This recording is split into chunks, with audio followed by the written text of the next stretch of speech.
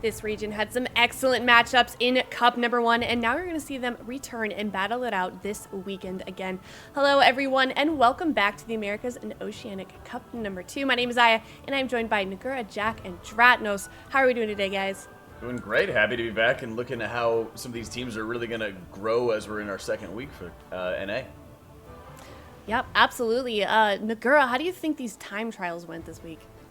I think they had some very difficult maps and affix combinations this time around, unfortunately. Specifically this Toldagor and the King's Rest that also caused some troubles for some of those teams. But we ended up having some really incredibly fast times, specifically from Method NA, who got the number 1 seed, and Ethical coming back again, number 2 seed. So I think it's going to be really close between some of those teams, and the time trials definitely showed that there's definitely lots of good teams in that region, and we'll see how it goes. Yep, it's going to be some tough competition this weekend. If we look at our bracket, Dratnos, any matches you're excited about seeing coming up this weekend? All right, so we're starting off with the first 4 matches here. Of these, I think I'm looking forward to Ethical versus One Last Chance. That's both of our Oceanic teams in the tournament up against each other early. That'll be really fun to see who can come out on top on that one. Yeah, definitely. Jack, what about you? Anything you're looking forward to seeing? I think I'm looking most at how Ethical and really Complexity Limit are going to grow, develop, and sort of, step up to Method NA. We saw, some hints of it. We saw some really good play out of both of those teams. And it seems like the sky's the limit for them at this point. Yeah, for sure. I see what you've done there, Jack. Yeah, you're right. Oh, that one went right over my head. Sorry, the sky's the complexity limit. Excuse me. So as always, we do have a new week of maps and affixes, and you guys were talking about it a little bit before we started this broadcast. Dratnos, any fixes or maps that these teams are going to have particular difficulty with today? Yes, so some of the maps that gave the teams quite a bit of trouble were actually the time trial. The time trial maps we had quite a bit of difficulty with. So there's King's Rest with Necrotic and Quaking going on in there that ended up making a lot of teams have some trouble. Underrot as well, we've got Bolstering Underrot with Tyrannical and Teaming. And Bolstering has really caused many different teams to come up with different answers about what the best strategy is for that dungeon.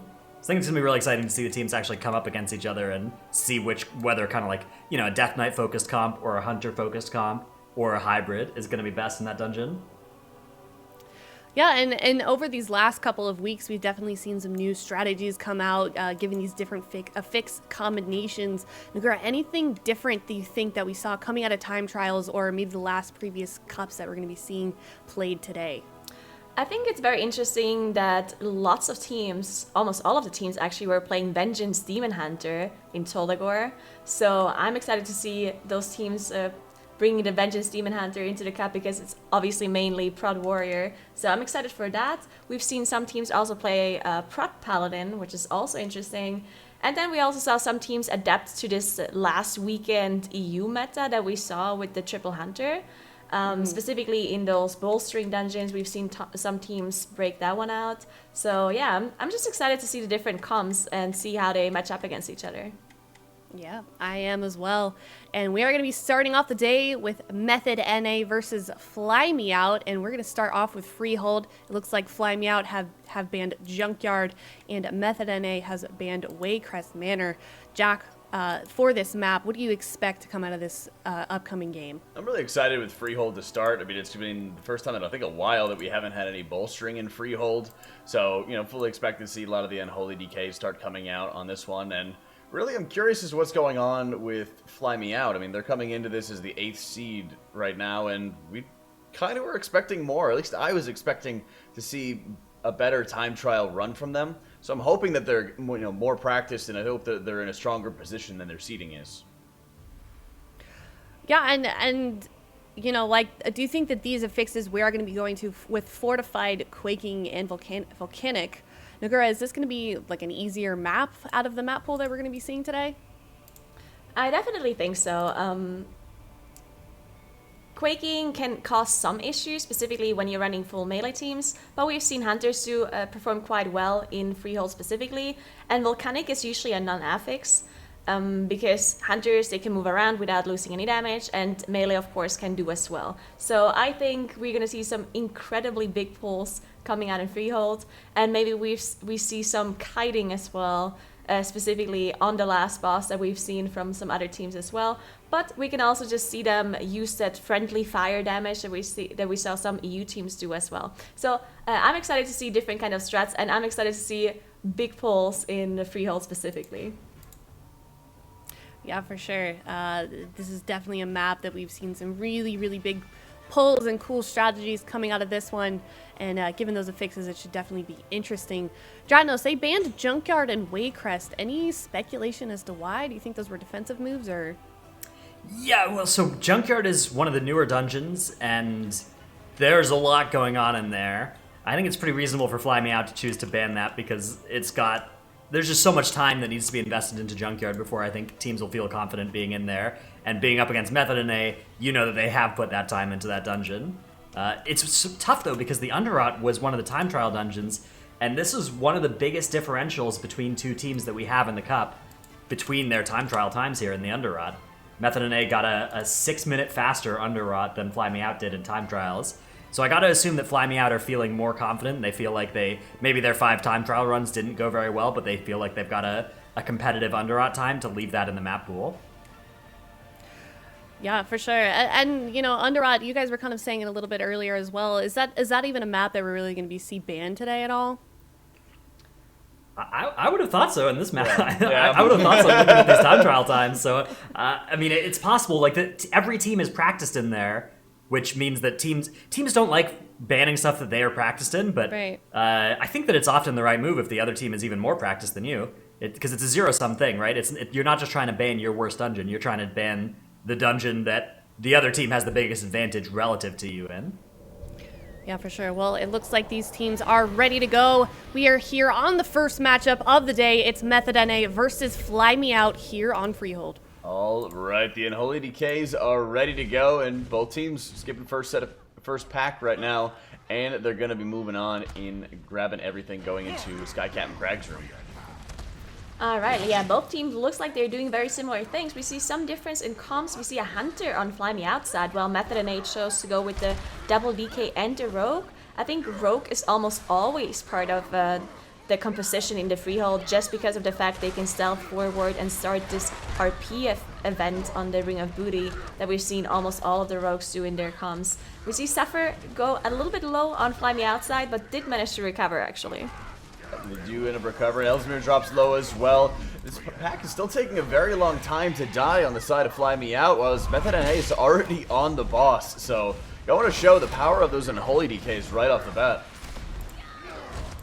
Yeah, and we also see, looks like Method NA might have used their Bloodlust very early on. At least it looks like it's on cooldown now. I'm not really sure if they used it before the key started and the timer is just wrong, or if they really just use it at the very start, because they already are 1 minute 20 off their cooldown, while Fly Me Out used it as soon as they pulled the trash. So interesting to see. We also have to, you can see above the enemy forces, you see the obelisk, like the eye, and you see the number 4. This is about the obelisk and the awaken affix, which means right now there's 4 obelisks still there for both of the teams.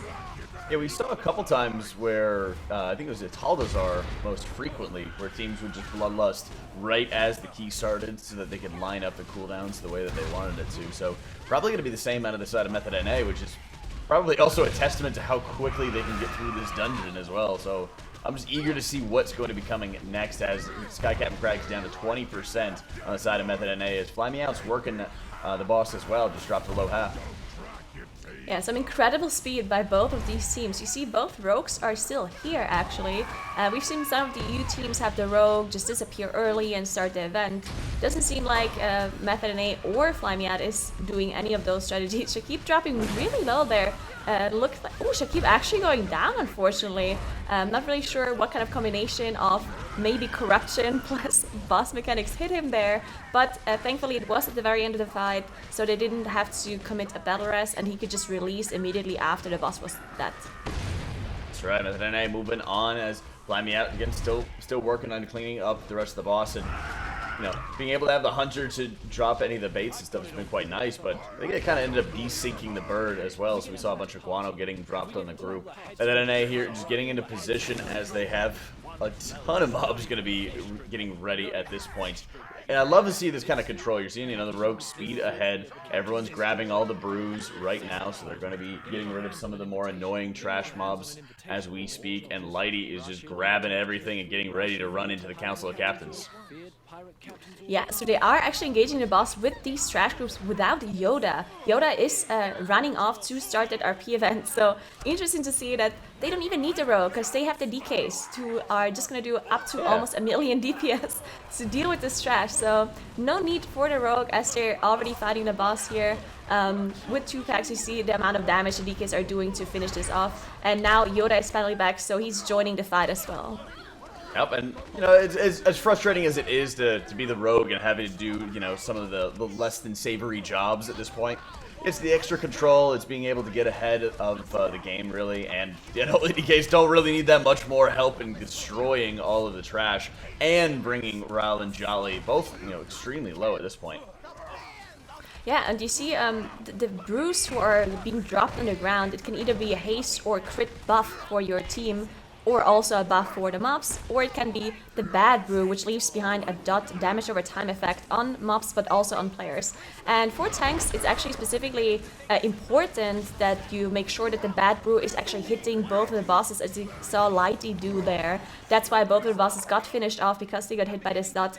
If the bosses are not positioned properly into those brews, it can definitely cost you a lot of damage. So well done by Lighty here and Method NA to make use of that brew.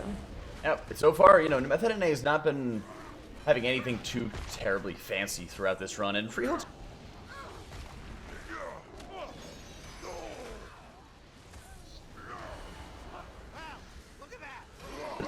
possible. I think at this point, JB didn't quite have Way of the Crane back available. He does use a quick Essence Font so he can get his Thunder Focus T back more rapidly, and then he just goes in with Way of the Crane. I like that setup as well. Being able to take an extra moment as a healer, make sure that you have the cooldowns at your disposal, and then it's going to be able to start picking up from there, right? It's so important to make sure you're stabilizing the group quickly as Monk, and again, everything's dead as they're almost half on Ludwig von Tortolan. Yeah, and interesting to see that Lighty was topping the damage here for quite a while, up until the Unholy DKs were able to get their cooldowns back up, were able to do that damage to finish off the trash.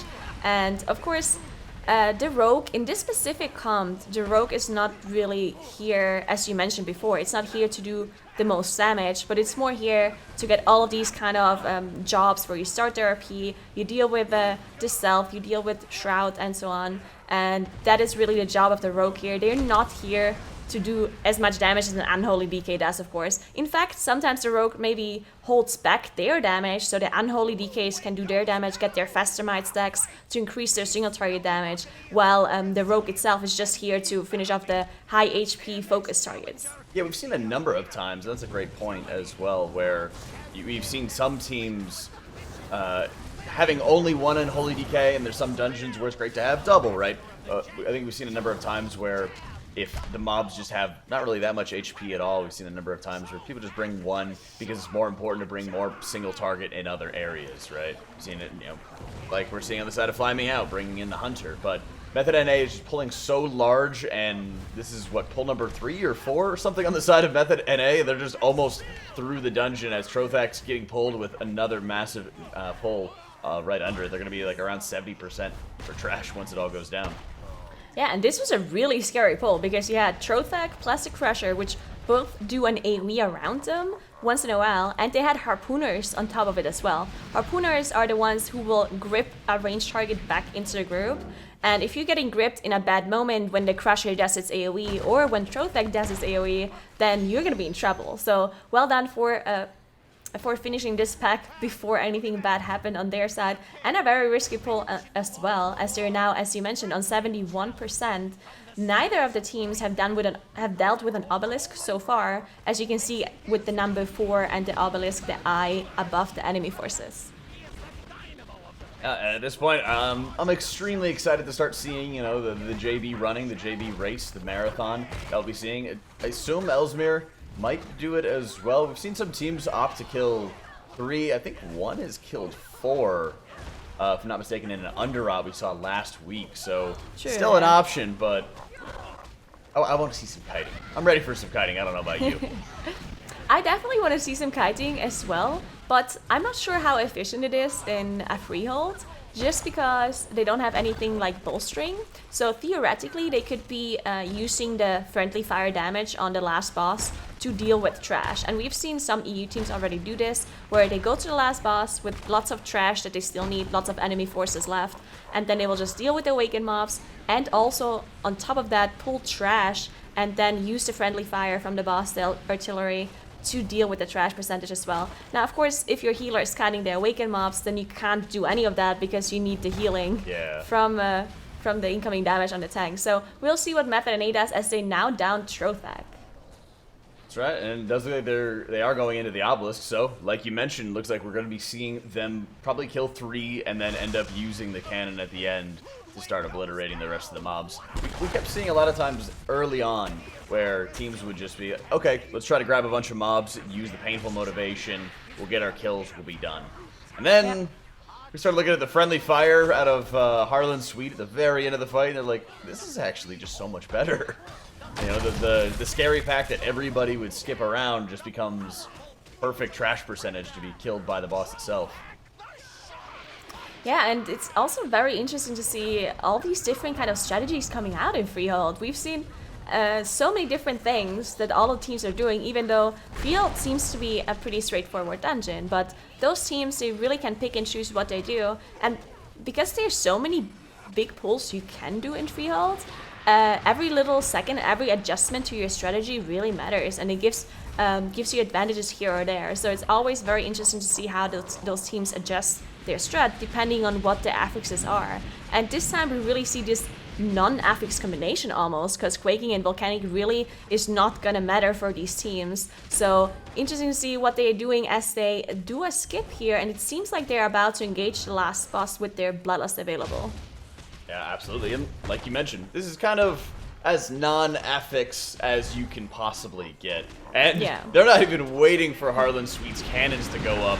They're having all of that pack plus 3 obelisks going up. We haven't seen... Okay, there's the Bloodlust. I was just about to say, we get our Bloodlust going up, big defenses being popped on everybody, and you can just look at the weak aura under everybody's frames right now. You're just seeing every defensive, every cooldown being popped to just obliterate these mobs. And we're already seeing Samrak the Beckoner going down.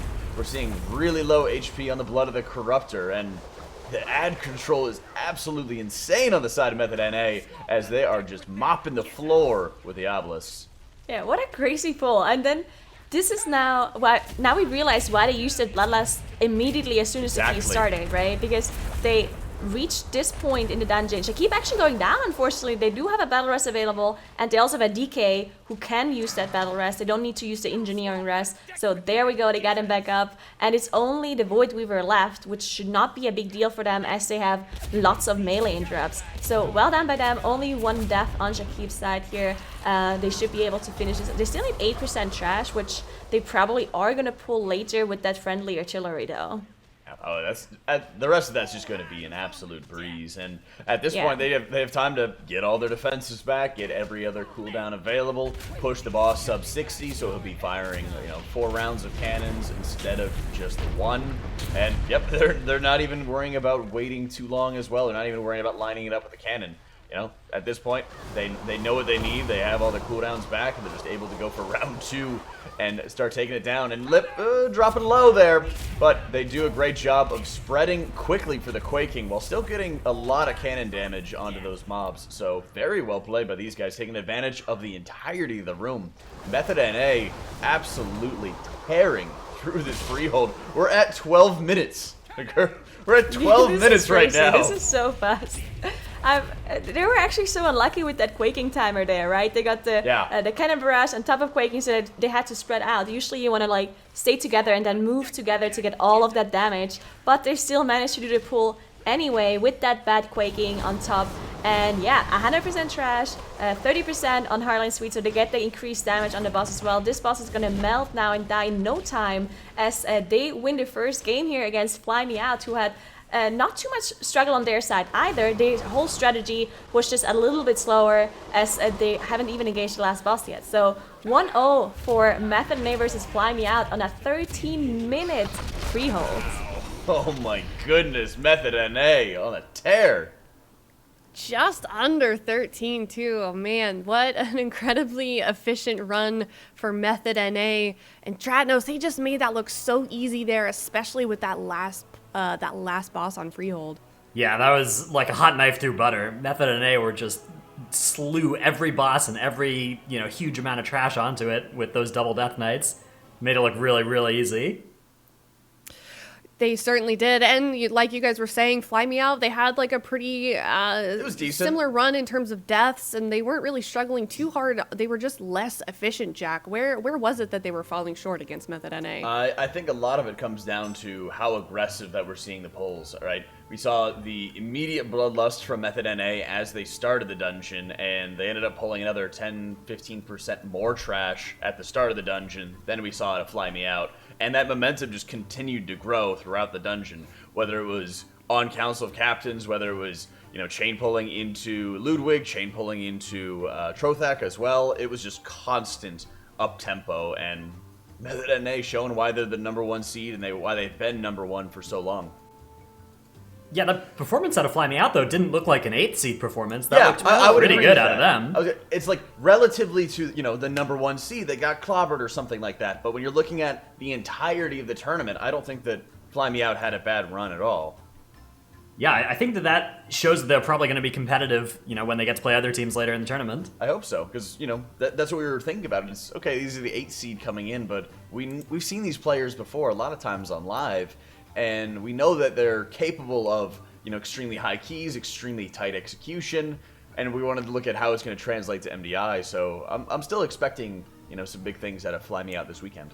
Yeah, that was still only like one Method NA wipe away from victory, which is, there have been many teams that have had something go, like where something has gone really wrong for the Method NA or Method EU, and then the Method team was able to still win despite having a big mistake there. It looks like Fly Me Out is going to hold them here in this series to needing their runs to be really good to compete, which is awesome. Yeah, and that's kind of what you need to have, at least. When we talked earlier about map bans of, well, you don't really want to ban something that you practiced on, because even though the other team might be better at it, you're one death or one wipe away from being able to overtake them. Yeah, which just goes to show, like, even if you aren't pulling as big as your competitor, if you play cleanly and consistently, Nagura, really that can be the difference between winning and losing. Most definitely. I mean, we've seen it happen lots of times already, where one team had a slower time in time trials, and if both of the teams would have played cleanly, then one team would have clearly won. But because that faster time also requires you to do more riskier pulls in general, and therefore lots of things can go wrong, and sometimes some small mistake on a pull, on these big pulls as we've seen, like for example in this matter load where you do this Peacekeeper pull, if that pull goes wrong, all of a sudden you lose up to 2-3 minutes of your time, and then the other team, if they just play their strategy cleanly, they're gonna win. So I think it's a good idea to not ban time trials just because of this very reason. No, it certainly makes sense. And now we are going to be moving on to Underrot, and those affixes are tyrannical teaming and bolstering. And these new affix combo this week, what are some of the difficulties that we may see coming out of this next game here, Dratnos? So with teaming and the Underrot in general, you're really incentivized to do these big Death Knight pulls and pull trash onto bosses and blow it up that way. Bolstering throws a huge wrench into that plan where you can't realistically pull trash onto bosses anymore.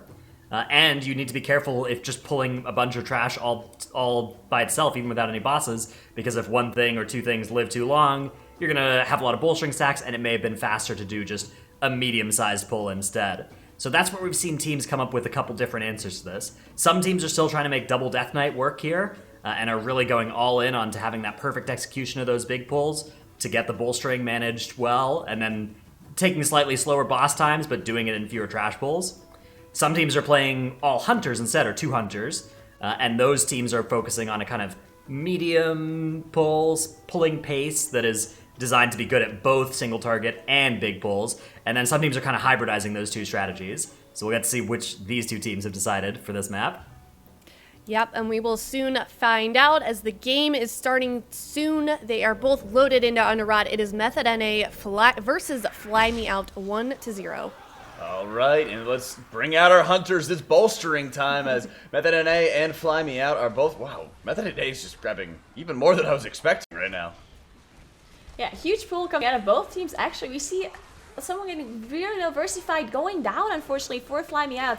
Did get hit by the Matron frontal cleave, which does huge amounts of damage.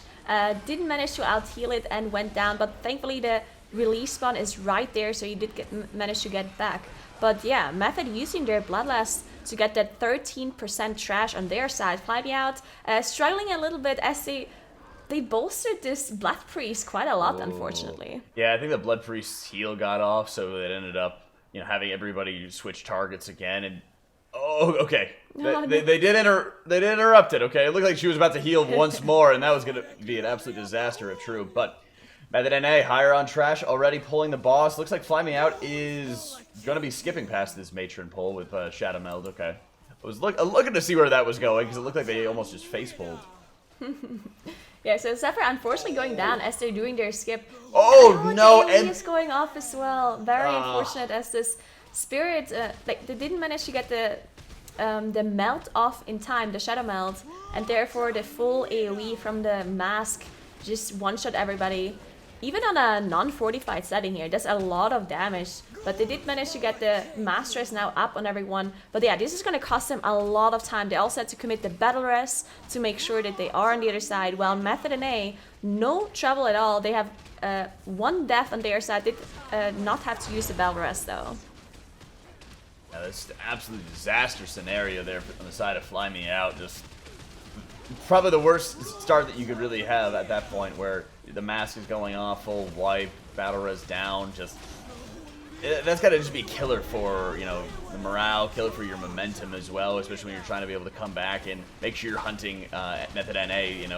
Even just chasing behind them to make sure that you're in that position. But they're not terribly far behind as they do end up using their Bloodlust on boss. To be able to start trying to catch up at some point. But Method NA, boss is done, and they're getting ready to move on into Kragmaw's room.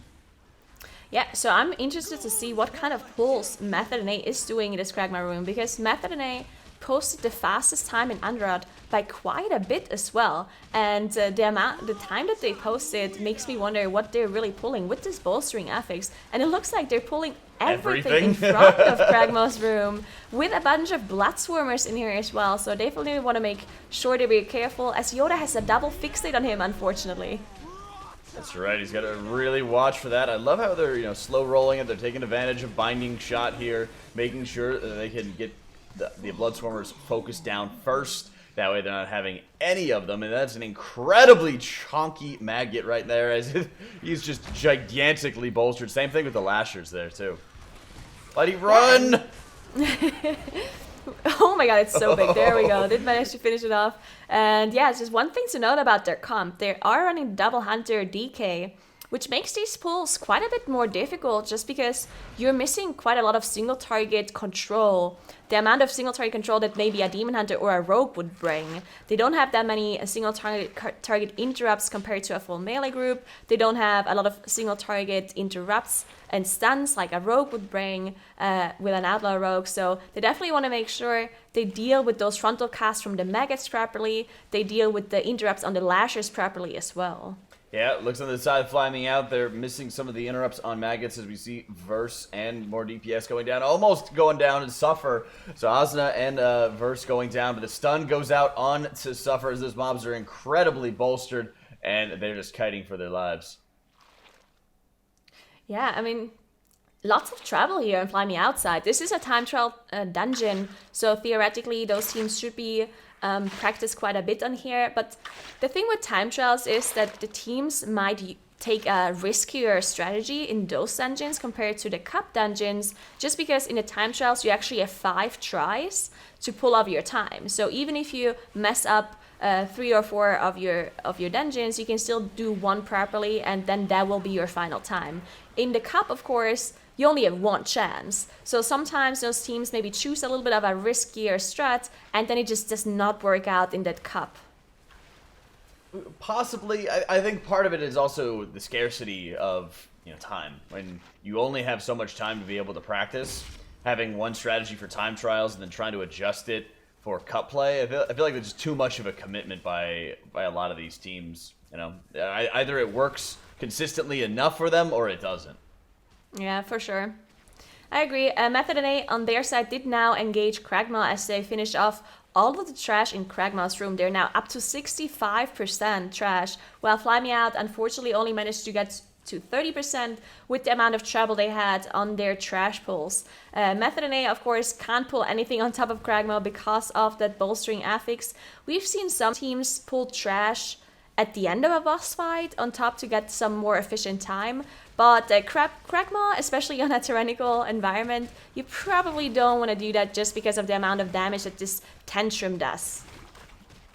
Yeah, the Tantrum damage is quite big. We saw a number of times, I believe it was last season, with Quaking as well. It's some tyrannical Quaking business dropping people down without really much chance for anybody to be able to react to it. So great job here, making sure everybody's spread out and still just dropping Kragma down. And it's kind of a weird, slow moment that we get into as well, looking at this boss with how up-tempo we see it out of Method NA. We're like, okay, now they pull the boss. And we wait. Yeah, I mean, the trash definitely is going to be much more difficult for those teams to deal with because of the amount of trash they pull on top of each other. Fly Me Out, unfortunately, having 2 deaths again on their side. Just too much bolstering stacks going out. And a lot of the mega kicks as well. This is multiple times now that they've just had people not have the stops that they're used to. And maybe it just goes to show how important Rogue can be in so many situations where they have as many stops as you really could want for any of the Maggot packs. I actually really wonder why they chose to bring Demon Hunter, because the Demon Hunter, I mean, yeah, it gives you the magic damage buff, but they're running double Hunter, right? So yeah, they don't have an Unholy who would be benefiting from it. And Versify, as far as I'm aware, likes to play Rogue in most other dungeons, right? So wouldn't maybe the Rogue be better to have all of these interrupts? I'm not really sure what the purpose here is exactly for that Demon Hunter. I'm sure there is a purpose, but I can't really think of one right now. Yeah, I think there's been some struggle on the side of Burst. We saw him get cleaved early on, didn't use Nether Walk to be able to, immune through that damage there.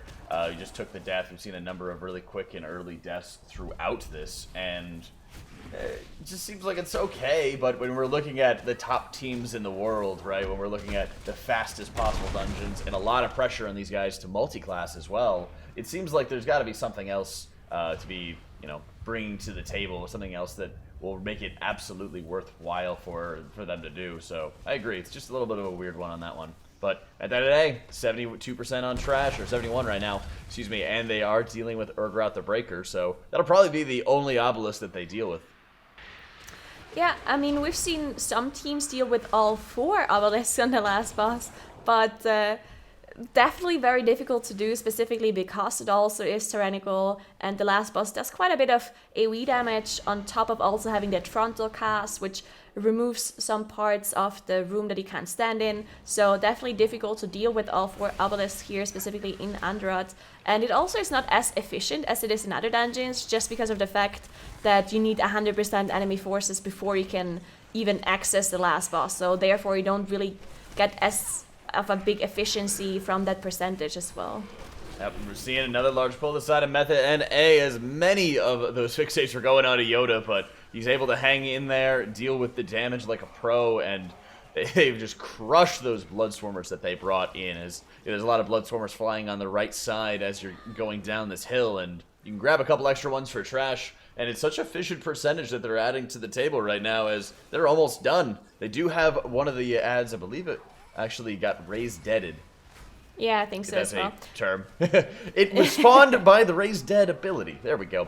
So they're just gonna trap it, probably shadow meld it later on whenever they get it, when everybody can get it off cooldown. And overall, very well played by the side of Method NA, and goes to show power of Night Elves. They can start, getting out of these bad scenarios of, okay, a cast accidentally went off. We don't have to deal with this ad anymore because we can just, feign death, shadow meld, we're set. Yeah, definitely well played to use your Shadow Meld here to not having to deal with that bolstered Guardian there. And then you also don't have to use your Interrupt to get rid of that raise stat, right? You can make sure you focus your Interrupts on the more important casts from the Defilers, the Shadowbolt Volley and the Withered Curse that reduces your damage done as well as your increases your damage taken. So definitely want to make sure you interrupt those. And it looked a bit scary there at the end of the pool because those Defilers were quite a bit bolstered, but they did manage to get out that Ring of Peace to do some last minute interrupts, and then the interrupts from the Hunters came back up. So well done dealing with that trash pack, as they now have their Bloodlust available, but it's very likely that they will save it for that last boss for the Awakened mobs as well. Yeah, and running with these double hunter compositions just goes to show how much they have to do with less resources, right? Being careful for any of the maggot casts, not having as many interrupts for the Defilers as they generally would, right? We're going to see it on the last boss as well, when they have to deal with, the caster mob from the Obelisk, right? They have to be able to deal with these different things with less resources, and in many cases, just you need to kill it before it obliterates your team. Yeah, definitely. I mean, I know the struggle of having a long cooldown on your interrupt with the Moonkin.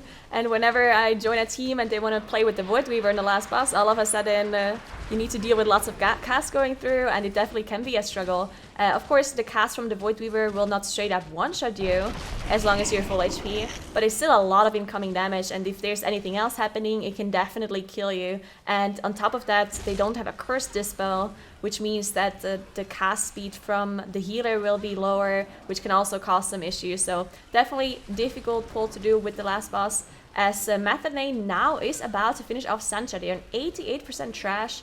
Flying Out doing a little bit better now, as they didn't have any more deaths, but they're still very slow dealing with some of the trash. 67% now, quite a bit behind compared to Method unfortunately. Yeah, it's just been a series of continued mistakes on the side of Fly Me Out. Early wipe, right to a failed Shadow Meld skip. We're just seeing extra chip deaths here and there, causing more and more problems. And Fly Me Out just lost its momentum really early on, and they kind of got punched in the gut very quickly throughout this dungeon, and haven't really been able to put it together, and haven't been playing to a level I think where we really we know that they're capable of as well. That's always the challenge when you look at so many teams in the MDI, is that they're full of very skilled players, but they also have to translate that into competitive play, into tournament play, and they need to be able to execute on game day.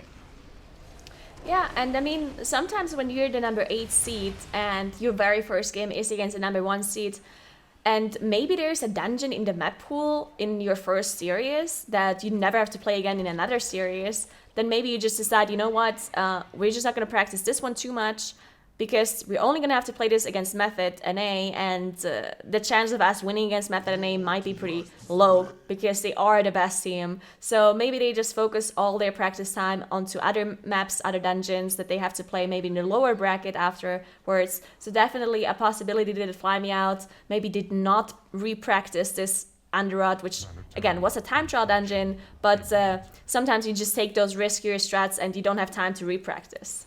Sure. We did see one of the Gnashing Terrors get spawned on the side of Method NA, but great by JV to make sure he drops back, gets the paralysis up onto it, and that's really all that he has to worry about at that point, as they'll be able to port down once they reach 100% trash percentage, and that mob's not going anywhere, so it's not going to be following them. It's and it's in the ground. Okay. Okay, great. Good talk. Alright, so they are about to finish up those co-raptors. Moving on, as they wait for that gate to open. Again, you need 100% trash before this gate even opens, so they will still deal with those 3 Awakened mobs. As you can see, the eye with the number 3 on top of the enemy forces is the number of obelisks that they didn't deal with. So those 3 Awakened mobs will be spawning as they engage this last boss. They will give them enemy forces, but already on 100%, so they will go a little bit over percentage. But that is just how it's going to be in Underrot. Sometimes it's just the way it is, It is how it is. Yeah, things will never be the same on this one. But Underrot, last boss going up, Bloodlust on their side, and we're looking at how they're going to be focusing down any of these obelisks. Usually we see Samrek the Beckoner going down first for this team. for most teams, really, just having to get rid of that fear cast as quickly as you can. Having the early revival to make sure everybody has a bit of time to get their cooldowns up and start blasting a lot of these mobs is always amazing to bring to the table. Unfortunately, we're not going to be able to see any diffuse magic dispels because it'll be reflecting the effect, putting it right underneath the obelisk mob at that point, and that's pretty bad when Samrak and Beckoner likes sitting inside the tank's hitbox. Yeah, and Void Weaver actually not being focused down by them as they focused Samrak first, then the Droplet, and then Void Weaver. Now, one thing to note about the Void Weaver interrupts, if you do have 2 hunters and DK plus tank to interrupt, you should be able to interrupt almost all of the casts. But preemptively, even when you have an interrupt ready, you can preemptively just let a cast go through if it's on one of your players that have a defensive ready, right? So, because you know that at some point you'll have to let a cast go through, and if that one is on on your healer that is low, or maybe on a damage dealer who does not have a defensive ready, then that will be much worse than if you just let a cast go through preemptively on a player that has maybe AMS ready or Turtle ready and can just have it be a non-issue, basically. So sometimes we see casts go through even with interrupts ready just because of that fact. Yeah, we'll even see a lot of times, if the effect ever goes on the tank, they'll more than likely have Spell Reflect ready to be able to deal with it there. So I really like what they're doing as well from the Hunters. It's a little thing right here, but those are sometimes the littlest things are the biggest things. We've seen the Hunters preemptively clearing out a lot of those spores, and it's not extra pad damage, but it's controlling the spores and making sure that they're not getting in front of the team. So they're always having them sit behind the team, and even you're seeing right now with the side of Lighty, very good instincts on this one to make sure that he's moving just a bit ahead of all of the spores so that they're not really catching up to them. And Method NA taking that quick 2-0 with another strong time in Underrot. Yeah, this is a best-of-3 series, so they only needed 2 wins to send Fly Me Out to the lower bracket, and we will see that play out earlier today. This is a double elimination, and well done by Method NA and Fly Me Out as well. It's really unfortunate, I guess, when you get those early wipes, and at that point, Dratnos, it just becomes really difficult to recover from something like that. Yeah, they were able to, Fly Me Out was able to keep going, but it was definitely, at that point you just you're so far behind against Method NA. It can be disheartening. I think they did a really good job though of continuing with their run and trying to play their map to the best of their abilities. So again, I think this is the expected outcome. I think Method NA 2-0ing Fly Me Out was predictable here, but I think Fly Me Out showing some serious signs of being competitive in this tournament. So all in all, I don't think they can be too sad with how things turned out. No, definitely not. I mean, they had that pretty solid first run, and they a couple trips ups in that Underrot, of course, but yeah, overall, I think they did really well, and we will see them play later today. They are not out of it yet, but yeah, super solid. One thing I do want to talk about, we saw Method NA, they chose to deal with the 3 obelisks at the end at Freehold, as well as Underrot. Nagura, why did they choose to do it this way? I'm actually a little bit surprised because we've seen some teams deal with all 4 obelisks on the last boss. It's definitely risky to do, but it's possible. We've seen it before, and Method NA is the #1 seed. They won the last tournament as well, so I expected them to do 4 obelisks at least in Freehold. But because they also pulled trash on top of the obelisk, maybe they just chose to do 3 instead, because 4 obelisks plus the mobs might just be too risky. Same thing goes for Underrot, where we've seen teams do 4 of the mobs instead of 3. So we'll see if Method NA maybe does do a different strategy later on where they pull all 4. But 3 is definitely also a big task.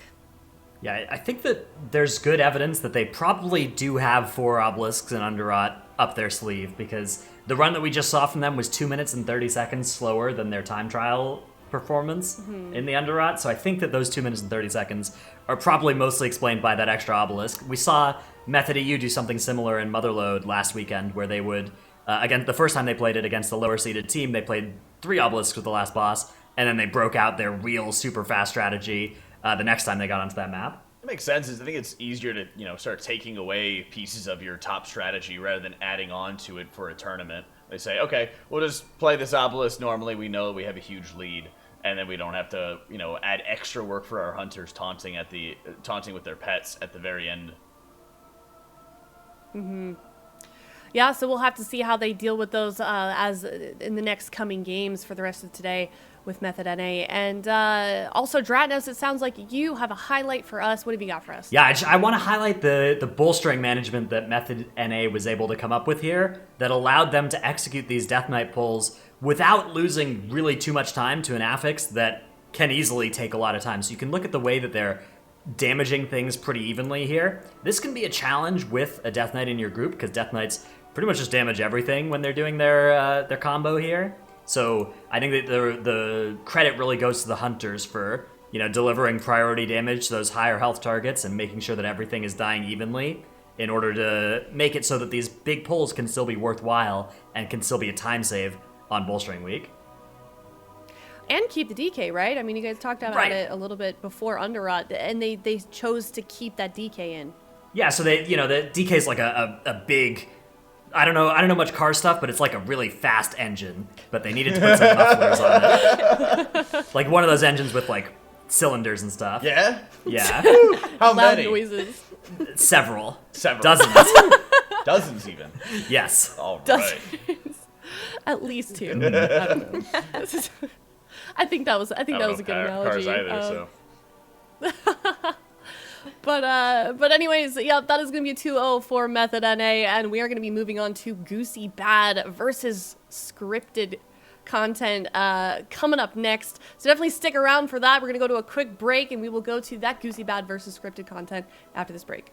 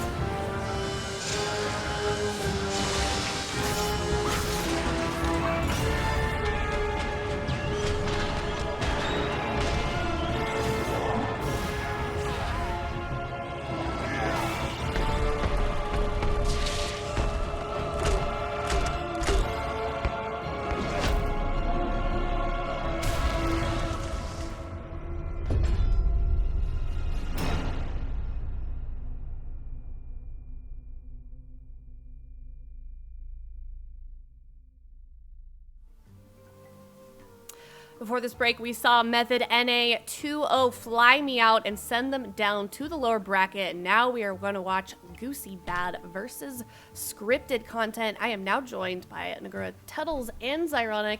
And Scripted Content, they're a new team. We didn't see them play in the first cup for this region. Tuttles, what can we say about this team? So there's actually a lot of well-known high key pushers on this team.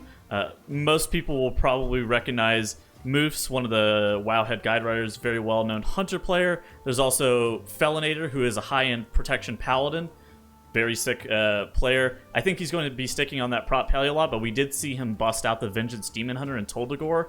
There's also Displacers, Thalamir, and then there's somebody that I'm unfamiliar with. I believe his name is Drunk, but I'm not exactly sure who that is, unfortunately. Mm-hmm. And if we look at the rest of the day about how it's going to play out, we're then going to go to Ethical versus One Last Chance after this. Zyro, any matches for today that we're looking forward to? I'm interested to see if some of these, top-end teams that we saw in the first cup play well. So Goosy Bad, a Complexity Limit, those styles of teams. I want to see what their improvement's going to be from week 1 to week 2. I think Method and they played pretty much what we expected from them, right? They're continuing their winning ways. They were completely clean through both of those 2 dungeons. Both of their times were pretty high up there. But what we're looking to see is improvement from the teams that don't really have as much experience with these dungeons. So I'm really interested just to see how all of these teams play. Goosy Bad in this match is one of those top 4 teams from the first American Cup that looked pretty good, but they just had some consistency issues. So looking forward to seeing them play it here. So something I actually noticed with this, with the top 4 teams, is that Ethical, Complexity Limit, and Goosy Bad all had like one dungeon that they were they looked like super inconsistent in, or they had like a time that was significantly slower than it really should have been, and that may just come down to nerves or whatever else, whereas Method and A looked consistent straight across the board. So Goosy Bad, they had not a stellar King's Rest performance, but if they're able to come in, start building momentum in the first match of the day versus Scripted Content, they need to be able to leverage that into being able to push. And then for Scripted Content, they need to be able to build off of like their foundation, all of the stuff that they know, and be able to play a consistent and concise game to be able to match up against the likes of Goosy Bad, because they know that Goosy Bad can make major mistakes like we saw in the King's Rest. Yep. For sure, and we are going to be going to Workshop first, and then Siege, and then if this goes to a Game 3, it's going to be Toldagor, because that Tall and Shrine were banned this series. And Workshop, this is one that I feel like we didn't really get to see. I mean, we saw it last week, but now we're going to be doing Tyrannical Teaming and Bolstering. And Nagura, how are these affixes going to affect our teams here? What are some difficulties they may face?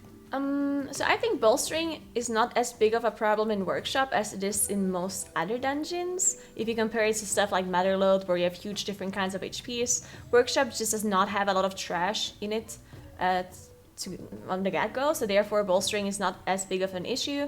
But we've seen some teams in the past pull trash on top of bosses. Now, of course, with bolstering, this will not be possible anymore, and it will actually be pretty hard to make up time in this dungeon. I think it's going to be very crucial to be able to do 3 obelisks with the last boss. If you don't do that, I think you just automatically are going to be slower than the other team, and I think it's also crucial to deal with bolstering properly, to not have any mismatch bolstering, because Workshop is just a dungeon where you can't really have a clever strategy, specifically with bolstering when you can't pull trash on top of a boss.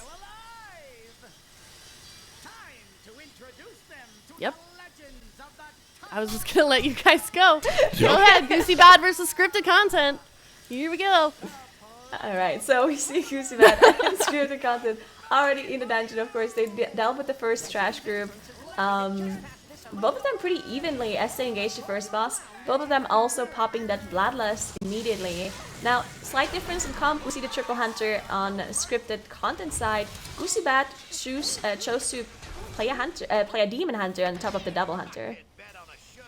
Yeah, that's weird. I mean, I think it still counts though, because it does have Hunter in the name, so we can still say we have 6 Hunters.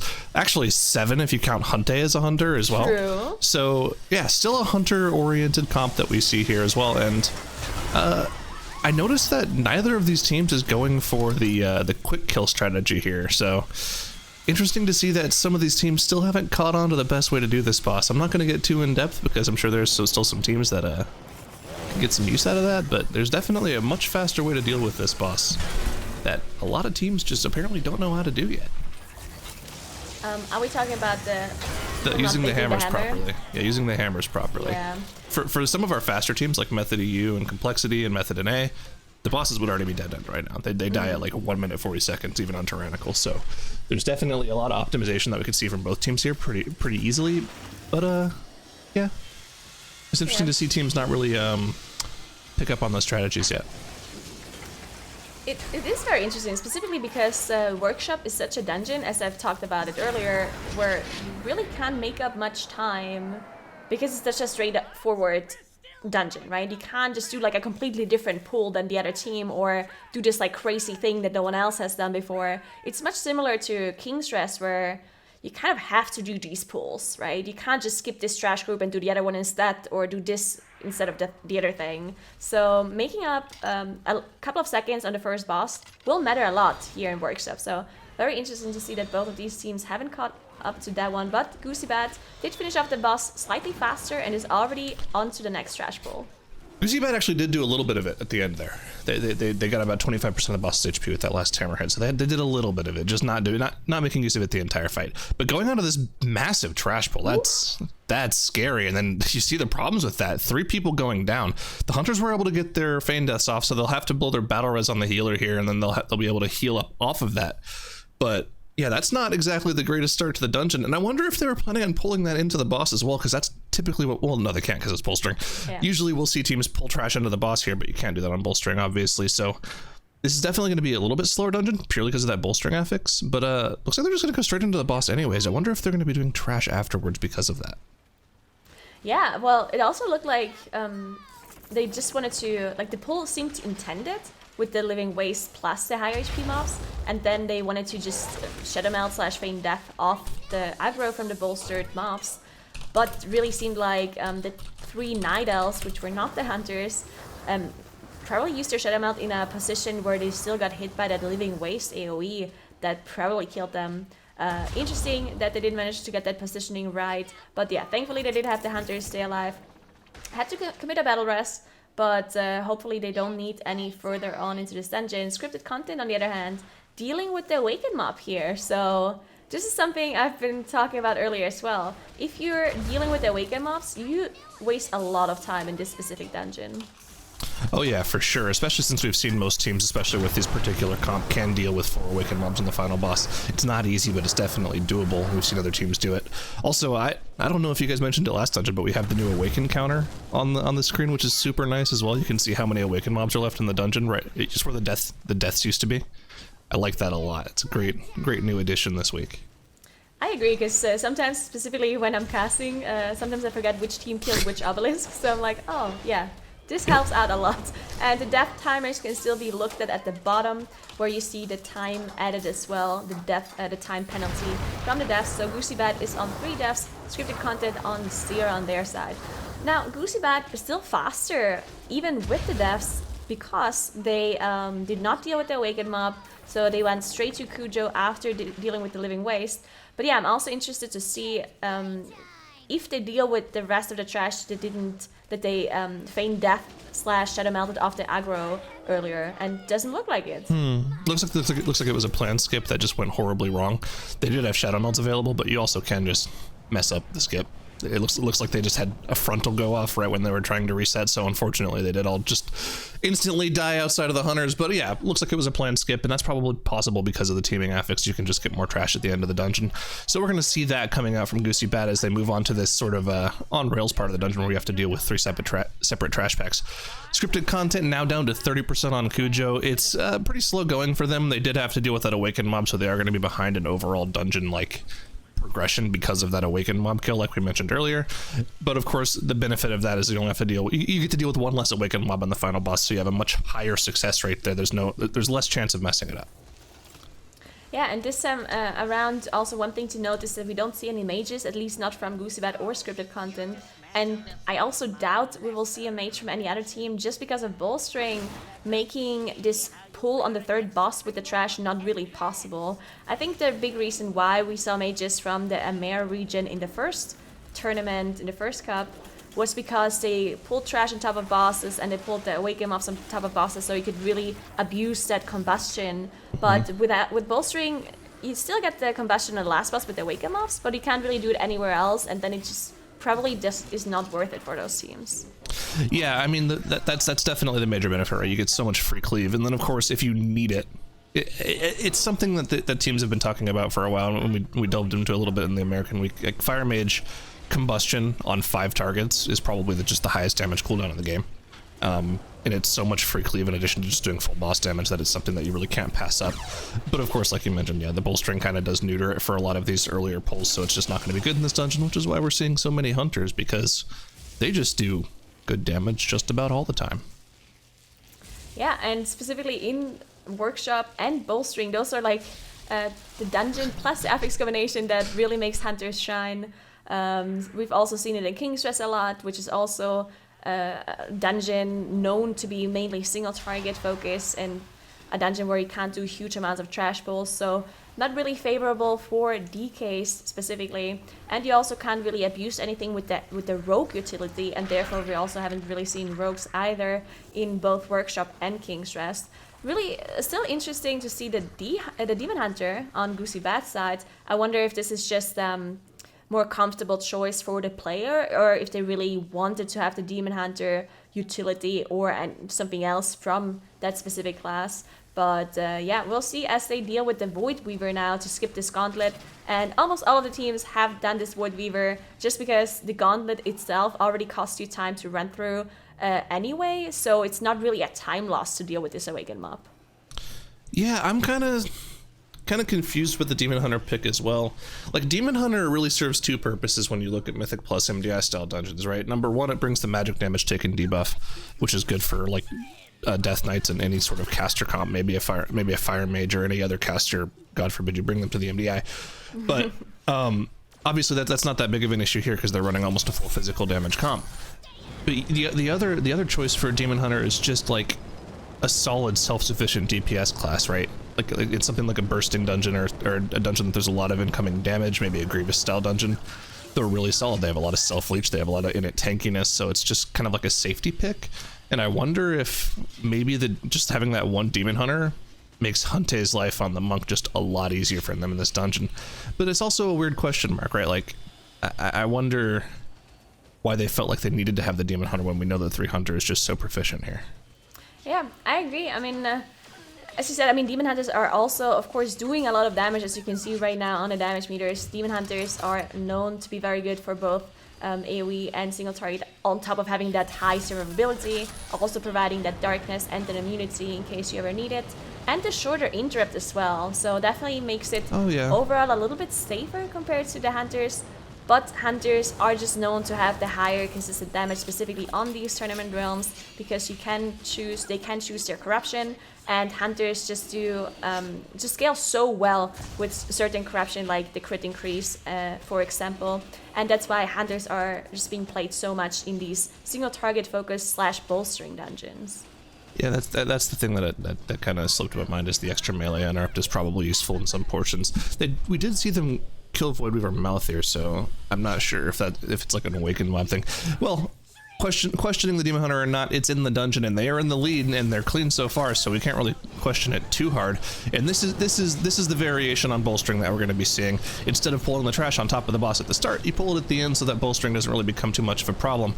Now, of course, pulling this trash at the end of the boss when there's so much extra mechanics going out is a little bit dangerous, but once the boss goes down, you'll be able to freely cleave everything down, as we see them doing here. And also, if they do happen to have any errant deaths, finishing off that third boss does unlock this particular checkpoint, so if you die here, you can release right here and rejoin the trash pack, so it's also a nice little safety play as well. And you can just see the cleanliness of the dungeon right now. Goosy Bad is an entire boss ahead of scripted content right now. There's just a big gap in these teams' proficiency right now.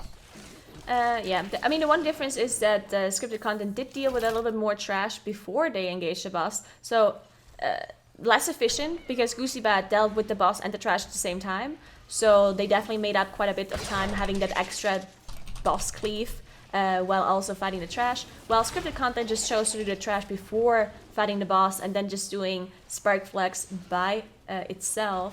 Now, both of the teams do have that Bloodlust available, so they will very likely save it for the last boss for their Awaken mobs. Scripted content only having to deal with 2 mobs on their side, while Goosy Bad will have to deal with 3 Awaken mobs. And unfortunately, scripted content did have a death. Felinator actually going down. They only have an Engineer rest, which takes quite a long time to cast, so we'll see if they can recover here, as it looks like their healer is just trying to kite Flux away, but we'll see if he can stay alive. This is a lot of damage on the healer. And they did. He got res, but he didn't get the taunt off right away. So Dismonk actually went down as well. They do have another battle res that they'll have to get off. You can see Drunk Hunt on the opposite side of the room getting that res off. They are able to get it off, but that's both their battle reses committed at this point. So two more deaths on the board now for scripted content on top of the one they had earlier on. And yeah, I mean, that was their one caveat that they had, right? They had that deaths advantage 15 seconds, even though they are, 2 minutes behind the dungeon at the very least right now. So unfortunate to see just more mistakes coming out of scripted content here. Yeah, well, now they're dead even on the timer, both 15 seconds as you mentioned. So at this point, scripted content will have to make up quite a bit of time, which is almost impossible, because there's no bigger pull that they can do after this boss. They have to deal with the spider tanks before they can access this last boss area with the bridge. So nothing that can speed up a pull there. And then they'll have to deal with this trash pull that Goosy Bad is dealing with right now. Looks like they're having a very good bolstering management, actually. Almost all of those mobs dying very equally, so well done dealing with that. 77% trash. Looks like they also have to deal with this pull, which is very interesting, because this pull is something we've seen almost all teams skip so far. Yeah, but they need the trash percentage. This has to be the rest of the percentage they need, right? Now, the thing is, those defense bots, I'm pretty sure they have a lot more HP than everything else, so they're going to have to actually single target focus those down quite a bit. And it looks like they're doing a pretty good job of this so far, but we'll have to see this get up to, I believe, the low 90% in order for them to be done with this dungeon. And I don't know, we'll see. I don't ever see this trash pack pulled, so I don't actually know how much percentage it gives. Let's see. Looks like they're 85? Yeah, they're 91? fine. They have three Awaken mobs, right? So aren't they 2.5 each in this dungeon? It's also teaming. It's teaming, true. I'm just gonna believe in them. I believe they know exactly what they're doing. I'm gonna go ahead and believe them that they know exactly what they're doing. They're the MDI team. I'm just the caster. I mean, if they're missing percentage, that might be the one chance that scripted content needs to catch up, right? Because if they're missing trash, there's they have to go quite a bit back, because the bridge is cleared, so they'll have to look for that trash, for that percentage for a long time. But we see them engaging the last boss now with the Awakened mobs. Did also use that Bloodlust that they have been saving for this very moment. And you also see, of course, the Hunters dealing with the taunt on that tank buster, using their pets to taunt off the Spirit Breaker off the tank, so he doesn't have to deal with that debuff. And now we see Samurai also with that AoE, with the fear cast and everybody. Hunter actually getting feared, did not have a dispel or a revival for himself. Nothing happened though, so they should be able to finish these Awaken mobs off. But yeah, if Samurai doesn't go down soon with that fear, then it can cause some issues. There's the fear debuff out. Hunter dispels himself. It's still on the Demon Hunter, and Cryptic's on the Hunter as well, so they're just both going to get feared, it seems. Yep, there it goes. And yeah, they're going to be fine. They've gotten 3% from each of the last two mobs, which means they do actually give 3% and not 2.5, so they're going to be fine on trash count once this Blood of the Corruptor goes down. And looks like they're going to be fine on the health as well, as it looks like 2 people got hit by that Giga Zap there as well, so a little bit of extra damage coming out instead of just the 1 person it should go on. But with all of the Awakened mobs dead, it's just now a regular single target tyrannical boss, which they are more than able to deal with after pretty cleanly dealing with the rest of the dungeon. And yeah, Goosy Bad cruising to a nice little victory here. I mean, he probably caster cursed them right now, and now we'll see at full team web in phase 2. So thanks, Zyro. But No. We're not starting off the weekend with that. There's absolutely no way they can wipe to this boss. oh, you're just making it worse. As the aerial unit is about to go down now, but they still have to deal with phase 2. We've seen some problems coming out of phase 2 for some teams because it is a turnical environment, and of course the sap does do quite a bit of damage on top of also leaving a dot behind that ticks for high damage, and then you also have that the drag in, that all the magnet that deals a lot of damage if you don't deal with it properly. But of course Goosy Bad will deal with it properly, and we will see as they are about to finish off that boss. Scripted content now also engaged the last boss on their side. They only have to deal with those 2 awakened mobs. They don't have to deal with the fear with Samrak, so don't have to use any revivals or anything for that. But yeah, just their strategy just seemed quite a bit slower. I think specifically because they dealt with that obelisk. They didn't have the confidence to deal with 3 obelisks, and that's what cost them a lot of time on their side. Yeah, just unfortunate. I mean, that's really what it comes down to, right? And that, I think that's the beauty of this Awakened affix and what makes it such a good MDI affix is that, you know, the teams that have more practice and more experience in the dungeons can really practice those more difficult pulls and can have more difficult routes. And I think that's something that's really going to separate the top end teams from the middling teams, which is what we're seeing scripted content kind of show themselves to be right now. Now, obviously, there's a chance that they, didn't have that much time to practice and could have opted to practice their lower bracket match instead of this match, and we'll get a better idea of that looking at the next map. But so far Goosy Bad is definitely impressing with this run so far. I mean, they're showing exactly what we wanted to see from them, which was more consistent dungeon runs than what we saw in the first weekend. Yeah, I agree. I mean, the 3 deaths that they had didn't cost them that much time either, so definitely a pretty clean run by Goosy Bad as they're about to finish off King Mechagon and winning their first game against scripted content 1-0. Yep, and that only puts them 1 win away from moving forward into the bracket and sending scripted content down to the lower bracket. And like Syra was saying, Dratnos, Goosy Bad that had a very clean run. Is this a different team than the one that we saw for the first week of this region? I mean, I for one am offended that you called me Dratnos, but I'll pick it up Tettles. anyways. So sorry. They're the same person. Yeah. That is incorrect. I'm not I can't Dratnos. see who's on the desk. I'm just guessing half Anyhow. the time, and I got it wrong that time. I'm gonna roll with it because I'm pretty sure you're referring to me. I think even though Goosy Bad had 3 deaths, I want to say that they were intentional. I suspect that they were trying to shadow meld off all of those waste processing units and the junkyard dogs because they were intentionally bolstering them.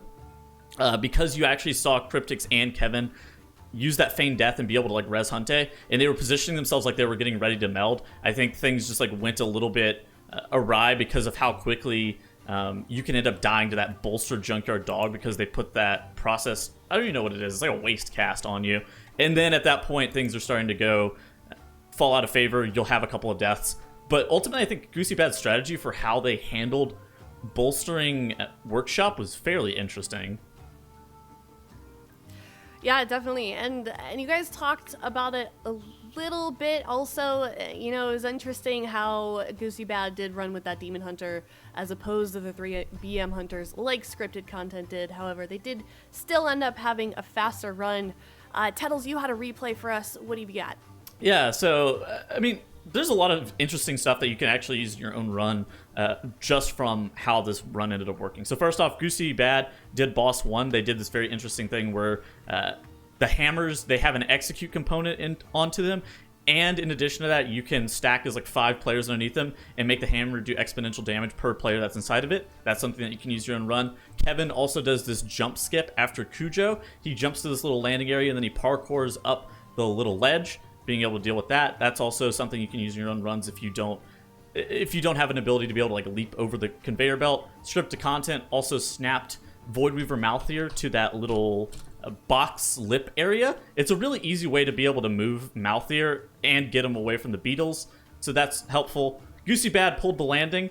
I would highly advise against that, but that's a very interesting pull because it's the first time we've seen it pulled in MDI play thus far.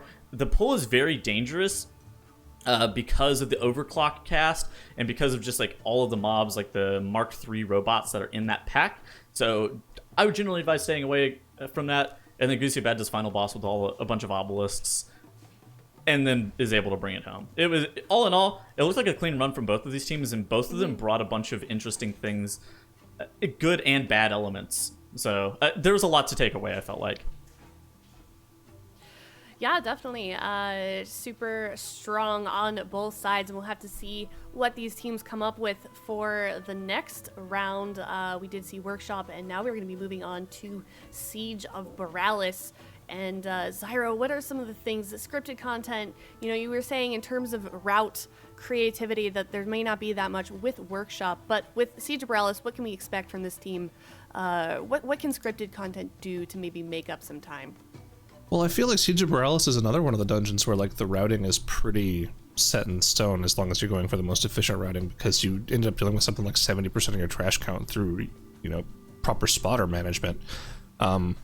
So really, like, if you haven't practiced properly grouping mobs up for spotters, you're going to have a really tough time in this dungeon. I think we'll see pretty clearly in this dungeon whether or not they practice for this particular first round matchup, just by how well they deal with the spotters. In addition to that, it is raging, so we've seen really aggressive spotter play whenever it comes to raging, because that sighted artillery from those spotters does increase damage once the mobs are in that raging affix under the control of it. So, like Zyro was saying, absolutely, you're going to be very clearly aware of which teams are playing towards those spotters or not, just depending on how much of the monkey town area all the teams are pulling. And when these maps don't allow for, have a pretty hard set route, does that make it a more difficult matchup, Nagura? I think so, because if two teams are running the exact same strategy, then it's all about execution and playing perfectly. So it can definitely become a lot more difficult that way. If you can make up time by just pulling a little bit smarter and saving time with movement, that will be easier. Now, it also depends what your team's strength is. If your team's strength is perfect execution, then in a dungeon like that where the strategy is going to be more lenient, that's going to be better for you. While on the other hand, if you're better at figuring out nice little strategies and tricks to save a second here or there, then it's going to be the other way around. So I really think it depends on the team's strength. Yeah, and something I wanted to talk about as well, I saw it in chat a few times. We're still seeing that Mistweaver healer spec completely dominate both regions as well. What is it about this spec titles, even after the class changes that we saw for it, that makes it still so good in an MDI setting? I mean, the bigger you pull, the more healing and the more output they're able to provide. In addition to that, their damage is unmatched by their damage is mostly unmatched just because of how Wave the Crane functions. That obviously there's stuff like Holy Paladin with Wings and Avenger being able to do kind of silly numbers, but at the end of the day, Mistweaver can be Night Elf, so that gives you access to Shadow Meld. Spinning Crane Kick when matched with Way the Crane is fairly important.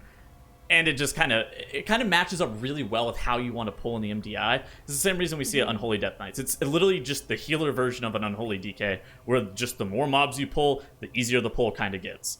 It's kind of counterintuitive in that regard, but whenever you have players of this caliber doing stuff on a dungeon level 19, they're able to pull off some miraculous strategies. Yeah, for sure. And as you can see here, for Siege of Boralus, those affixes are going to be Fortified, Explosive, and Raging. And on Siege, Zyro, what are some of these teams going to be facing in this next game? Well, I would say that these affixes are a lot easier than what we saw from Neuroplast last week. Last week we had Sanguine Grievous in here, which are two completely separate affixes. They're two entirely different mechanics that you have to deal with separately, but they just compound the difficulty on top of themselves. Whereas Explosive and Raging together normally would be a huge pain, but it actually kind of lends itself really well in Siege of Boralus. Raging makes it so that your spotter will do more damage to trash, like Tettles was talking about earlier, and because your spotter is doing a large majority of your damage, you can actually have plenty of time and focus to cleave down the explosives that will spawn for these massive pulls that you're doing. So it's actually not too bad of an affix combination in this dungeon. Definitely not. So we will have to see if scripted content can get this next game a win. and tie it all up, or is Goosy Bad going to send them to the lower bracket with a 2-0? All right, so we are in Siege. We see the exact same comp actually from both teams as they're running Double Hunter and the Rogue to deal with this, the explosive affix. And one thing to note is that Scripted Content is actually playing Horde, while Goosy Bad is playing Alliance. Now, in this specific dungeon in Siege, you actually have different mobs and also different starting positions depending on what faction you play in. Yeah, and we saw this first whenever Siege of Boralus was added to the pool back at the MDI Spring LAN last year in Australia. A lot of teams opted just going for Alliance because it's so much easier to get to this first boss room for this initial pull, like we're seeing from Goosy Bad right here, where you just go and pull everything in the boss room in addition to the trash pack in front of it, and just pop Lust and go to town. And you can see that Mistweaver Monk, the burst healing and damage that it can put out at the same time is just, it's pretty unrivaled. It keeps everyone topped the entire time. They're really never in any danger of dying to any of the damage. The only person that's even close to that is the tank, and he's got all of his cooldowns up, so they can deal with everything pretty easily. Now, of course, they do have 2 soothes in the form of their hunters, so this raging affix isn't going to be too scary. They can easily remove that raging buff from any important targets, and just as Bloodlust runs out, that major trash pack is already down. Yeah, they're up to 10% enemy forces on their side, while Scripted Content chose to do a completely different route. I mean, they also had a different starting point, of course, because they are Horde. They are dealing with the Tank Buster here, which is one of the Awaken mobs, interestingly enough. Now, on this specific dungeon, it's actually really difficult to deal with some of these Awaken mobs on the last boss. And we've only seen a couple of teams there to deal with the Awaken mobs on the last boss.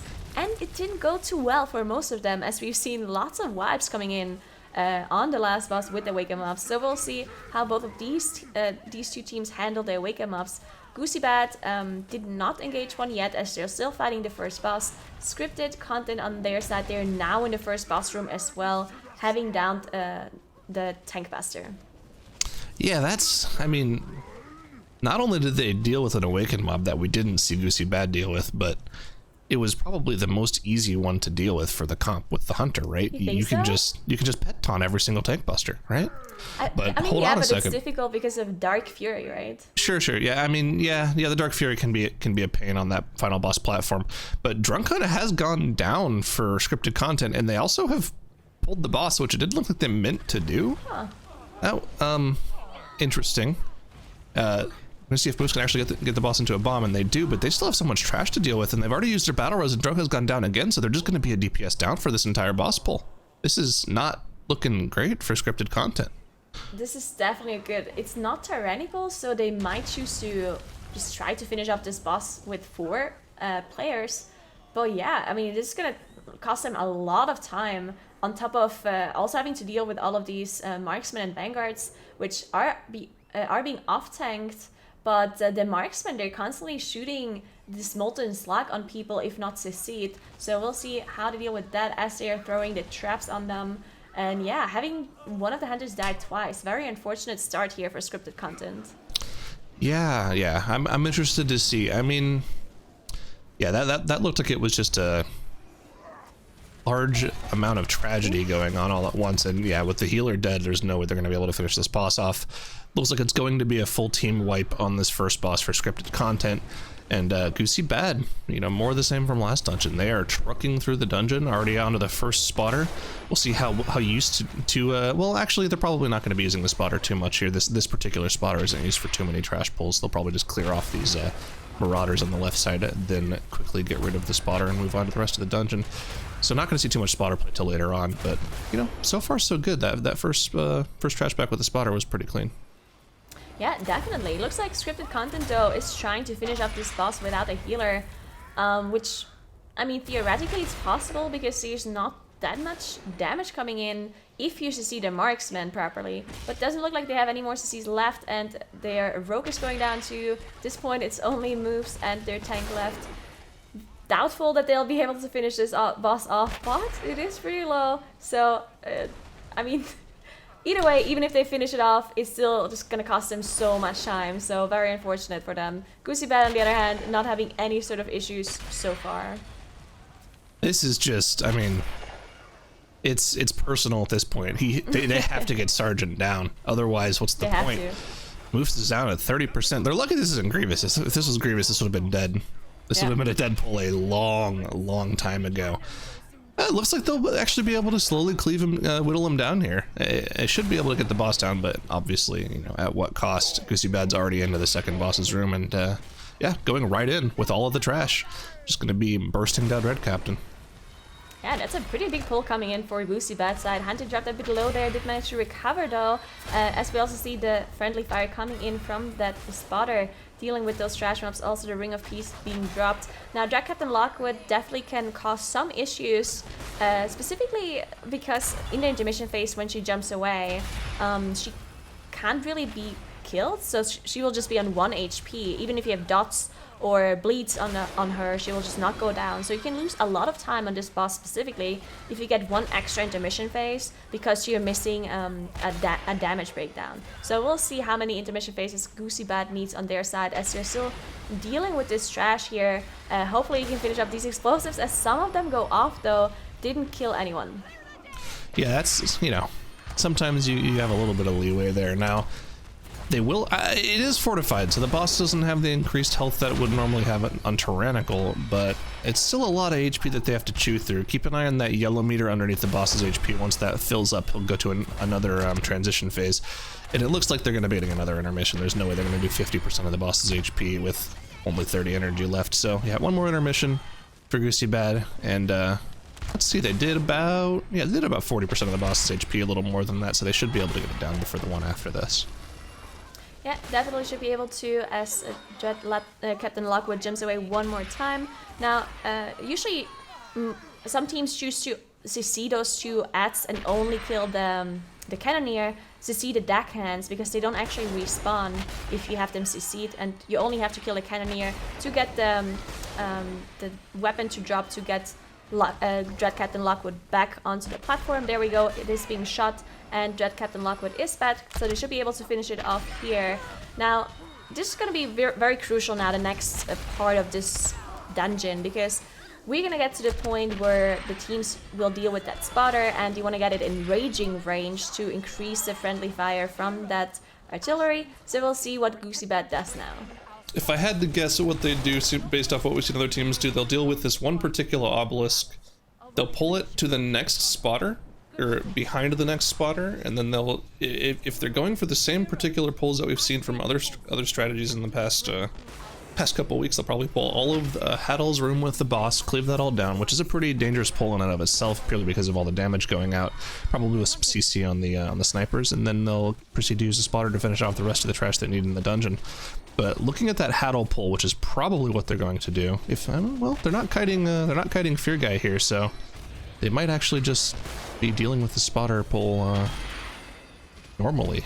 Normally we'll see teams pull this all the way to Haddle's rooms, but they're not doing that. Yeah, interesting. Maybe it has something to do with them wanting the spotter in raging range, and if you do the huddle pull, you'll just have him high HP and therefore not benefit off of it. But okay, I don't know, as they use their Shroud actually. Okay, so they are using the Shroud because of course they have the Rogue in the comp anyway because of that explosive affix mainly. And that's why they don't really need to drag the Wake 'em Up all the way here. Now they did engage this Sniper plus Spotter pack, so they'll deal with this, and then they probably are going to keep this Spotter alive to deal with the rest of the trash.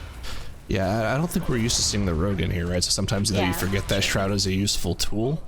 And yeah, dragging the Awakened mob can waste a lot of time, so it makes a lot more sense to kill it there and Shroud past. Forgot that was a thing. But of course, they're going to get this spotter to that Raging Affix below 30% HP. Whenever something gets that Raging buff, it deals 100% increased damage, so essentially double damage. And that means that that sided artillery that it targets players with also does double damage, so it deals with trash twice as quick. So we're going to see Yips go ahead and line of sight behind this wall here. All the trash will funnel in, and then we'll see that sided artillery going to work, absolutely chunking all the mobs, doing about a 30 HP per one of those casts. Hunta, you need to get that in there, my dude. All right, a little bit of wasted shots there. 2 shots gone. Hopefully those last 2 circles can deal with the rest of the trash, and looks like it's going to. Everything goes down except for 1 Buccaneer. It's actually very crucial to get all of those shots, specifically when they are in raging, because if you get your last shot onto the mobs and that puts them into raging, and then you don't have an extra, like another shot to finish them off, then you'll have all of those mobs sitting in raging, and your tank is just going to get trucked by the mobs. So you definitely want to make sure that when you put them in raging range, you also want to finish them off immediately afterwards, so you don't have any tank deaths or disasters coming in. So well done by them, as they're up to 65% trash at this point. Their Bloodlust is about to come up, but very likely they will save it for the last boss because of the 3 obelisks that they still have up, and they still have to deal with when they pull the last boss. They just did the thing you said was bad. they had 5 Buccaneers in raging, and the last shot went off. So Yips was just tanking 5 raging mobs at the same time, man. But of course, strong tank players don't go down to a little bit of extra damage. Easy peasy for him, and no issues. A lot of explosives orbs spawning. But the thing to remember here, we mentioned it a little bit briefly before the dungeon started, because the sided artillery deals with the trash so effectively on its own. You have plenty of leeway to just swap to pretty much every single explosive orb. Now there are a couple of mobs in the dungeon that aren't affected by sided artillery, notably the commanders and the demolishers that we just saw them pulling. Of course, the commanders are going to be in this next room. They'll have to actually single target focus those down. But never mind talking about that. Oh, no, they're going to reset the boss. Now, of course, pulling Haddle here does pull the entire room of trash. Everything gets aggroed to you instantly. We are going to probably see some blinds and maybe some, I would assume hunter traps are going to go out on some of the snipers to reduce some of the player damage as well. But this mob stack is perfect from them. They do miss a little bit with that last shot from the side of the artillery, but as long as Cryptix gets in with this final artillery, they should be able to deal with the rest of the trash here. And that's about as good as it gets for execution. It could have been cleaner. They could have killed everything more quickly, but that was pretty good from Goosy Bad. I'll give him an A- for execution there. That was pretty good. So I think they actually stacked them up really well with that with that trap. What is it called? The hunter. Binding shot. Binding shot, there we go. With the binding shots, but then whichever player got that artillery did not get all the shots on top of them. If the player would have stood on top of them, it would have been beautiful. So a little bit of a minus point because of that, but either way, they did finish it off. 92% trash now, so they should be done with trash. The last percentage should be by these commanders that they have still to deal with, and their wave mobs as well, that they will deal with the last boss at the same time. Now, Adele, not causing lots of issues, usually specifically on fortified, not many issues that the boss can cause, also no other affix that will make it more difficult, so they should be fine here. Scripted content, on the other hand, having some issues with their trash pulls. Yeah, it's not going great for scripted content. They're not really doing anywhere near the same size of pulls that we're seeing from Goosy Bad, and it looks like their side of their artillery management hasn't been quite as good. They do have that spotter in the raging affix, which is, it's what you want to be doing. You can see it right there with that little bloodlust icon over its head. It's not bloodlust, it's raging, but it looks like bloodlust, and yeah, it's they're dealing with mobs effectively, but they're just having spot deaths everywhere, unfortunately. 5 deaths on the board for them, so not really the cleanest run for them. But I gotta say, Goosy Bad is really giving us what we wanted from them, right? Like, we liked some of the runs we saw from the first American Cup. They're a team that has a lot of potential in terms of, their player skill, player pedigree, and like the types of runs they can put out. But they just had a lot of consistency issues in that first American Cup week. And in this first series here, I mean, both of these runs have been, well thought out strategies, not just cookie cutter strategies either. I feel like they've definitely, kind of come up with their own routing in these dungeons. They didn't just cookie cutter the runs that we saw from earlier in the week. Like I was talking just earlier, normally we see teams go to Haddle, pull the entire room, and then backtrack for trash. But they have the rogue in their comp. They opted to go for all the trash first with that raging spotter. Just the raging affix made them change the route. So, and then on top of that, they had the 2 commanders with the boss as well, just to activate rapid reload for their hunters for a little extra single target damage. I mean, these guys are playing really well, and I like to see it from them. I definitely agree look at their run, right? They have 0 deaths so far. They have a perfectly run siege here.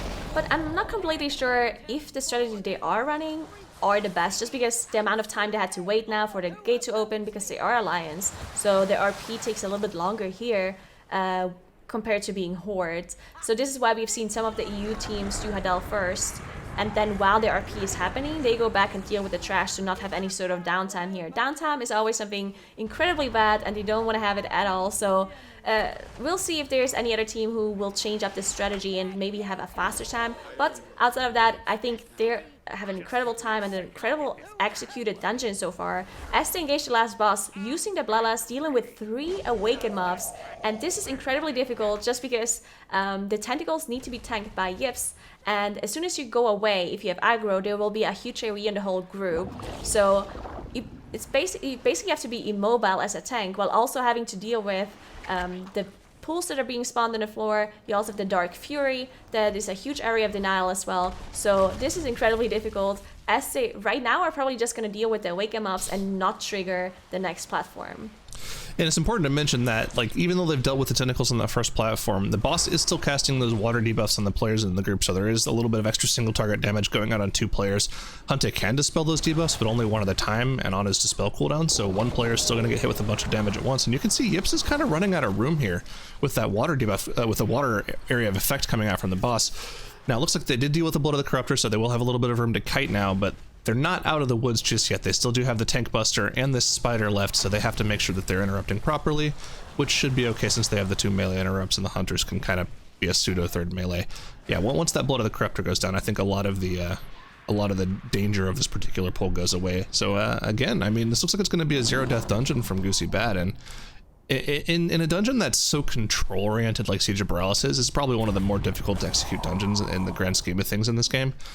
This bodes well for this team. It's really impressive to see this kind of run come out from them in only their second week of MDI competition. Yeah, I agree. What a perfectly played boss here as well with these awaken mobs. We've seen lots of other teams struggle with this specific pull here, especially when you have to deal with 3 awaken mobs at the same time.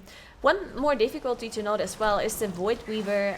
If you have any cast go through, Hante does not actually have the Dispel available to get rid of the disease, because he needs to dispel that magic effect that the boss puts on the people that does a lot of ticking damage, right? So any cast that goes through cannot be dispelled by Hante, needs to be either revivaled or immuned off.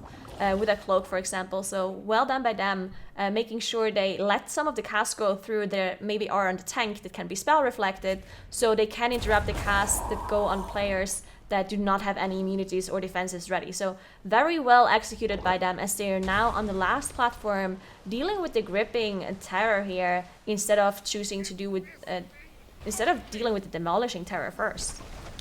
Yep, just going straight for the gripping terror, going for the jugular, finishing off the dungeon as quickly as possible. Goosy Bad, confident and poised as they take down this second match. All that's left is to fire this final cannon shot once the engineer deals with it, and I mean, yeah, I don't really know what else to say for them. Goosy Bad, they're definitely looking a lot better than they did in the first week early on here. Yeah, congratulations to those guys. That's going to be a 2-0, and they will be moving on in the bracket to face Method NA for their next game that we'll see later. And yeah, well played by Scripted Content as well. This is their first time competing as a team in MDI, and it's definitely a difficult matchup against a team such as Goosy Bad. But Zyro, I want to ask you, since you were giving them so much praise, Goosy Bad so much praise during that last game, is this a team that we could see in the grand finals if they continue playing like we saw in this series? I think I want to see what we have from the other top 4 teams from the first American Cup, right? We still have both Ethical and Complexity Limit left from those particular teams, not to mention the other 2 teams as well. I mean, I feel like the American region is wide open right now from what we saw from the first American Cup. There's a lot of really good teams right now and a lot of improvements that can be made too, so Goosy Bad's definitely on the right track, but you gotta remember, Ethical looked really good in their first matchup, even taking maps off of Method NA, so I want to see what those 2 teams have to offer before I make any sort of predictions. I mean, if I were Goosy Bad, then I don't know if I would necessarily be looking towards the grand finals yet. I would absolutely be looking forward towards that next match versus Method NA. Like, they need to make sure that they stay focused as to like what is exactly ahead of them, and just make sure that they continue to improve and build off the momentum that they have. Yeah, but I mean, if this momentum that we're seeing from Goosy Bad in terms of improvement sort of continues, with especially with a lot of these teams that we're seeing making huge leaps between the first cup and the second cup, I think that definitely means good things for the future of MDI in terms of how good these teams are going to be. However, Tettles, what replay do you have for us for that last game? I mean, just generally, the run as a whole looked really strong for Goosy Bad. They started off with an enormous first pull in the first boss area, pulling both packs of trash together. That is a feat that is incredibly hard to be able to pull off. And Goosy's Bad, their ability to be able to do it, especially in that raging environment, is incredibly precise, just with the Black Tar Bombers and the Iron Tide Raiders that are present during Alliance-side Siege of Boralus. I do wonder if they should probably be Horde because of how they played out the dungeon, especially since it is raging, but I'm sure that they have a specific reason for wanting to be Alliance. Then at that point, scripted content kind of had a major mishap on the first boss. They ended up like two-manning it for a prolonged period of time. At that point, you're really set far behind, kind of hoping that Goosy Bad throws. But Goosy Bad showing why they are one of the top 4 teams in NA, and like Zyro was talking about, showing why they were so heavily in contest with the rest of the matches last weekend. Just actually having a perfect run in one of the hardest dungeons to be able to do that, Siege of Boralus. They take the horses into Hadal. They utilize the spotter with raging. Just all in all, like, swell executed run by them. Yeah, for sure. And this is a double elimination for this series, or for this tournament. So scripted content will be moving to the lower bracket to face Fly Me Out. And Nagura, any predictions we want to make on that matchup? Wait, who's playing now? Ethical against Fly Me Out?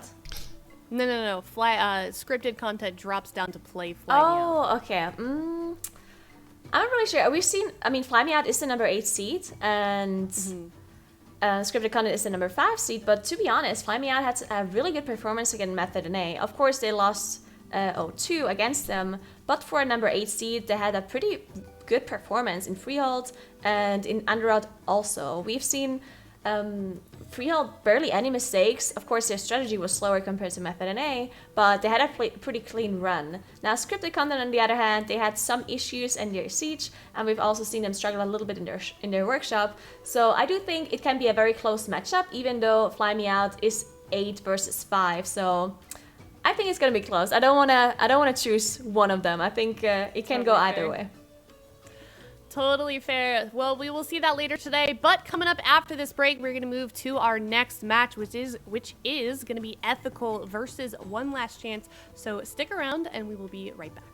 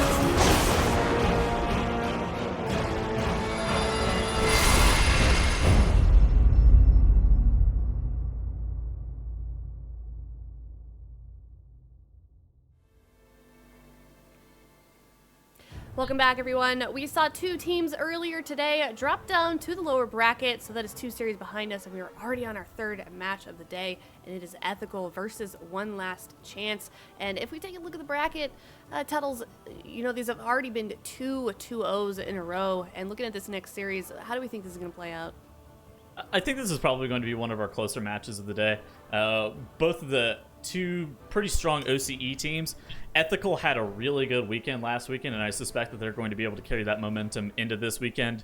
Whereas One Last Chance, they had to drop out last minute, but they were going to be our 6th seed last weekend.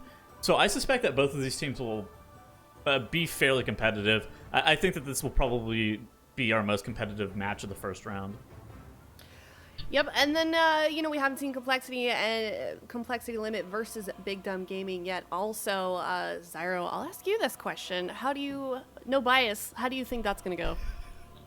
No bias? No bias. No bias. Well, okay, no bias. No, you're not allowed. No bias. You're not allowed. If I'm not biased, I think Complexity Limit's going to absolutely smash that matchup. Let's go fired up. I'm fired up. Thumbs up. Okay, totally fair. But, yep. Ethical versus One Last Chance. That was a team that did pretty well in the first cup for this region. Is there any room for improvement based on what we saw from them last week, Dratnos, that they can maybe look to get the edge over their competitor for this next series? Yeah, so Ethical showed us a lot of consistency last weekend. They showed us the ability to replicate their good times pretty often. But those good times were still, reliably slower than like Method NA and even Complexity Limit's high end of their best times. So I think Ethical can maybe try and expand their strategies to be even more aggressive and try and get just a little bit more potential on the upper end of their spectrum. Mm-hmm. And this also, One Last Chance, they are a new team, Tuttles, and this, like we saw with the newer team from the last series, it is a little bit difficult. Maybe the pressure is a little bit harder when you're in a live tournament setting. What kind of position does that put you in? How do you make your mindset sort of work with this live setting? I mean, it just comes down to the players ultimately. You can prepare yourself as much as you can with live key pushing, or put yourself in pretty stressful environments. Most of these guys are high-end raiders and pretty good guilds. Ethical as a guild is very good for how many hours they raid. So you can prepare yourself some ways like that. But I think ultimately just having that, I think nothing really prepares you that well for MDI except for other MDIs. One Last Chance competed in the APAC and China MDI last season. So they do actually have some experience with that. And then Ethical, of course, long-time MDI veterans. So both of these teams should be able to stay composed under the pressure. It just comes down to experience, though, at the end of the day. Yep, definitely. And we are going to be moving to Junkyard for this first map. And it looks like One Last Chance has banned Motherload, and Ethical has banned Siege of Boralus. So we have Junkyard Workshop and Underrot for this pool. And for Junkyard Rot, we're going to see Junk Rot. Did I just say Junk Rot? Junk Rot. Junk Rot. That sounds like something else entirely. Oh god. Is that all? Is there a feral bloodstorm in there? Yard, we are going to be seeing Tyrannical, Skittish, and Bursting, and Dratnos with these affixes. How hard is this next map going to be for them? Yeah, so these affixes shouldn't be too much of a pain in Junkyard, but the thing that we haven't seen is we just haven't seen very many teams choose to go to Junkyard. This has been one of our most banned dungeons over the course of the last couple weeks, because the first weekend of the MDI, so many teams had mistakes on this dungeon. So we'll get to see if these teams have cleaned it up and can put us a clean run of Junkyard out. No, that's a very good point. It got banned earlier today, so this is the first time we get to see Junkyard. It is Ethical versus One Last Chance. So something that I've noticed immediately is Ethical is actually going around this left area, where One Last Chance is going something similar to what we saw from a lot of teams in the Keystone Masters tournament that was right before the MDI, where they're just kind of walking it down straight towards that Gobomac area. So Ethical actually spent some time to be able to pick up a bunch of shock bots. Okay, so you can see Skylark there also grabbing his.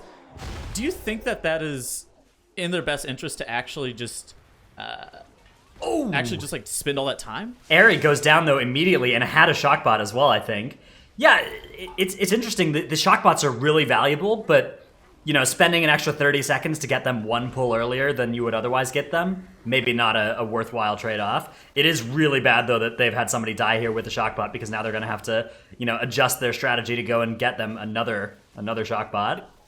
Exactly. And Airy, according to our inspect tool, is running camouflage, so I suspected that he probably had to go get one of the shockbots that was pretty far out of the way. So it's going to be fairly difficult for him to be able to get. Yeah, there is one up in the cave up here on the right for them, so they may send him over there. Meanwhile, on the side, on One Last Chance's side, we've also had a Hunter death with Wasted going down. So both teams evening up the death meter there. Yeah, Wasted Nose. We have a tribute to the casters on One Last Chance with Wasted Nose, Rain B. Caston, and Shottles, Chunes Aya, and Shantles. Wow, that's a remarkable bid for caster approval. That is absolutely going to work on me. Where's 40 Ronic?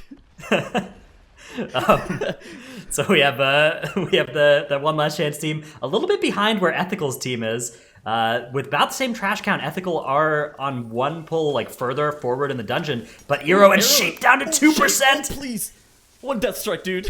Does manage to death strike back up, and they are going to be able to preserve the shockbot on him. But Arrow is actually their most. Airy goes down too. All right, Ethical are having a real classic junkyard. The first death leads to many others type situation here. Now their bot economy has been completely destroyed. They're going to have to find a way to recover here and pick back up those powerful shock bots, or else they're going to be way behind for the rest of this run. Oh, man, because... okay, so they're going to be able to get two that are in the Trixie Nano area, because that's the meta strategy for how Junkyard's played. You go Goblin Trixie Nano, then into Gunker. Gunker's bot economy for shock bots is normally pretty high, so that's where people want to go in a live route. But with the HK bot being fixed on TR, oh man, Ethical's going to have such a hard time being able to get back to those robots. But they still look just significantly ahead of One Last Chance just because of maybe more aggressive pulling? Yeah, so they're still actually doing pretty well here in terms of time. The big pulls have cost them some more deaths, but they're doing the dungeon in fewer pulls, which is worthwhile at the end of the day. But those robots are so powerful. So for those who don't know, there are these three different types of robots that sit around in the junkyard, and one of them, the Shockbot, is this. It gives you this damage proc that does some AoE and scales with your haste as well, and scales with the keystone level. So because of that, it's extremely powerful, and getting one of those onto all 5 members of your team, really, really important for DPS in this junkyard. And you'll see a lot of players doing some very high amounts of damage coming from that Shockbot, especially the Demon Hunter, because they have so much haste from their Azurite trait Furious Gaze and from Metamorphosis, and that really scales up that zap damage further. Yeah, so we've actually seen a lot of Demon Hunters running Blood of the Enemy and Fell Barrage in MDI scenarios just because of how that functions. But it really got tipped off with Junkyard, and the reason for that is because you let your Shockbot just do most of your single target damage and just kind of carry you on that, and then you just use the Blood of the Enemy with the Fell Barrage to be able to try to boost up your numbers on AoE. How do you feel about Ethical versus One Last Chance comp, with the difference being that DK versus that Hunter? Because I feel like generally the DK should be better, right? Yeah, so DK is facilitating some of Ethical's really big pulls that we've seen so far. That's something that they're uniquely good at. They also have that anti-magic shell, which is extremely potent against bursting. They're going to be a little bit more kind of naturally tanky more often against large stacks of bursting. Whereas Hunters do have the turtle, but outside of their turtle, they're pretty fragile against bursting damage in general. They don't have access to those death strikes, and turtle's on a far longer cooldown than anti-magic shell. So I think that the Exhilaration is also pretty strong, but since Ares playing that camouflage talent, I think his Exil is going to be on a 2-minute cooldown baseline. There's no way for him to be able to get cooldown recovery on it. Yeah, he can feign death and go into camouflage, I guess, and get some of the healing from that. But that is what I mean. That's a wild way to try and survive against bursting, and probably not something we'll see anybody actually attempt. Okay, so a big difference right here between Ethical and One Last Chance is the count differential. Ethical sitting at about 28% count, where One Last Chance is at 42. I think that's going to be the difference of one full pull, but Ethical has made their way into the Trixie Nano area. Scarlet gets really low, but he is able to recover with the Life Cocoon. One Last Chance is going to be down in Gavamac, while Ethical is doing a huge pull in this area of Trixie Nano's room. Yeah, we can see the DK and the DH, they're both going off in damage here. This is a really dangerous pull, though. They need to get it finished really quickly. Anti-Magic Shell comes out from shape, and that's going to prevent the bursting from killing him. They managed to stop their bursting from extending as well. Excellent play coming out from Ethical. They're going to finish up this pull. That was a dangerous one. Those blasters do tremendous amounts of damage. You can see Chomp doing massive healing to the whole group to get them through Yeah, it. so the blasters are what's going to be focused down a large portion of the time, unless, of course, you have a weaponized crawler, and then that's going to probably be focused down. But whenever you do have the blasters in the pack, what you saw from Ares, he dropped his binding shot to be able to keep those blasters in position wherever they do their run and gun cast. Ratnus, do you want a little-known fact about this weaponized crawler? I would love a little-known fact about the weaponized crawler. So, whenever you're playing with the Hunter or Moonkin, you can actually use your pet to taunt the weaponized crawler whenever he's doing his shock blast cast, and be able to just completely avoid the damage from that. So you would like to position your Hunter pet in a way that would be taunting that cast away. So you can taunt it every single time, and then the tank would just taunt back. Maybe the weaponized crawler would go and taunt DR at some point, but it's a way that you can mitigate damage. Probably not something that they would be doing in a 19, but something that you can do in a live key that will be able to save you a significant amount of damage. Wow, that was very informative. Thank you, Tunnels. And that's all I have for that. One Last Chance is onto the trash inside of Trixie and Nano's room. Is that a little bit smaller of a pull than what we saw from Ethical? I think it's a little bit smaller. Yes, this actually, it looks like it's the same number of packs coming up from One Last Chance, maybe. Unless we have something crowd controlled. Hounds in there. Oh, yeah, okay, so they're missing maybe that one pack that is just off screen on the bottom side here. Yeah. Yeah, okay, I could believe that. Maybe that was one of their earlier pulls that they picked up. Mm-hmm. So Ethical is now on to Trixie and Nano. Important thing to note here is that they probably need to die within a few seconds of one another, because once one of them dies, the other one becomes empowered. Notably, if you kill Trixie first, Nano will start meleeing your tank, and for every melee that connects with your tank, like not parried or dodged, it will do just a wild amount of AoE to your group. So basically, both of these mobs need to die within a few seconds. So both of these teams are under the boss, and there's a trash differential of about 4% between Ethical and One Last Chance. Yeah, this is actually still a fairly close match here. Despite Ethical having those deaths and losing those robots, it looks like their faster pulls have kept them a little bit ahead here, but definitely not by a huge amount. Things could still go either way. Ethical are approaching the end of this boss fight. They do have to be careful, as you said, to kill these around the same time, although the Prot Warrior can kite for a little bit once one of them dies to avoid having that rough turbo boost damage go on the whole group, but perfect execution as both mobs die at exactly the same time for Ethical. Okay, so now Ethical is actually leaving in a little-known way. You can actually kind of slide through the smaller areas in the gates right there. Okay, so Ethical is now trying to patrol around that weaponized crawler. I wonder what trash pack they're trying to get here. Maybe they're trying to get to the obelisk. Yeah, they might just be heading so to Gunker here as well. It looks like that is their plan. Somebody was grabbing a shock bot. Yeah, okay. So somebody was grabbing that shock bot that was off to the side. That's why they were just kind of standing there waiting, making sure that nothing got body pulled, because at that point they probably need to engage the pack to be able to save the bot. We're One Last Chance side. This is looking really dangerous. Oh my goodness, everybody's going down on the side of One Last Chance. Oh no.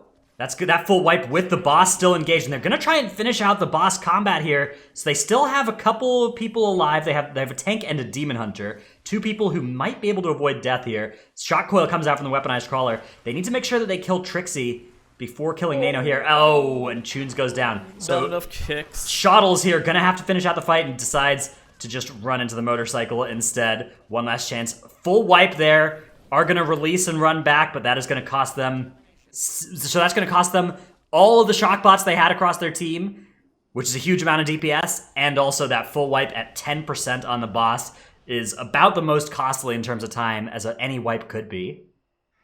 I'll be honest though, the One Last Chance strategy for how they were pulling the weaponized crawler and all of that trash into the bottom little percent of Trixie and Nano, if executed well and being able to be pulled off, it would have put them like right at the same trash count as Ethical, if not like 5% more. So that would have put them in a really good position to be able to move towards that Gunker area and be what is neck and neck with Ethical. But now Ethical staunchly in the lead, doing an enormous pull here. Skylark you actually see doing 200k DPS. I bet he is probably doing something in the range of 400k DPS, because whenever you have that big blob and he does his consume cast, you can actually spell reflect that. it does an unholy amount of damage. It is very overpowered. Yeah, it's those toxic monstrosities just melt against prop warriors. Skylark though doing a lot of damage even without that. That's just the massive prop warrior damage that they bring. They're gonna do another massive pull here, and this one it looks like they gonna have Death Knight cooldowns for this one. Looks like yes, they've got a little bit of Death Knight damage coming out, not the full combo though. Oh yep, the full combo. There it goes. There goes the Death Knight. The no-meaning slimes are all coming out at the exact same time, putting Airy really low. Chompy also dropping pretty low. This is very dangerous whenever you have bursting involved. Yeah, Arrow eats that thing from beyond. Demon Hunter, by the way. Yeah, Chompy did not have Revival available there as there were quite a few poisons out. This area pretty full of poison effects. Pretty good for Mistweaver generally, but he had used the Revival on an earlier pull, so it wasn't available for that. They're going to have to wait for Gunker to spawn here. I've actually, so most of the time you'll actually see teams pull those two Toxic Monstrosities on the far side together, and then do that nearby one last, because the travel time for those little robots, I don't even know what they're called, the squirt bots or whatever, the travel time is actually affecting whenever Gunker ends up spawning, so they'll do that nearby Toxic Monstrosity last. Yeah, that's kind of a common MDI thing, right? Is that anytime there's two pulls and like one of them starts an RP, you go a little bit out of your way to do the one that starts the RP first. Exactly. It's like the Hadal strategy from Siege of Boralus, where you'll have some teams where they actually do Hadal's room first so that they don't have to wait for the RP later on, because backtracking is quicker than waiting for the RP. Mm-hmm. It all does depend on the exact numbers, but these teams have a lot of practice and they'll time out these things. One last chance though, Wasted goes down, does have the ability, I guess, to release because they're not in boss combat, but yeah, this is taking a very long time for them now. One last chance. And it looks like we're seeing Sky Steps and Melds coming out from One Last Chance. This is such a okay, just generally, this is such a punishing dungeon, and Ethical's ability to be able to get back in the dungeon is pretty good. Just, like, once you start losing your shock bots, your welding bots, not necessarily the Reese as much, but the shock bots and the welding bots are by far the most important ones, and once you start losing those, it's a really easy to lose momentum in the dungeon. And Junkyard as a whole is very momentum based, like, because once you get the shock bots and you start getting all of your DPS and all of your cooldowns start rolling, it's really easy to just kind of blast straight through the dungeon. But once one mistake happens, it's fairly quick to compound, which is what we've seen from One Last Chance, where it's just like, I get it, I've been there, where you just like, you'll mess up your first pull and you can zone out of this dungeon, because once you lose those bots, it's over. Yeah, I mean, it's, you know, there are more bots than you need in this dungeon, but they're out of your way, and once you wipe twice and you've taken, like, all of the robots off the map, it can get really disheartening here. One last chance, though, they are going to keep going, and they're going to be able to pick up those bots. You know, you don't need them on everybody. It is good to have them on everybody, but getting them on, like, the Demon Hunter is the biggest spike you can get. Yeah. So HK does like whenever you kill the second boss in this instance. So for both teams here, it's Trixie and Nano. He will actually patrol over this area where Ethical is right now. But once Gunker goes down, then that bot will not patrol over it, dropping those hard mode robots right on top of you. Ethical is getting pretty big bursting stacks here, but the darkness comes out. Airy, not fortunate enough to be able to get healed by that, does go down, but fortunately enough for him, all three robots are right nearby. Yeah, there's a little pocket there that has all of the robots, so they're going to be able to resupply here, and that death is not going to prove to be too costly for them. But yeah, there's the, you know, Hunter fragility against the bursting stacks on display. I suspect that this is the reason that we've actually seen this dungeon banned a lot, because once you lose your momentum, this dungeon is actually fairly hard to play, which means it's fairly hard to practice for. Normally, would you agree, Dratnos? I think that's probably the reason that we've seen it banned so much. So actually seeing it come through, I was kind of surprised. Yeah, it's kind of reminiscent to something like, you know, Siege of Boralus, where it's really technical, and if you execute things properly and you can just get through the dungeon without deaths, then that's more important than the actual amount of DPS that you're doing generally. Mm-hmm. That is definitely a big challenge, and it's kind of unlike dungeons like, say, Freehold and Underrot in that way. I mean, it's pretty flashy. Ethical being able to retool and... Oh my goodness, that bursting roll. Oh my gosh. Yeah, Shape goes down now on the side of Ethical, as Turtle was available for Airy. Punished. That is... Punished for the... Yeah, so there's not actually a shock bot that they can get all that easily around here. Shape will probably just be picking up the Grease bot and the Welding bot in this little area, and they'll be heading to the last boss. They could risk a foray into the Stealth Panther area, Arrow. Cat Island is strictly off limits, and anybody who travels into Cat Island is looking for a hurt. Well, Arrow has spectral sight, so they could have done that if they decided. Like they could have spectral sighted and seen if the coast was clear to go and grab Shape some then of could those. meld it off, but very clearly they need the meld right here. Skylark is going to go down, losing his bot as well. Yeah, Tyrannical Junkyard on a 19, -2 shock bots. Ability to one phase without Bloodlust, Stratnos? What do you think? it should still be doable. I think one phase. Because you have to Bloodlust the obelisks right here, right? Well, we'll see. That's not guaranteed either. Okay, it looks like it is what they are going to do, but I don't think it was required. But I think that they're pretty likely. Yeah, so it is 3 obelisks. I guess I only saw 2 there for a moment, but yes, with 3 that does make a lot of sense. Arrow pops his Metamorphosis right here. Oh, and immediately goes down. Oh, So this is was that? I'm not sure. So that may have been a case of metaing into a spot that was then covered with the defiled ground. It may also have been threat, but Arrow didn't look like he was doing too much damage. he got 100 to 0'd. Yeah, kind of unclear what exactly happened to them there. They are going to be all right, because they had that battle res. So they still have. They're actually out of battle reses now, so it's all going to be about if they can do the rest of this. Chompy gets the curse on him. That is a full-blown tragedy because now his cast times have been doubled. All right, the curse finally expires on him, but now we have some fears coming out. Chompy gets feared. This dungeon is so scary with triple obelisk. Chompy gets feared outside of the arena, gets instantly teleported back into the arena. Very fortunate to where he's not teleported right on top of those pools. Blood of the Corruptor goes down. Ethical's probably going to be able to limp out of Arrow this goes first down, area. though. They are no way. probably fine. There's no way they're. Oh, they have another battle res, maybe.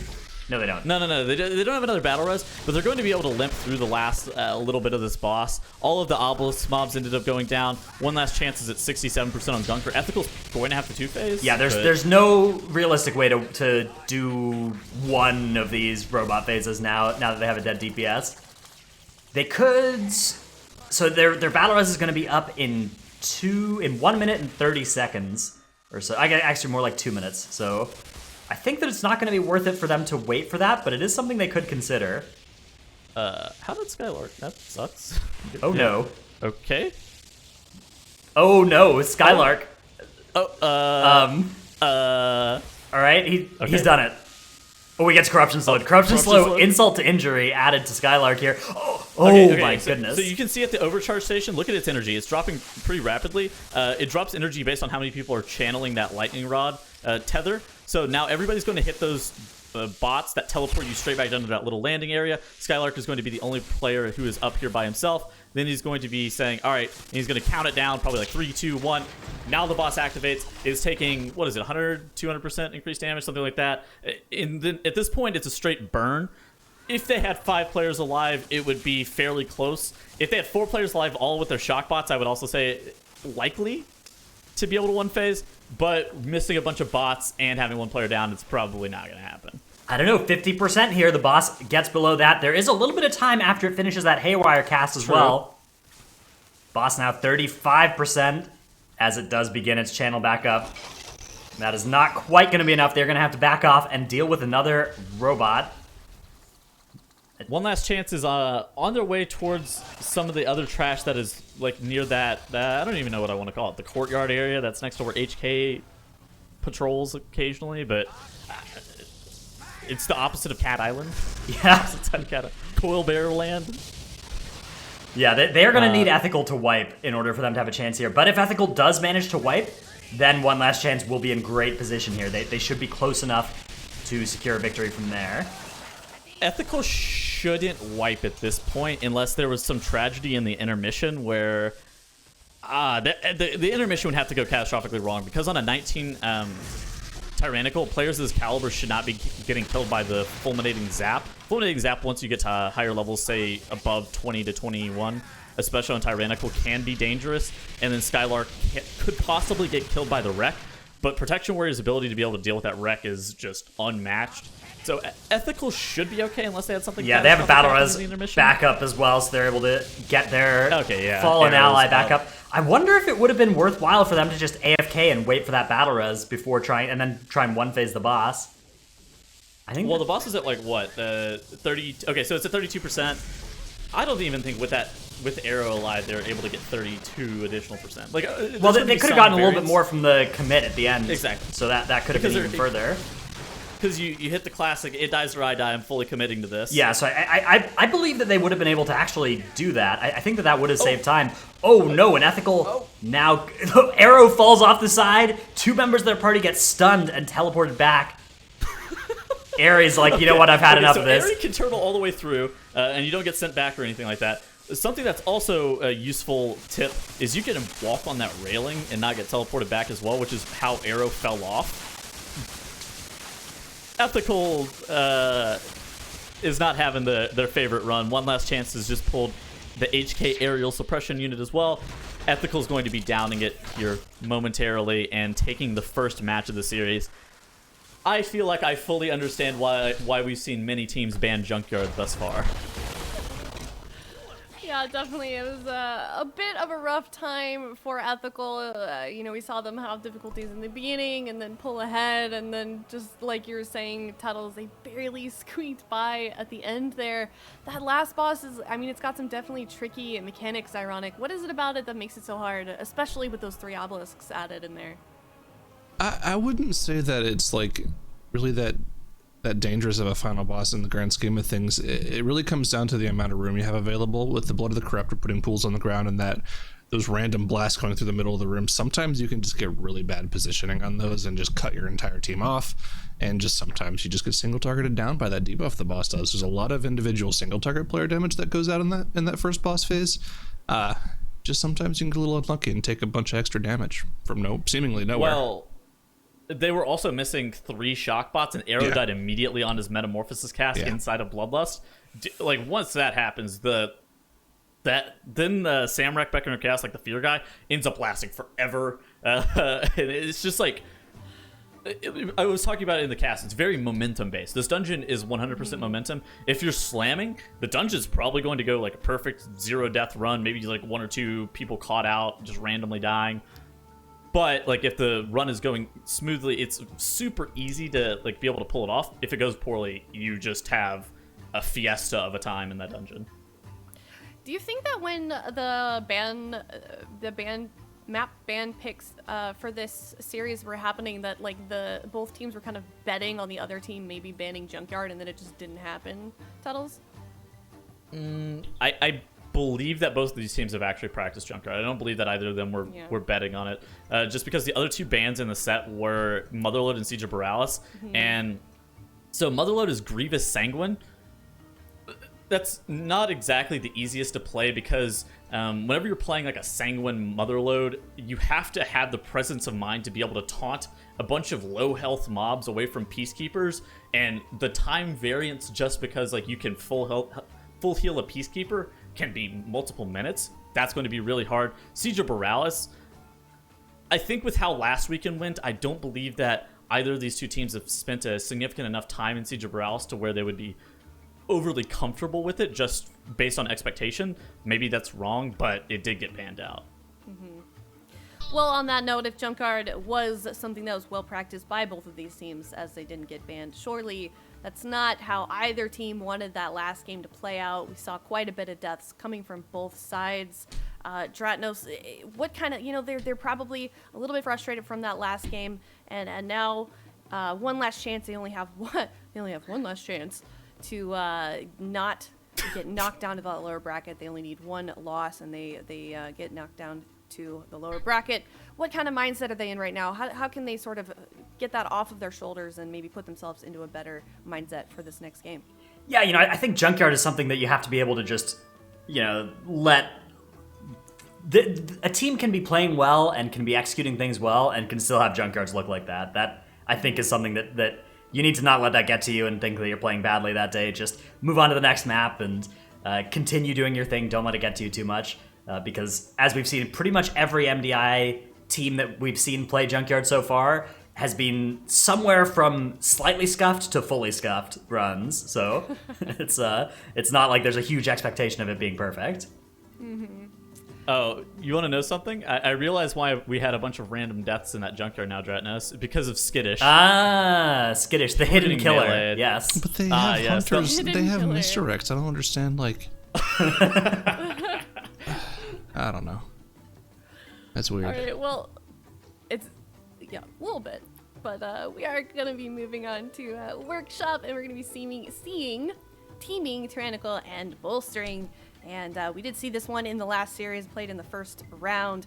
Zyro, what are we going to be expecting coming into this next game? I was kind of hoping I could talk about the last map, but I don't think we're going to do that anymore. No, go ahead. Well, What do you got? I feel like what we saw in that junkyard was it was definitely like a perfect example of why we're seeing it being banned out often, right? Like, I feel like one of the biggest problems with the junkyard just has to revolve around the bots themselves. And I'm sure you guys talked about this during the cast a lot, but it seems like mistakes in junkyard are punished like almost twice as hard as in any other dungeon, because if you die, not only do you die and have to run back, but you also have to spend time running to find bots that you want, right?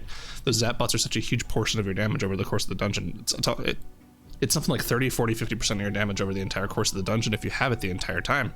So I feel like there are a lot of teams that are just probably just not going to practice it at all, just because of the extra investment required to play that dungeon clean. If you die, you lose your bots, and the dungeon becomes a pain after that. And we saw a perfect example of it right there. Yeah, on the other hand, there's a huge incentive for teams like Method NA and Method AU to become junkyard experts, right? And make that a forced ban against them, and then they have other strong maps that they can bludgeon other teams with. So I feel like if you're a team of that caliber, you don't want a 50-50 in a dungeon. It's not 50-50 though. Like it's a dungeon where there's a really high skill cap, and like there's more that can go wrong, but that means that there's more that you can practice to make go right every time. Sure, it's not 50-50, but it definitely does feel like it sometimes, right? I think that it's just a dungeon where there's, like 100 little things that can go wrong, and it makes a lot of sense for teams to just ban that out so that they can practice on the dungeons where there's 10 major things that can go wrong. But I still think that over the long run, teams are going to be well rewarded if they become good at junkyard and make it so that the other team always has to ban it against them. I mean, it also hasn't been present until this season, so it's like hard to get a bunch of practice in it, where Workshop is like super straightforward, right? Right. Junkyard is super open. And, like, the meta strategy is right now pulling Gobamac to Trixie Nato to Gunker to HK. Will that always maintain the strategy? I don't know. Well, I feel like it's going to be that because of where the, just where the where the bot bot is. So there's not really like a whole lot of different routing you can do. You could definitely do trash in a different order. Mm-hmm. You could go for like the live strategy where you go up to the mountain first and deal with Void Weaver, but I don't feel like teams need to do that, right? I mean, do you feel like there's a set like route with it yet? I mean, we are seeing like it's all kind of like you guys are saying, it's very open map, Zyro. Yeah, I think it's one of the maps that since it's been banned out so much, we haven't been able to see that much innovation as of yet, and I don't know if teams are going to want to put enough time into it to actually get that practice. But like they were mentioning earlier, I think there's the potential for one team, one of the top 4 teams can pick up Junkyard as like their pocket pick dungeon and either force it to be banned against them, or just have it as like a good map that they're solid on and can win against most teams, and that would be a pretty nice little back pocket thing for you to have. And we did see that like back when the format was you would pick your map after you lost, and a lot of these teams would sort of practice something like junkyard that not a lot of people were picking, and something that maybe people weren't practicing as much, and then that would be kind of their strategy going into that. So I mean, would this be something that we could see teams doing, is getting really good at a map like junkyard moving forward, Dranos? Yeah, so you have to be careful, because if you put all your eggs into one basket, the fact that the other team has one ban is gonna, they're gonna ban your one map. But if you already have some strong maps, you benefit by getting some more strong maps into your arsenal, because you're then spreading your opponent's bans thin, and there's one ban and you're good at multiple maps. And Junkyard can absolutely be added there, particularly because there are so many teams that aren't practicing it very much at all. A little bit of practice there might go a long way to getting you a reliable victory over the other teams if that map does get chosen. I mean, there are a lot of dungeons that are like, there are a lot of consistent bans that we see from series to series. I think we see Toldagor banned a lot, we see Motherlode banned a lot, we see Siege of Boralus banned a lot, we see Junkyard banned a lot. I think those are like probably some of the most banned dungeons just over the course of this MDI. We saw Paint for Femme get really good at Motherlode last weekend, and they were rewarded for it, right? Like, that's exactly what you're saying. But like Dratnos is saying, you have to have like a really good foundation in the rest of the dungeons, like a Taldazar King's Rest. Like you have to have like a strong building block foundation, and then be able to get maybe a bit more nuanced practice into some of these dungeons that are banned out a little bit more frequently. Yep, definitely. It's definitely fun seeing how these teams are sort of taking this map ban strategy and using it either defensively, like we've talked about, or offensively as well. And it seems like also as we're moving forward into these cups, into these later cups, that a lot of these teams are starting to move into more of an offensive map pick as well, Dratnos. Yeah, so, banning out what your opponent is good at instead of just what you haven't practiced as much. Right. It can be a tricky thing because, especially at the start of the season, you don't really know what your opponent's strengths are. But now these teams have had some time to watch each other play their previous cups, and they're sort of feeling out the relative strengths on each map. And because of that, I think they're able to start making the best. Sometimes the best decision is an offensive ban, sometimes it's a defensive ban. And the later in the season we get, I think we're going to start seeing better and better decisions being made there. Yep, it's definitely excited to see how these teams are sort of forming more solid strategies into some of these newer maps, especially like Workshop. Zyro, this is one. It's also new, but what do we think about this map? I mean, it seems like it's getting banned not quite as much. I think Workshop, I think the comparison that a lot of teams, and just a lot of people in general, made with both of these Junkyard dungeons is they're pretty similar to Karazhan and Legion. Like, they're very similar to an upper-lower Karazhan, with Workshop being the upper Karazhan and Junkyard being the lower Karazhan. Where upper is like, oh, everyone loves this dungeon, everyone likes running it, and then Junkyard's kind of like, it's there, but you don't really like it that much. It's a lot more difficult to pull off. I think, so in that same vein, Workshop is, pretty well liked. There's not too much innovation that you can make in terms of routing. It's really just more of a pure execution-based strategy. And with this bolstering affix and people playing a lot of hunters right now, I think it's really going to come down to just pure focused damage. And I think I'm pretty sure we're going to see Ethical pull off a 2-0 win here. These guys seem like they really have it together today. Well, we will have to see. They only need one more win to send One Last Chance down to the lower bracket. It is Ethical versus One Last Chance. So immediately something that I noticed is the difference between these two teams. One Last Chance is playing the exact same composition that we saw from Goosy Bad earlier with the double hunter demon hunter, where Ethical is electing to go that more standard triple hunter comp that we saw a lot from the European region last week. Ethical does a really good job of trying to get most of those mobs down.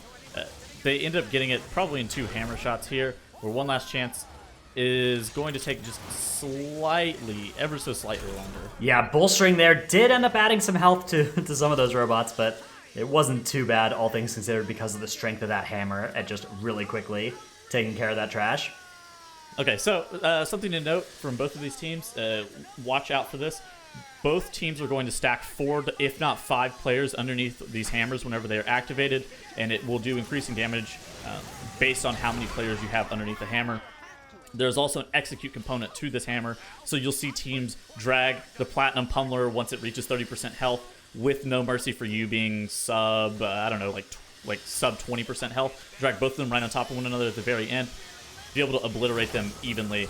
That saves you a lot of time. Yeah, I'm not really seeing that coming out from One Last Chance. One Last Chance not doing the whole thing where multiple people bait under that hammer. Exactly. And that, you can look at the difference in health totals here. Ethical were executing that strategy, and their No Mercy is 25% lower on health now, with the two teams doing roughly the same DPS here. So that really goes to show just how much power there is in those hammers if you do use that. Look, so watch them now. They all get under that hammer, and it's going to now do a 5 times more powerful hit, and bang, No Mercy is just dead as a result of that.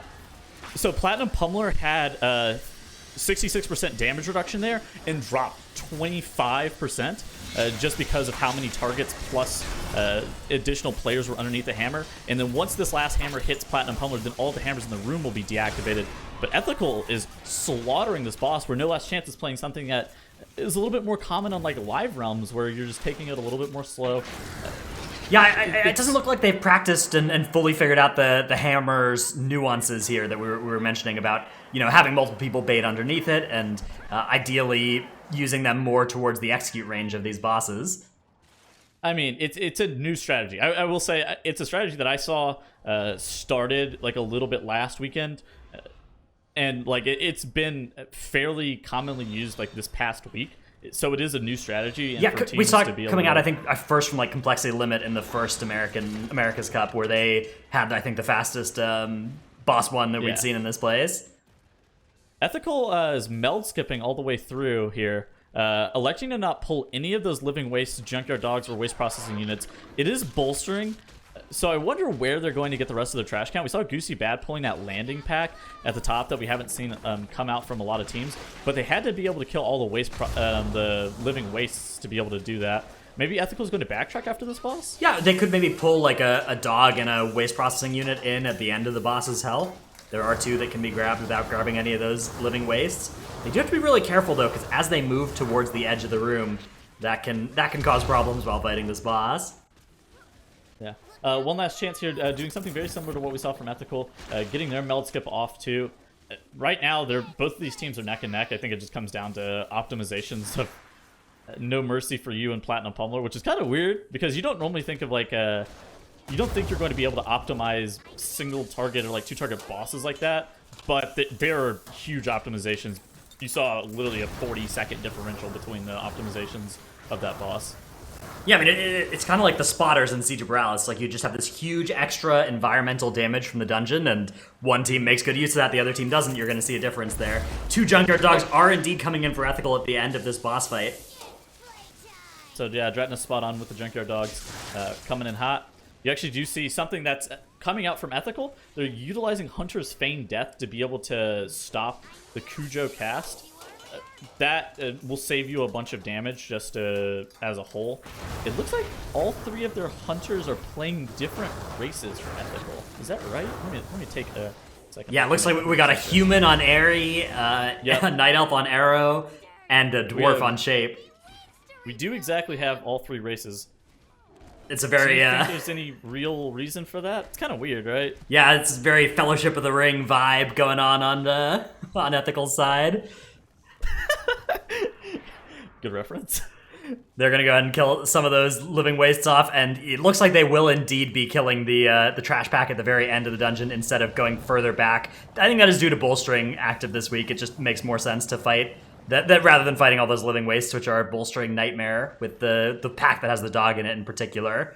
Can be very hard Did you to guys handle not catch quickly. that from Ethical? If you didn't, you should rewind and watch how they did the conveyor belt. That is a significantly quicker way to be able to deal with the conveyor belt. You jump onto that little landing area, then you kind of parkour up. It saves you probably in the range of like 10 to 15 seconds. And you don't have to walk through the fire. So a little bit easier. Yeah, you kind of Maybe not the most pug-friendly thing, but it's... you do need to wait for the slowest member of your group generally, unless Yeah. your group contains a warlock, as a warlock can make a demonic gateway that actually does that same skip. So, little piece of warlock utility. Dratna's friend of Warlock. That is what they call me. One last chance is going to be down in Cujo here just momentarily. I suspect that they're probably going to... Okay, so they're their Junkyard Dogs. Cujo's a little bit low to be pulling these Junkyard Dogs in, but I think it just comes down to whenever the venting flames come Yeah, they out. may have had an overlap No real- that prevented them pulling it earlier. That's unfortunate. Yeah, so one last chance is going to be downing these dogs and probably pulling... I think it's interesting how similar these routes are. Like, so these teams, they'll come into this dungeon and probably practice and just try to, like, math out what is going to be the best for teaming and bolstering. And the fact that they came up with very similar routes is interesting to me. Well, we're seeing a difference here from One Last Chance, as they do have a going to waste be a processing large- unit here. Now, they a can large meld drill. this thing off. That is what they're going to do. Okay. Look at all those hunters just laying there. All right, they're going to try to meld it off, and unfortunately, they are going to lose some time here as combat was not dropped. I believe that is hunter pets that were still attacking during the meld. Oh, you can obtain Play Dead, which is a hunter pet meld variant. Yes, that is an important thing to have access to as a hunter, as your pets sometimes will continue attacking, and you're going to want them to play dead as well. Exactly. One Last Chance also not doing the parkour thing. They are going to be walking the slow way across the conveyor belt. That is another... Charvers didn't have Heroic Leap. Yeah, the Heroic Leap earlier was definitely a misuse of it there. Sometimes you're just used to using it to, start closing the distance, but you do want to save it for that conveyor belt if possible. Yeah. Ethical has gone on to Void Weaver Mouthier, already completing their Gauntlet Trash, where One Last Chance is now starting their Gauntlet Trash. One Last Chance is starting to fall further and further behind just because of how long that that death skip took on that waste processing unit, that kind of sucks. Yeah, there's kind of small errors that are compounding here on the side of One Last Chance, and small inefficiencies compared to what Ethical has figured out. Okay, so Ethical right there snaps Voidweaver Mouthier to be able to take her away from those beetles. If she is not casting on any player due to them being out of range, line of sight, multitude of reasons, double locked out, then she can snap her position. Skylark jumps on top of this box. We've seen it time and time again from multiple teams. And then once Skylark is positioned on top of that box, Voidweaver Mouthier will just instantly teleport, and you're able to DPS her down, move her a little bit quicker. I think a lot of times, a lot of teams will lose time just trying to DPS while moving on these obelisk mobs, so snapping them, getting them in a position quicker can be more beneficial for you. Yeah, you know, you can do pretty efficient damage on the move as Beast Mastery Hunters, but you're still going to have this difficulty of, like, the Voidweaver Mouthier is going to be at 10%, and she's not going to be at the end of where you want her to be yet, and you're going to then have to slowly move and do no damage, and that can be really, really inefficient. Yeah. So now Ethical has dealt with that trash pack that's near Head Machine of Sparkflux at that upper landing area. We've seen a lot of teams pull it into Sparkflux, but of course, as we've noted a few times here, it is bolstering. Teams are probably not going to be pulling trash in the bosses if it's not at like the bottom 15, 10%. But Head Machine of Sparkflux is one of those bosses that ramps up in difficulty the longer the fight goes.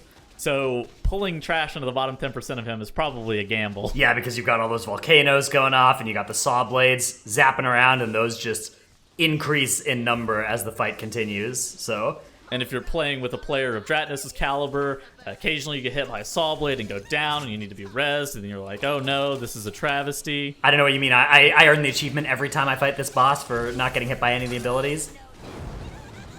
I don't believe that for 1 second. Nope, that's true. That's a true story. Those saw blades, great dodge on the side of Ethical against that one. Had a few people. One last chance here is now on Voidweaver Mouthier. Killing off those scarabs. All of them are going to die before. Yeah, so they are not snapping Voidweaver Mouthier, and this is going to be another thing that costs One Last Chance just a little bit more time. Spell Reflect comes off against Voidweaver Mouthier, but yeah, look at this. They're going to have to like charge back in to kick here, and this is exactly what you meant. Look at how slow and inefficient this is to move it instead of snapping it. They are eventually going to get it where it wants to go, but people are doing no damage to it right now, whereas with snapping it, you do a little bit of time where you're just running, and then you have full damage uptime as soon as it does get snapped. All right, so now Ethical is onto these spider tonks. There's going to be 3 of them. The most important one to note is the one that is nearest the top. Once that spider tonk does get killed off, then it will proc that, I don't even know what it is, like a little robot that carries you up to that top area. So it's a way that you can save some time just by being able to DPS that one down slightly, ever so slightly quicker. Yeah, with bolstering active, you do need to be a little bit careful, right? Because, you know, if you kill it too early, you're going to just put a lot of extra health on the other one. So you got on bolstering week, it's a little bit closer to even cleave than it would be on other weeks. You can see pretty good timing coming out from Ethical here, as the other 2 are just dying as that helicopter does become clickable. So basically perfect execution of them on that triple spider and then tonk you just pull. hope that you don't get the long way around. Yeah, you hope that your helicopter pilot is competent. Look at Shape, he's taking the long way around. Taking the scenic route here. They're going to show up a couple seconds later than the rest of the team there. Hate the RNG. And they're now doing one of 2 pulls that they'll be doing here on this final bridge. That very last one is a pretty scary one, but they've decided it's going to be a lot less time consuming than playing around bolstering with all of the living wastes, and I think that does make a lot of sense.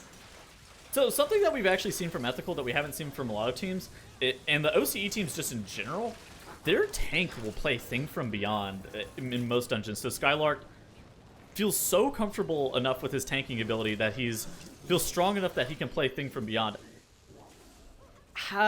Where most other tanks won't. Do you think that that's just comfort, or like do you think that that's like a good choice for him? I mean, obviously if you can get away with it, it's super sick, right? Yeah, Prop Warriors do have the option to Spell Reflect it as well. Once every 25 seconds with that Spell Reflect available, that can mitigate one of the Things from Beyond entirely. But since its damage does scale with max health, it is pretty scary to be on tanks. Yeah, I'm not sure whether I like it or not. So Ethical does a similar strategy to what we saw from Goosy Bad playing this top landing pack. This pack is very dangerous on live realms, and I would highly advise against it just because of how the mechanics and all of that, everything ends up working out. If they get one cast off, you can just wipe. Plus, you only have one defender in a pack with double Mark III robot, and it's like, I'm going to die even through the shield. So, not exactly ideal. So I would advise against playing it on live. But both of these teams here need the count because it is teaming and bolstering, so they can't be like dealing with a bunch of those wastes, the living wastes near the Cujo area. Whew, Chompy drops Bolstering really on that robot as it does its short out. Help. Arrow goes down to a thing from beyond, it looks like. Chase down. Shape also going down. Chompy This is- barely surviving here. They need to interrupt. Precisely why Giga I Wall said- goes off on Chompy as well. And they're able to get through the pack, but it was very, very close there, and they ended up losing quite a bit of time to those deaths at the end. This would be described as a Monka-esque point right robot.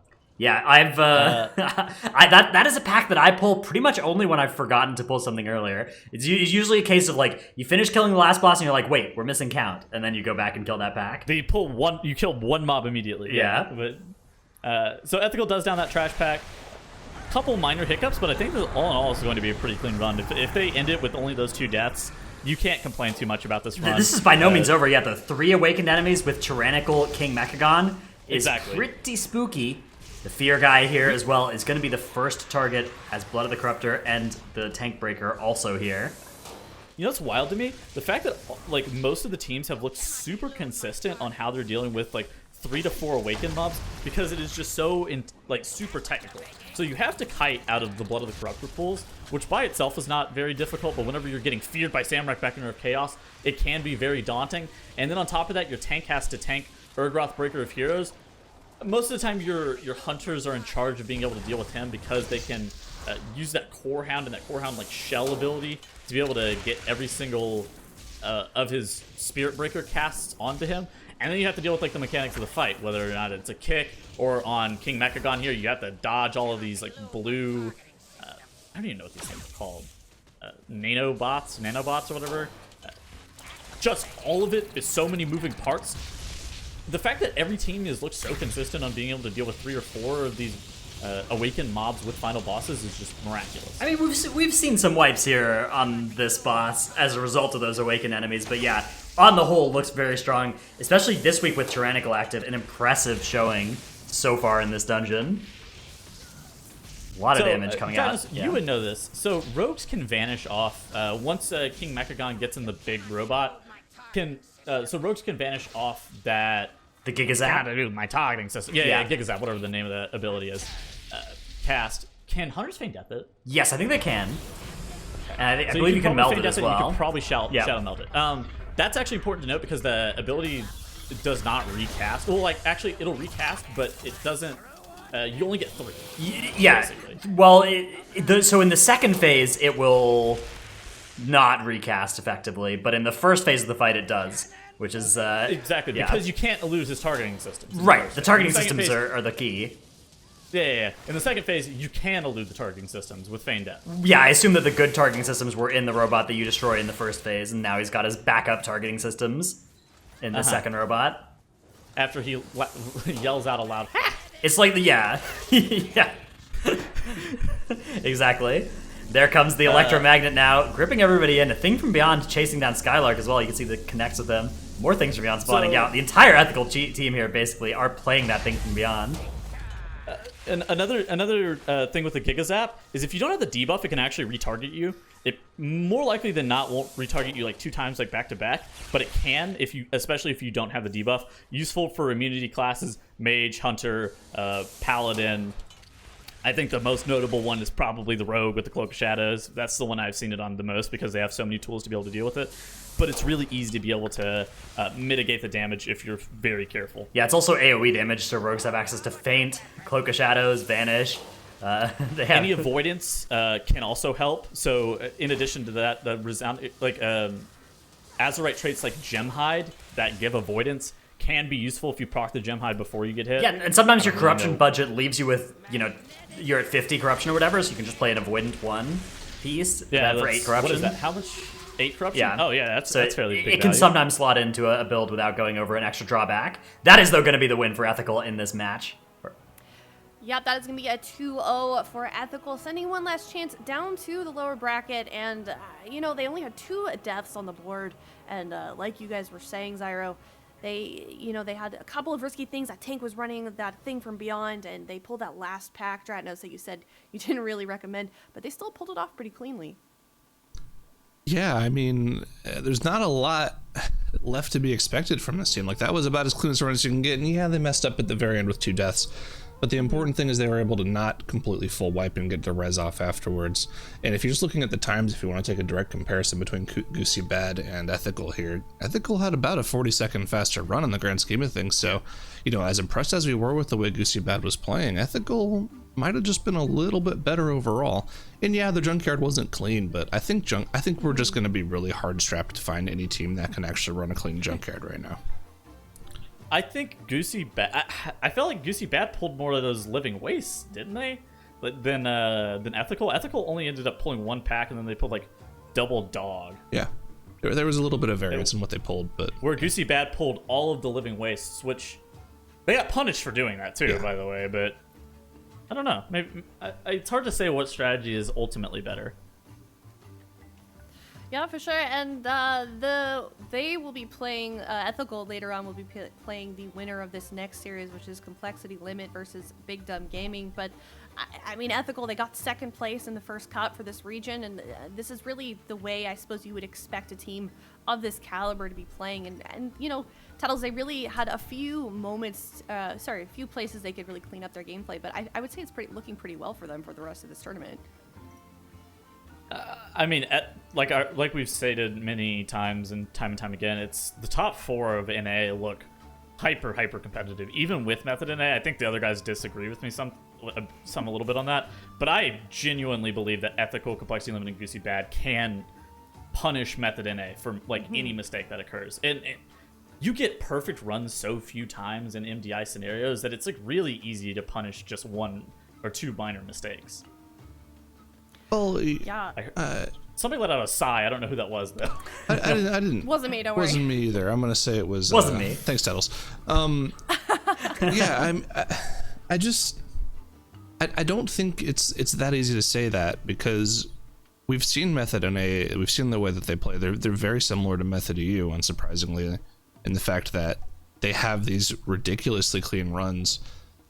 But they go for bigger pulls, they go for more complicated routes, to the point where even if they make those minor mistakes, it's going to be hard for these teams, even with clean runs, to compete with them. Now, obviously they're looking a lot better and a little more clean this week than they did in the first cup, but I still feel like, just based off of what we've seen so far today, that there is still a bit of a gap, and hopefully it'll look closer by the end of the cup. But we still have one more team left. We still have to see how Complexity Limit's playing. And I think, just based off of head-to-head matchups in the previous cup, they were the most competitive in their games against Method NA. So I'm really curious to see how they end up playing in this next matchup.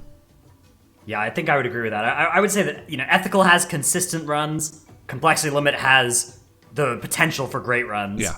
and then Method NA has consistently great runs, and that's the thing that makes them so hard to beat. But Complexity Limit, as a new team here, as a team that has played together for a fairly short amount of time in an MDI setting, I think that they have the most chance to be the most improved this week compared to last week. And if they are the most improved, that fares very well for them, because we saw a lot of improvement coming out of Goosy Bad and Ethical as well. But we are going to go to a break, and after that, we're going to see Complexity Limit face off against Big Dumb Gaming. So definitely stick around, and we will be right back.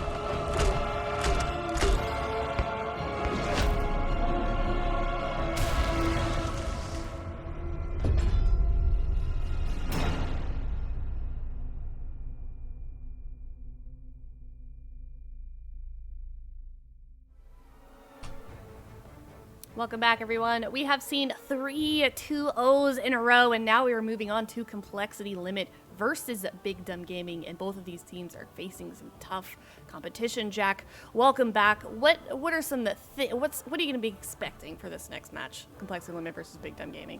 I think it's really what are both teams going to be doing after last week's performances. I mean, we saw very high potential at a Complexity Limit. We also saw tons of nerfs coming in to affect BDG, so I mean, even after hearing from some of the players, it really sort of reignited their, desire and their fire to compete on the side of BDG, even though they recognized that nerfs were definitely a factor in their gameplay. So I'm glad to see them back, and I'm, very curious to see how BDG and Fly Me Out are really growing, changing, because both teams faced against high seeds, but we saw Fly Me Out have some good potential, and I'm wanting to see the same out of BDG. Yeah, definitely. And one question I do have, I mean, there are a lot of obviously very high-skilled raiders coming into this competition, and based on their namesake, they are representing their own guilds.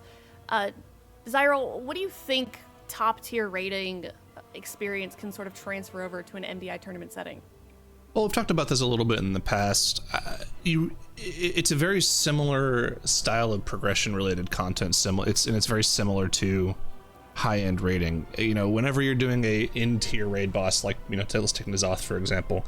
N'Zoth is like a 11-minute long raid encounter where you get through phase 1, you do your Psychus phases, so on and so forth.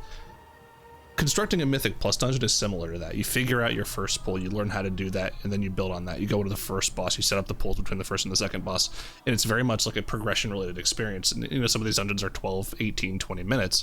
It's like doing a very long progression boss. But you kind of have a little more leeway for mistakes in these dungeons, and you can figure out how to make up for the mistakes. So it's very, very similar to high-end progression raiding, which is why we're seeing a lot of high-end raiders kind of transfer into the MDI and have pretty decent success with it.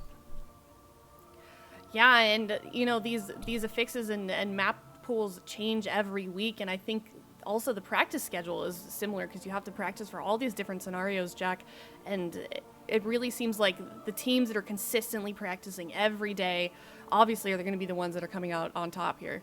Sure, and there's a very good correlation between just heavy practice time and being able to have improved success in tournaments like the MDI, so no surprise to start seeing these teams who are able to put the time in, especially when we have time trial dungeons like Tol Dagor, which we're going to see in the second game of this series, which is just going to be a lot of finesse, a lot of making sure they're managing Sanguine to reduce any sort of healing time and reduce pull time as well. So it becomes a lot less of survive so you can execute these massive pulls and more of how can you avoid wasting extra time.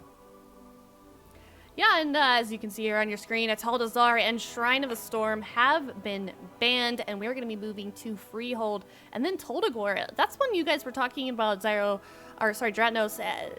Why? You guys seem surprised that Tol Dagor wasn't banned this week. Yeah, I'm actually not surprised to see this here. I think that both teams have fairly close Tol Dagor time trial times, so I think it makes sense for them to, not ban it against each other because it's a fairly close dungeon between them. And instead use their bans where they feel like they're at more of an advantage or disadvantage. That being said, Tol Dagor is going to be an extremely big challenge for these two teams, as there is that Sanguine affix active, so that's going to be something that provides a huge amount of opportunity for one team to win that map by playing better than the other. Yep, and with Freehold, those affixes are Quaking and Volcanic, and it seems like, Jack, the teams haven't really struggled much with those affixes on this map this week so far.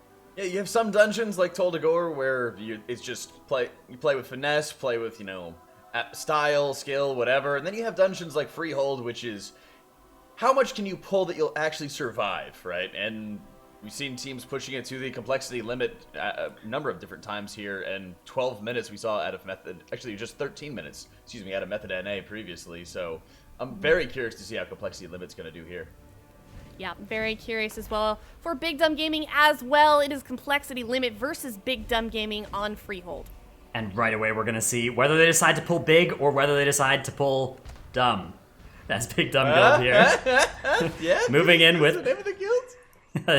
you had the complexity limit bit. all right. All right, we see complexity limit. Both teams actually here with massive pulls. Hyper in tremendous danger here, but they are getting that huge healing. Look at that massive Way of the Crane healing on the side of BDG. Complexity Limit hasn't seemed to need it, though, as their players are just taking a little bit less damage. I think they've pulled a little bit less here, though. I think that BDG has grabbed a little bit more of the dungeon than Complexity Limit has.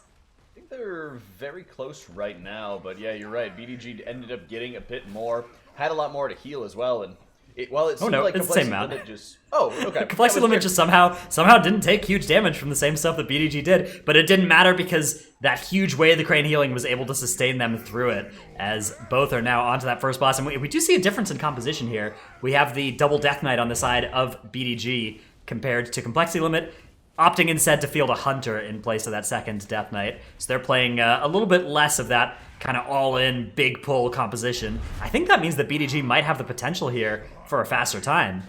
They certainly have the potential. I mean, we saw kind of like the flip-flop between this as Method NA ran the double Unholy, whereas we saw Fly Me Out run with just the single one. So it does make me very curious to look at where they're going to start making adjustments in their routes to sort of compensate for that as well. We're already seeing how nice it is that you're going to be able to have a Hunter dropping any of the guano off to the side. We're seeing, Beyblade on the side of BDG, right? BDG gets the poop directly into the melee, and that is going to cost Jaha's cheat. That is a resource. Man, they're getting a lot of these poops going wrong here. And that is one of the drawbacks of not having a Hunter on your team, is that you don't have that excellent kite or automatic, baiting potential of the Beast Mastery Hunter if you have just the all melee composition like BDG does. Yeah, I mean, at this point, if they're already getting guano in melee, they might as well just have Beyblade get in there and start adding some extra damage, because it's so significant looking at, the boss damage and healer DPS as well. There's 20k difference between healer DPS at this point, maybe even more, as Complexity Limit's just killing the boss, and that's something you just hate to see. I mean, when the bait's going wrong, when you're having any of those combos of the guano dropping into a powder shot on your allies, it's just so rough. Yeah, this is a boss that can look really, really easy if the baiting is done well and if all the mechanics are done properly, and otherwise it can take quite a bit of extra time, as we do see happening to Big Dumb Gaming there. That's right. Well, both teams are getting the boss down and moving on throughout. What we saw last time was everybody drinking, and Complexity Limit's doing the same thing. They're activating the boss as we speak. So there's no Eudora. She's going to be one of the friendly captains this week. So everybody's getting into position right now, and I was always kind of curious to see if any of the Hunters would start staying up on top of that house, as it make it a little bit easier to bait any of the blades, but we're instead using the Hunter to grab all of the trash together, probably to be expecting Max to start running into the Council of Captains, as we saw out of the side of Method NA earlier today. Yeah, they want to make sure that they get all these mobs together for a little bit first, build up those Death Knight wounds on them, let the Death Knight set up their combo, and you see Fired Up now drops the Death and Decay and is going to be shooting up those damage meters. 1.5 million. Oh, we're going to see 2 million. 7. No, not quite going to get up there. Yeah, there's that plateau. Reasonable amount of burst there, but actually Eric doing huge AoE as well on the side of Complexity Limit. That's on that Beast Mastery Hunter. Meanwhile, BDG on the same pull here. Did we see Atrocity run ahead to activate the Ring of Yes. Booty? Yeah. Okay. He did that at the end of the of Sky Captain Crag. He was doing that. He was already running ahead first. That's part of the reason that we're seeing rogues so often in Freehold, is because they have the ability to just vanish at 20% on Sky Captain Crag and go on a little stealth mission. Yeah, Beyblade went goes on down. a little stealth mission to the Shadowlands as he went down. They get the res out onto him and continue on with the boss, but good recovery there. I mean, they're kind of like chip deaths here and there, where it costs you a little bit of time, but the pull continues and nobody else was at threat of dying because all of the trash was already dead. So glad to have those DKs available, but some greedy play. I guess it was Captain Raul's Keg Smash went down for like one tick and then it immediately got stunned. Oof. That is, usually it's predictable when it is going to get stunned, but sometimes, especially if those haste brews can get involved, things can get a little bit weird. Alright, Complexity Limit's done with the pull. Again, widening their lead over BDG, as BDG's hanging in there right now, despite, a little bit of mistakes early on, and at this point, I'm just wanting to look at how they're getting themselves together for this next one, as it looks like they're probably going to be grabbing a ton of mobs in together. And have to see if they can get Lightning taken care of quickly enough so they can activate Ludwig. Yeah, the Ring of Peace goes down. They're all going to meld inside the Ring of Booty here, and it looks like Lightning was already done there. Okay. Atrocity must have snuck ahead and done it, yeah. again, the value of that rogue, and they're now going to do another huge Death Knight pull into Ludwig here. Yeah, time to watch the Harpooners as we have to deal with the Crusher and Ludwig. Turtle shells flying all over the place. And right there's the Harpoon. Oh, he's right out of it. Perfect.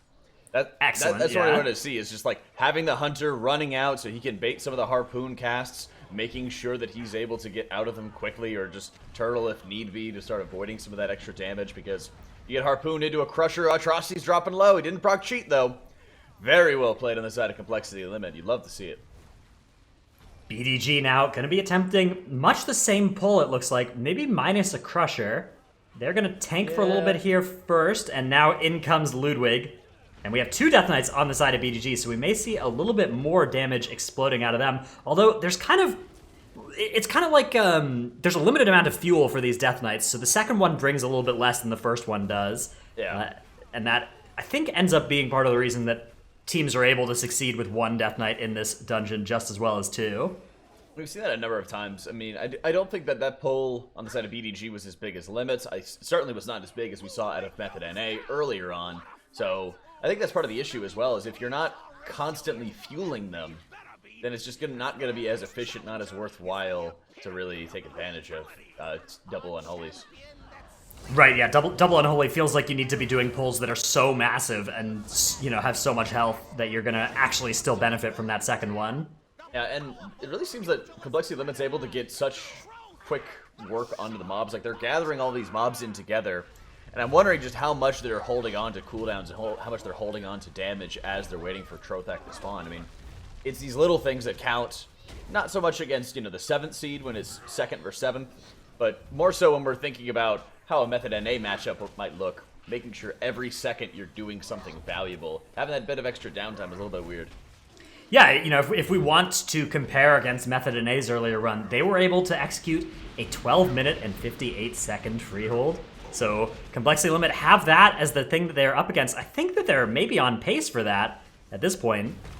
Yeah, I'm interested to look at this point, I think they're going to have to take 1 Obelisk if they're going to be following a similar strat that Method NA had, because Method NA dealt with 3 Obelisks plus all of the trash surrounding Harlan's suite on his platform there. So they're around the same trash percentage, but it's a lot of extra time to deal with just 1 Obelisk mob, even though they did deal with it pretty quickly. Yeah, and in the first America's Cup, we saw Twisted doing quite a lot of Awakened mob kiting, so they may opt for that kind of strategy.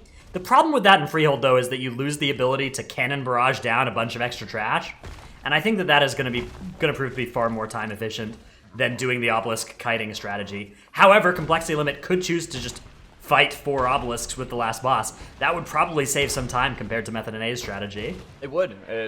Although we also saw all of the trash on Harlan Suite's platform getting pulled with those 3 Obelisks, so I guess they would still just try to force the issue and try to bring 4 Obelisks in with all of the trash mobs. That would certainly be faster, but... You could do the Obelisks first and then pull the trash. Like, there's time later in the boss fight to pull all that trash, and you get more cannon barrages later anyways.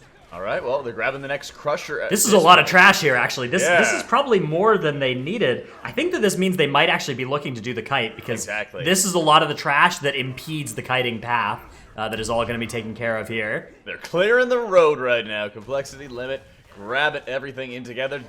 I'm fired up, getting to the top of the charts. No surprise on that one, and great control as well. Having to watch out for so many of these mobs and just making very quick work of that Crusher. Usually that thing is up forever. Yeah, I'm fired up, bringing out the Zamboni, clearing the skating rink here for Twisted's potential later ice skating journey. Although actually there are still quite a few mobs back there that were in the normal path, so we might not actually see that coming out of that. That might have just been an efficient trash bolt from Complexity Limit. Maybe. I mean, they would have to clear this area out as well if they want to take advantage of the kiting. I mean, there's the Transcend we just saw being placed down onto the bridge. Okay, yep, so we are going to see it. Yep, so Twisted's getting himself set up to be running for his very life as we speak, and big to watch that Dampen Harm CD.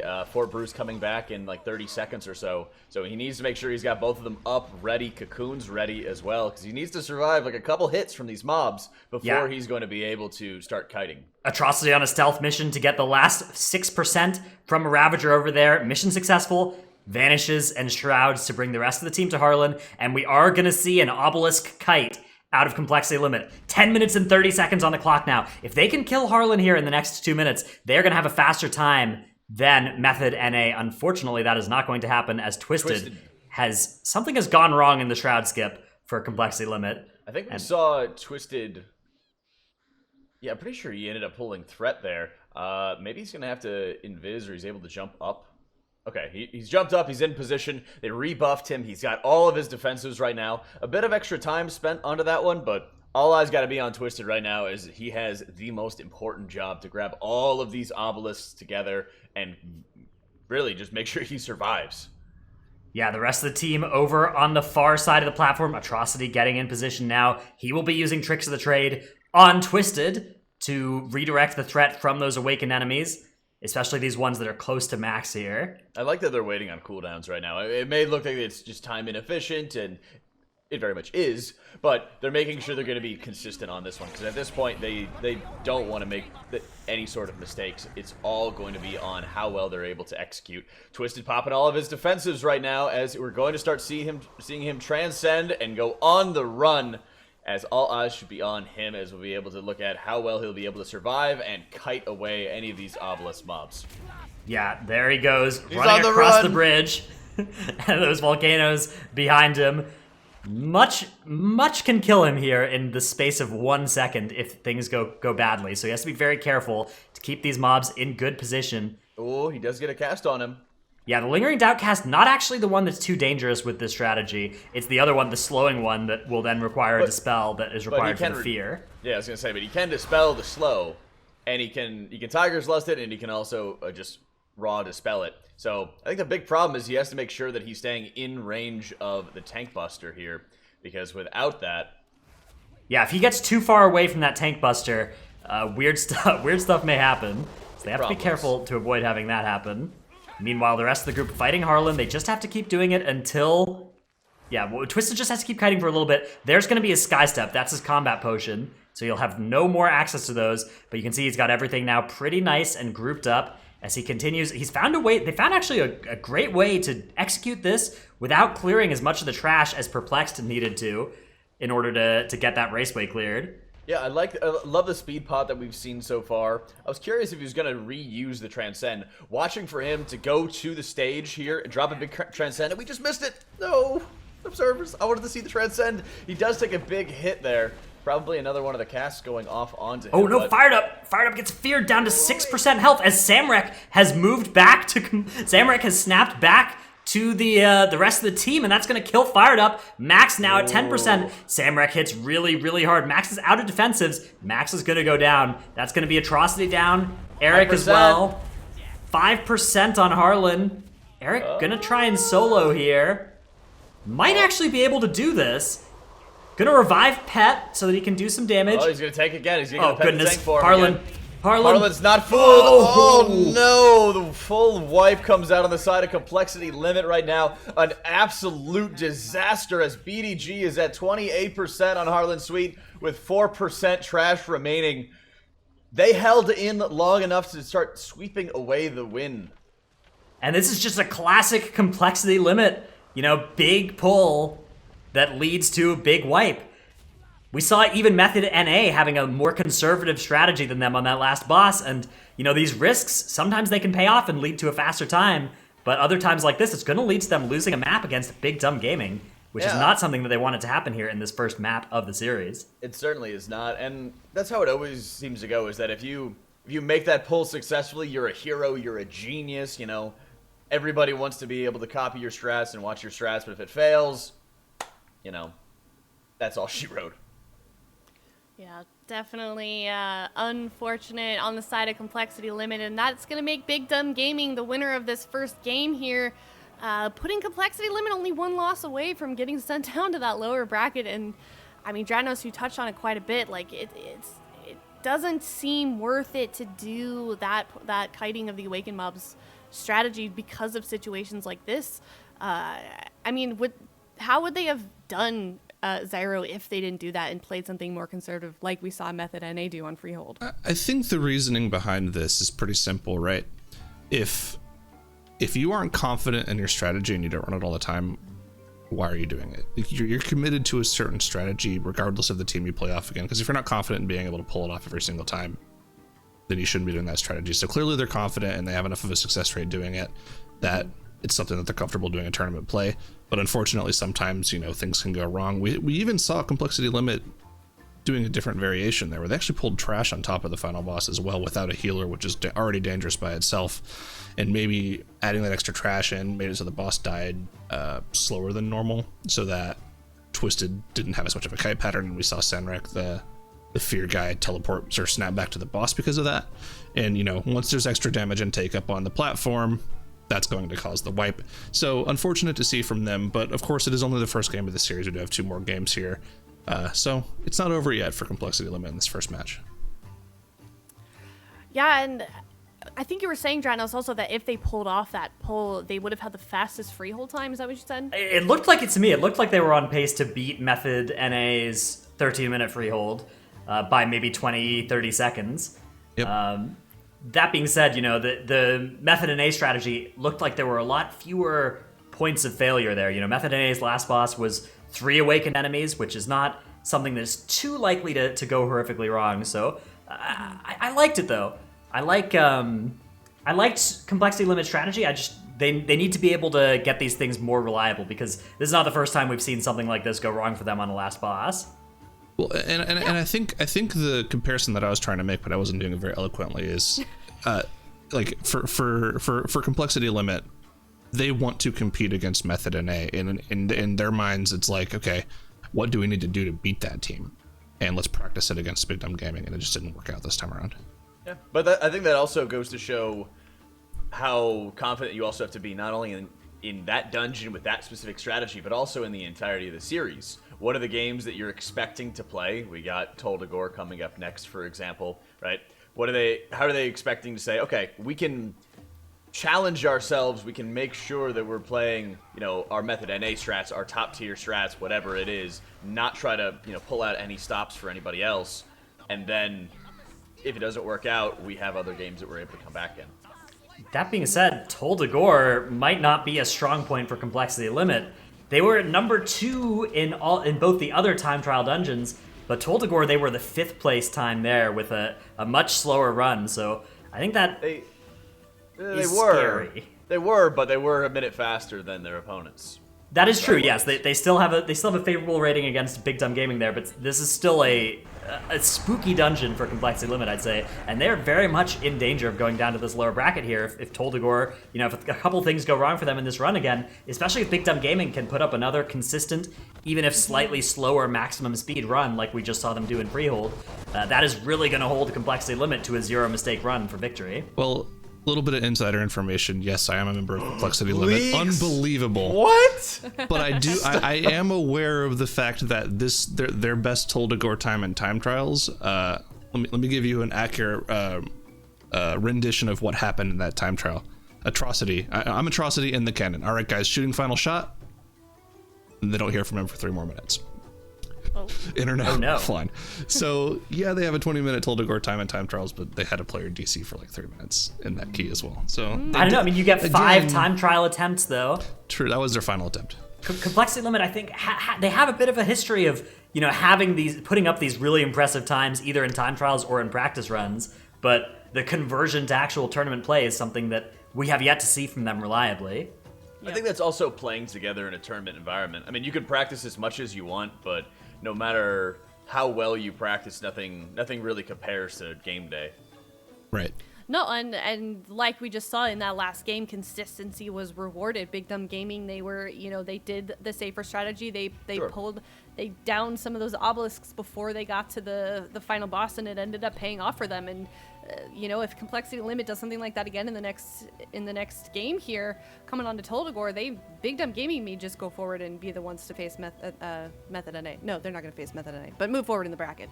It's possible, sure, but I think it's always important to look at like the history of MDI, though. We've seen countless times where these teams that are Dr. Jekyll, Mr. Hyde, that are amazing teams at whenever they look successful, but then when they fail, they just look, like a bunch of clowns or something like that. Shell's Angels back in Legion was very well known for that, having these hyper-aggressive pulls that every single time they just needed to have small iterations to make sure it was consistent when they were able to do it, and that led to their win. I 100% am behind these hyper-aggressive strategies to make sure that you're competing with number one, no matter if you're matching up against them or not. Yeah, and then if they weren't doing it, against Big Dumb Gaming in this series, like, or if they are doing this, since they're doing it, like, clearly they've pulled it off enough times, like you were saying, Zyro, to be confident that they would be able to pull it off again. And honestly, like you're saying, Jack, I would love to see them do that strategy again on Freehold and pull it off. It would be definitely cool to see. But yeah, correcting myself, the winner of this series goes on to face Ethical and not Method NA, and I believe Ethical actually beat Complexity Limit 2-1 in the last cup. So whoever wins the series is definitely going up against a hard team as well. And yeah, Toldagor is we're going to be moving on to that one next here in this game, and Drynos, that's a map, like we've talked about a little bit, that teams have struggled on. However, it seems like they're kind of getting a handle on that Sanguine affix. Is it just becoming more comfortable for them at this point? I don't know if Sanguine Toldagor is ever something you can truly be comfortable in, but it is something that you get experience against, and yeah, you can get some idea of where the biggest problems are. There are a lot of enemies in Toldagor that like to run away when they're low on health in these narrow corridors, and those are two recipes for massive disasters with Sanguine. But the comps that these teams are playing have a lot of tools to deal with those events, so as long as they're proactive and thinking ahead about what's going to happen when this mob starts to flee, where are we planning to drop our Sanguine, which areas do we need to be clear of Sanguine for our next pull, as long as that thought process continues for the entire duration of the dungeon run, I think that these teams will be able to put up some really impressive work here in Toldagor.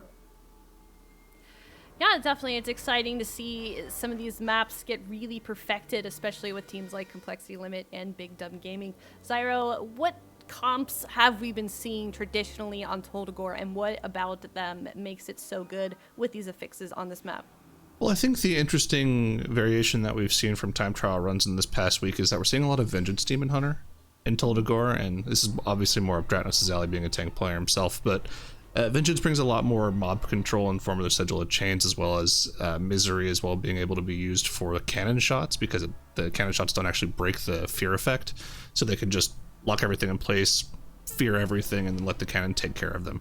Now, of course, being Sanguine Toldagor, you need to make sure that the cannon kills all of them at pretty much the exact same time, otherwise the Sanguine healing can get out of control.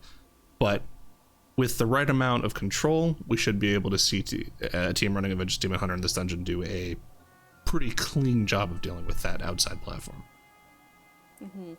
Yeah, the Chaos brand that they bring as well does amplify the damage that the cannons do. So that is another bonus to the Demon Hunter. That can help make sure that all the enemies reliably die on the same cannon shot, instead of having... Because in a normal week, it's not too bad if some die to the fourth cannon shot and some die to the fifth cannon shot.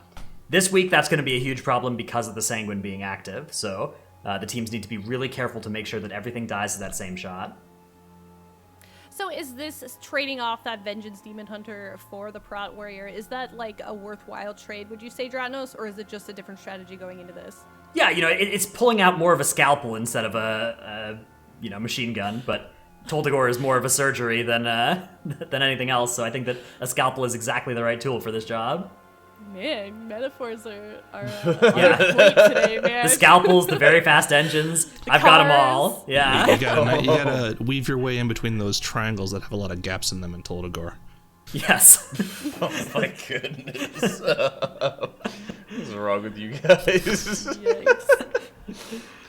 Alright, well, we are, if this goes to a game 3 also, we can talk about that. Waycrest Manor, it's kind of similar to Toldagor, if it were to have Sanguine, but it is a pretty tight map. Do we think this is going to go to a game 3, Jack? And if so, what difficulties are we going to see on Waycrest? 100% goes to a game 3 on this one, and explosive, and just how high trash density that you're going to be pulling in. I mean, Waycrest Manor is kind of just a Mistweaver monk's dream of how much trash density there is out there, and it's just going to be about control. Like, how aggressive can some of these teams be? You talk about having a scalpel when you're going through Tol Dagor, for example. This one just needs a blunt force hammer and needs to be able to make sure people popping defensives when they need to, and you're able to just blast all the trash into oblivion as you're destroying bosses. So do we think that since Complexity Limit, they're down one game, they only need one more loss basically to get sent down to the lower bracket? Obviously, that's not something they want. Do you think that they're going to maybe try and play a little bit more safe, Zyro? Or are we going to see some of those crazy strategies that Complexity Limit is sort of known for coming into this next map? I can't really think of anything crazy that you're going to be able to do in Tol Dagor. I mean, most of the big pulls are already established, right? It's really gonna come down to how much trash percentage they're gonna be comfortable with pulling into the cannon. I think of Really? all the teams in this tournament, Complexity Limit is the least likely one to scale down their polls. I think that they are Sure. very, self-confident, and they believe they can execute it, so they're gonna do their route. They're not gonna, they're not gonna be in that mind game. They're just gonna be playing the video game. Definitely. Well, we are going to go to a quick break before we see Complexity Limit face off against Big Dumb Gaming in Tol Dagor. It is 1-0. Big Dumb Gaming is only one win away from sending Complexity Limit down to the lower bracket, and we will see that next game coming up right after this break.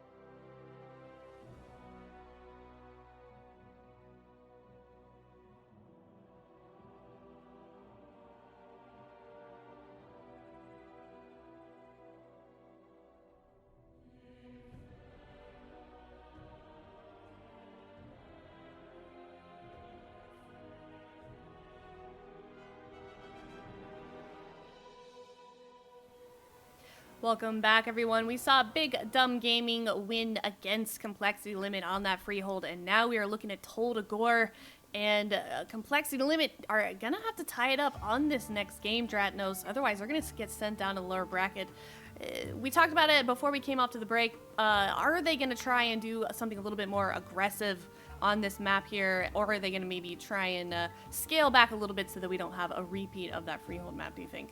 Yeah, Toldagor is just an inherently aggressive dungeon. You know, the cannon pulls by its very nature. There's kind of no realistic way to slow that down.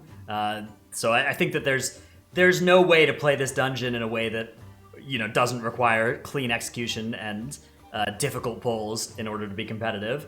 So I think absolutely we're going to see that out of both teams.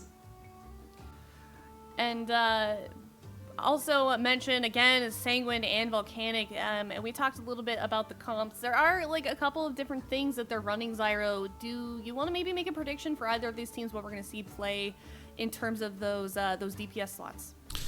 DPS slots is likely going to be what we saw them run on their time trial times, just probably the same thing as in Freehold, 1 DK, 1 Hunter, 1 Rogue, just a good combination of just solid single target DPS from the Hunter, burst AoE from the DK, and of course the Rogue is pretty important in this dungeon. They have a lot of utility things they do. They can open those cages on the second floor of the jail, giving access to double buffs for a lot of the players in the group, and on top of that, I think the important thing that they bring is they can Tricks of the Trade their tank with the cannon shot, so they don't have to worry about aggro issues. All of the aggro will go to their tank, so they're kind of the only class that can really do that. You can also do that with Misdirect on Hunters, but Rogues just bring so much extra utility throughout the dungeon that they're kind of a mainstay in Toldagor. Yeah, I think we're always going to see that Rogue in Toldagor. Against Sanguine in particular as well. Hunter, the DK actually brings that Death Grip, which can be really useful for, you know, those enemies as they're running away. You just grip them back into the corner and they die over there instead of dropping the Sanguine in a weird spot or running into Sanguine as they start to flee. So good use of those grips against Sanguine can save a huge amount of time if it means the difference between a mob going from 10% to 0 versus 10% to 100% from the Sanguine pools. Have we seen somebody run 2 Death Knights? Because then would it be? I mean, it would be. You'd have twice the amount of Death Grips. Obviously, would that be like a good strat for that? Well, only one of our time trial teams ran double DK in time trials, and I believe that they aren't in our. They didn't actually make it to broadcast, so none of the broadcast teams are running double DK. And you would swap out the Hunter for the second DK more than likely in this particular comp. But I just think that the extra single target damage you get out of the Hunter is just too useful for the bosses in this dungeon, because there's a lot of one of the things you talk about with double DK, and the only time you really run double DK is when you can pull a certain amount of trash on top of bosses, and you really don't want to do that with Sanguine, especially in the boss arenas that we have in this dungeon, which are usually in tight corridors. It's really hard to maneuver around Sanguine, so unlikely that double DK is going to be nearly as competitive as the Hunter. That's why I play Demon Hunter, and I can just glide over all of it. Just be good for everything. Yeah.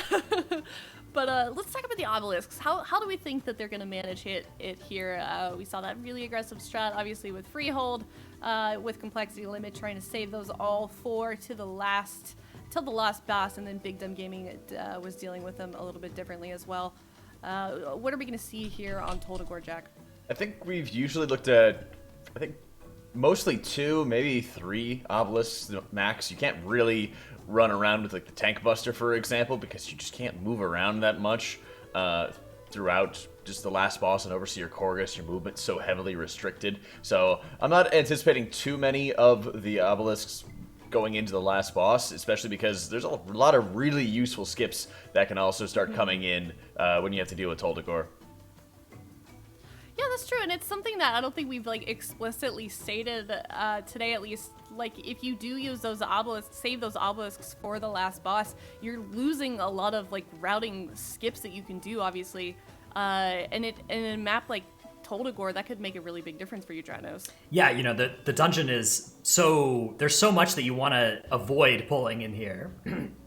Excuse me. So the obelisks are really useful to do that, which means that if you save them for the last boss, you know, you do get the benefit of not having to fight their armies in Azoth. You do get that extra time of cleaving them down, but you lose the benefit of that skip, and that is a really big benefit to give up on. Absolutely. Well, we'll see here soon what they decide to do on Toldagor. The game is ready, and it is Big Dumb Gaming versus Complexity Limit. Ooh, looks like we may have actually had a false start I think there. that's a false start. Hey, just kidding, just kidding.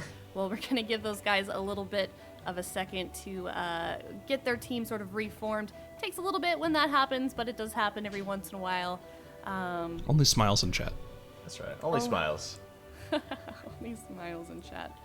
But, yeah. Or well, or kind of elbow cuffs are good too.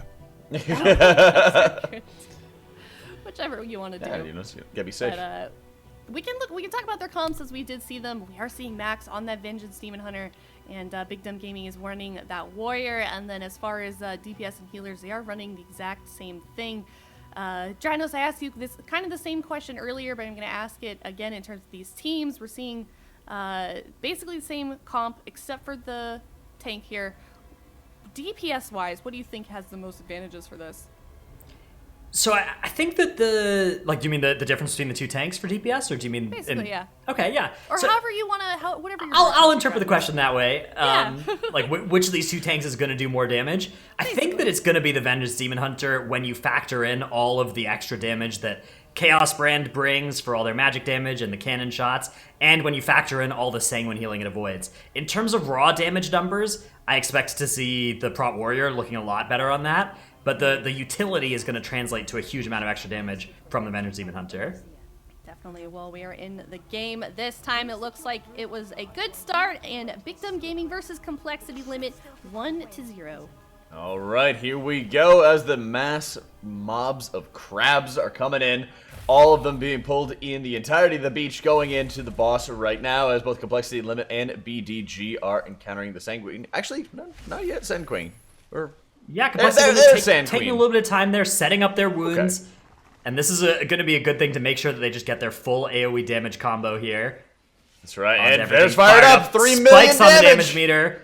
Max has, goodness. I believe he has that AoE taunt essence to make sure that he can hold threat against this, because it is not an easy thing to do as a Vengeance Demon Hunter to reliably hold threat. But yeah, he did use that Strength of the Warden Major in order to make sure that that was well handled. And look at that beautiful Sanguine management as well. Oh my goodness, that was incredibly clean. I like how they did that, and you know, at this point, even though they pulled a little bit later than we saw at a BDG, they are almost caught up in boss damage right now as Atrocity does end up hitting the sand trap. Oh, got to be very careful there, but they do end up topping him off, and not too much mana expenditure by either of the healers there, so very well played, as this fight can be a little bit grueling, but thankfully, having the soothe effect from the hunters will be very, very helpful if they end up switching pets.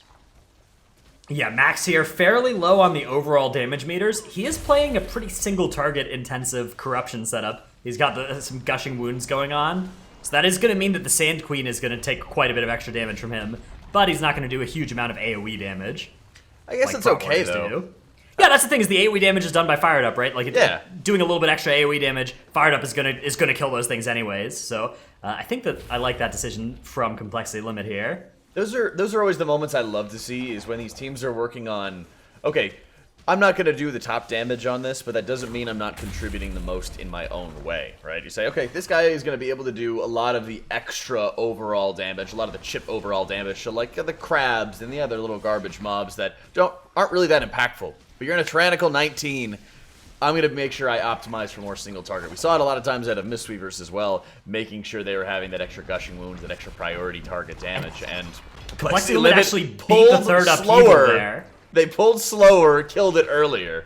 They beat the third upheaval, and they are skipping this first obelisk.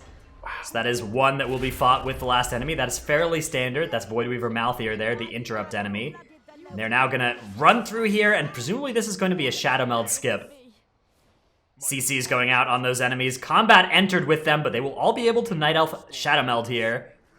That is one thing that Vengeance Demon Hunters are in fact allowed to play, is that Night Elf. Really, really beneficial for the spec here, as those Shadow Meld skips are so powerful. Only allowed to play Night Elf, in fact. Yeah, on the Alliance side at least. Alright, Complexity Limit pulling ahead, and already in the middle of a trash pack, as we're seeing BDG working on a similar Shadow Meld skip coming up on this one, while Complexity Limit, again, I want to see this finesse, this scalpel-like surgical precision, as we're having a lot of those looters going to be dying very soon. Sigil of Chains comes in. dropping everything incredibly low right into the Ring of Peace. And here's where we're going to get that quick kite. No slows going up onto those mobs as they're going to start running away. Great stun there by Atrocity to make sure that the Arsonist gets killed right next to the Striker. That is something that you just love to see.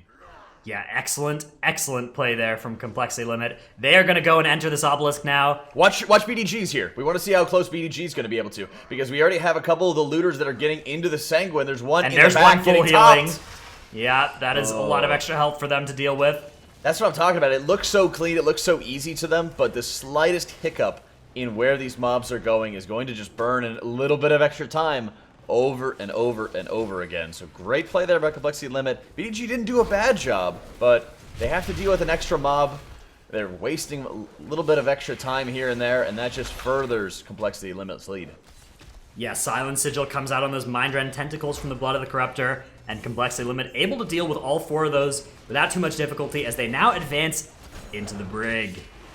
All right, and the Brig is going to be an incredibly dangerous area here as there's tons of trash mobs around, and I want to see the same thing that we just saw out of those looters, how well they're going to be able to stack up the Sanguine, especially when mobs have different levels of health. Yeah, they're all going to be using the Nihilotha portal here to get back out. Out comes some crowd control. There it is. And what is going to be the first order of business here? So a bunch of crowd control on the packs in front of them. Looks like step 1 is going to be clearing these neutral enemies and dropping their Sanguine. Getting fairly close to the wall here, and they're going to pull the boss. So here comes Jess Hallis. They pulled him through the wall. They do still have a couple of the neutrals left. They got to make sure they get them away from the boss as we speak. But they are in prime position to start resetting a lot of those crowd controls, but that's a bad Sanguine right there. Yeah, unfortunate flashing daggers timing coming from them as they are now, it looks like pulling... No, okay, they're not pulling anything extra in. Oh, yeah, they are. Oh, they there are. It goes. Yeah, they're Twisted, starting to pulling grab in some more trash. mobs. So I guess they're just going to work on killing it, because Jess Hallis will run through that gate once again to start unlocking everything, won't he?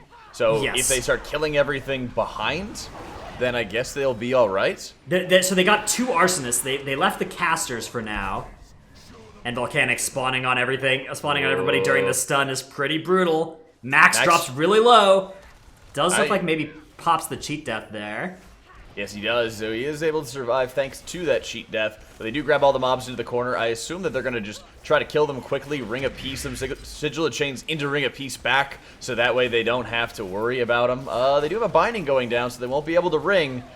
Binding shots have a really strong cooldown, but it does last an incredibly long time. So you're going to have those Jess guys full Hallis healing. And motivating, just crying in the pool.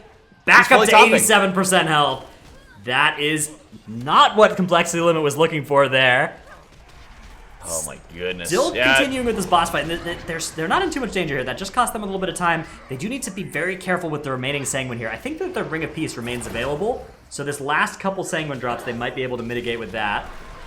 Yeah, they do have a lot of mobs who are dying right on top of Jess Hallis right now. Yeah, it looks like Ring of Peace just not going to be used here. That makes sense. Ring of Peace is dangerous in this area. It is. And Death Grip is going to be the new way, actually. Fired up great Death Grip into the corner there for that last mob that's dying. And they are relatively free now. They should be in pretty good shape for the rest of this. They just have to deal with these tyrannical boss mechanics. Double line of sight needed here to line of sight both Bobby and Jess Hallis. Atrocity, unfortunately, gets hit by that flashing daggers cast. That's going to claim his cheat death. It looks like they're going to be getting themselves stabilized, but still, this boss just seems to take forever at this point. I don't know about you, but I think we've had, 10-15% of Jess Hallis healed at this point. So right now they're working down Bobby as well alongside of it. And Twisted drops a little bit lower. I think they still have those casters to be dealing with in the back. Yeah, BDG, meanwhile, also working on Jess Hallis. They are fighting it without trash. They cleared a little bit of trash first and brought that Sanguine back to a previous area. And they will now be fighting Jess Hallis with a tiny bit of extra trash. It looks like they're not even going to bother fighting trash during this intermission like Complexity Limit did. Complexity Limit clearing out Jess Hallis at this point, and thankfully they had a lot of the looters that were getting locked out of the cages at that point. All they really had to do was just kill them on top of the boss because they don't drop any Sanguine if Jess is the one who breaks them out of prison. So Complexity Limit moves on through. They're going to be looking to get a big old Shadow Meld skip right on top of the obelisk. I guess not. Yeah, Max decided to go the other side. That should still be okay for them. Yeah. Okay. And they're going to shroud through now. And Max is waiting here so that he will then be able to pull. So he's going to bring a bunch of enemies out to the cannon area from here. There goes the Lightfoot. Throws some glaives. Runs into a room. Ooh, runs right back out.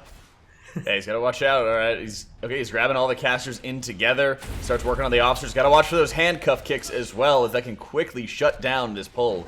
Does a great job making sure he's grabbing everything in place. He's in prime position to start line of sighting any of the casts. And right here, he's just able to lay down damage, line of sight, get everything in together. Sigil of Silence is going down. Everything's going to be grouped up together, and now we're just going to have to wait for the Sigil of Chains as we're working on getting one of those flame casters not really respecting the Ring of Peace there.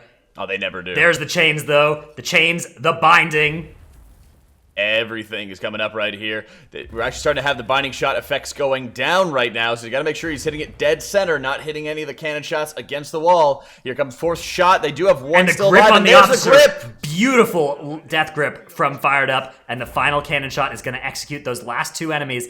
And with that pull, Complexity Limit have moved well ahead in this dungeon. They have really solidified a very strong lead at this point. So I love the setup. I love this extra time to make sure they're getting everything done perfectly. Because even though that mob did end up running through that Ring of Peace, everybody switched targets, brought it down swiftly so that that final cannon shot could be used to bring it down. So very well played by Complexity Limit as Max Bad Boy is getting ready for round number 2 with the cannons. Yeah, and they are going to go right and as grab... BDG, Oh, there's the Seagull again on the side of Complexity Limit Seagull Cam. Yep, but BDG's dropping really low. Jess House is about to die, but they lost the tank. They lost Hyper. They do squeeze by on Jez Howless, but again, more time added to the clock and more struggles for them as they're working to get back into a position that they could potentially capitalize on any Limit's mistake. Yeah, they're going to need Limit to have something go very wrong at this point. Another Sigil of Chains coming out. Cannon fire does begins. miss one of the officers, actually two of the officers. They're just going to kill those officers the old-fashioned way and cannon down the rest of the pool. Officer, though, running in. It's going to be Sigil of Misery. And the Death Grip, good Death Grip from Fired Up again. Those Death Grips have been very on point for the side of Complexity Limit. Yeah, Fired Up has been absolutely sniping these quick grips, and I like that they made sure they dedicated another cannon shot to the officer that was still standing in Sanguine after his other allies died. Making sure that you're killing any of those things before it takes too long is great to see. They do end up going into the Tank Buster Obelisk, like I mentioned before the round, so very tight and closed area on Korgus, so they want to make sure they get this out of the way quickly. Yeah, meanwhile, BDG are fighting the Fear Guy right now, so different set of Awakened enemies coming out for these two teams. Fear Guy does go down, and BDG now have the Tank Buster and the Spider remaining, whereas Complexity Limit are going to have the Fear Guy and the Spider remaining for their last boss. Cynic That's right. on the side of BDG. Going to do a similar pull here. Looks like slightly smaller than what Max did on the side of Complexity Limit. They don't have access to those Demon Hunter sigils, but they do still have quite a bit of mob control with the binding shots and the Ring of Peace and the shockwaves and such. They really do. So they get the binding down, and he immediately intervenes onto Hyper, so that way they'll be able to line up all these cannon shots. So all eyes on Jaha to see how strong his aim really is. As Complexity Limit's moving on to Valyrie. Yeah, Knight Captain Valerie now for Complexity Limit. This is one that, again, we're seeing. So if you look at the damage numbers, you know, Max. Oh, they have a cannon going off. Oh, BDG's got a cannon going off. Cynic is dropping very low. All those mobs are just bathing in Sanguine as we speak. Oh my goodness. If anything more could be going wrong. Oh no, Dratno says they have some of the officers behind them. If they move back too much, another cannon went out. They're going to have to move forward into those Marines. We still have more of these officers just bathing in Sanguine, and at this point, blood and fire everywhere. Ooh. BDG in... Whose job was it to move the cannons, Dratnos? Was it yours? Those little barrels on the ground? Yeah. Yeah, those are, that was my job. I messed up. I forgot. I'm sorry. Too busy battle resing everybody. Yeah. So BDG are going to be able to finish this off, but it is going to take a little bit longer for them than it did for Complexity Limit, and that is still not a disastrous cannon pull for them. You know, it took a little bit of extra time, but they didn't wipe, and that's what's important. Yeah, although when we're looking at how we compare any of these runs to different teams, you have to look at how much time is being burned, how much time is being wasted, and it's a little bit of a disaster on its own. Them still having to take an extra minute or so to kill all of those mobs normally, and they have to start, you know, again, eating up more time, more cooldowns, more resources to be able to grab everything together. We're really seeing why a lot of people were running with that Vengeance Demon Hunter, because that extra utility, that extra bit of crowd control is ridiculously powerful. Yeah, we saw it in Season 1. Oh my goodness, on the side of Complexity Limit, that barrel is going to explode on everybody. They do have some defensive to survive. Oh, Maxon fired up though! Get shot down by Valerie. Boss is at 16% health, but they lost their good battle res as well. 15% now, as the boss is going to start meleeing people. Parry coming out from Atrocity, and Max is going to be rezzed. But the barrels are now going wild. Yeah, at this point, the cannons are just chaining into each other over and over again, but it looks like they will be able to stabilize, so... Good Very job close. Ooh, recovering the Venn onto that diagram one, here but of those barrels.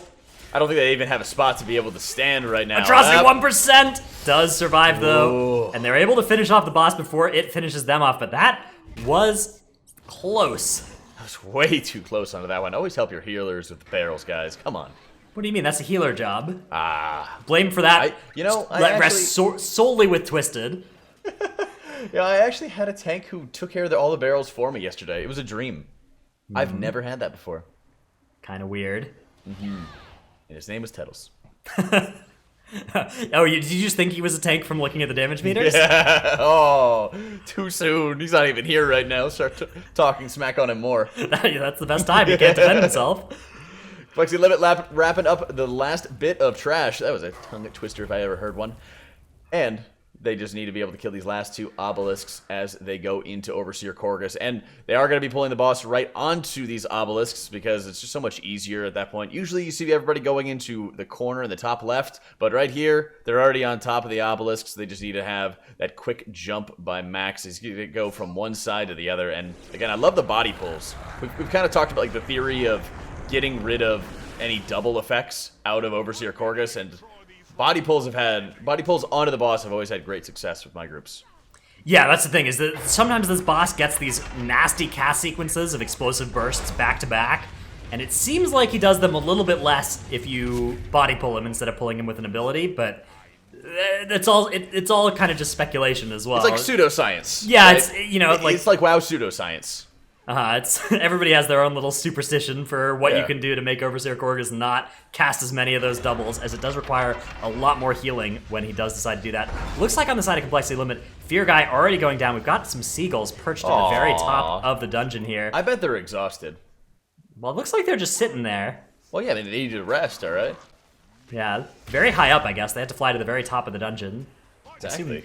That's quite a lot of work. Grueling. I mean, look at the island. It's just in the middle of nowhere. Do you know it's actually closer to go Tol Dagor to Tol Barad than it is to go to Tol Dagor to Tiragard? Can you actually fly to Tol Barad from No, Tol you Dagor? can't. But using the map and a ruler, it's pretty close. Ah, I see. Okay. Yeah, in case you ever had the inclination to do that. I mean, you always had to be able to measure different continents and, spaces of land and body and water. Does make sense, I suppose. Come on, like, what are you talking about? That is a question I ask myself all the time. Overseer Korgus for Complexity Limit. There are no remaining obstacles between them and victory at this point. They are going to tie up this series. We will be going to a Game 3. That Game 3 is going to decide which of these teams gets a challenge ethical in the upper bracket, and which of them has to fall down to that lower bracket. It's a scary prospect for BDG, but the fact they were able to take that first game off Complexity Limit, I think they've still got to have a pretty favorable mindset here coming out of this map.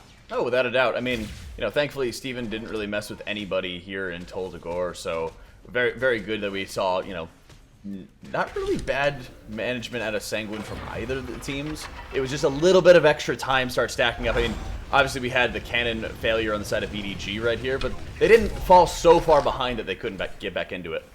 Yeah, BDG, they're going to be a boss or so behind here. They're going to be 2 minutes maybe behind. And actually, we are seeing Complexity Limit. They're going to beat their time trial time by a nice 2 minutes here. So good overperformance of that underwhelming time trial they had in Tol Dagor. Yeah, and good leaks by Zyronic to kind of hint at what was to come, Expert foreshadowing. Yeah, that's big leaks. There's the victory, though, for Complexity Limit. Ironic. Smile. Did you say smile? Smile. Smiley face. Smiley face. We need Tuttles here with his smiley face whiteboard drawing. Smile W. Yeah. But anyways, that is going to tie the series up 1-1 in this complexity limit versus BDG series. And honestly, like, it seems like, okay, I want to give credit to Big Dumb Gaming. They had that little mess up there with the cannons. They still held it together, especially, in this map that we've seen a lot of teams face trouble with that sanguine affix. And they are 1-1. They took a game off of limit, and coming into this as like sort of the underdog, I feel like they're doing pretty well against limit here. Is ironic.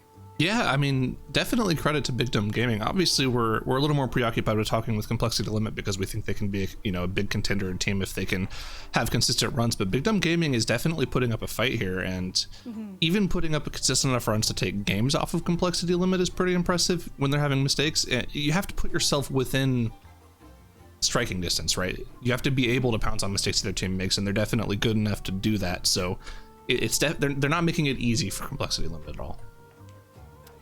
No, and correct me if I'm wrong, Dranos, but BDG seems like this team that has like a pretty good foundation, and really all they would need to do to get like a little bit more of edge is like do some of those bigger plays that we're seeing some of those teams like Method, NA, and Complexity Limit do. Yeah, last weekend we saw them with a pretty disappointing. They were one of the first teams out of the tournament. They lost their first 2 matches and they were just gone. I think that definitely the performance we've seen from them so far suggests a team that could make a deeper run into this tournament. Yeah, and I would definitely love to see that from them. But that is going to be a victory for Complexity Limit, and I believe we are going to be moving on to Warcraft. And we talked a little bit about it before before we went to break. And that's also a pretty tight dungeon. Luckily, they're not going to be facing up against Sanguine. They're going to do it's going to be Fortified, Explosive, and Grievous. And again, this is a best of 3 series. Either of these teams could take this home. Really, I feel like based on how that first game went, to be honest, in my opinion, Jack, I think it could go either way. What do you think? I think I'm going to give a slight edge to... I think I will give an edge, actually, to Complexity Limit. We've seen how they've been able to grow, and when it comes specifically to dungeons that you can just smash with a hammer, like we saw out of Freehold, sans, their wipe, obviously, what they were on pace for, their theoretical highs are ridiculously high. And with a dungeon like Waycrest Manor, which is just going to be, making sure you have people on explosive orb duty, making sure that you're executing properly as you pull mobs into the boss, I think it's very confident in Complexity Limit really able to pull through on the Waycrest. Yeah, I think I agree with that. Explosive and Grievous are really affixes that are going to test individual play, and that is a huge strength for Complexity Limit. Their roster is just stacked with these players that have the ability to make these split-second adjustments to those kinds of affixes. That is going to give them a huge edge, I think, and make them able to pull off bigger pulls than other teams could in this dungeon.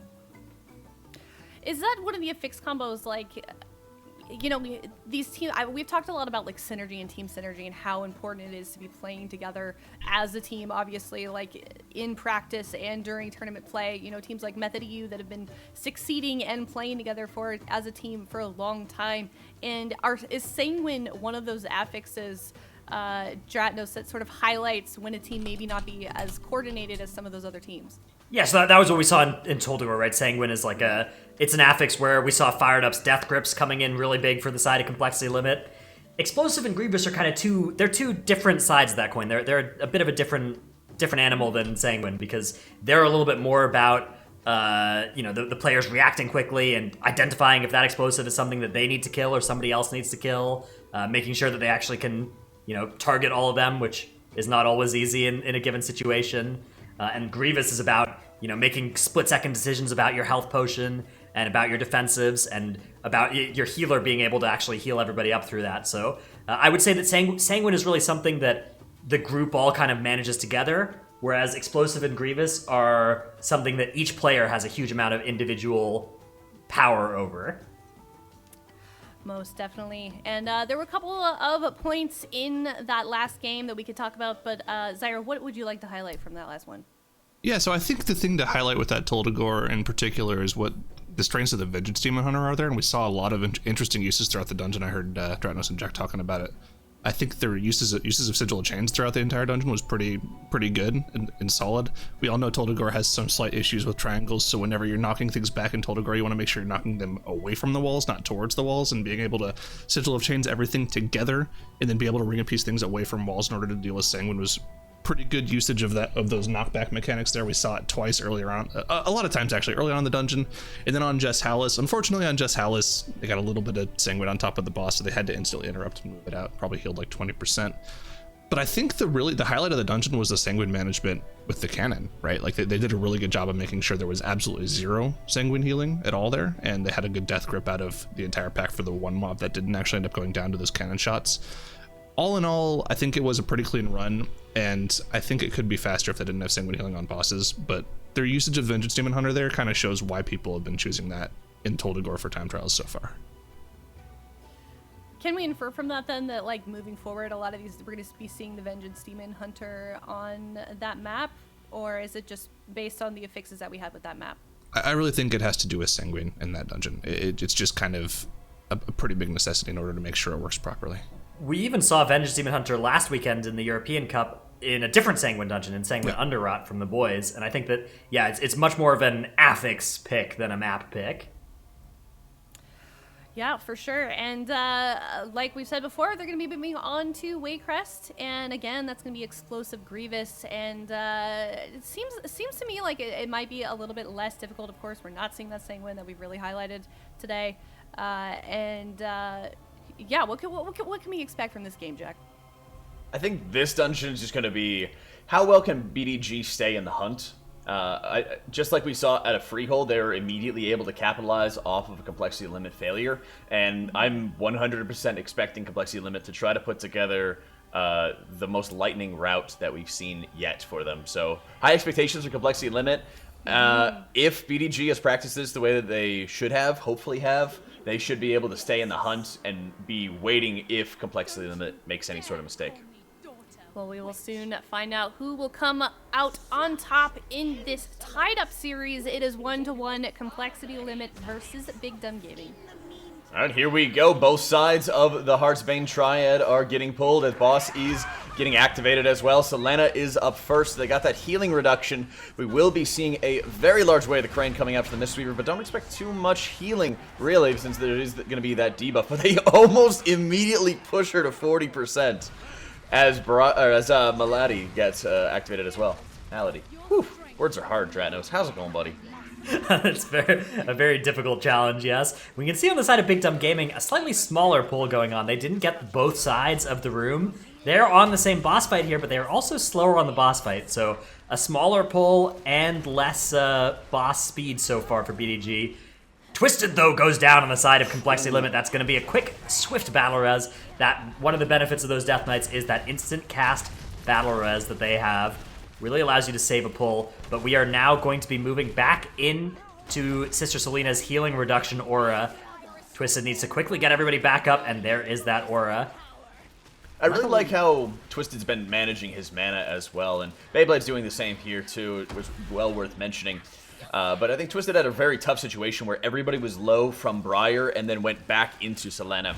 He did enough healing to stabilize everybody, and then once they switched out of Selena, the healing reduction dropped, and then he was able to really start capitalizing on it. And again, we're seeing, I love this, whenever Malady is up, making sure he's popping his strongest defensive in Dampen Harm, and making sure that he's able to spam everybody else up to clear Grievous quickly, is so ridiculously important whenever you're handling this dungeon, so that whenever you're spending mana, you're spending it in the most efficient way possible, and he just ooms right at the tail end of the fight, and then he's able to drink without too much problem.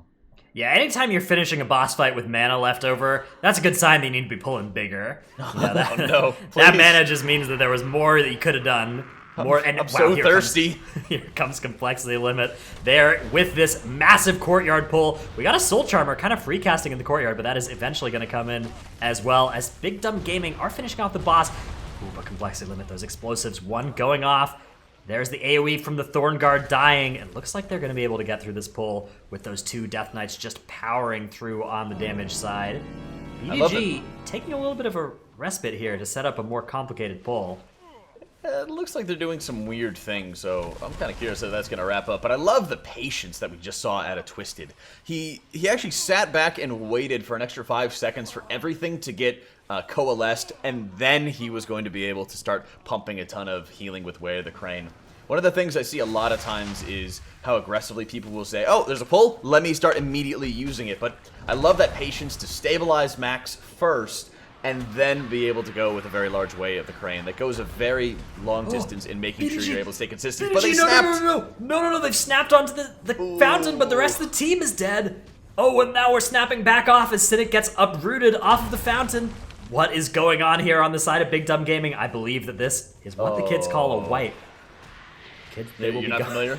They will be going back to the front of the dungeon. Meanwhile, Complexity Limit, after that big pull, they're taking a little bit of a breather here by killing Urgroth, Breaker of Heroes. Look where they're fighting it here. They're fighting it in this doorway. That allows them to line of sight the Dark Fury along the sides of the wall there. Very good way to optimize a little bit of extra damage. And the reason they went to do this Obelisk right now is that because it gives them time for those cooldowns to recover so that they can once again do another big pull as the next order of business. Max coming out of a different portal than everybody else. He is going to be running in, grabbing a bunch of trash, and they are now going to be going into Soulbound Goliath with a boatload of trash and Death Knight cooldowns at the ready here. Blood of the enemies will be going out, deaths and decays on the floor, and the mobs will be soon following thereafter. There we go, and they do, again, they follow this more patient strategy we've seen previously, where they grab all the mobs, they build up stacks, they build up DPS, and then they just start chunking the boss's HP. So, again, I love the setup that they're having to these pulls, and while it takes a little bit of extra time, it helps them more consistently work through the execution of it. BDG's working to get back in the game as they're steadily chaining more mobs in. But we're going to have Way of the Crane falling off pretty soon for Beyblade here, and there's still a lot of trash left remaining, so they'll have to be on point with their kicks to start reducing some of the extra damage. Yeah, these mobs can be quite deadly with those Infected Thorns casts. Luckily, they do have a Dispel for them in Beyblade, but... Oh, on the side of Complexity Limit, the boss brought into a fire. Yeah, I hate this split up right now that we're having. Twist is being chased by all of the mobs. If he got Soul Thorns on him, he would have been in catastrophic trouble. But he is able to get back into the group. He just got separated there, and when you have to deal with getting separated from your group, and you're having any of the souls from the fire chasing after you as a healer, it's a disastrous situation. He's pretty low on mana at this point, so he's got to be extremely careful with when he uses his Way of the Crane next. Yeah, they are pulling a little bit more trash here in. Oh, Twisted getting silenced, though, as one of those Spellbind casts goes off. DPS still. He can still DPS. Yeah, that is fine. They are going to get a little bit more count from doing this. This is a good way to increase the efficiency of the dungeon by a little bit. Meanwhile, BDG onto the same boss pull here. Now they've opened... So Complexity Limit have opened up a lead at this point as a result of BDG's wipe. They've also opened up a lead on the trash count department, which is more insidious, but absolutely relevant thing that will come back to bite BDG later. Yep, and Max is just able to sit in here. He only had to clear one time, and he cleared it early, so... I love that being able to see that. Might just jump away at like the last minute to make sure that he survives. There's the jump. He is corruption slowed. He's just trying to get away. Very well played by them, and I'm glad that they didn't have to have a second fire clear at that point as well. Twisted's dropping his Transcendence so that he will be able to stand up on the fountain when he needs to. So they'll probably have a very big pull coming around with the Pallid Gorgers, so he'll be up onto the fountain after his Way of the Crane ends. So watching it right here, he's stabilizing Max, he's getting into position, line of sighting, hitting Essence Font onto himself for a bit of extra healing. Way of the Crane's going to get going in just a moment once he's comfortable with where Max's HP is at, and then he'll be able to pop Way of the Crane and really start pumping tons of healing and damage to the group. I guess he just didn't even bother with it. Yeah, this might be the setup They just pull. destroyed. Yeah, the next pull it might be the dispatch. entire Raw room. I think that is what's going to happen here. As you can see, the DKs here really didn't pop all of their stuff. Even though there were a lot of mobs in that hallway, there were a lot of maggots, which have fairly small amounts of health. So I think now they're going to be setting up for a really massive pull. Might even be onto Raw. In fact, I was going to say, I think it's going to have to be. Raw. Yeah. It's weird that he ended up dropping his Transcend up onto the fountain if he wasn't intending to use it. May have been an escape protocol. Yeah, possibly. If he's worried about his resources, you know, if he was making sure, for example, Max wanted to save his shield wall and he needed a kite at some point, then he'd have it as a backup. But Huge pull coming into Rawl as all of the damage is going to be going off at this point. Love to see these Unholy DKs just spike like crazy as 2.5 million damage goes up on the side of I'm Fired Up as those mobs are getting absolutely decimated. And in just seconds, Rawl's at 75% HP and the trash is just gone. Yeah, those bursting swords just making short work of the entire trash room here. No affixes like Bolstering or Sanguine really getting in the way of the strategy here in Warcraft for us this week. Very well played on the side of BDG. We do still see them clearing out the hallway and taking care of a lot of the little smaller mobs at this point. They gotta get a really big stun there, avoid some of the extra spit casts that are going off as Sin is picking up a couple stacks, but again, well played by them, but it doesn't seem like they're just having the strategies to go fast enough to start catching up to Complexity Limit, as Boss is down to 35% on their side as they're pulling even more trash in from the kitchen. Yeah, it's actually really important what happens on the side of BDG, because one of the reason they won the Freehold was not just that Complexity Limit wiped on the last boss, but BDG was already in the middle of the last boss pull when Complexity Limit wiped. If they are far enough behind where Complexity Limit has the opportunity to wipe and still get back to the boss before BDG has pulled it, that is going to be really, really bad news for BDG. So they need to keep within striking distance of Complexity Limit. They need to make sure that if Complexity Limit wipes, they can capitalize, because that is going to be their path to victory at this point. Well, that's right. Last percentage is falling for Rawl the Gluttonous, and I didn't know that you were able to line of sight Urgrot the Breaker's Dark Fury. That was really cool what they were doing in the doorway there. Yeah, that is something that we noticed in a previous MDI weekend a couple weekends ago. And absolutely excellent way to optimize just a tiny little bit more damage. Nothing these players enjoy more than finding a couple seconds in a dungeon here. Yeah. And new strategies that you can start pulling off on live as well. I mean, we've seen a number of times where, oh, that's a really cool strategy, but it requires all Shadow Melds. It requires, all of the perfect gear, all the perfect resources at their disposal or something like that. So being able to have those little extra things that you can bring to the table are always so cool, as Complexity Limit's grabbing Samrak the Beckoner. They're grabbing the second of their Obelisk mobs right now. So really only expecting 2 Obelisk mobs on boss. Usually I thought we'd see 3. Yeah, this may be a case of Complexity Limit deciding that, with Grievous active, and maybe they're going to pull trash into the boss as well, that they don't want too much to be going on at the same time. It may also be, as much as I was speculating about how Complexity Limit I didn't think would play a more conservative strategy, they may just be doing a more conservative strategy than they're potentially capable of, just to secure a victory here and not risk, chain wiping to a difficult boss encounter. It could be. I think one of the easiest things to have control over is definitely going to be choosing whether or not you want to pull an extra obelisk or something along those lines. So that makes sense. Probably going to be grabbing everything in with boss, I would assume, as everyone's getting prepped, topped off, and ready, as Max does grab everything, ends up grabbing the boss as well. And once again, they're really turning it up with these incredibly aggressive strategies on bosses, but I do, now that we talked about it more, I do like that they kind of pump the brakes on the obelisk. Hyper down on the side of BDG, and they do not have a res available. That is going to cost them a minute or so, given that Rawl is at full health here. That's something that is not going to be good for BDG. They're losing even more time here, and they're getting into the range now where Complexity Limit may be able to wipe once or even twice safely and still win the map. You can see Max kind of kiting around a little bit from Lord Warcraft. What he's doing there is he just needs to create a little bit of time to let the Spell Reflect get back up before the Wasting Strike gets cast on him. So at the last minute, he's intervening away, or he's heroic leaping away to build just a little bit of extra time in there so that he can get that Spell Reflect. And Beyblade's going down, and so does Senna, as BDG is experiencing a full wipe right now on Rawl. And absolute disaster scenario coming out on that one. And just those little things that start adding up when you start losing people, already burning battle reses early on.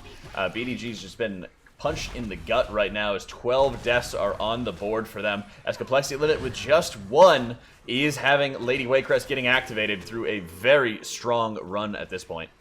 Yeah, once again, Max, Max that was so cool. Did you see away. That? Yep. Twisted stood outside and was in a prime position for Max to get the intervene on him so he could more easily get away. It was just like you were talking about. Buy some extra time for his Spell Reflect to get back before the Wasting Strike. They're going to be dealing damage to these two enemies roughly There it is evenly. Again.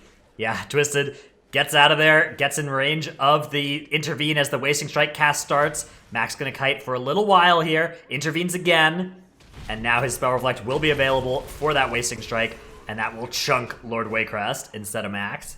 Yeah, and it goes to show how well they're able to game Spell Reflect, too. They just focus Lady Waycrest down first, which is something very few groups ever end up doing, and they just said, all right, we're just going to let Spell Reflect do its thing.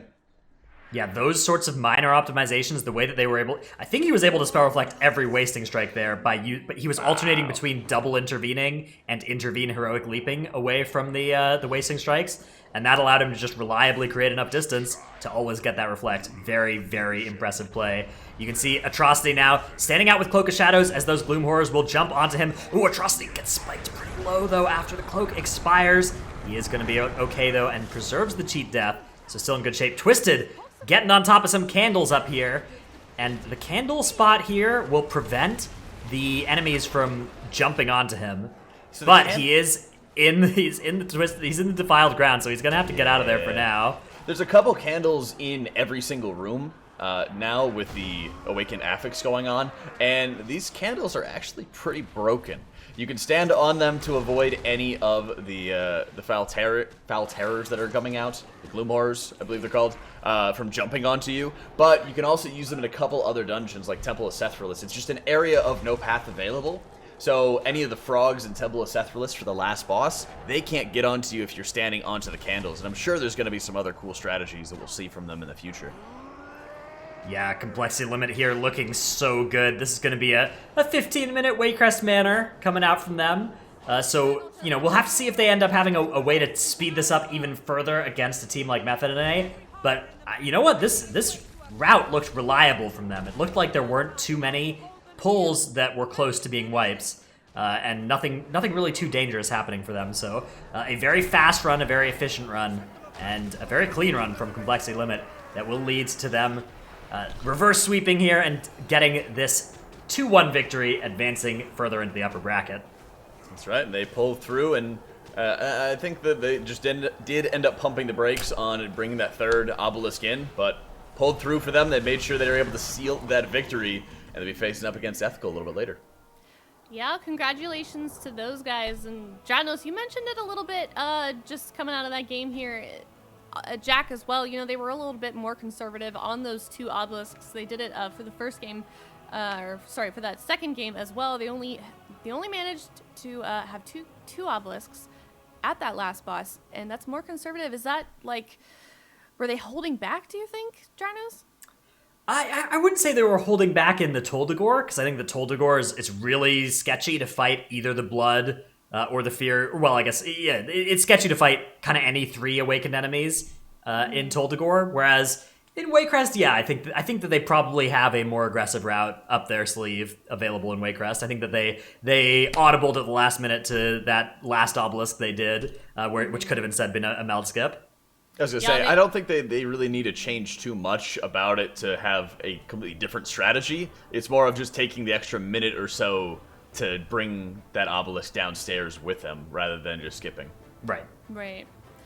And they are going to be moving on to face Ethical. What can they be looking to do to sort of shave off their time and get the edge over that competition? Because Ethical, they are a team that sent them home in the last tournament. I believe they beat them 2-1. So what can they be looking to do, Zyronic, to maybe beat Ethical in this next round? That match against Ethical in the lower bracket finals a couple weekends ago was an interesting match because Ethical kind of just played chicken with Limit, called their bluff, and left Siege of Boralus open, which was a team that which was a map that both teams admittedly said to each other that they had not practiced. So they just said, you know what, we're calling your bluff. You didn't practice it, we didn't either. Let's go in here and have some fun. And actually, if you go back and watch that match, Complexity Limit had a pretty commanding lead the entire map, but they just kind of fumbled on the awakened mobs on the final boss, which on Vit Goth admittedly requires a little bit of practice to get done properly because there's a lot of extra single target damage going out. So I think, all things said, Complexity Limit does still look like a stronger team than Ethical if you look at the way they played this entire series. But I do still think that, like we've been talking about, they do sort of have that Shell's Angel vibe of a team where they put together the routes that you would expect a top team to run, and if they pull them off, they will win. But every now and then, something minor goes wrong, which can lead to a wipe, and sometimes it can be a little volatile. Yeah, sometimes it's the last boss of Siege, sometimes it's the last boss of Freehold, sometimes it's the last boss of Shrine, 3 times in a row in the same weekend. Why Oh, you gotta do them like that, man? They just want a series. Stake right through the heart. What's I guess worse about that same is I can hear you smiling. That's right. Through it. Well, I mean, Drados is always smiling. So. we've all been there though. We've all wiped to those bosses before. Rarely with the 4 awakened enemies like Complexity Limit do, but Right. it is still, it actually just goes to show how much difficulty this affix allows teams to opt into on those last bosses. And Complexity Limit are not a team to shy away from difficulty, so they are taking these big challenges, and I think that Zyro's absolutely right that if they can get those all together, they are in position to win some tournaments. I mean, really, it just seems like all they need to do at this point is be a little bit more consistent in those big strategies, or so those like big pulls, such as what we saw in Freehold, where they were trying to save the 4 obelisks and kite them. How do you practice, Jack? I mean, how do you ensure that you have consistency? Can you even do that? I mean, I think at some point you have to just judge what dungeons you're going to be playing the most out of, and you need to be able to practice it to the point where you can do it almost every single time in practice, and then just try to make any sort of adjustments on the fly if something does go wrong. And I think what makes like Method EU, for example, an excellent team is that if something goes wrong, they're great at improvisation, right? And the more that we see Limit, Ethical, whichever the teams really in this tournament, the more experience that they get and the more practice that they have on these dungeons and making errors and making up for them, the better that they're going to be. Yeah, definitely. We're seeing a lot of these teams really sort of start to shape up in both regions. So it's definitely exciting to see how these teams are doing. They're really, really honing in those strategies. So it's super exciting, and I'm definitely excited. And we're going to go to a little bit of a longer break. We are about midway through, and we're going to go to Method NA versus Goosy Bad. Stick around for that, and we'll be right back.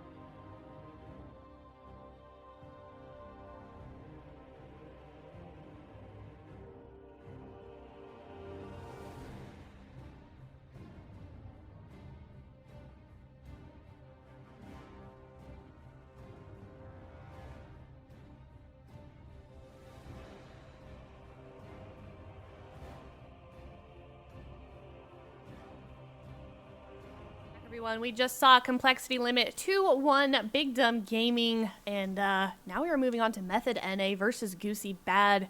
And Zyro, I feel like how Goosy Bad did this morning against scripted content, they may have a bit of a chance here up against Method NA. Actually, Zyro is not with us. Zyro. Well, he's with the, he's not with us. You know what I mean? He's in the call, and he's confusing me. Jack, go ahead and answer my question. Well, I'm excited first and foremost to start seeing, some of these matchups further develop right now, because it's all been about how we look at some of these teams continue to grow, continue to develop, and Goosy Bad's been one of those teams I was impressed with very early on with how well they could improv when things went poorly. So no surprise to see them, kind of continuing that trend. Okay, Zyro left. We're safe now. Yeah, in a huff. Jeez. But yeah, no, totally agree. Nagura, what do you think about these teams? I think specifically the next two upper semis are going to be very interesting because we have those 4 best teams again in those upper semis. So they've also got the number 1 to 4 spot last cup around, the same amount, the same seats that they also got in time trials as well. So they're going to be very close matches. Specifically, Method NA against Goosy Bad. We saw Goosy Bad perform pretty well today. Method NA, of course, as consistent as always. And then Ethical against Limit, Complexity Limit, will also be super close, I think. Yeah, definitely. After this series of Method NA versus Goosy Bad, we will be moving on to Ethical versus Complexity Limit. And based off what we were talking about before the break, it sounded like Dratnos Complexity Limit just had a bit of a rough go at it last time they faced Ethical in that first cup. And do you think they have more of a chance in that series? I think that absolutely that match is going to be a huge one to watch. I think both of those teams have the potential to take games off each other and to take games off of Method NA, which is a very, very high bar to meet. Goosy Bad, though, is going to have the first take at Method NA. They're going to have the first shot to try and knock Method NA down to the lower bracket and secure themselves a spot into that upper finals. It is a daunting prospect here facing Method NA this early in the tournament, but I think the Goosy Bad, their best runs have looked quite good as well. Maybe not as good as Method, obviously not as good as Method NA's. I think Method NA are the clear favorite in this matchup, but I believe that Goosy Bad can give them a run for their money here. I think that's where we look at the potential of a team. What is the highest possible potential of them, right? Because that's really what keeps Method NA such a strong team, is that there's always others who are trying to step up, who are trying to meet their level, and for Method NA, they have to keep on improving, right? And that's just credit to all the teams that are around them that are trying to knock them over. No, that is a very good point. And last time we saw Goosy Bad face off against scripted content earlier today, it's something that we did touch on. They've definitely improved since we saw them play in that first cup for this region. And if you look at the map pool for this, we're going to be going to Motherlode first. It looks like Atoltazar and Junkyard have been banned.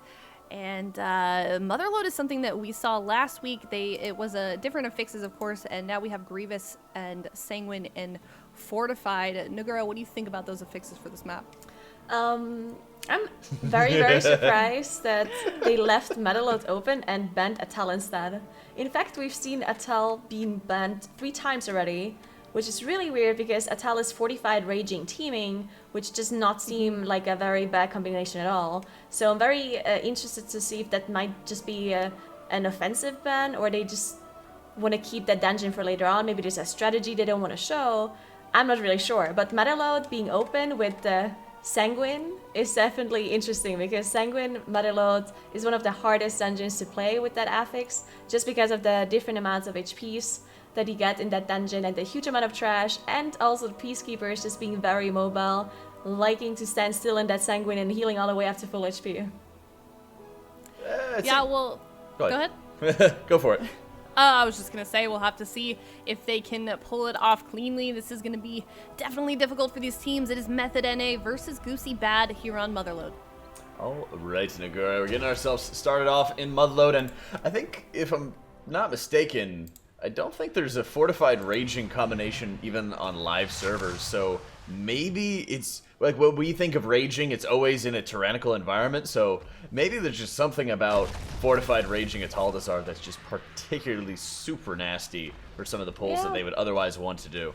I mean, maybe I was thinking about it because the swords, when you snap them, they do a lot of damage to the tank. So if they're all raging at the same time, it can cause problems. But they're MDI team, so they could just maybe like time their stuns for when they're low, or I don't really know. But yeah, apparently either it is very difficult and we're just underestimating it, or they really have some like special plan about this at talent. We'll see later on. I'm not sure. Yeah, I mean, I really like the idea of bringing in Sanguine dungeons now and then, partially because they do take such a long time to be able to perfect and to practice and to put together, and that's incredibly advantageous to a team that has the time to be able to spend on this, right? You know, the more that you're able to start working on finessing these dungeons to the highest level possible. I mean, look what they're doing right now on the side of Method NA. They're grabbing nothing but those laborers plus some of the peacekeepers, and then all they need to do is just get a quick ring of peace out, and they'll be able to grab all those peacekeepers safely out of Sanguine, and then just be able to do nothing but peacekeepers together. What you're seeing on the side of Goosy Bad, they have just a mismatch of different HP levels on the mobs and kind of just playing it like a live server where you're just grabbing pretty much everything and you're just hoping it doesn't get into Sanguine. I mean, let's be honest here, Method and Ace pool did not go as planned at all, it seemed like, because those peacekeepers, they were bathing in Sanguine, healing up all the way. JB going down JB as well. The Belrest coming out immediately. They also used their Bloodlust here, but the Grievous is taking on everybody, and the amount of different HPs, they have to be very careful to use their abilities properly. You see the Ring of Peace coming out, but it looks like they might just be too close to those peacekeepers after all. Looks like one is definitely bathing in Sanguine. The other one's got clear, though. But yeah, you're right. I don't think this is as finessed as we were really hoping to see. And aggro was even going everywhere as Shaq had to run out of melee to make sure that he was going to be able to kite out that thug, make sure he drops it far away so that Sanguine doesn't drop. And then when we saw Lip do the exact same thing, he ended up grabbing the thug, dropped it out of the way. So very great plays there by the Unholy DKs, making sure they're able to start clearing the road a little bit for Lighty so he can more easily kite. But man, Sanguine in this dungeon is very punishing. Yeah, and it's 45 too, so just the amount of damage on the tank as well, and the amount of health that you have on these peacekeepers. You see Lighty dropping pretty low, having to kite, but it looks like they're about to finish off this pull, and 31% trash from this initial pull. That's a lot. Look at Goosy Bad on the other hand. On their first pull, they got 16%, and now they're dealing with the second one. But they're already like halfway through this trash pack. So once their peacekeepers go down here, if they don't heal the Sanguine, oh, there we go. That's a Sanguine pull underneath those two peacekeepers. This is going to delay their kill by a lot. That's exactly what we were talking about, making sure you're having good Sanguine control. We're not really seeing a lot of the grips coming out from the Death Knights, not really seeing the Ring of Pieces as well that can help avoid some of this extra Sanguine healing. That Method NA, well, they haven't been doing it perfectly. Their pulls are big enough, they're staying in the pulls to the point where they can more easily handle this, so I gotta give them credit. They have tons of thugs coming out. Shaq gets double clotheslined and is very, very low. You see the cocoon go up onto him at this point to make sure he's able to stabilize as JB's working to keep everybody at exactly 100% HP, because at this point, you really can't afford to let anybody dip too long. Otherwise, those thugs will just one-shot people. Yeah, I mean, this is the amount of control you need for these pool is crazy, because you have all of these thugs constantly casting the enrage effect, so it needs to be dispelled by Yoda, or it needs to be interrupted. Now, JB dropping really low. He did manage to recover a little bit as they move on. And yeah, that Sanguine management needs to be perfect as well, on top of having all of those interrupts on the assassins, on the casters as well. They constantly cast the spritzer on people, and the laborers, they have so little HP. You definitely want to make sure you get those out of the way immediately as you see them kite the laborer out. Hopefully they have a grip, or there we go, the grip coming out from Shakib to make sure that laborer does not die underneath the peacekeepers. That's right. I think I misspoke earlier about the DKs actually drawing aggro. I'm pretty sure they're just automatically taunting some of the peacekeepers, some of the thugs, to make sure that they're putting them out of the group if they don't have grip at their disposal. So I love that responsibility that's coming onto the players as well. Knowing that it's their job to deal with the Sanguine and help the tank out is always so ridiculously impressive, as the coin-apparated crowd pummeler is getting pulled right now along with Peacekeeper and a little bit of miscellaneous trash. Yeah, and Goosy Bad already finding that the coin operated crowd tumbler a little bit earlier. They engaged it a couple of seconds ago. They did not pull any trash on top of it because it is Grievous, so Grievous already makes this boss pretty hard actually on the healer because the static pulse doing constant damage to the team, making sure you heal the Grievous on top of also throwing the bombs into the boss. And Sanguine makes it more difficult to deal with this boss as well. As you see, the Ring of Peace coming out here on Method NA's side, but it almost healed that Peacekeeper up and almost the boss as well. So they gotta be very careful where those mobs die on their side. That's right, it's that extra point of precision really for these guys to make sure that they're able to run in. Yoda dipping into a bit of Sanguine to make sure that he's able to get the kick on. Sets up the alley-oop for JV and Lip to get those quick kicks in. Love to see it right now. Is there alley-oops in soccer? What do they call that? You know when they set it up, when, like they headbutt it in? Yeah? Don't know. No? Okay. Well, we'll ask Teddles about it. Teddles will probably know. Anyway, Method okay? actually caught up on damage quite a bit on the boss here as they engaged the fight quite a bit later, but I mean, they only finished off the boss 5 seconds later, so the amount of single target damage they had here on Method Na's side is actually crazy, considering that they have 2 DKs compared to the 2 hunters. So theoretically, the 2 hunters would need to be faster, but because of the bomb management and making sure to delay it properly, they actually got more single target damage. And now we see a huge pull from both of the teams. Yeah, that's right. JB is spinning to win. I kind of would like to see the Dampen Harm come out on the side of JB instead of the Diffuse Magic, because I think there's a lot of those rock throws that are coming off, but big rock lance is going off as Lighty is just running for his life to make sure that he's able to avoid him, because there's way too many Earth Shapers to kick all of them, especially with this composition. So getting a lot of the blasts out, more great grips by the Death Knights, making sure they're shutting down this pack, and I am so ridiculously impressed by this. Lighty has such a great presence of mind, knowing when he's about to get clobbered and knowing how far away he needs to be, when he needs to get out, what damage he can sustain. That's just so incredibly impressive. Yeah, I agree. Goosy Bad, on the other hand, they're also doing some different pulls compared to Method NA. Method NA dealt with most of their trash before the first boss. Now Yoda going down on the skip here. Unfortunately, everyone else did manage to shut him out off the aggro, so they should be able to get Yoda back up, which shouldn't cost them too much time. It's still 1 death on the board extra, on top of also having to cast a Mass Rest, so you don't like to see this happen. But they're still pretty far ahead, as Goosy Bad still has to deal with some trash packs. As I mentioned, they chose to do a different route. They're dealing with the extractors here instead, and they might also deal with the obelisk. It seems like, well, Method NA only chose to do the first obelisk at the entrance. That's right, and Azarok quickly getting snatched up by the team, and again, just leaning on Yoda and even Shakib right now to be doing a lot of the kiting while the rest of the group's able to take it down. That binding shot, ridiculously long route coming into great effect at this point as they make quick work of those mobs, and Goosy Bad, you mentioned, taking the obelisk and moving on up towards Azarok as well.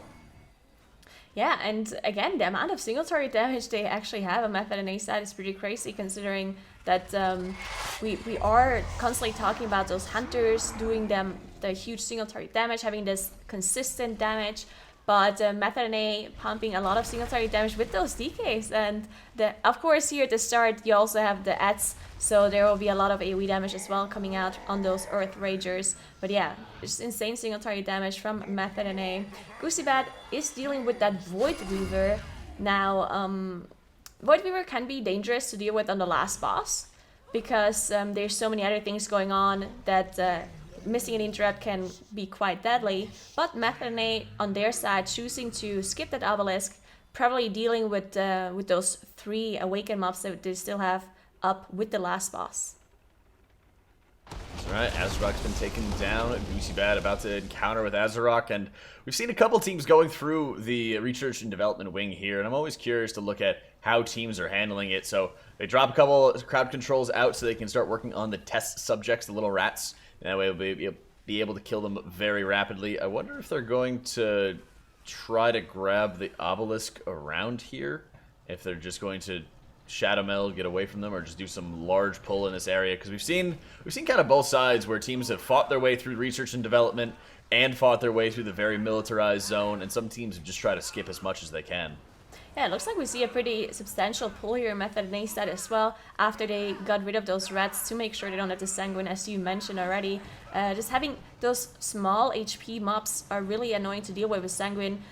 I mean, you have the Ring of Peace, right? But the rats get knocked as well as the big mobs, so Ring of Peace not too useful, unfortunately. You can use it once the rats are down, but it might not work all the way, and then if you get one Sanguine tick on all of the mobs, that's already a huge time loss. So that's why they chose to deal with the rats first. And now it also looks like they're dealing with the Awaken mob here. A very interesting line of sight strat here. I like this one, as they walk behind the house, making sure that all of those eyes were snapping to them or teleporting to them because there were no targets in line of sight. So well done by them, and now they only have the blood to deal with.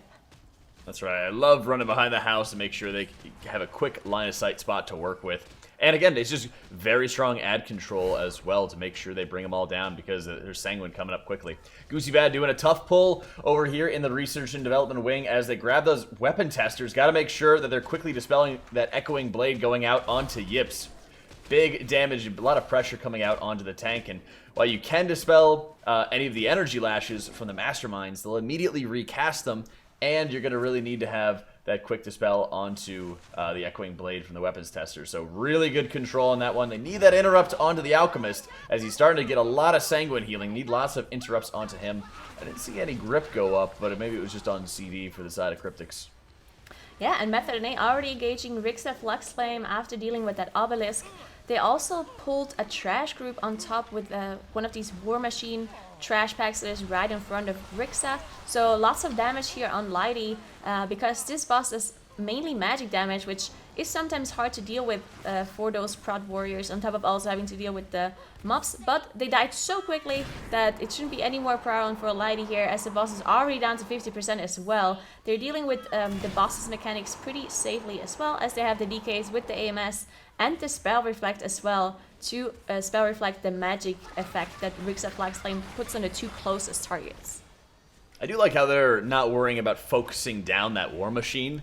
They're actually just allowing it to spawn any of the mines that he'll put out, killing them, and they get a little bit of extra trash percentage off the back of it. It's just a way for them to, continue focusing boss while cleaving something that generates a ton of extra trash. So really well played here by the side of Method NA, just nailing everything down to a T here to make sure that they have every possible outcome fixed.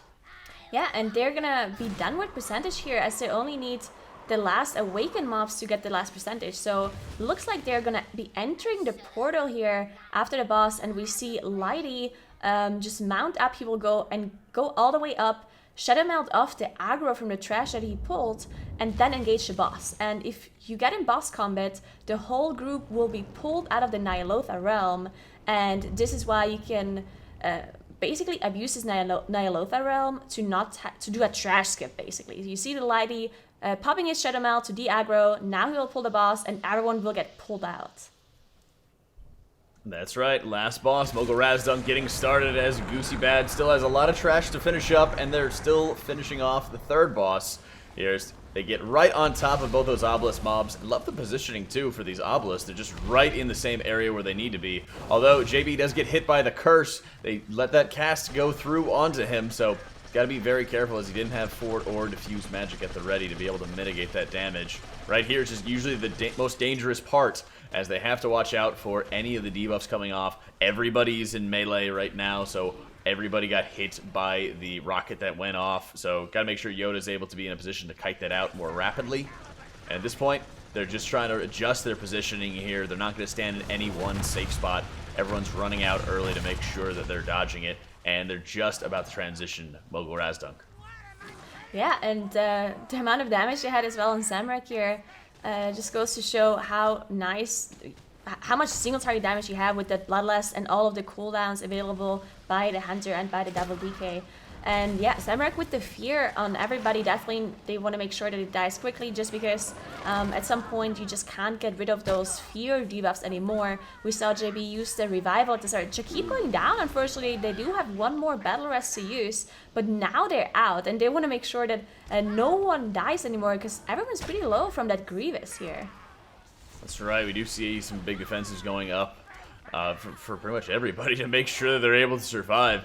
Unfortunately, whenever you have any of the Sky Scorchers right now, if you're not able to have your tank soak all of the shots, it can be very easy to drop one of your teammates quite low. So he's doing everything he can to make sure he's standing in the path to be able to soak it up, as they're getting into the 40% mark on the side of Method NA and just quickly clobbering this boss, as Method NA is looking to be taking game number 1. Yeah, I mean, Goosy Bad, on the other hand, they also engaged the last boss now. They're not too far behind. They also had a pretty clean run, right? They had 2 deaths, didn't lose too much time from their deaths that they had. Method NA even 1 extra death, so 3 on their board. But just execution and strategy just seem to be slightly better or slightly faster for Method NA as they finish off the boss and they go 1-0 against Goosy Bad.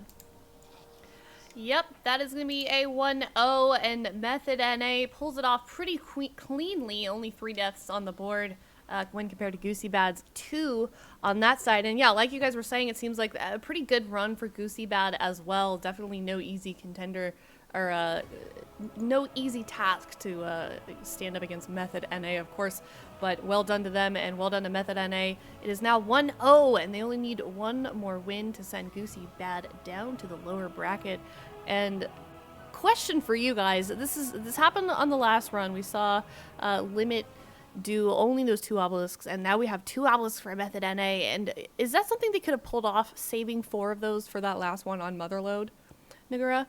I think the only way to do 4 obelisks in the last boss on Motherload is to have your healer kite. We've seen that from Method EU, but it didn't work out that well as they had a full wipe.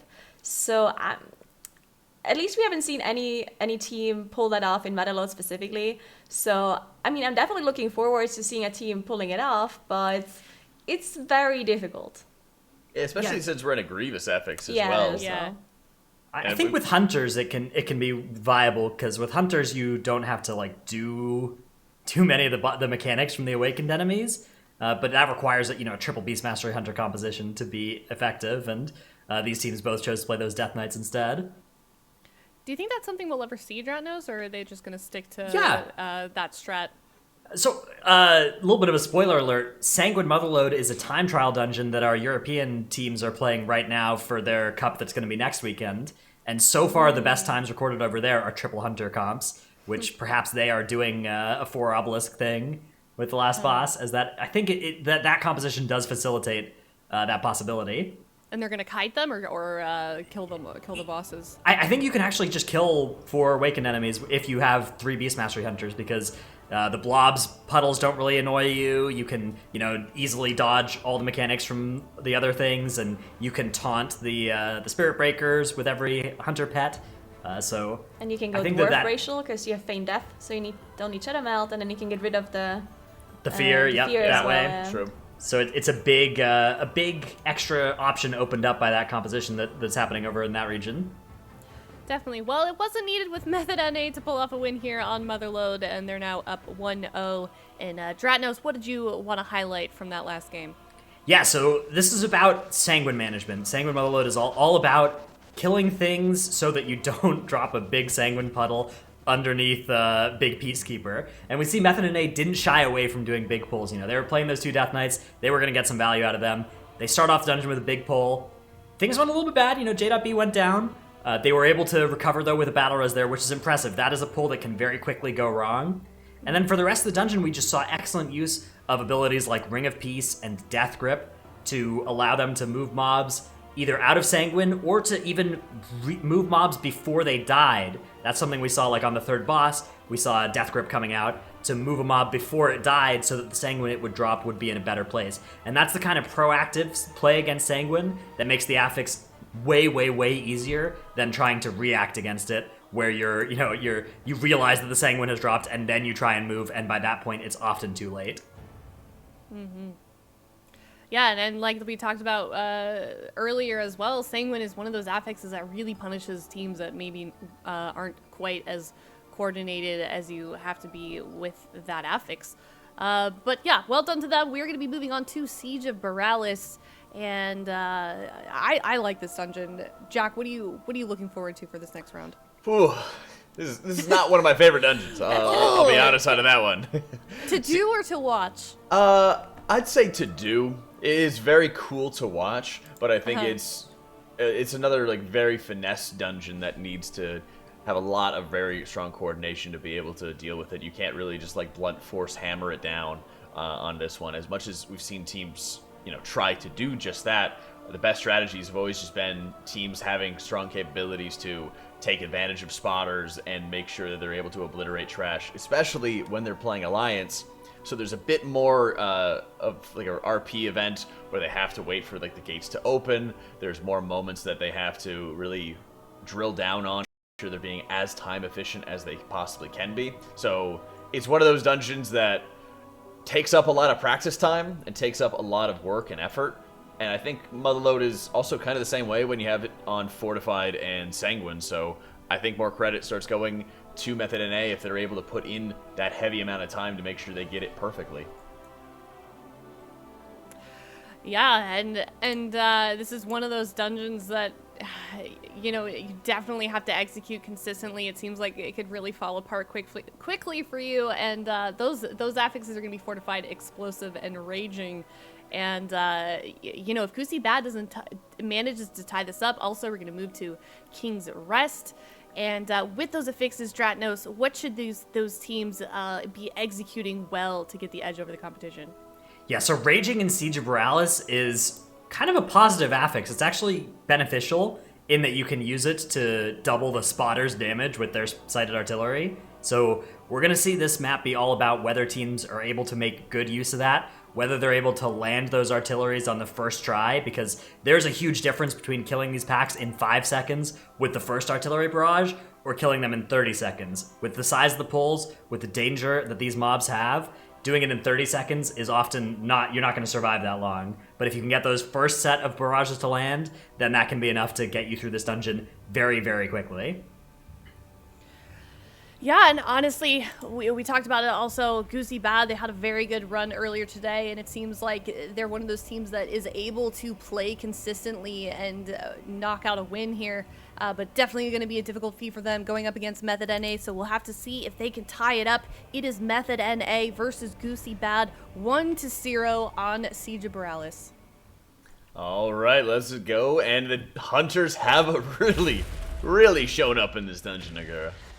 Yeah, I mean, the Triple Hunter comp coming out of Method NA with the Vengeance Demon Hunter on Lighty here. So, interesting differences in comps here, as Method NA is also playing Horde, while Goosy Bad is playing Alliance. We see the difference in the starting areas here. We also have different kinds of mobs in Siege depending on what faction you're in.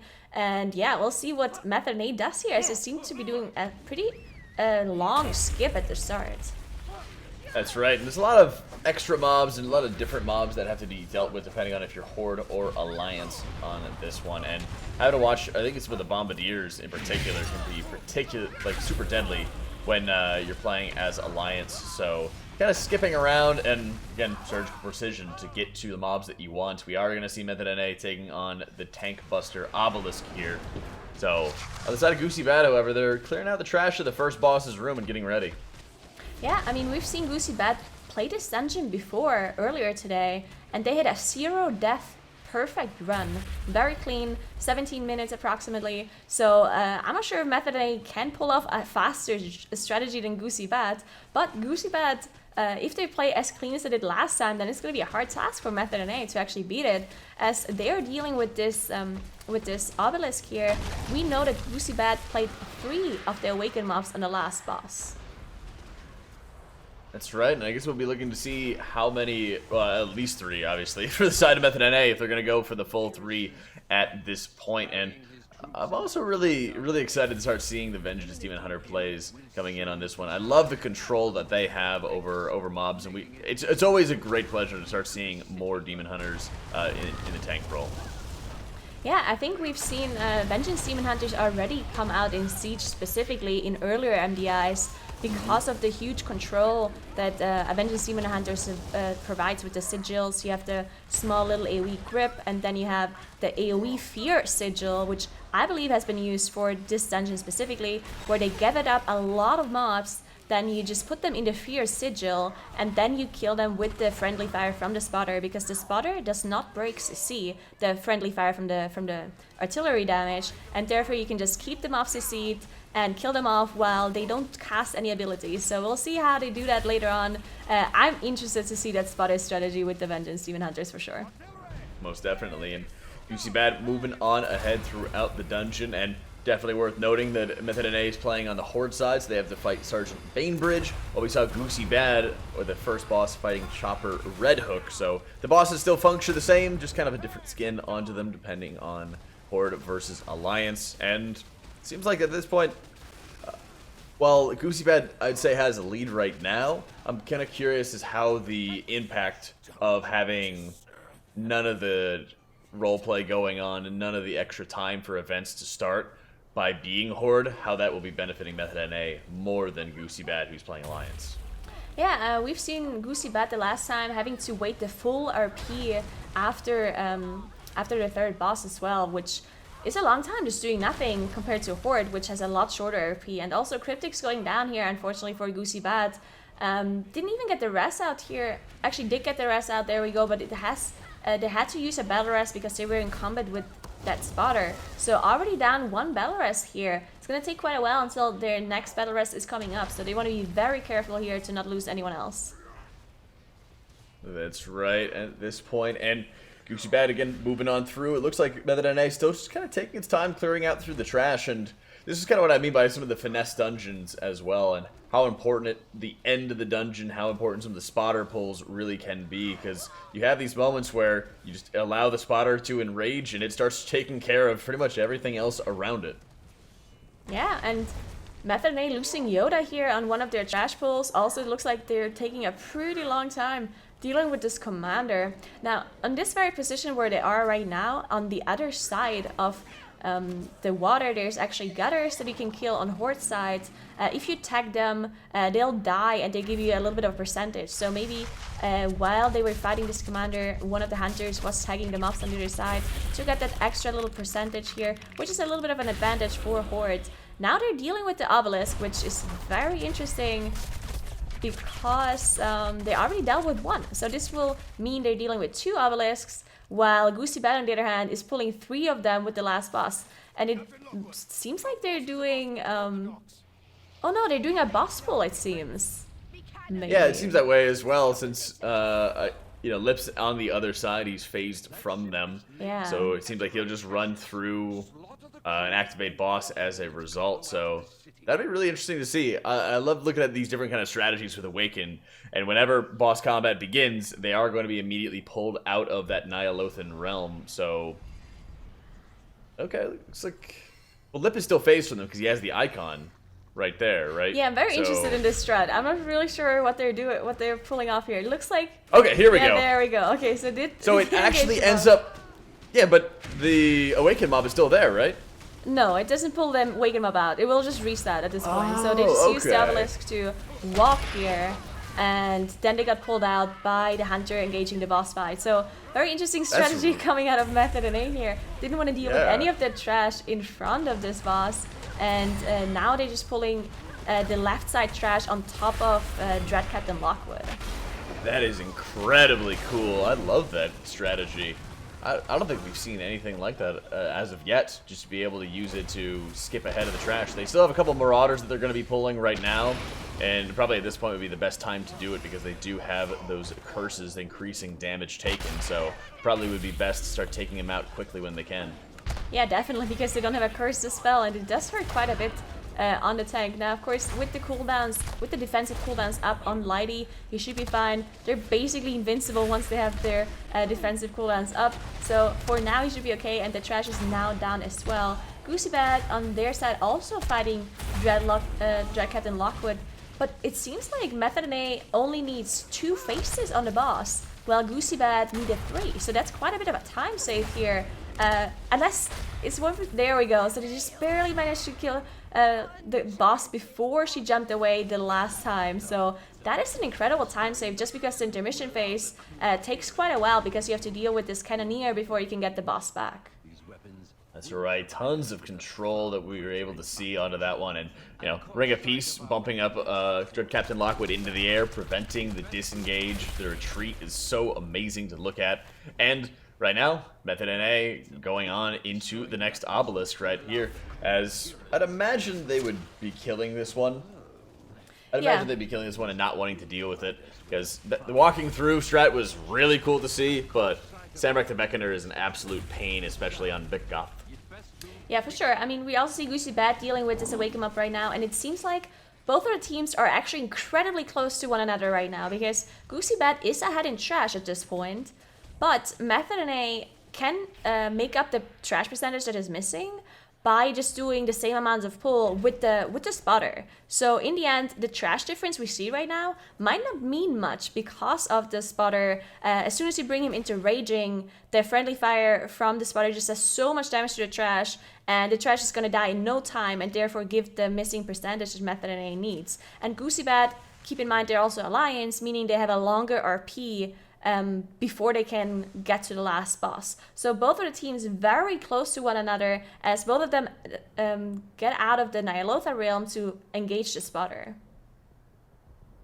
Yeah, that's right. And while Goosy Bad is ahead, like you were talking about, I'm really wanting to see Method NA start turning it up at this point, because this is really where we're going to see who is going to be able to take the dungeon. They're basically at the exact same point in here, and it's just about grabbing all of the trash that you possibly can, seeing how aggressively these teams are going to be able to play. They've got tons of binding shots, they've got tons of crowd control on the side of Method NA, and even on the side of Goosy Bad as well.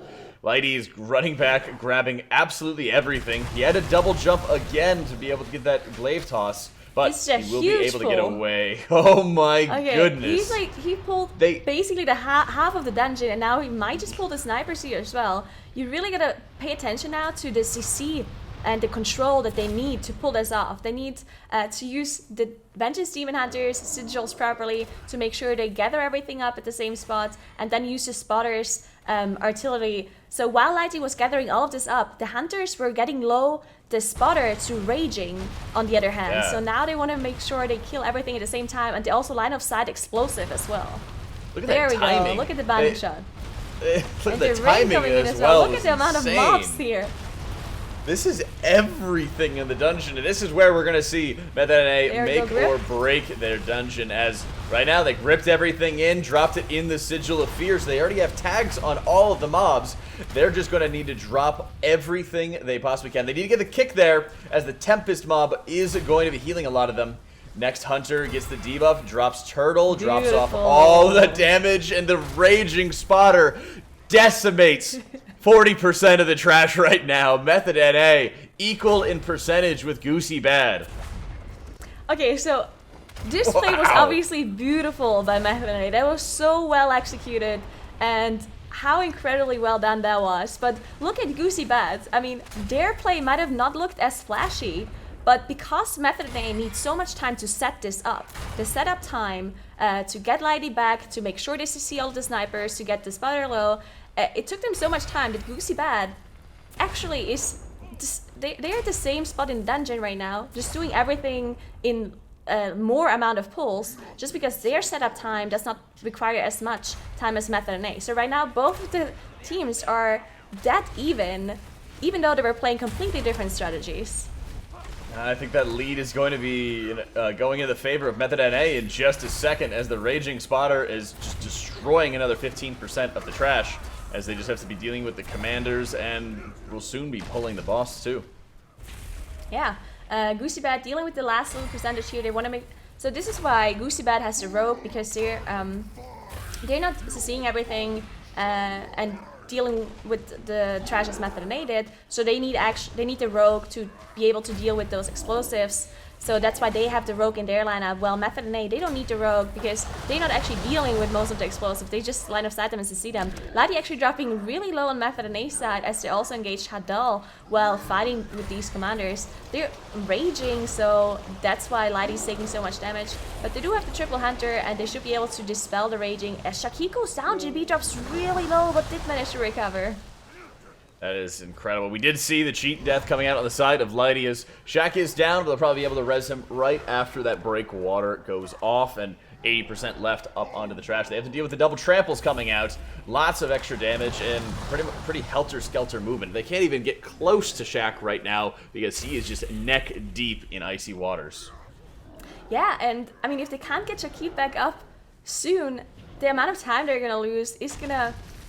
This is gonna be so close. Yoda's down too. Yoda going down too. They have 2 rests, but the amount of time they lose to get them back up, and Lighty's dropping incredibly low as well. On the other hand, Goosy Bad not having any problems on their side. They're already on 56% on Hadal, so this is Goosy Bad in the lead right now. JB going down. This might be a full team wipe coming in for Method and A.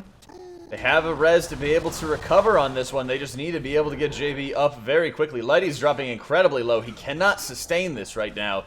He needs to be able to find some kind of way to run or just buy more time so that JB can get up. Full stacks of the debuff onto him. Trample goes up. And everybody is just dying to Hadal right now. Goosy Bad sitting in the driver's seat as Hunte does go down as well. Oh, they have 1 res available. They just cleared the slate of all the water going out. I think that he's sitting in the corner over there as they are going to get the res out onto him. Okay, so all of the people going down here is mainly because of these commanders. They're charging around, and it's incredibly difficult to see where the charges are going because it's any random range target that can be targeted by it. And if you have a full hunter plus healer comp, it can target anyone. And with the boss and all of these other mechanics happening, it's sometimes incredibly hard to see where these commanders are charging. And if you get the trample on top of also raging at the same time and maybe some other abilities, you're going to die. And this is why so many people died here for Method and Goosy Bad. Very unfortunate as well, because up until that full team wipe for Method and this was such a close game. And Goosy Bad, as you see, they have to wait for that RP to happen, which takes a lot longer in Alliance side compared to Horde. This would have been incredibly close, but now it's all about Goosy Bad. They're in the lead now, they are engaging the last boss, but they have to deal with 3 Awaken mobs on this last boss. That's right, they have their work cut out for them right now as they're grabbing all of the mobs in together. And I like that, that control out of Yips, making sure he has time to get some extra damage onto the Gripping Terror, grabbing up all of the awakened mobs at this point, and then being able to move into a more favorable position to be able to tank the Demolishing Terror right there. So really well played by Yips as he's just grabbing everything and controlling it to such great effect. And they quickly focus down the Gripping Terror, kill it off, and now Yips has just had the opportunity to kite, run away, and take care of all of these Awakens. They have a lot of time on their hands, and they don't even have to shoot the cannon yet until they're absolutely ready. Yeah, this is still very difficult for them to deal with, though. As you see, the Spirit Breaker going on Yips, unfortunately, did get knocked as well. Managed to leap back in to not get eaten by the shark in the water. And now we see them slowly going down. As you mentioned, they will not shoot the cannon because if you shoot the cannon, the next platform will get enabled and the Demolisher tentacles spawn again. And you do not want to deal with the Demolisher because that one is not moving, so the tank will have to be stationary at the tentacle.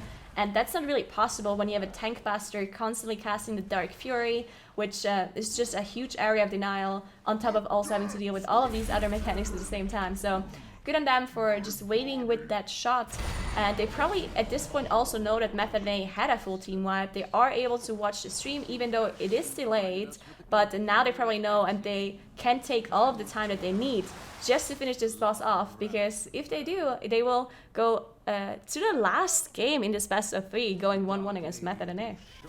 That's right, and they're, again, doing such a great job of knowing when they can cleave, what they need to focus. They focus down that blood of the Corruptor. Yips has been doing an amazing job knowing when he's able to get out of melee range of the Demolishing Terror, and when he needs to just pop a defensive and stay in there to make sure nobody else gets meleeed, nobody else gets hull crackered. They're finishing off the Awakened mobs right as they're about to activate the Gripping Terror. So at this point, they are doing a fantastic job on the side of Goosy Bad, just putting on a great show here, facing off against a powerhouse team like Method and A. Goosy Bad doing great as the second Gripping Terror goes down before the Demolishing one goes up. So now they just have one platform left to deal with as Method and A starts the boss. Yeah, I mean, Goosy Bad, incredible strat here and clean run as well. It wasn't as clean as the first time around, where they had 0 deaths, But still, I mean, pretty clean for Goosy Bad, and I really like their strategy as well. Even though it is completely different to Method and A1, the Method and A1 has a beauty to it as well, with that Vengeance Demon Hunter coming out. But yeah, unfortunately, just having this team wipe on Hadal, well, yeah, they also deal with 2 obelisks instead of the 3 on the last boss. They're in the second platform, but at this point it's just too little too late, as Goosy Bad is finishing off the gripping and shooting the boss, and then it will be a 1-1 Method and A versus Goosy Bad going to game 3. Goosy Bad has done such a great job as they take that win. Well deserved. Well deserved indeed, and that is 1-1, and the series is going to game 3. Goosy Bad has managed to take a game off of Method NA. But the question, Dratnos, is can they keep this momentum going for this game 3? Yeah, this was an impressive showing from Goosy Bad for sure. It was also the first time that we've seen Method NA really lose a map, you know, to themselves here in a big way. I guess we saw it a little bit in the grand finals last weekend where they had an Ataldazar where a wipe led to them losing, but here it was, you know, a wipe in a key that they, you know, should be fairly practiced on. At the same keystone level as the rest of the tournament, so definitely a sign of vulnerability from a team that has otherwise looked unstoppable in a lot of its other series. Yeah, definitely, and you know, we did see Method NA pull off that huge pull, utilizing the utility of that Vengeance Demon Hunter, Jack, but do you think it didn't seem like they really gained that much time with it? I know that they were, that was before their wipe, that wasn't like a big time loss, but was it worth it for them to do that pull? I think it really was, and they do have a slow start to this dungeon, but their execution on the largest pull where it counted was flawless. It just came down to having the extra deaths on Hadal, but if you look at how long Goosy Bad stayed at the gate waiting for it to open because they were Alliance side, that was very significant. How much extra time that Goosy Bad also had to spend killing off all the awakened mobs was very significant as well. I think Method NA would have been right there neck and neck with Goosy Bad had they not had that wipe. Definitely, and they only have one more chance to stay in this upper bracket. They're tied up, both of these teams. Dratnos, what would you like to highlight from that last game? Yeah, so let's take a look at some of that Vengeance Demon Hunter utility that Method NA got access to by picking that into their comp, particularly in that spotter section. It's just so much control for those enemies. The ability to, you know, tank some enemies far away and drop sigils like Sigil of Misery, extremely potent against those enemies. You can use Sigil of Chains to group them up, Sigil of Misery, and that doesn't get broken from the spotter damage. And that can really make that section smooth and reliable and safe to pull the entire dungeon pretty much there. Now, the third boss was where things really went wrong for Method NA in this run. It was commander charges that were taking people out left and right. And things started to get, they tried to get some battle reses out, but in the process of casting battle reses, they were then baiting abilities onto people's bodies, which then made it impossible to go back and res them later. And things all kind of spiraled out of control as the pull wasn't really fully stable. They had their first death coming in before things were really stable, and that led to them wiping, and that was all that Goosy Bad needed. And Goosy Bad, very much to their credit, they were staying competitive with Method NA the whole way through. They were on the same boss at the same time as Method NA, and they were maybe a little bit behind where Method NA was on the third boss, but as soon as Method NA wiped, Goosy Bad pounced and took home the win on that last boss. Yeah, absolutely, and it's something that we've seen a few times today. These teams that were ahead, they do something that just becomes kind of catastrophic for them, and the team that was maybe behind the whole time was playing consistently, ends up pulling off that win in the end. So yeah, definitely unfortunate that we saw Method NA wipe there. But in terms of this Vengeance Demon Hunter pull, Nagora, Method NA, they kind of make things like this look easy. But explain the type of coordination that it takes to pull something like that off. Well, this specific pull, just so much setup time, right? I personally think they've had to try this a lot of time to pull it off perfectly, because it's not only raging, but you also have explosive at the same time. So they needed to find the perfect position where they can gather the mobs without having the players be in line of sight, because if everyone needs to stand in line of sight, you're just gonna die to the explosives. So you need to gather them up perfectly. You need the perfect combination of CC with using the the binding shot from the Hunters, using the Ring of Peace from JB, also, and then using the sigils from the Demon Hunter to fear the mobs and CC them in place. Once they are CC'd and feared in place, they will not trigger explosive anymore, and you can put the artillery on top. But the amount of setup time it takes, and so many things that can go wrong here, it's pretty crazy to see that they pulled it off so perfectly. Definitely.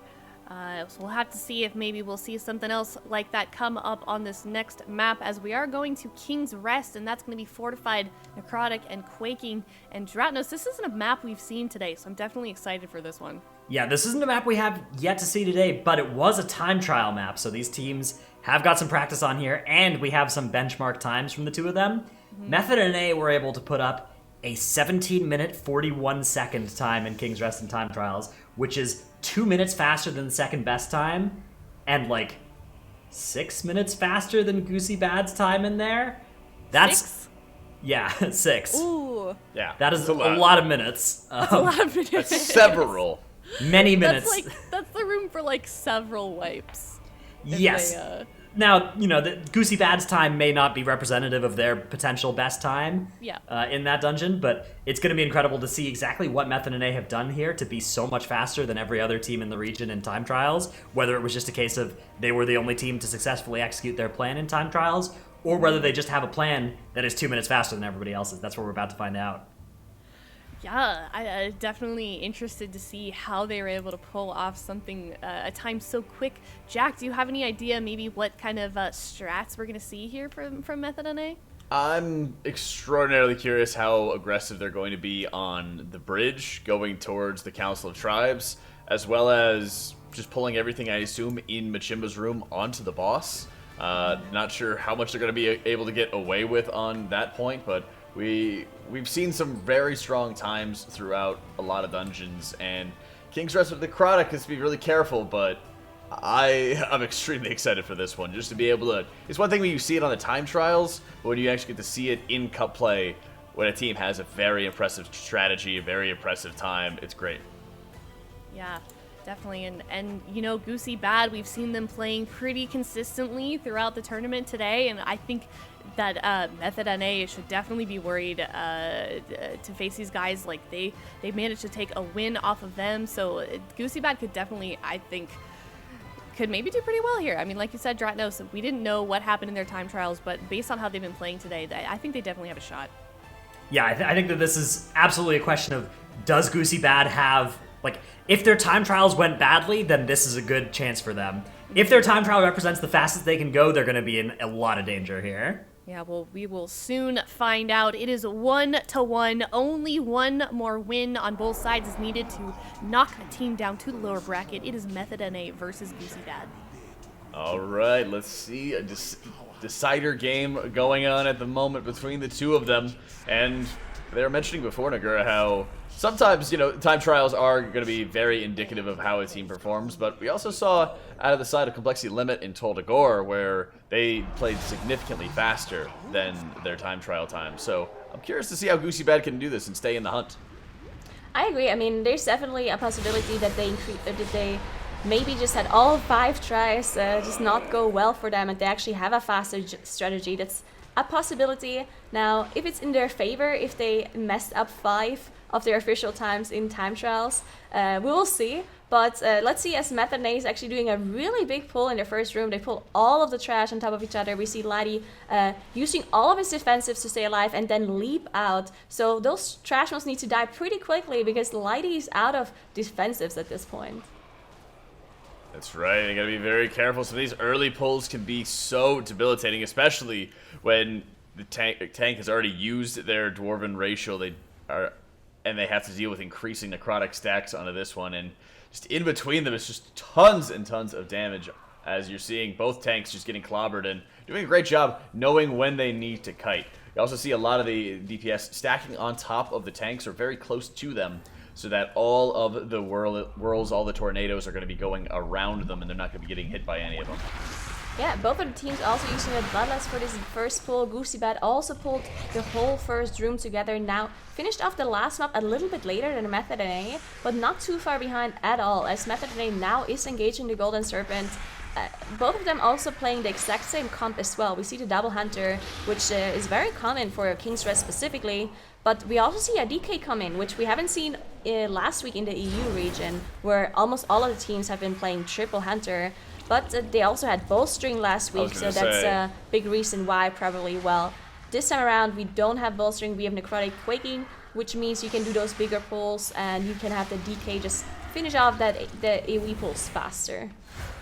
I was going to say, just with bolstering, pretty much every single dungeon we've been able to see, it's just been bolstering, just a code word for bring as many hunters as you possibly can. Yeah. So that's also what makes it more exciting too, is when you start seeing dungeons with and without bolstering, with and without different combinations coming up, it always is very cool to look at how teams are playing more flexibly, how they're showing their ability to multi-class, for example, and things like that. But Shaq going down, taking a little bit too long to get out of the Golden Serpent's AoE right there. So we are going to have to see them fight the rest of the boss, probably without him at this point. Just 20% left on the boss.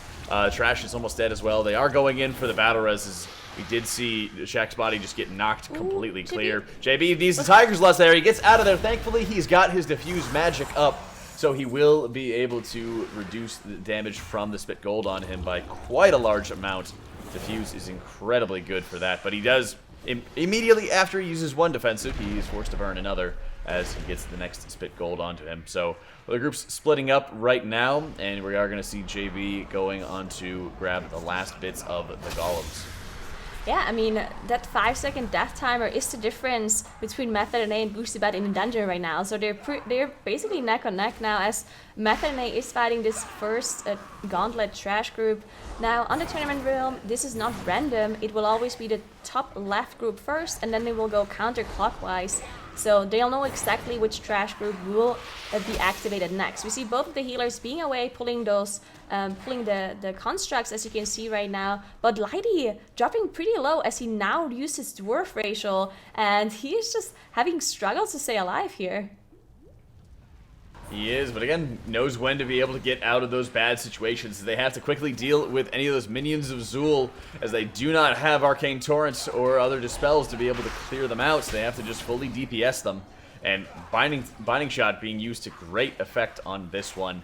Even though JB wasn't around to get any of those Dispels, the group was able to quickly dispatch those mobs and deal with any of the dots that King Kabul, his name? Something like that. We'll ask Tettles later. He'll probably know. He'll definitely know. Oh, yeah. But one thing Lord to know, Nut. this Method NA did not deal with those minions at the start. Goosy Bad dealt with the minions at the start, so they didn't have to deal with it there. But Method NA definitely was a little bit faster with them. Goosy Bad had to use quite a bit of time to deal with them at the very start of the dungeon. So slight difference in strategy there, as Method NA is now dealing with those Guardians. Now these Guardians enrage at 50%, but it can be dispelled by the Hunters, so that should not be an issue for both of those teams. That's right, and being able to have those extra soothes coming up really comes in handy for a number of these different pulls when the enrages start popping up. We saw it in the first room with the Golden Serpent as well, with any of those champions too, where just after every shield phase they will end up enraging themselves and pumping tons of extra damage. So very well played here by bringing the Hunters, and so many different uses that we have for them in these keys. Yeah, and now we see the next pack being engaged by both of these groups.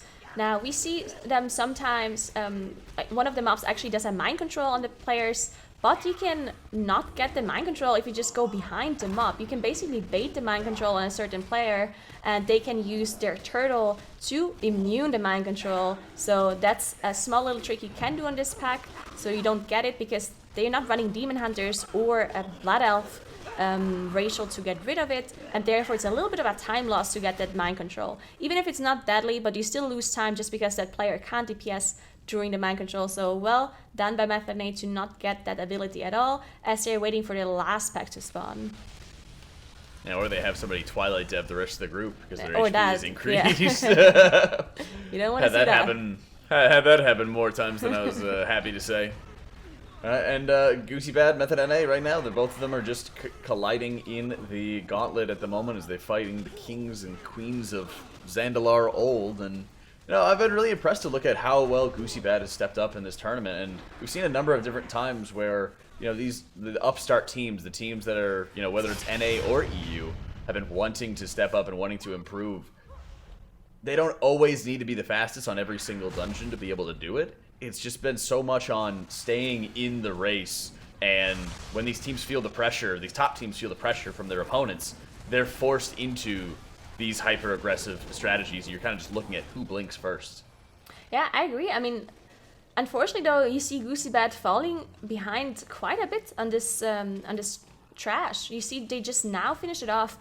It seemed like that they were not focusing the trash mobs properly. Maybe focused too much damage onto the Guardians. Now, the Guardians, of course, need to die too, but the faster you kill the trash mobs that are part of the gauntlet, the faster the next trash pack will spawn, and the faster you can get the gate to open. So if you focus all of your damage onto the trash mobs and you just cleave the Guardians instead of focusing them, you're going to be much faster. And it seemed like Method and A did a much better job at doing that, as they're already fighting the droplets here in Machimba's room and dealt with the obelisk as well. Looks like Goosy Bad is not dealing with the obelisk at all, though, on their side. That's right, they just run on through, and they're taking on the mobs in Machimba's room as we speak, getting themselves well positioned to break out any of the players from the sarcophagus. I love the positioning too. They're making sure that area stays clear, they're making sure the hunters are baiting them properly, and they're both teams pulling all the trash right into the boss at this point. And 3 Dead million even in DPS coming HP. out of both of those DKs here at the same time. Look at the amount of damage those DKs are doing. Incredible. As the trash is already dead at this point, you still have some constructs left. But once they're dead, it's only Machimba. It's a fortified setting, so it shouldn't be a big deal for the tanks, except the fact that you have Necrotic. So you want to make sure that the tanks deal with that properly, as there's no dwarf racial available for Goosy Bad anymore, unfortunately. Ladi doesn't have a dwarf racial either. It looks like both of the teams are doing this strategy where all of the tomes are being clicked simultaneously to make Machimba not cast any more abilities for the rest of the fight. And you just get increased damage on the boss because you don't have to dodge the fire anymore, you don't have to deal with the drain fluid, and therefore you just get a little bit more damage on the boss, and this is why those teams are doing that strategy. That's right, and at this point, they even were aggressive enough to start clicking any of the sarcophagus early, so they have traps at their disposal if they need to. They could also paralyze the mob if they need to prevent the mummies that you're not supposed to break out from casting. So, great plays here. And we really saw, even though both teams pulled the boss at exactly the same time, Method NA established such a strong lead in DPS over the boss. And right now, Method NA's pulled one obelisk mob and has killed the boss faster than Goosy Bad, who has not pulled any of those obelisk mobs at this point. Yeah, I mean, I'm interested to see if Goosy Bad is going to try to deal with all 4 obelisks with the last boss. We've seen teams already do this strategy. Now, we've seen it done with different affixes. I'm not sure how much more difficult it becomes with that necrotic affix for the tank.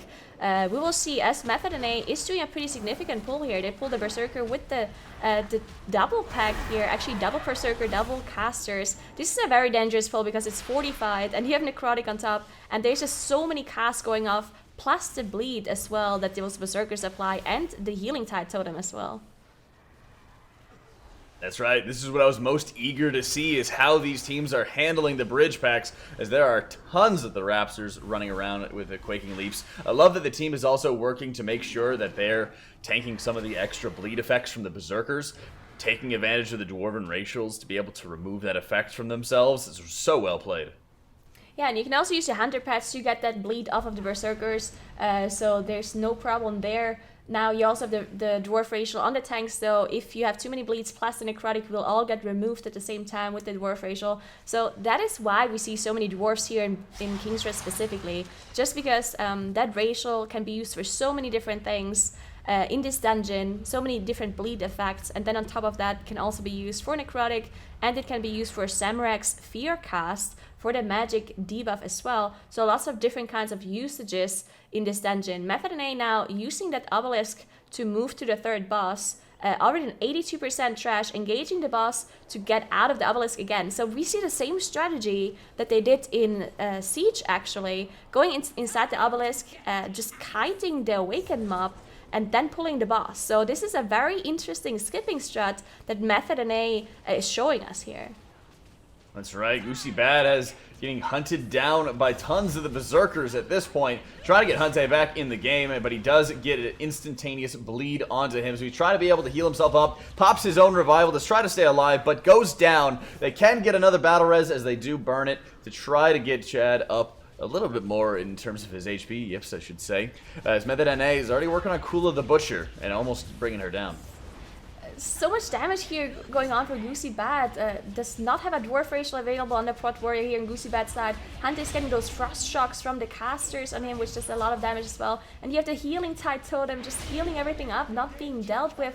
And now the two Berserkers that were CC'd in the corner just leaped into the group as well. So just lots of problems here. Hunty going down. Ooh, this might be a full death. team wipe. They don't have a battle rest available. Even if they would manage to finish off this trash pack, they can't rest Hunte. They don't have anyone who has an out of combat rest. So this is going to be a full team wipe, and they spawn at the entrance. They also did not deal with the purification construct on the bridge, meaning they will have to walk all the way back from the entrance here. This is a huge disaster for Goosy Bad here and an insane time loss. That's right.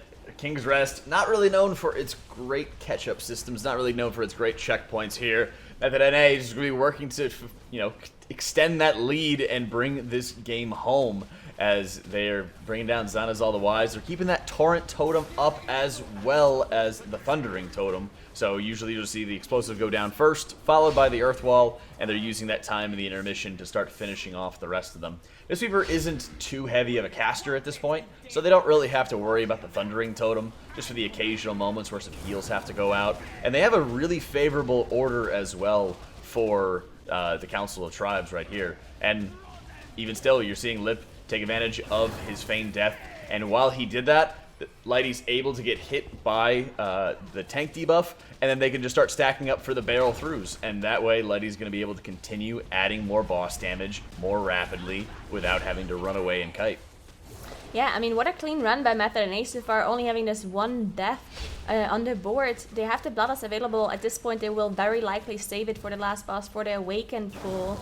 But yeah, Goosy Bad on the other hand, it definitely looked like their strategy was really fast though. So the time that they had in time trials definitely seems like it was not a perfectly pulled strategy. It looked like there were some mistakes in there, because if they didn't wipe there, they were really close to Method and Ace time. So definitely seems like their strategy is good. It's just the execution that is a big problem on their side.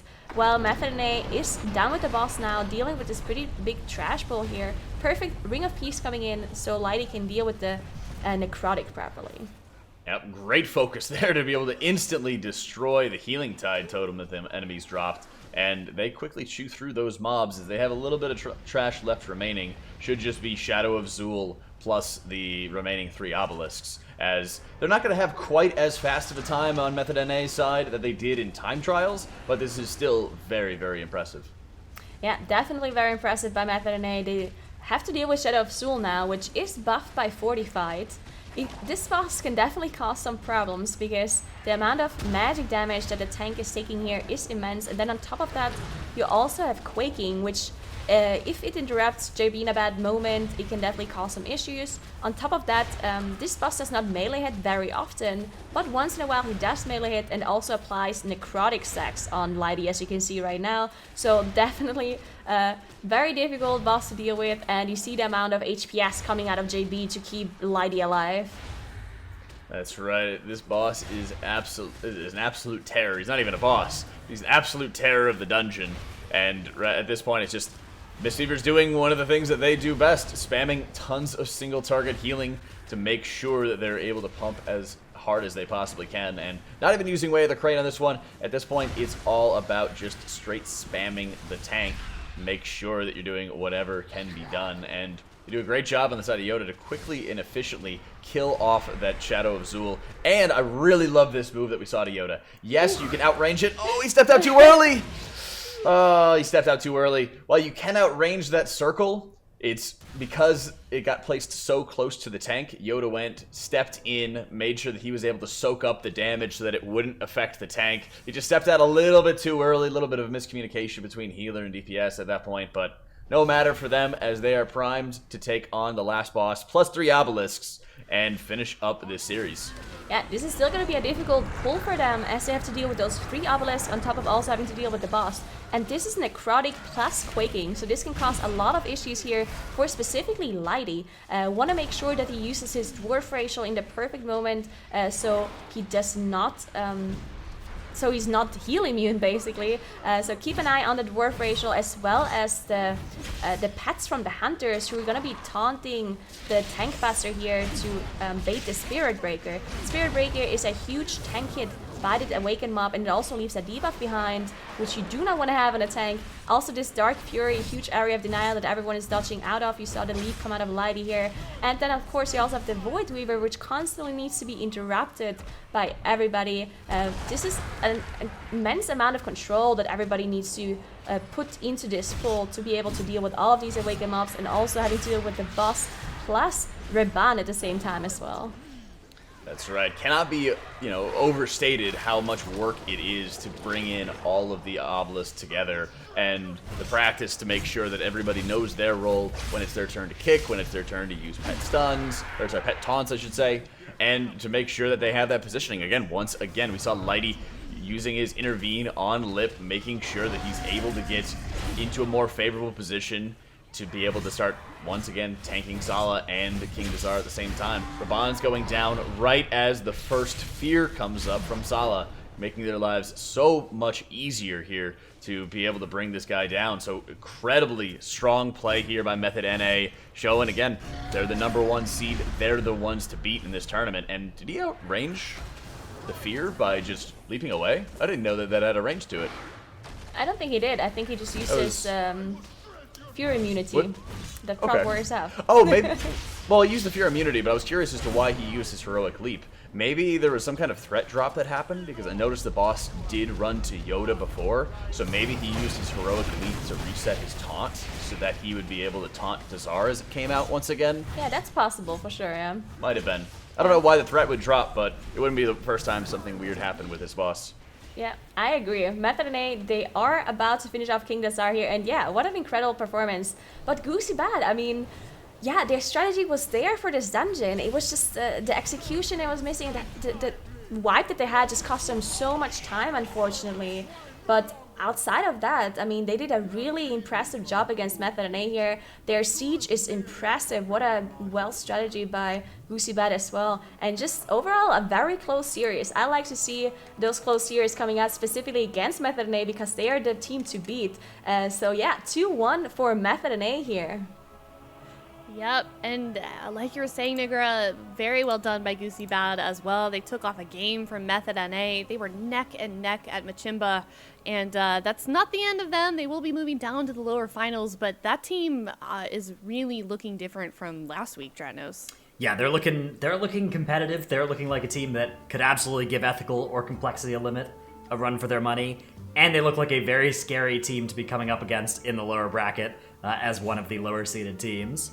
Mm-hmm. And that's always the interesting thing too, is looking at what might have been. So except for the wipe that Goosy Bad had, they looked like they were in a prime position to try to go neck and neck to the very end with Method NA. So when they get dropped down to the lower bracket, it's going to be tough for a lot of opponents to take games off of them.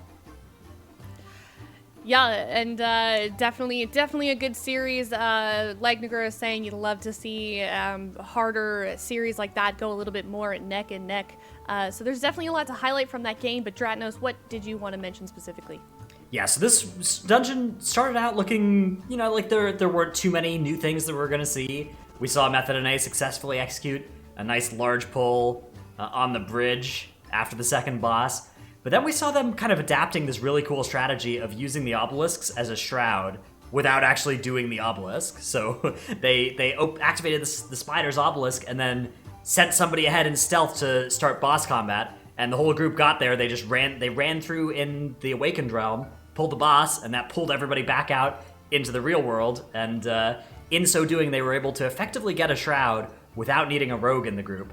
And they were able to, they still ended up fighting that Awakened enemy with the last boss. So they really got the best of both worlds. They got the skip, and they got the Awakened with boss efficiency. So they got to have their cake and eat it too. Ooh, yeah, definitely an interesting way to go about that. And as well, they did the 3 obelisks at the Endagora. What do you think about that choice there? I definitely think that they could do 4 obelisks as well, maybe in some other games, but maybe they thought it was too risky to pull off for the tournament. Maybe they actually did do it in time trials because they had a 17:41 time there, so quite a bit faster than this run that they had right there. So maybe they chose to just do the obelisk on the tournament because they knew that Goosy Bad has a 6 minutes slower time trial time, and maybe pulling those 4 obelisks with the last boss is just incredibly difficult and risky, so they chose to do 1 obelisk normally. I mean, it paid off for Method NA, but maybe later on when maybe in the final we'll see Method NA just pull off that Quadra obelisk pull on the last boss in King's Dress as well. Yeah, I would love to see them try that as well. And Jack, when we see these teams use sort of change up their strategy to maybe hold back something that they're hiding, a strat that they're hiding, or how well they can play that dungeon, is that something that's difficult to change per series? I don't think that's too much of them hiding strategies, for example. I think that it's mixing in, okay, we're just going to pull this obelisk with us instead of having, a shroud skip, instead of, having the Nyalothid skip or something along those lines. I think that those are little things that they have, planned in advance and saying, okay, we're just going to make sure that we deal with this one here because we were inconsistent in our 5 time trial runs, as an example, with dealing with all of the obelisks at once. I think we've seen it in a couple different dungeons where it seems like there's some situations where they could have Shadow Meld skipped and opted not to, because at that point they were ahead, they didn't need to, it was a larger risk, there was more threat to it, and I don't think it's too much of hiding a strategy as it is just seeing what they can take off to make things a little bit more simple. Yes, that trade-off of speed versus consistency, right? Yeah. And if you already feel confident that your route is, 5 minutes faster than the other teams, you can add an extra minute and a half to increase the chance that you kill the last boss from 80 to 100%. That's not going to make sense in the grand finals necessarily, but here at the start of the day, against a team that has a much weaker time in a given map, it can be something that increases your chance of winning. Yeah, for sure. And I think that's what's really cool about this seasonal affix, especially when you compare it to Reaping and Beguiling. It really allows for a lot of creativity from these teams and different routes that we're seeing in a lot of these games. So coming right up, we're going to go to Ethical versus Complexity Limit. We're going to go to a break, but stick around for that and we will be right back.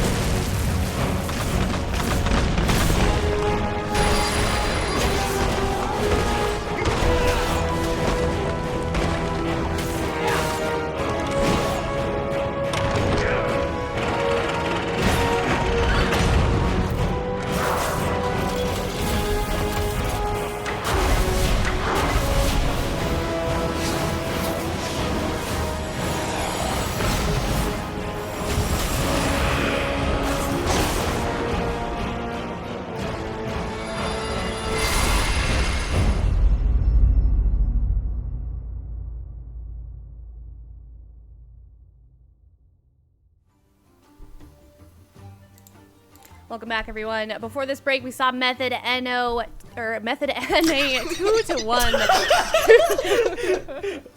Can we run that back? Yeah. Should I start over? Method NA send Goosy Bad down to the lower bracket 2-1. There we go. Was that good? There we go. Okay. And now we're going to watch Ethical face off against Complexity Limit. And if you look at the bracket of the games that we've seen played out so far today, we've had quite a bit of 2-0s. And, you know, if you look at this based off seeding, I feel like this is kind of how you would expect it to shape up. However, Tattles, we've had quite a bit of close calls here. I mean, generally, whenever you see a 2-0, especially in something like the MDI, it's hard to gauge how close the match really is, because like in that match versus Goosy Bad versus Method NA, even though that was 2-1, that KR was actually just so close it could have 50-50 went the either direction. Same with the Siege of Boralus.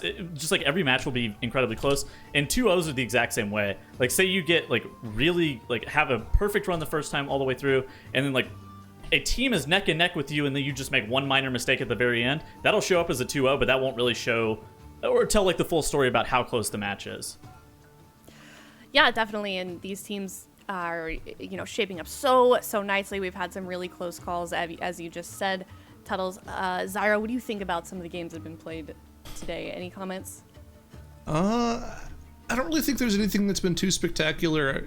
I think the best series of the day was clearly the Method NA versus Goosy Bad series. Goosy Bad just really showed that they're here to play. I was really impressed with the way they played, and honestly, looking at the potential in their King's Rest routing, obviously they had some issues at the Council of Captains, but they've definitely showed that they can compete with Method NA, and on a dungeon where we know that Method NA is incredibly quick on, so I'm really impressed to see how close they are to Method NA at this point, and I think we'll get a much better idea of how close these two teams are in this series. I think it's rigged. Goosy Bad's DPS numbers were all higher except for tank damage on the second boss, and yet Method still somehow managed to kill the boss quicker. Agree. Rigged. I also think it's rigged. I think if you looked at that second boss, Goosy Bad's DPS was higher, and Method and I still managed to kill the boss before them. All right, let's move on to Ethical versus we Limit. can move on. Copy pasta and Ethical voice versus... Yes, that was a voice chat copy pasta. Yes, that was a copy paste. I don't approve. So we're going to be moving on to Ethical versus Complexity Limit, and we've got a couple of more matches after that as well. Zyro, any games in particular that you are looking forward to seeing today? The one we're about to have right now. Our other two top 4 teams squaring up. Our 2 and 3 seed both looked pretty good in their first match of the day. We're really looking for more consistency from these two teams. Complexity Limit lost the map that they had their major mistake on and ended up losing to a team that was overall just not nearly as good in their overall dungeon routing because of it. Hopefully we see them clean that up in this series here. I mean, do you expect Complexity Limit... Okay, so I feel like Ethical is definitely the more consistent of the two teams. Do you expect Complexity Limit to be, whenever they're firing on all cylinders, to be able to have the better time-efficient routes? Yeah, I do actually. I do. I think Ethical, based on it's hard to say. I think it depends on the dungeon, but we know Ethical likes also going for the all-in strategies, right? Hence, the Ataldazar strategy 2 weeks ago, where they just kited the Awakened mobs that we saw no one else do. I think both teams go for actually similar strategies. I just think the top end from what we've seen from Complexity Limit just looks like a little bit higher. So you think that if both of these teams play it cleanly, Zyro, Complexity Limit is still going to have the faster game? I think by just a little bit, yeah. All right. Well, we will shortly find out. We are going to be moving into Warcraft. That's going to be Fortified, Explosive, Grievous. Nagura, what should we expect from this game?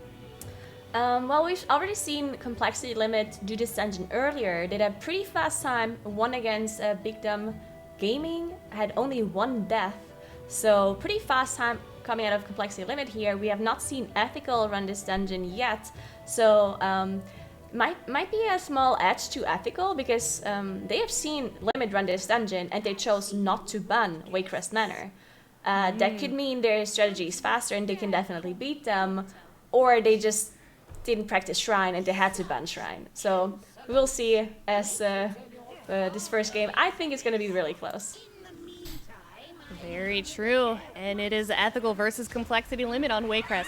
And we're already underway in this Waycrest. Already both teams engaging the first boss, the Heartsbane Trio, and we saw, I think Waycrest is one of those dungeons where Complexity Limit has a very good strategy, and we saw them have a very quick strategy in the first American Cup, and we also saw them playing this map in their series, you know, two matches ago, where they played really well. But already issues for Ethical as Skylark goes down, the battle res instantly comes out, and surprisingly they managed to have a tank death with nobody else going down. So as long as they can stabilize here, it shouldn't be that big of an issue. Of course, the major problem being that they're not going to have a battle res for the next 9 minutes in this dungeon.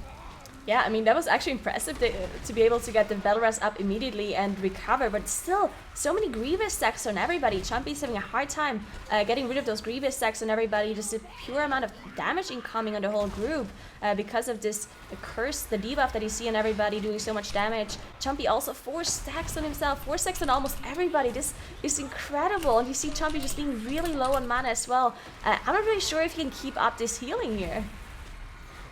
Yeah, I mean, this is really difficult to come through, to get through it. On top of that, just the extra damage going on in the group from the Reflectora. When you're on Sister Briar, there's just almost nothing Chompy can do. His mana bar is completely empty. You can see that blue bar underneath his health frame. There's just nothing left, and there's no way they're going to get out of this Grievous stack at this point.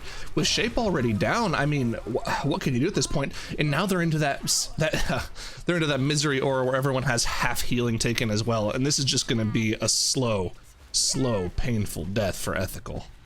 Yeah, it looks like there's no way they can keep up the healing here on this Grievous Stacks. Arrow going down as well. Yeah, what a disaster, unfortunately, for Ethical. I mean, they will wipe at this point. I feel like they should have just called a wipe, but with Chumpy being this is just going to be inevitable at this point. While Complexity Limit, they're already onto the courtyard. Twister going down on their side as well. They do have Battle Rest, they need to get him up immediately, but I'm Fired Up is going down as well. Just troubles for both of these teams. I'm Fired Up being down shouldn't be that big of an issue, as usually having one Unholy DK should make you, you should be able to clean everything up. Really what it's going to come down to is whether or not they can deal with the explosive words now that Atrocity is also dead, and if Twisted can heal himself and Eric out of that Grievous Affix. Atrocity and Fired Up have both released, but now the explosive orbs are going off, and it's going to be a full team wipe for Complexity Limit here, and somehow, some way, Ethical has just barely managed to whittle this boss down. No Dark Rituals somehow on, it is fortified, so the bosses don't have that much HP, but even though Complexity Limit has pretty much full wiped here, it looks like they were able to keep some of the trash alive. Or actually, this is just the hallway patrol that they had to go through. But even though they've full wiped, because of Ethical's slow bleed out deaths on this first boss, they're really not behind because of this full wipe at all. And they didn't commit their Bloodlust to that major pull in the courtyard either, so I'm curious to see. They must have forgotten, right? Right? It has I'm pretty sure they forgot about their Bloodlust, because otherwise I don't see any reason for them to hold the Bloodlust on this huge fortified pool, especially because we know they have a 15-minute time, so they can get 2 Bloodlusts anyway. So I think they literally forgot, and that might have been the reason why they wiped too, because of that missing Bloodlust here. Very unfortunate for Complexity Limit, but Ethical, yeah, impressive to see that they actually managed to finish up that boss, even with those staffs and Chumpy being completely Now we see a really big pull as they pull the whole courtyard on top of Soulbound Goliath, popping that Bloodlust. They don't have any battle rests available anymore, so they want to make sure they execute this pull properly on their side. Yeah, but Bloodlust popped for both teams, but of course the advantage is now in Ethical's court as they've decided to pull on top of Soulbound Goliath, whereas Complexity Limit has opted to not go for that pull. Being able to actually cleave with that same amount of trash down and actually get Soulbound Goliath down to 50% is just a huge advantage for Ethical, but more problems again for Complexity Limit as Twisted goes down to this trash pack. He's going to be able to release and run back, but with this Grievous Affix, everyone's going to start slowly ticking down. Max should be able to keep himself alive through use of Ignore Pain, and now that the trash is dead, they'll be able to drop a Feast and heal themselves up, but just extra 5 seconds on the board for Complexity Limit, and Ethical is just pulling ahead now with Soulbound Goliath down to 35%. Yeah, I mean, impressive pull here by Ethical, being able to deal with the boss and the trash at the same time. And now they had to pull Goliath into the fire. You see the huge AoE damage coming out. Now, Grievous actually makes a lot of bosses here more dangerous, specifically in Waitress matter, just because almost all of the bosses have some sort of AoE effect that will apply Grievous to your whole group. So even if it's not tyrannical, it still makes bosses incredibly hard, just because the healer has such a hard time healing that Grievous away out of everyone. And now they pull even more trash on top of Goliath with these guards. These guards do an insane amount of tank damage, so this can also be dangerous for Skylarks to deal with. Still have the shield wall and last stand available, last stand being popped right now, so definitely nice usage of defensives, being able to do that first initial trash pull without having to commit any of those bigger defensives. Yep, nice and clean from them. Of course, now that the Awakened mobs are both dealt with on the side of Complexity Limit, they'll probably move on to that Soulbound Goliath pull and start working on their bosses. But Mythical is just one full boss ahead right now as they move into their Obelisk pull Yeah, right now. And I believe Chompy is off-screen pulling the other one, correct? No, he just now joined his team, so they didn't pull both. I don't think. Yeah, we've seen some teams pull off the double obelisk, and I kind of like this strategy. Just it seems very efficient to deal with 2 obelisks at the same time. Now, we've also seen teams deal with 3 obelisks on the last boss, but the last boss makes it so hard to deal with the obelisks, just because the small little room that you have. And all of these obelisks, they have these huge area of denials with the Fury cast that he just saw from the tank buster here on ethical side, and then you also have the blood, which leaves the pools behind. So with the limited amount of room you have in the last boss, it definitely makes it hard to deal with all of the awakened mobs at the same time. Yeah, absolutely. I liked the double obelisk pull that we see from a lot of teams. I think it's something that's definitely like efficient in terms of time saved, and on top of that, it allows you to pull the Gloom Horrors into the final boss with like less of a danger that we normally see teams go into it with, right? Because if you have that extra Awakened mob down there, it makes the pull that much more dangerous. But of course, when you're running double Unholy DK, more mobs makes things die more quickly. That's just kind of the nature of the game. Now, I'm curious if Complexity Limit is going to be end up pulling more trash into this boss, and based off of where their positioning is in this courtyard, and what we saw from them earlier today, they're probably going to go for it. And as I say, that Atrocity goes off screen to trick some mobs into the boss for those Unholy DKs to get going. And yeah, it looks like they're just going to be cleaving bosses down, but man, they're just an entire boss behind Ethical right now. Ethical just did a huge pull on top of Ral here on their side. Everyone was waiting inside the Nyalotha realm while the tank Skylight walked out, engaged the boss, pulled everyone out of the realm, pulled everything on top of the boss as well, and you just saw the huge AoE coming out of those 2 DKs and the Demon Hunter as well. Arrow doing a lot of damage with that Fell Barrage that he skilled. And yeah, the difference in comp as well. We see the Demon Hunter and Ethical side while we have the Rogue and Complexity side. Now, of course, Rogues are very good at dealing with these explosives, but Demon Hunters are known to just have more overall damage.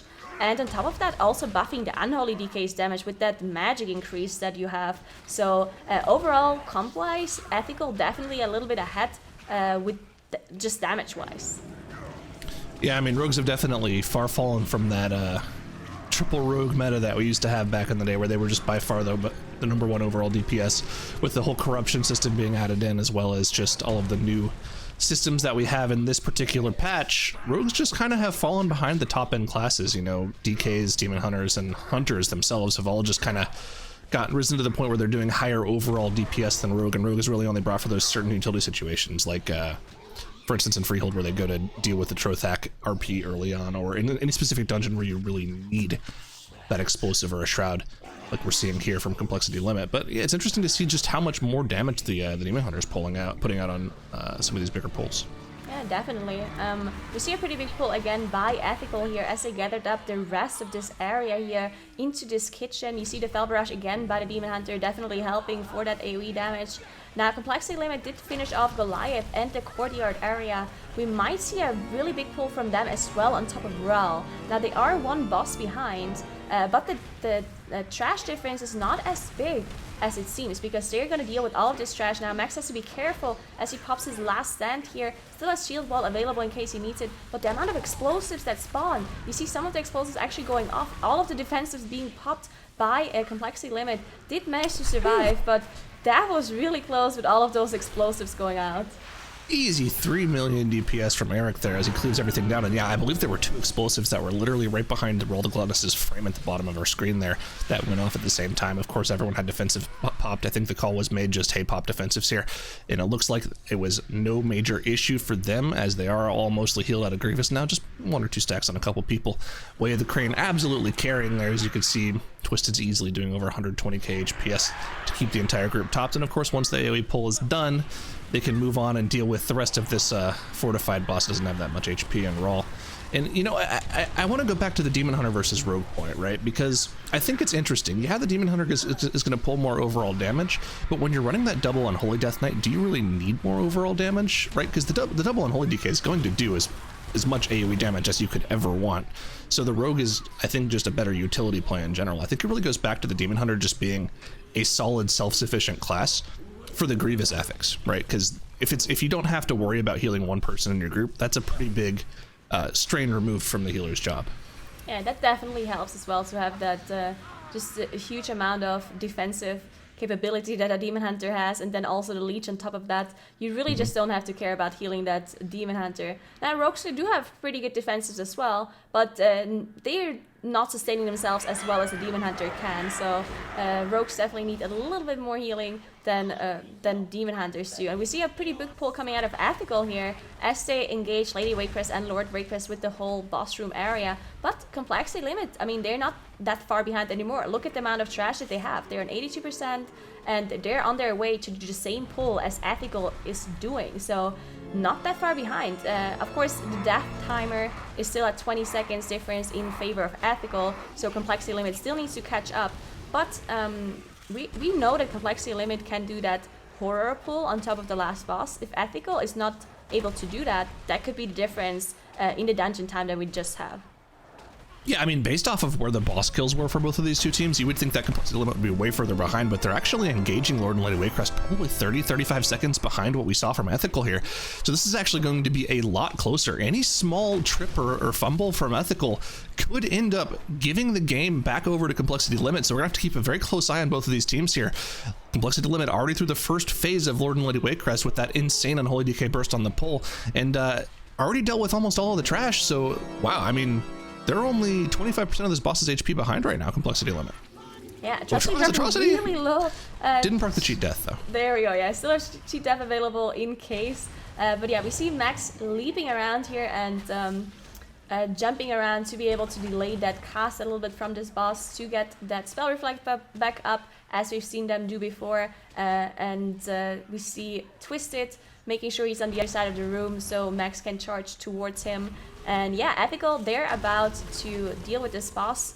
And now we can see the boss damage, actually. I mean, as you mentioned, maybe for AoE damage, the Demon Hunter might not be as important as it seems, just because there's so much AoE damage that is coming out of the Unholy DKs. Anyway, for single target damage, I'm not really sure who can do more DPS, the Demon Hunter or the Rogue. I think it might just be very even here. Now, again, you do get the extra buff for the DKs as well, but it doesn't matter as much maybe on single target as it does on AoE, as Ethical now is using that Sky Step Potion to move on to the next boss. And you see the Shadow Meld coming out. Yeah. This is giving more opportunities for Complexity Limit to come back into this, because we know that they're going to have to go up and pull more trash after they finish with Gorak Tool. If Complexity Limit is able to pull off this Gloom Horror pull with the final boss, I think they're just going to outright win the map. Now, Ethical does have 20 seconds extra worth of time because of the death timers on the board, but this is going to be the entire dungeon right here. Can Complexity Limit pull off the Gloom Horror pull into the final boss with Gorak Tool clean? They do have one battle res on the board, and the Bloodlust is right now off cooldown, so let's see how this goes. And we see all the Light Potion, not Skyscrap, my bad, are being used by Complexity Limit here, as they are engaging the last boss as well. You see the Horrors jumping around onto the Rogue here, using that Cloak of Shadows on Atrocity to to be immune to that jump damage that those Horrors do. And now they're gathering everything up. The Bloodlust is being popped, and now they want to make sure they deal with all of these mechanics at the same time, on top of also having to deal with Explosive, Grievous, and the damage that those Horrors are doing. You see the AoE stun come out of Max here once those ads are low. The Horrors are down now, so they only have to deal with the Awakened mobs and the boss at this point. The Horrors get absolutely annihilated as all the trash goes down. Blood of the Corruptor already dead, just Voidweaver, Malthair, and Samrak Beckoner of Chaos left, the Fear Guy and the Spider, of course. And once those get cleaved down, there's not really a whole lot left on the fight, and Complexity Limit has already pulled it back within 20% of the boss's HP. If they can get through these Awakened mobs with no deaths, and Ethical still has 13% trash left on the board. I'm trying to think of what trash pull does Ethical have available to them to make up 13%? They're not going to pull the Gloom Horrors more than likely, right? They're probably going to pull all of the Soul Essences in the first lobby with some mobs from the Hunter's Lodge, I'd have to assume. Yeah. And that's a dangerous pull. You have to set it up properly, but we have to snap back to reality here. Twisted down to 20%, stacking up the Grievous right now. Able to heal. Oh, didn't heal out of the Grievous there with the crippling pestilence on him as well. His cast speeds are doubled now. Has to heal himself out of that Grievous Affix. And it looks like he's just going to be able to get himself out. That was a scary moment there for Complexity Limit.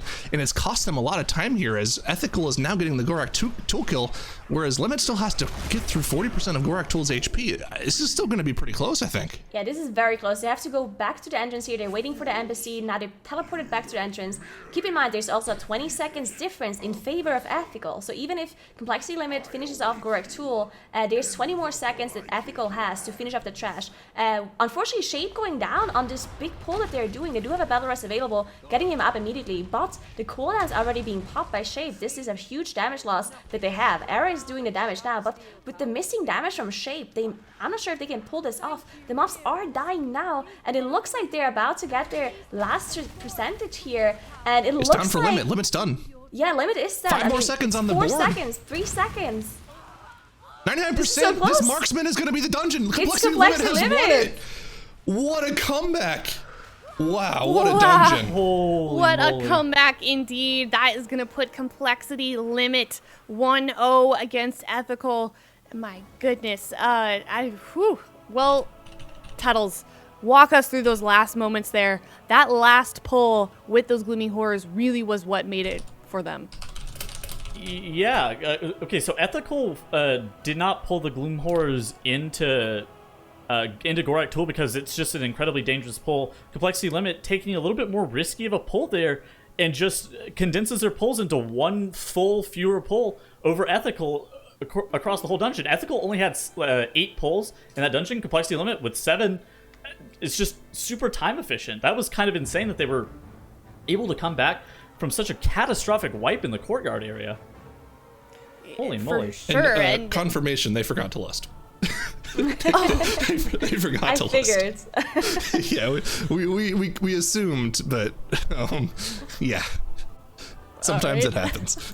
Sometimes it happens, for sure. But so as we know, these teams can watch each other. There is a delay on stream, so I'm sure Limit knew that they were behind. But Zyro, do you think that this is Limit did that pull because they knew they were behind, or is this something that they had planned ahead of time? The Gloom Horror pull into the final boss? Yeah. Mm-hmm. They've done that in every single Warcraft strat that we've seen from them. They saw it in the first cup, we saw it in the second cup. I mean, that's just what we've seen them do. So we knew that they were going to go for it. So seeing Ethical not go for that, it's like, oh wow, this is actually going to be really close. Yeah, well, good for them. They pulled that off at the last minute, of course. And also, you guys were talking before this matchup how it's definitely more difficult to deal with those obelisks in that final room because there's so much area of denial. Nagara, are you surprised that both teams, I think, held 3 obelisks for the end of that there? I mean, I think you can actually play all 4 with the last boss. Of course, it's incredibly dangerous. Also, these affixes make the dungeon a lot more dangerous as well. Just Grievous in general is specifically dangerous in Warcraft because all the bosses and all the trash actually too has lots of random damage on the whole group, which causes Grievous to be applied to everybody, and it just makes it so much harder on the healer. So therefore, that's probably why we don't see all 4 obelisks being played. On top of also the comp that they're running, they don't have the hunters in this comp to deal with those obelisks and to have the control to taunt the tank faster and so on. Just the double DK comp makes it a lot harder to deal with all 4 obelisks compared to having these hunter comps. But you definitely want the DKs because of the amount of AoE in this specific dungeon. Yeah, and we are going to be moving on to Underrot. Before we get into that, Tuttles, what did you want to highlight from that last game? I mean, I think our point was proven whenever we were talking in the pregame show about how close these two teams are. Ethical had a mistake on Heartsbane Triad. I still really just don't know what happened at the very beginning. It was something to do with, I'm pretty sure, like maybe the healing, because Chompy ended up running out of mana at some point on the fight. It was really weird, and then 2 people ended up going down for Ethical. And then for Complexity Limit forgets to Bloodlust on their big pull, ends up dying to explosives. Ethical then comes back with an enormous courtyard pull without snapping on explosive.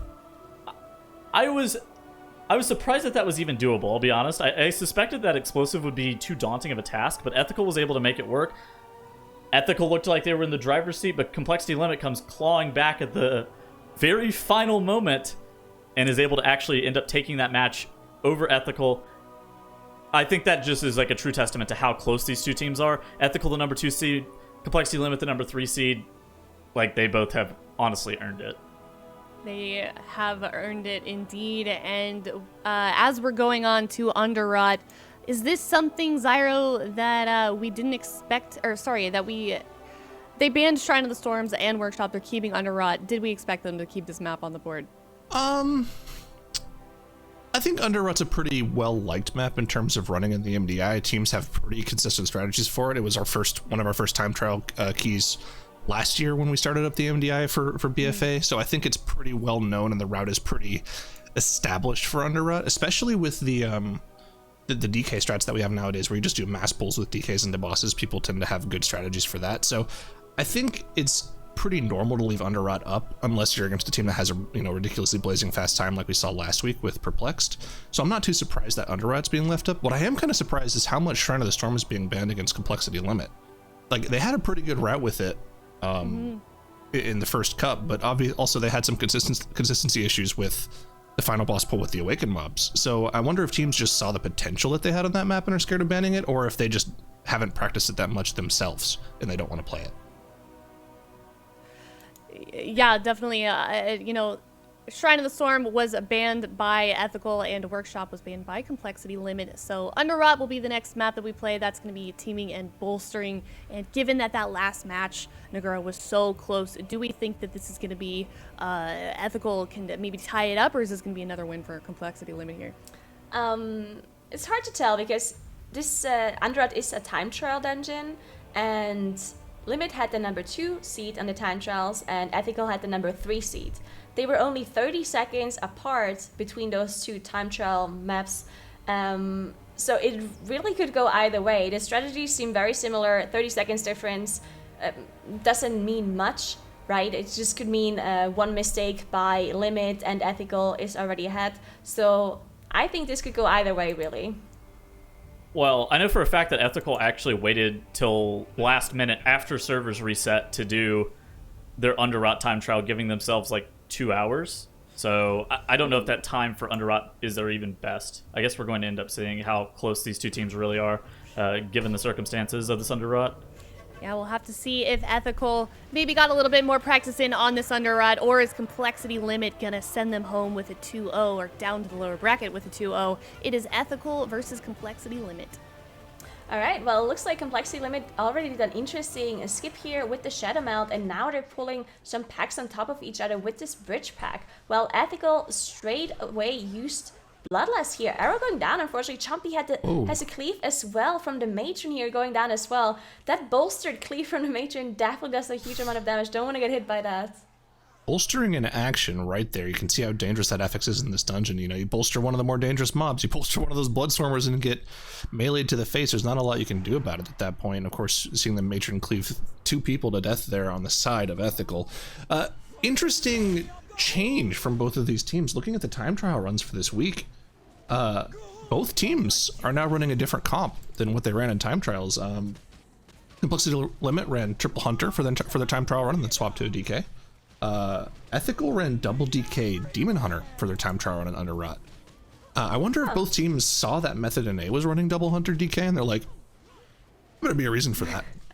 Maybe we should try it, and then just in practice realized it was better, or maybe they just, didn't put that much effort into it and just decided to run with whatever the best team ran. I'm interested to see what they end up running here in terms of pulls, because going for those massive pulls in Kragmaw's room with bolstering is going to be scary. I just want to pay attention to Complexity Limit right now, as I've already been wondering, because they used their Shadow Melt to do the initial skip, and then after they skipped past the mask, they didn't have a Shadow Melt ready.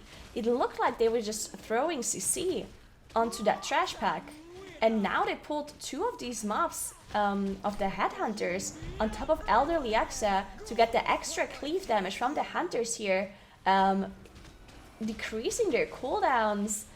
And yeah, that was very efficient by Complexity Limit, just throwing the traps onto the mask So seeing the other mobs as well, the Black Priest, and then pulling those 2 Headhunters on top of Elderly Exa, that was a pretty efficient play. I like it a lot. Yeah, free mob count, gotta love it. And already off the bat, seeing just a difference in pull routing here. We're not seeing the massive pull that we're used to seeing. We're actually seeing these living rots off to the right side pulled instead. And this is a pretty efficient pull as long as you're single targeting the feral bloodswarmers down. Both the living rots and the flowers, the diseased lashers, have similar amounts of HP. So as long as you're cleaving everything down mostly the same, you shouldn't get too much bolstering. And the good job from Complexity Limit there, actually pulling ahead of Ethical just off that one pull alone, saving themselves about 15 seconds worth of time.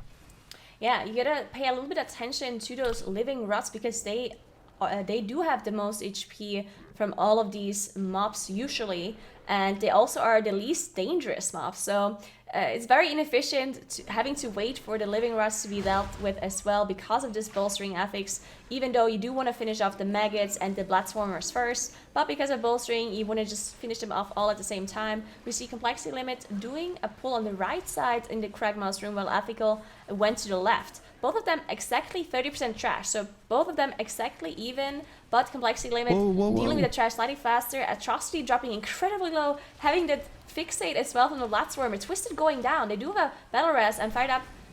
No, Twisted going down again immediately after the res. Yeah, Atrocity had that disease slasher debuff, the healing absorb, and he wasn't able to get it healed off, so he was stunned there. I think Twisted was hard focusing on healing him up and managed. I didn't see what killed Twisted afterwards, but they've both released now. They'll end up running back. They're able to finish off the pull without a major wipe, but this is just a time loss from them. Ethical has also finished their pull, and they're going to move on to the next one. They don't have an Awakened portal to go through. Twisted does not have Shadow Melt available. He needs in like to use 15 his Invis seconds? Potion. He has Okay, it he up now now. has Shadow Melt. It looks There like we they ran go. through Okay, it. so this is still a pretty huge time loss though. And yet he had to release because they don't have an out of combat rest. They have a DK, a Hunter, and a Warrior who can't rest out of combat, so they needed to release and run back. But now finally they did manage to get back. Ethical on the other hand, not having any of those issues. They are fighting some trash and 51% now. So Ethical definitely ahead after this mistake did limit it. All right, did Eric's pet taunt or something there? I noticed him casting Revive. No, he must. It looks like they're going for a boss reset here, but didn't quite work out as clean as they wanted it to. Now, of course, the boss reset is going to be followed up by, I'm sure, a pull of the rest of the room, just to make sure that they can get it done cleanly without having to worry about boss positioning. And it just didn't go very well for them there. That's weird. I wonder if, yeah, that was a very weird sequence of events that just happened on our screens there. Most definitely, but this is a pretty dangerous pull that Limit is doing right here. We see 2 CCs, one on a Bloodswarmer, one on a Maggot.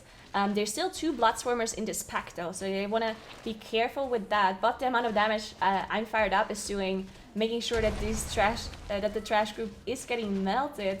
Now, unfortunately, there's a lot of very dangerous mobs here. Not only the Bloodswarmers, but also the Maggots.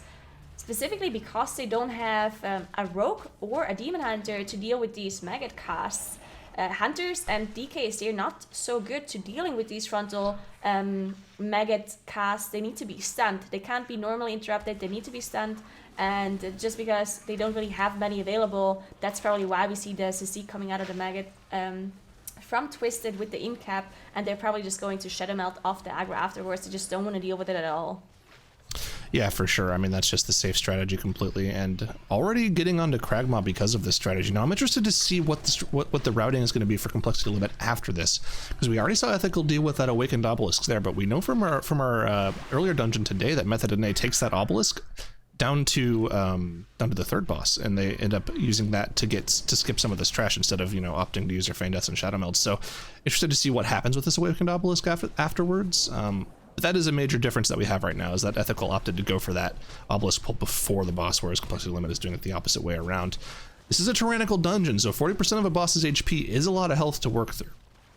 Most definitely, yeah. Ethical quite a bit behind here on the tyrannical boss, but we see the 11% trash difference here in favor for Ethical. Both teams are out of battle res at this point, so they want to be very careful to not have any more mistakes until they get their next battle res back up, specifically in boss combat, because having to 4-mana boss can cost you a lot of time. So definitely want to make sure nothing happens here as you continue on. Now, bowstring management seemed better by complexity limit so far. Except this one wipe, of course, they had, which seemed like it didn't necessarily have anything to do with bowstring. But complexity limit definitely does have a chance to make up quite a lot of time if they continue to deal with bowstring so efficiently. Yeah, another thing to think about in the grand context of this is that because they've had that sort of pseudo wipe on the side of complexity limit where they had to wait 30 seconds for their teammates to run back, essentially, I wonder if they're going to be changing up their routing at all for this dungeon, because we have had some confirmation from some teams, not going to name who, just, so they can keep this information confidential in the future, but we have had some teams say, wow, we played really horribly on that dungeon and we had to 4 obelisk instead of 3 obelisk on the final boss. They changed their routing to a more risky strat because they knew they were behind and had to go for it on the final boss to save some time. And I mean, I wonder if that's going to be something we could see from complexity limit here, because they know they're slightly behind. Definitely a possibility, but we'll see if they're going to end up taking this obelisk here. Yeah, I mean, they also have the comfort, right? They do have the double hunters, which makes it possible, but it looks like they are doing that obelisk. They are standing there in front of it, so definitely looks like they are. They did shadow melt off the aggro from that last Bladeswarmer that they had to seat in the corner. And yeah, they also put that skeleton pack plus the maggot on top of Kragma at the very end. So very efficient dealing with some of the trash at the very end of the boss fight. Of course, you can't pull it earlier because of bowstring. But yeah, very efficient, ethical. On the other hand, they're already moving on. They're not dealing with their obelisk. They are dealing with those 2 defilers plus the skeleton pack. This requires a lot of interrupts, and we'll see if they manage to pull it off. Well, their advantage is that they already dealt with this obelisk. That's how far true, ahead they are the right boss. now. Yeah. So that's just the major difference in dungeon progression right now. They've already dealt with the obelisk and they're on this trash pack while complexity limit is just now finishing with this obelisk. And this is the sort of routing that we saw from Method NA earlier. So we know that they're going to finish off this obelisk and then go for that major pull that we just saw Ethical deal with. This is a lot closer than it would otherwise seem, though, because like we've mentioned, one small mistake, a death during the boss for Ethical, could just let complexity limit back into this match.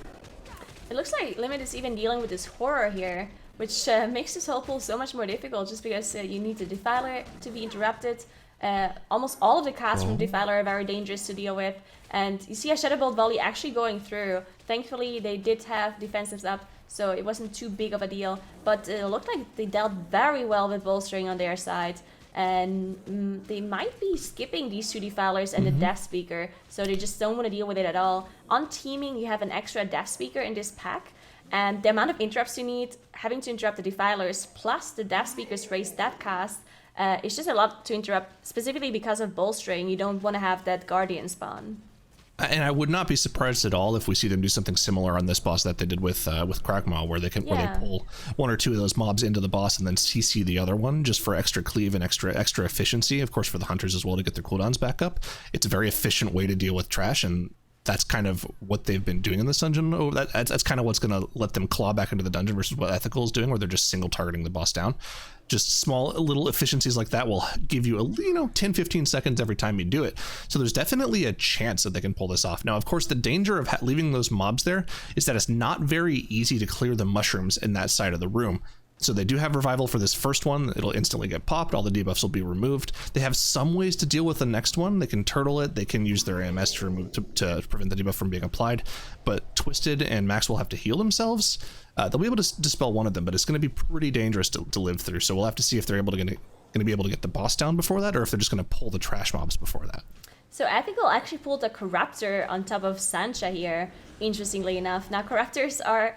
they can be very dangerous. They put the tentacles on the floor, which do mostly one-shot you if you get hit by them. And then on top of that, they also have a frontal, which also one-shots you if you get hit by them. And on top of that, it also fears you in case you do survive it. So definitely very dangerous mob to deal with. Want to make sure you dodge all of those abilities that the mob pulls out. But yeah, very efficient here by Ethical, dealing with some trash on top of the boss as well. Looks like a Limit did not pull. There we go. Now they're pulling the trash bag on top, and it looks like they're dealing with both of the defilers and the Death Speaker at the same time. So lots of control they need to put onto this pack. Yeah, they actually opted for just a much safer strategy where they misdirected the mobs in and then turtle cleared all of the remaining mushrooms with both hunter turtles.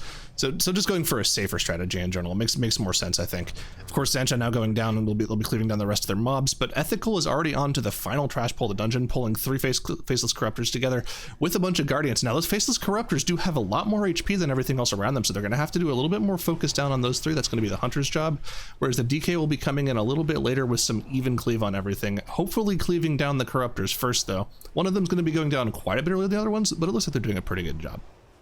Yeah, it definitely looks like they're dealing with bolstering a little bit better than what we've seen at the very first few pulls in this dungeon. I mean, you do also need to get used to bolstering. One thing that we barely ever talk about in this MDI is the different affixes in each dungeon, right? These teams need to switch from one affix combination into another affix combination into another affix combination from dungeon to dungeon, which is something that does not happen at all on live servers. Of course, we have 7 days of the same affix combination. Now, if you guys sometimes remember when the affixes change on ID reset, sometimes you need a little bit of getting used to it time, while these teams, they need to just jump from one combination into another, and that definitely does cost some practice as well and execution to be able to switch from one to the other as quickly as those teams have to. But now Ethical is on the last boss, Pop the Bloodlust as well, having to deal with 3 of those awakened mobs. Yep, and of course, once the awakened mobs are dead, the boss himself is pretty easy to deal with, so we're focusing on those awakened mobs' health bars right now. Not really single target focusing any one of them down, really, just kind of even cleaving all of them. I'd say maybe they're going for a Samurai Beckoner of Chaos, the Fear guy, just a little bit more than the other ones, but on the most part, pretty even cleave out there. The other 2 are already down below 30% when the Fear guy's dead, so not really too much single target focus. Of course, now once those 2 final mobs are left, the Blood of the Corrupted, they'll just kite around the room. The void zones on the ground aren't going to be that big of an issue. And of course, with the 2 melee interrupts, they aren't going to have any issues with Spider either. So just able to get that boss damage out, already phasing him for the first time once the awakened mobs are dead. So good cleave down from Ethical there. Definitely, and if we look at the timer right now, their time trial time was 16 minutes and 5 seconds. Definitely looks like they're going to be faster than their time trials on Ethical side. So well done by them, just decreasing their time from time trials to the tournament. Also changing up their comp completely, as Syro mentioned before. They were running double DK and Demon Hunter, and now they're running 2 Hunters and DK. So a completely different comp coming out of Ethical. Complexity also changing up their comp from triple Hunter to double Hunter and DK. And also looks like Complexity Limit also has a faster time than they had in their time trials, even with the amount of deaths and the reset that they had earlier in Kragma's room. Yep, for sure. Obviously, making the worst mistake is going to cost you the match, as Ethical is now on to the final phase of Unbound Abomination. Just got to get that final red bar below Unbound Abomination's health to spawn those final 2 Blood Visages, and it's going to be the second game in this 3-game series in the bag for Ethical, and we're going to go to a very interesting Game 3 on Workshop. Now, we did see a lot of teams in North America running Mage in Workshop. I'm curious if we're going to see either of these 2 teams bring that out. Ooh, I hope so. I wonder, I mean, I think because of bolstering, Probably not. it's bolstering, right? Or is it Probably bolstering? not. Yeah, it's bolstering in Workshop. It's bolstering. So Teaming and bolstering. Probably not. but I'd Probably like not to going to see see it though. Mage. I want to see I'm it. fired up. Thumbs up. It is. Workshop I'm is banned. fired up. Oh, that's true. Yeah, it's actually going to be going to Freehold. Workshop got Workshop banned is by Oh, Limit. true. banned? Okay. Yeah. Am I looking at the? Limit Oh, ban. I'm Are we looking not at gonna the see a wrong Fire Mage in series. Workshop? It's Freehold. And I lied. I made it up.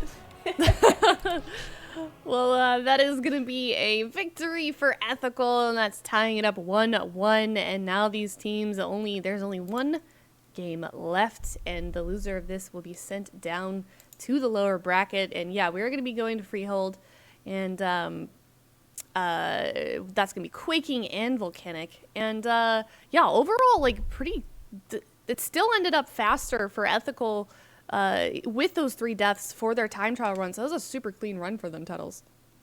I felt like their bolstering management could have been slightly better, but the fact that they have come into this dungeon and prepped a completely different comp than what they played in time trials is actually astonishing. Like the difference between double Hunter and a Death Knight versus double Death Knight and Demon Hunter, just like fundamentally how you want to play the dungeon, those are just like 2 very different things. So Ethical had to like almost completely scrap some of the pulls that they were doing. Like, some of them are going to be kept, but I would say that there was probably 2 or 3 pulls that like had to be scrapped and rethought as to how they dealt with them. And both Ethical and Complexity Limit looked incredibly solid. Playing against those melee killer faceless corruptors at like 3 or 4 at a time is so dangerous. The fact that both of those teams got out of those pulls unscathed, astonishing to me, I will admit, because I would not have lived. Thank God you're not competing, Tuddles. Those things suck to play against. The tentacles are very scary the whole entire time. You know, there's some things that you see as a melee player that make it so you never have to worry about any other mechanics. If you played Maw of Souls as a melee player in the MDI and Legion, you are not scared of any mechanics ever, because nothing is more difficult than that was. Sure. Sitting inside that boat in that hallway, you couldn't do anything. So I think, yeah, I don't think it's that bad, but man, you're right, those corruptors are pretty difficult to deal with. For sure. And talking about that last game that we just saw, Tuddles, what would you like to talk about from that one?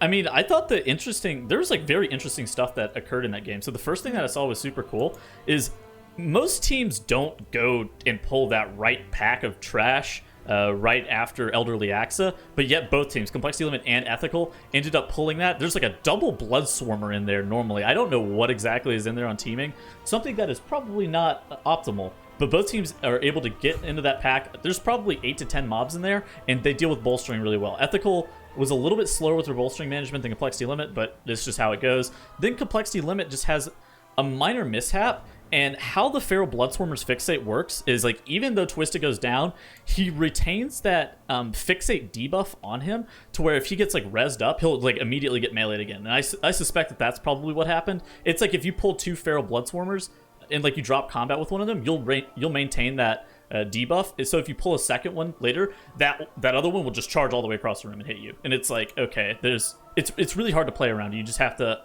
understand fundamentally how it works. So both of these teams, though, and then it's just like back and forth because mistakes were made on both ends, just with like bolstering management versus just minor deaths and whatnot. Ethical ends up going just a little bit bigger near the Spore Collar Xantia area and is able to take the match versus Complexity Limit. Yeah, and that puts them in a really good place, too, because, I mean, that was faster than their time trials run on that dungeon, and there are still all of those places that you just talked about that they could clean up that map for them and come back even faster. So I think that puts them in a really good place for these next coming, for if they have to play that map again. But we are going to be moving on to Freehold, and earlier today we saw Method NA try to kite those awakened mobs. So my question is, Nagura, do you think that we're going to see one of these teams or both of these teams try and pull that off successfully? I definitely think that Complexity Limit is going to try that kiting strat again, because I very highly doubt they changed up their strategy from earlier to now. That would be very impressive and also weird. So I think they're just going to keep that kiting strat, hopefully this time without having some of those awaken mobs snap back to the tank. So hopefully that'll go smoothly this time around. Ethical we haven't seen yet in Freehold. I personally do think that if there's no bolstering, then the kiting strat is not the most efficient, in my opinion, just because you can deal with trash with the friendly fire from Harlan Suite, but you can't do that if your healer is kiting. So therefore, I think there can be a better strategy where you don't do the kiting, but both of the strategies are really close, and we've seen lots of different variations. I think the teams aren't even sure themselves what the best strategy here is in Freehold. Well, we will have to see which strategies these teams pull out, as this is going to be Quaking and Volcanic on Freehold. It is 1-to-1 Ethical versus Complexity Limit. Yeah, and I think something to think about as well is that we know that Chompy's no stranger to the kiting strategy because we saw them pull it out in the Ataldazar 2 weeks ago. So if they do want to go for it, they have a solid foundation built upon how to do it. So we're going to have to keep an eye on that later on in the dungeon to see what the trash percentage is going into the final boss. We already know Complexity Limit is more than likely going to do that strategy because that is their preferred strategy that we've seen from them. So it's really going to come down to, I think, whether or not they can pull it off, and if Ethical chooses to go for it, whether or not they can pull it off as well. And I think really that's really just kind of the focus here. Whichever team is doing the more interesting thing that has a chance of winning them the series is kind of what you want to talk about here, right? Yeah, definitely. I mean, one difference already here in strategies at the start, as Complexity Limit did have a bigger pull, so they're in 25% trash after the first pull, but they also committed the Bloodlust to their trash pull, while Ethical used their Bloodlust on the boss. Now, it is a fortified dungeon, and usually on fortified we see the teams use their Bloodlust on trash. So interesting to see that Ethical is choosing to do the boss Bloodlust here without pulling any sort of trash on top. Yeah, and I wonder, because what we normally see from teams too, as well as they'll end up pulling some trash on top of the boss at the end, and I wonder if Ethical's going to do that here as well, because that's typically what you do whenever you go for a much smaller sized pull like they're going for. But already right off the board, I mean, that extra 12% trash is going to be more than enough to make up for the awakened mobs that we know Limit won't be pulling. So yeah, we'll just have to keep an eye on that. It's definitely really weird, because at this point it looks like Limit is 12% trash ahead for, you know, barely any percentage on a fortified level boss. Definitely a good trade-off, it seems. Yeah, for sure. We see Arrow is already gone on Ethical side. He actually left really early. The boss was still really on 30%, and Arrow already vanished off to be able to go to that Ring of Booty to start the RP event. But that definitely seemed like a very early leave there. Complexity Limit still has their Rogue on their team. They didn't leave yet to start that event. But yeah, this cost them quite a bit of time just because the Rogue left so incredibly early. This means the Complexity Limit is only a couple of seconds behind onto the boss kill, even though they did pull more trash early. And there goes Atrocity with almost as the boss dies. So he's probably, you know, he's going to start the RP a lot later. But starting that RP is not like, it doesn't take a lot of time to do, so he should be able to. I mean, that's just, I don't know, that's weird timing from Ethical. I mean, does the Rogue maybe set some other stuff up on the way there that he needs to leave that early for them? That's kind of weird. Possible, yeah. I mean, it looks like Era is still not here with the team, so definitely. Oh, there we go. Okay, so Era is back. The Skylight is gathering up quite a bit of trash here. Looks like they want to pull all of this on top of the boss, but Skylight getting gripped back by the Harpooners here. Now finally the leap coming out. But yeah, that looked very difficult of a pull to pull off. Now he gets gripped again. Just so much going on here in this pull. They definitely want to make sure to deal with this trash as quickly as possible, because Skylight can't deal with all of these Harpooner grips for a long time. You see the DK doing 2 million DPS out of Ethical. This is an incredible pull by them. And Atrocity just now joining the trash, so you can see he's only done about 2 million damage at this point, whereas you see Arrow's done 6 million more damage. But I don't really know if I like that trade-off, because the lion's share of the AoE is going to be dealt by the DK again, right? So, but oh wow, I was focusing too much on the rogues, and two DPS players have gone down for Ethical, and it's going to be a full team wipe for them as they just aren't able to keep things under control. You have to wonder what went wrong for them here. They had the rogue at them at the start of that pull, and they just flopped. Their DK wasn't able to put out damage. I mean, that's so weird.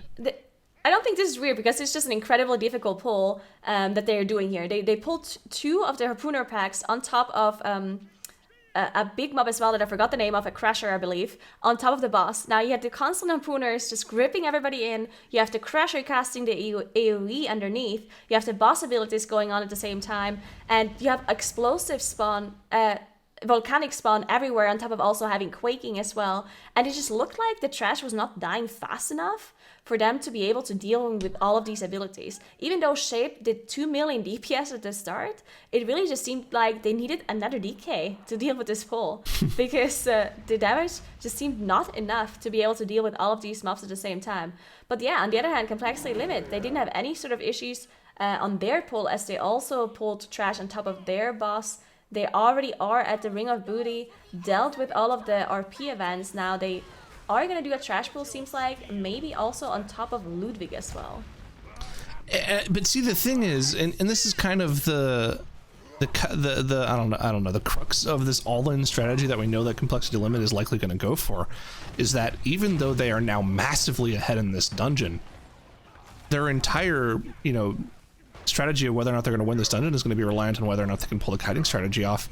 And you have to be like 100% confident in your ability to pull it off, otherwise you're going to throw the dungeon for no reason, right? Like, at this point, you're so far ahead that you may as well just do the Awakened Obelisk pull, right? I mean, but at that point as well, if you're not committed to your strategy against a team that you're already ahead against, how are you going to be committed to it against an even better team in, say, Method in A, or maybe later on in the finals this year against a team like Method EU or Perplexed? You have to be confident in your strategy, or else, you know, what's the point of having that strategy?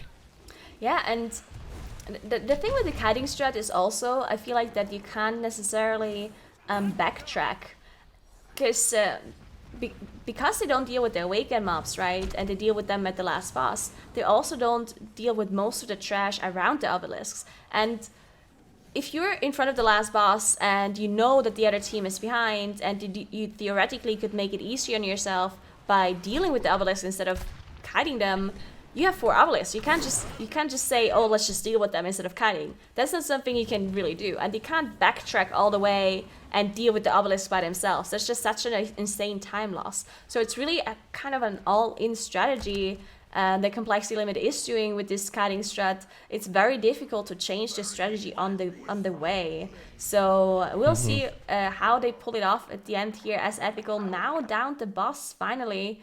They are only at 36% trash though, and that's a big difference on a fortified environment here in Freehold, while complexity limit is already on 63%. Yeah, and they've already got a third of Trithak's health down. Like Yeah. you know, that's just, I mean, we've already laid out the rest of the dungeon, right? You know, we already know exactly what's going to happen, but it's just going to come down to the spectacle of whether or not they can make their strategy work, right? It's very unlikely that they'll have any deaths to any of the trash at this point, because, you know, at this point, I'm saying that a lot. That's okay though. They know their strategy, right? The trash pulls are not going to be what you wipe to. It's going to be the Awakened pulls, or it's going to be one of these more difficult trash pulls into the boss. And that's what we saw happen to Ethical. It could still happen to Complexity Limit, but they've dealt with the more dangerous of the pulls already. So yeah, it's all going to come down to that kiting strategy and whether or not they can pull it off. Yeah, I agree. And it's incredibly difficult. We've seen so many teams already try this kiting strat, and it looks easy when they pull it off, right? It looks like, oh, you just run around in a circle. But there's so many things that can go wrong. We've seen teams just have full team wipes because of it. Just the healer walking too far away from one of the mobs, and then it snaps back to the tank, or someone de-aggroing, getting heal aggro on the tank, and therefore they snap to the tank. So many things already happened, or the healer getting targeted by a boss ability and making the boss reset. We've seen that as well. So definitely keeping an eye on the complexity limit here, as they're about to finish up Trothak. Now they still need quite a bit of trash, so they're probably going to deal with some of that now before they go to the last boss area, while Ethical just now is dealing with Ludwig. So a whole boss behind, plus also the 13% trash difference. And I think the important thing to mention about this kiting strategy is how on a knife's edge it is, right? The healer is actually working with very little aggro, right? They don't actually ever do any damage to the mobs, so their actual healer aggro is going to be incredibly low to them. So if there's ever any spike in aggro from the players that are fighting the boss, we can see what happened to Complexity Limit happen, where Samrek himself just decided to snap back to the boss because he got aggro on one of the DPS players who might have like exhilaration plus health potion or something like that. That could definitely proc it. So you are on a pretty tight timer when you're trying to pull off this strategy. It can go wrong just like that. So knowing all the things that can go wrong, and with all that pressure on Twisted himself, we'll have to see, you know, if they can pull it off when it matters the most to send them to the winners finals for tomorrow.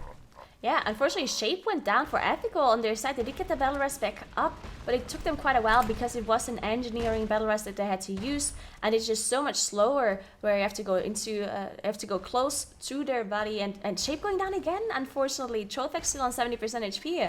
This is gonna mean they'll have to finish off the actually, they do have one more Battle Rest just came back up, so they could be using another engineering Battle Rest to get him back up, which they probably should, because otherwise you're going to lose quite a bit of time here. Well, Complexity Limit, on the other hand, they're dealing with some of the trash here. We see Atrocity is actually gone. Looks like he is doing the parry pull on the other side. So there's actually a trash pack on the other side of this room where there's Ravager as well, which just casts a painful motivation, which gets applied to himself, plus 2 other random mobs around it, killing themselves basically with this dot. And it looks like Atrocity was going over there by himself, using the parry ability, also procced his cheat death, and he just basically soloed the trash packs to get a little bit of extra percentage from that Ravager. Yep, and now that the trash is all completely dealt with, it's going to come down to the execution of this particular pull. Chompy is dead for ethical, but since it's not a grievous affix, they should be able to finish off the boss without him, so we don't need to keep an eye on that too much, because going on over on Complexity Limit side, they're now setting up for this pull, which will be the end of the dungeon for them. A little bit of a difference there, as Twisted didn't die this time going to his setup spot, so that's an improvement already. Really right now, this is about keeping it consistent. If they can pull this off here, that'll be a huge performance boost for the rest of the tournament. And already you see the misdirect and the tricks of the trade going out on the trash. Actually, Atrocity and Eric staying for a long time to make sure that he has as much of that aggro from those 2 abilities as possible. Of course, tricks of the trades being the lion's share of the aggro given, and Twisted is now off to the races as the rest of the 4 members are on their own dealing with Harlan's Suite. Twisted now just got to keep aggro on those mobs and not die, and it'll be a win in the bag for Complexity Limit, but we know how wrong this can go. This can definitely go very wrong, but I like the adaptation there for Complexity Limit, making sure Misdirect plus Tricks is being used on Twisted here to start, and they made sure to do as much damage as they can on these Awaken mobs to get Twisted out of aggro advantage so they don't snap back. But they have very little room to work here on Complexity Limit side, so they still need to make sure they play perfectly to not get hit by any of these quaking abilities, volcanic, on top of also having the artillery and the swirling sands coming out here as well. Keep in mind, there's no healer for them here, so they want to make sure they don't get hit by any extra abilities that they can avoid. And also, you see the cloak coming out here, the legendary cloak, to be able to get rid of some of those corruption effects that also deal damage to the team. Because any extra damage that you take is going to be hard to deal with without that healer. You see now Twisted here, kiting the Awaken mobs. You also see the artillery being procced on him as well. He is using the Dispel to get rid of Semrek's Spear. And yeah, he's doing a very good job kiting these mobs. Any mistake by Twisted here means he either dies immediately or the mobs snap back to the rest of the group. So well done so far by Complexity Limit, and the boss is already below 30%, meaning the damage increase is on him, and it looks like they're able to pull this off. And what an incredible run by them. The mob snapping at this point wouldn't wipe them. The boss is already dead, and you can see that double remove into the port was going to be the final move that Twisted needed to give himself enough room to kite away, and Complexity Limit has pulled off the kiting strat and will be taking a very close series over Ethical 2-1, and that's got to be a huge confidence booster for them going forward, pulling that off in tournament play after the mishaps earlier today.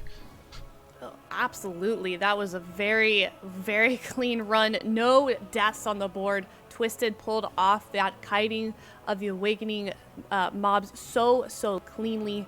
And Tuttles, these guys have to be very proud of themselves. And now they go on to face Method NA.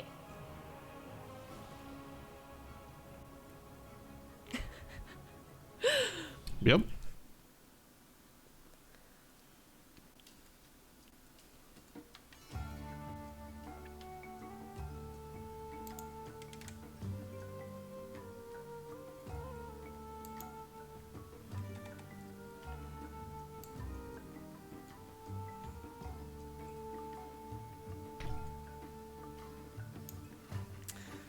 I was muted. Ha. Tuttles was muted for that. Anyways, as I was saying, Complexity Limit, if they play like they did today with the 0 deaths in that Freehold, and just making sure that they become super consistent, then they should be able to deal with it pretty easily. But I wouldn't, like, if I were them, I wouldn't be sitting there patting myself on the back for too terribly long, because they have to get to work against Method NA tomorrow.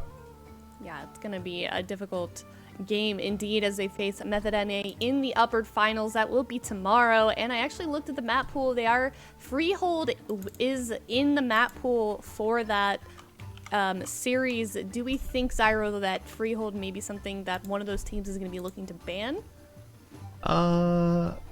Which match is that again? I believe that this is the upper finals. So match 11, I believe. Yeah, match 11. Yeah. Let's take a look at that.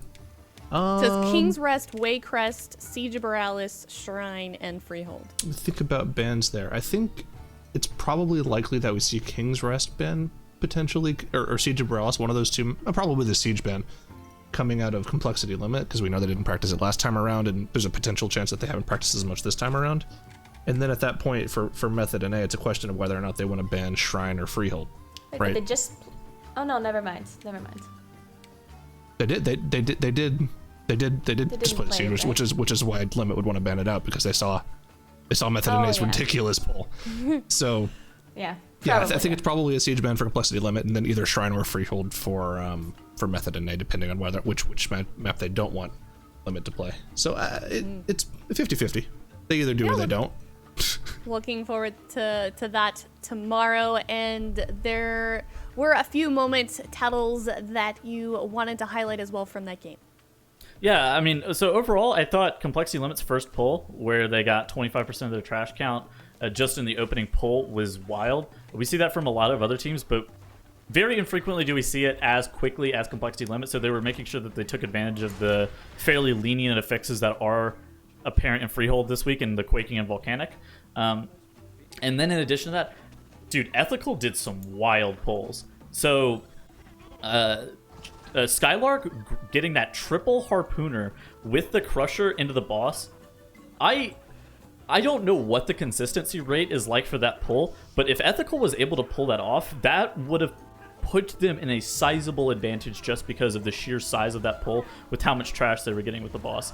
You saw, I think it was Airy was standing up top on the Hunter, trying to bait the Jolly Sabers up top to try to give Skylark a little bit more time to be able to deal with it. But, like, holy moly, that was an insane pull by Ethical. They got punished for it and ended up wiping, but if they're able to, like, pull off that Freehold strat, they will be a force to be reckoned with. Complexity Limit, at the same time, dude, they have a wild run. End up pulling just insane trash into Trothak, are able to kite the final obelisk so crisply. No more mistakes from Twisted today. It's so hard to be able to juggle healer threat versus the tank whenever you're actually kiting all 4 obelisks. So Twisted comes back, he gets a really good tricks, a really good misdirection on him, and Complexity Limit's able to take the match, or that game, deathless. So Yeah, very clean by them indeed. And that is not the end of Ethical. They had a bit of a rough go at that, but they will be dropping down to the lower finals, and they have another chance to battle it up back to the grand finals if they play well in those lower series games. And next up, we're going to be moving to Scripted Content versus Fly Me Out. Scripted Content, they're a newer team in the MDI this week. We didn't see them play week 1 for this region, so they do have a second chance against Fly Me Out. Nagura, any predictions you want to make on this next series? I think it's going to be really close. It could go either way, but I'm just excited to see, hopefully, the Proud Paladin out of Scripted Content, because they played Proud Paladin in the time trials, and I just want to see it in the tournament as well. Yeah, I want to see it as well. So after this break, we will be right back with that Scripted Content versus Fly Me Out series. So stick around and we'll be right back.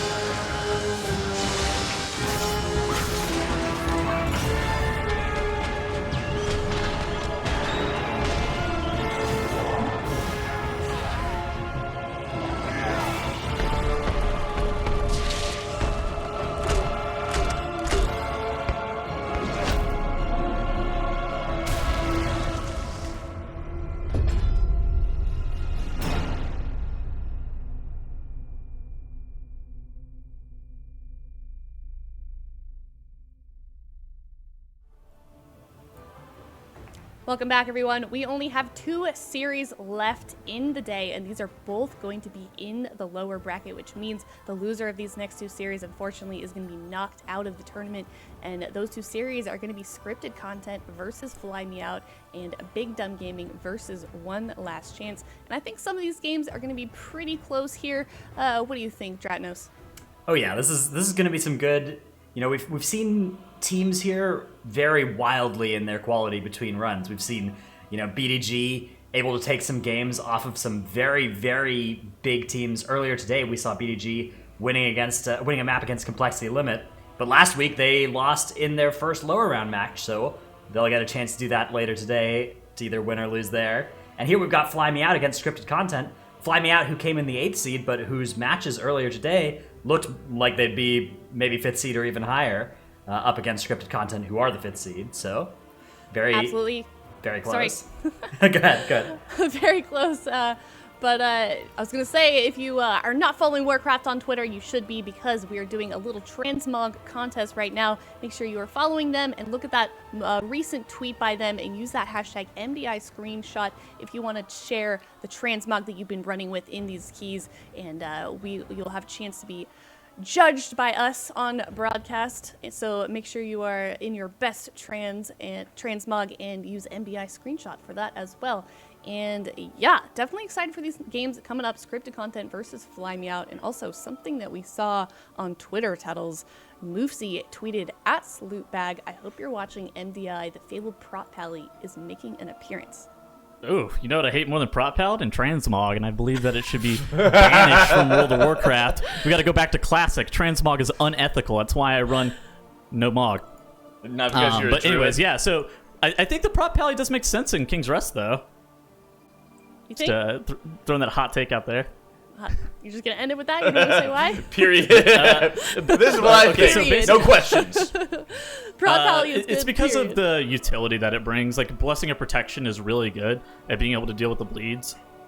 And then whenever the Protection Paladin is running that bubble taunt, he's able to just deal with a bunch of the problems that you're faced in King's Rest pretty adequately. That combined with the fact that most of the time you're pulling fairly small trash packs at once, where Avenger Shield can also interrupt high priority targets, you're going to be good to go playing a Protection Paladin in King's Rest.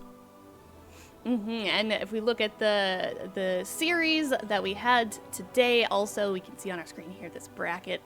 Just as a reminder, Complexity Limit is going to be facing up against Method NA in that upper finals. And right now, as you can see there at the bottom, we are on the lower bracket series. So it's Scripted Content versus Fly Me Out and Big Dumb Gaming versus One Last Chance. So these guys are really facing some tough pressure here. Nobody wants to go home just yet. And if you look at this map pool, Jack, we have King's Rest, Toldagor, Ataldazar, Siege of Boralus, and Workshop. 2 of those have been banned. What are your thoughts on this map pool for the series? A lot of time trials going to be coming up onto this one, and we're going back to Toldagor again, despite having to deal with Sanguine.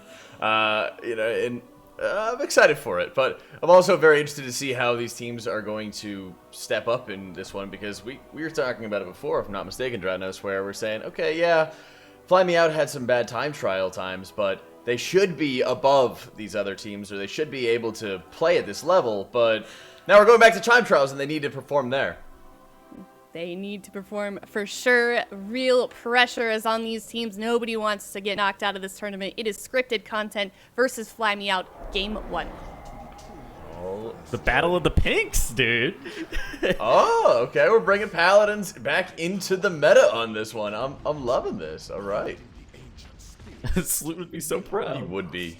He would absolutely. And I kind of like Holy Paladin as well for this dungeon. I don't think that Way of the Crane gets insane value as it does in other dungeons with higher trash density. It's just alright. But I do think that you can really make Paladin work to very strong effect on this one as well. So very cool to see. We haven't seen, if I'm not mistaken, I don't think we've seen a prop Paladin at all this expansion, or maybe only in a couple early It's been seasons. a hot minute. It has been quite a while. It's long overdue. Okay, so Scripted Content is doing the whole entire Golden Serpent room. Basically, it's necrotic here, so you have to normally be fairly scared. But since they are playing that Paladin, there's a lot of tools that Protection Paladin brings that will make this pull look significantly safer. Look at Felnator. His health's not even moving. He's literally standing in his bubble, just standing He's there, face tanking everything. Oh, there, and then he takes There's a one vibe. hit. There, one cast goes off, and there goes half his HP. That's the. We saw the upsides and the downsides. Yeah, Paladin very that's quickly. right. Right at the very start of the dungeon. On the side of Fly Me Out, though, they're playing Dwarf Protection Warrior with a Pally, so they also have a large utility suite at their disposal for being able to deal with Necrotic fairly quickly. So scripted content has downed the Golden Serpent room where Fly Me Out is killing all these animated guardians by themselves. Yeah, that was extraordinarily weird. I mean, the big benefit, you'll see on live servers a lot of times, they'll say, okay, yeah, we'll kill all of the golems, for example, all together. Usually an efficient pull there, but whenever you're in an MDI setting, being able to grab all of those mobs and bring them in, or grab 2 at a time or something like that and bring them in with the gauntlets, usually so insanely efficient, and everybody's done it before, so I don't really get why they made that choice. Ooh, Ellismere looks like he's playing that Formless Void. You actually saw him yoinking somebody's essence. I don't know exactly who it would be, but he also does drop down matter. He drops down the airstrike from the Lightforged Draenei Racial. That's right. I don't think it really matters because I'm pretty sure everybody's going to be running with Blood of the Enemy anyway. So, Probably true. Unless he's taking a tank essence, which I would not bet money on. Take a gander. Hold up. The tank is running Strength of the Warden, so I mean technically he could take it, right? And then like bubble taunt. True. Okay, But that would be some ridiculous strats. Suffer's getting so low. Okay, he gets bopped and pops his shield wall at the exact same time there. They still have like another pull to do in the Golden Serpent room where scripted content here doing a more meta strategy of pulling. They're playing the animated guardians with the Golden Serpent. They're going to be down to Golden Serpent here in a few moments. They're pretty far ahead. This is remarkably weird to me. Not only because we know, what are the more efficient routes to be able to go through, but there's only a 2-minute difference in time trials between these teams. So it's not like they shouldn't know these strategies. This is one of the time trial dungeons that they had to be practicing like crazy. And you're right, Bloodlust went out for a singular trash pull. I'm a little confused on this one, Tettles, and usually whenever I'm uncertain, I need to ask you, or I write a little mental note that I'll ask you later. My friend Drat knows about this one later. Hey, Drat knows the routes, so This is his expert route, I think. Oh. What is scripted content running then? The Drat knows master route. There's a master route too? Man, this guy If you're everything. an elite, it's saved for elite gamers. Oh, well, why would you have access to it then? I don't. That's the point. So scripted content here has made their way into the area where they're dealing with all the kings inside of the room. Oh my goodness. Okay, so here's the minions of Zool. Oh yes, they're spooky boys. Okay, so there's none that are fixated on the Felinator currently. Oh, Binding Shot actually comes out from Moose to be able to deal with those minions of Zool. They get multi-shot down. That was actually really good by scripted content to finish those off. I mean, assuming that this is going to be, the route that they started using for their time trials. I know they didn't have an impressive time in here, but they couldn't have been too far behind scripted content, which looks like they're just doing a very traditional route, right? It seems like what we've seen out of scripted content has been, the standard, the usual, the general way that it goes. And right now we're just seeing some very weird strategies that fly me out. I think at this point they're going to need some ridiculous plays in Machimba's room as well as the bridge to start making up a lot of the time that they lost, because this is just like cookie cutter example of why routes are so important, how you're setting up those pulls, what you're using Bloodlust on. I guess that they just forgot that they use Bloodlust. I can't fathom a reason for why you'd only use Bloodlust on a 3-pack of mobs, Okay, well, Dradnus just typed in chat. He said, yeah, that one's in the expert route. Okay, so... Oh. Good to know. Thanks, man. Dradnus confirming. Appreciate it, buddy. Thank you, Dradnus. Smiley face. Coming through with the help. Hey, Alice got to drop the early updates. Yeah, he's got to drop the knowledge bombs on us. So now they have the king and the queen to be able to deal with.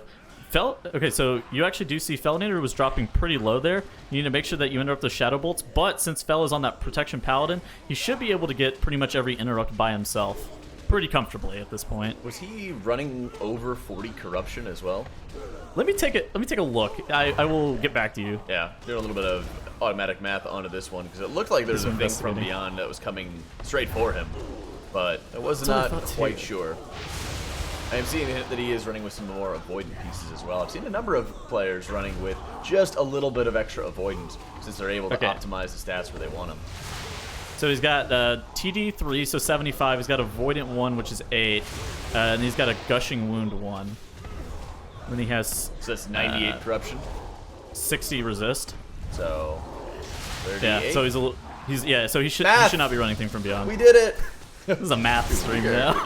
That's right. Get ready for your arithmetic. It's not just about adding up trash mobs. It's about adding up corruption.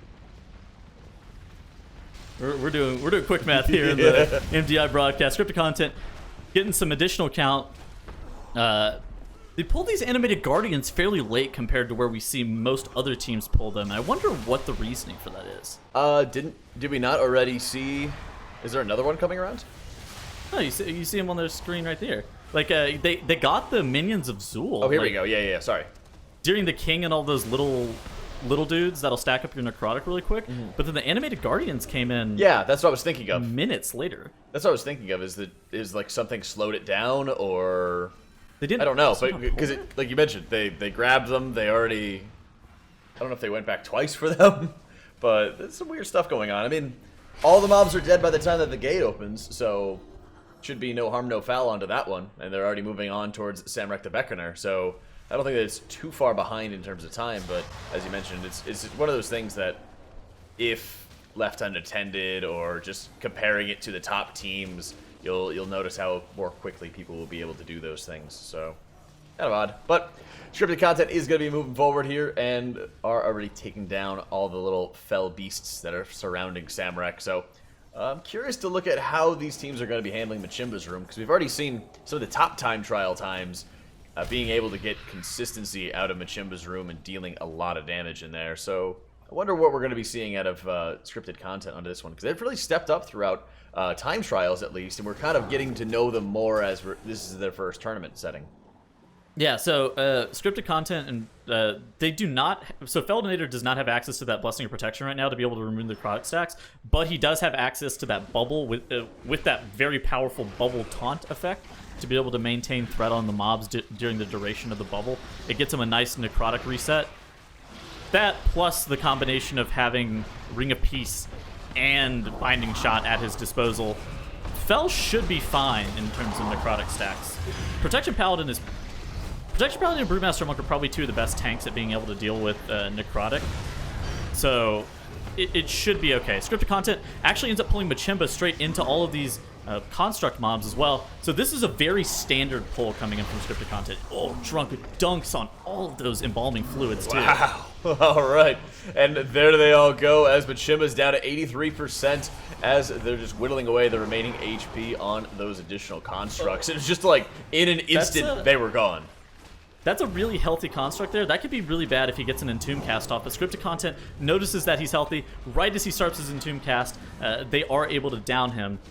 Basically, if he gets his Entomb cast off while Machimba is active, then you're not able to get the person out of the sarcophagus, or you spawn a mummy. I don't remember exactly which one it is, but I know it's not a good deal if you do end up having that happen. So scripted content, they're running a pretty meta strategy in King's Rest for a team that's not running what we would deem a standard meta comp. Yeah, and that's always the interesting thing to look at is how far teams are able to go with the right strategies, but maybe not what is considered the optimal combination of classes and meta game that you will be seeing onto this one. So still very well played by them as they're pulling through with the lead over Fly Me Out by quite a significant margin at this point, continuing to extend it.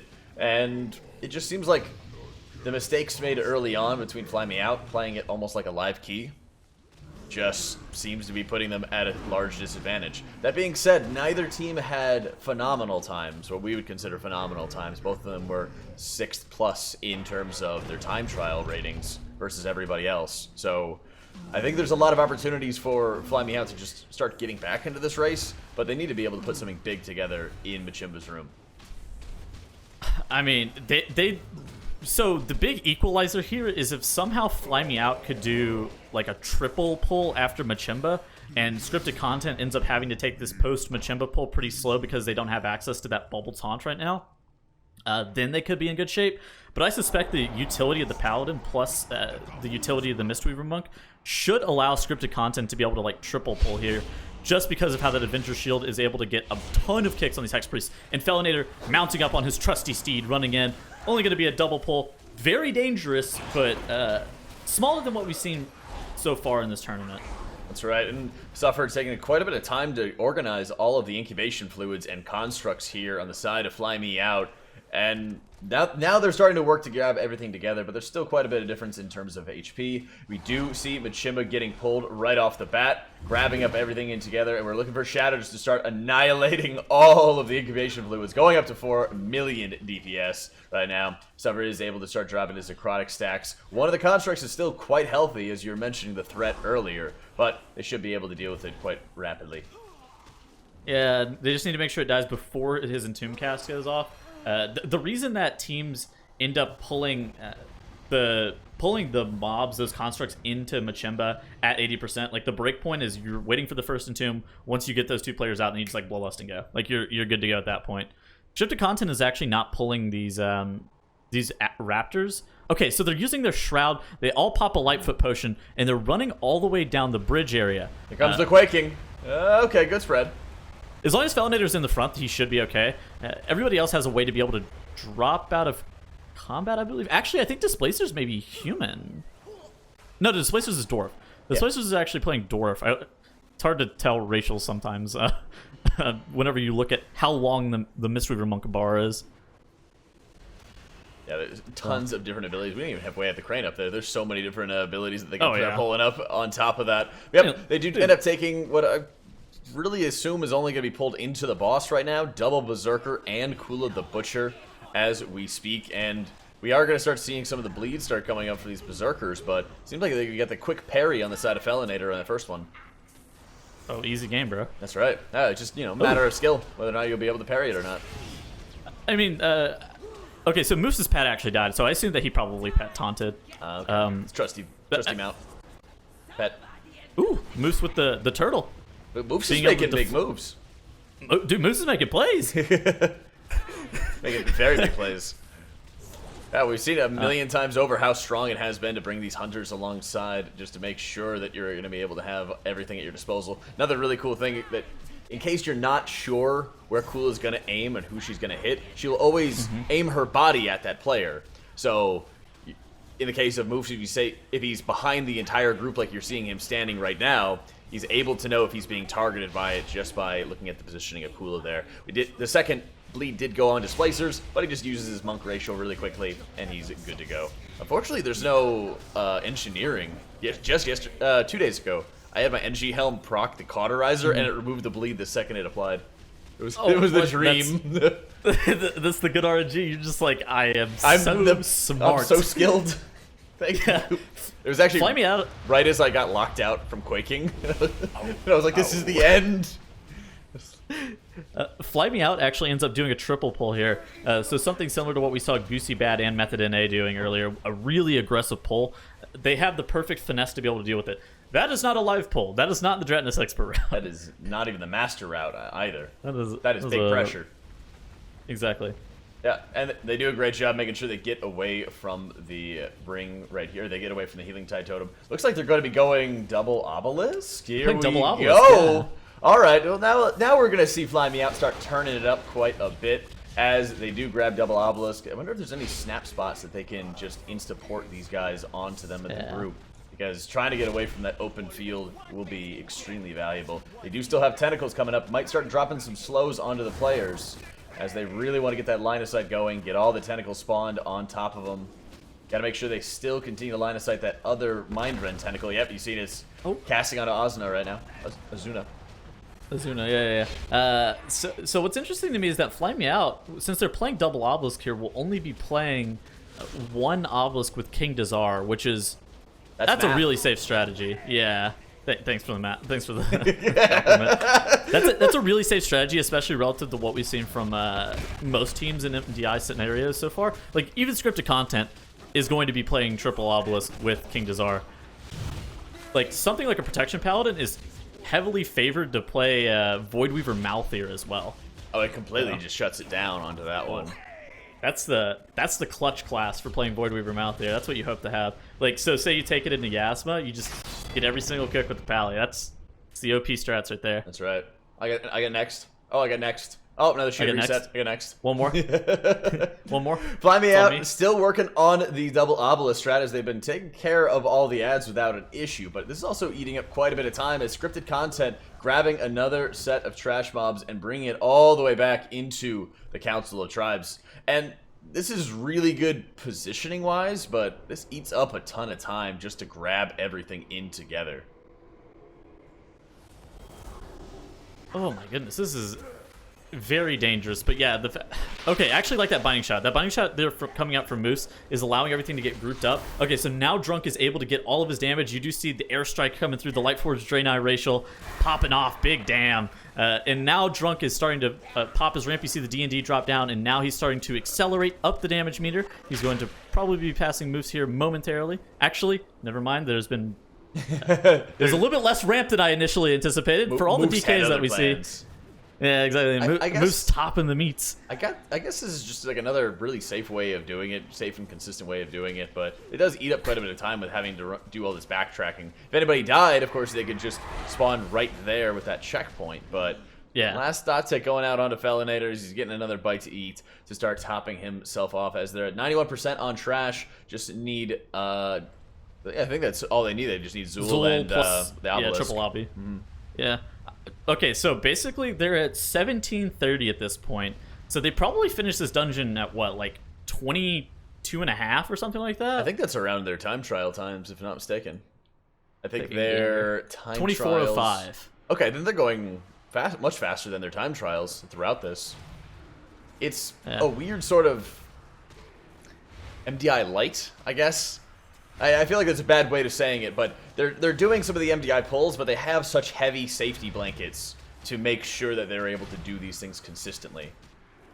So I don't hate that. Yeah, I agree. Like, it keeps them enough in the running with a lot of strong teams, like the top tier teams, that they could capitalize. They could be in a position to capitalize off of one of their wipes because everybody in the world is playing with all of these awakening mobs. So having to go back and do it again if anybody were to wipe takes up massive chunk of time.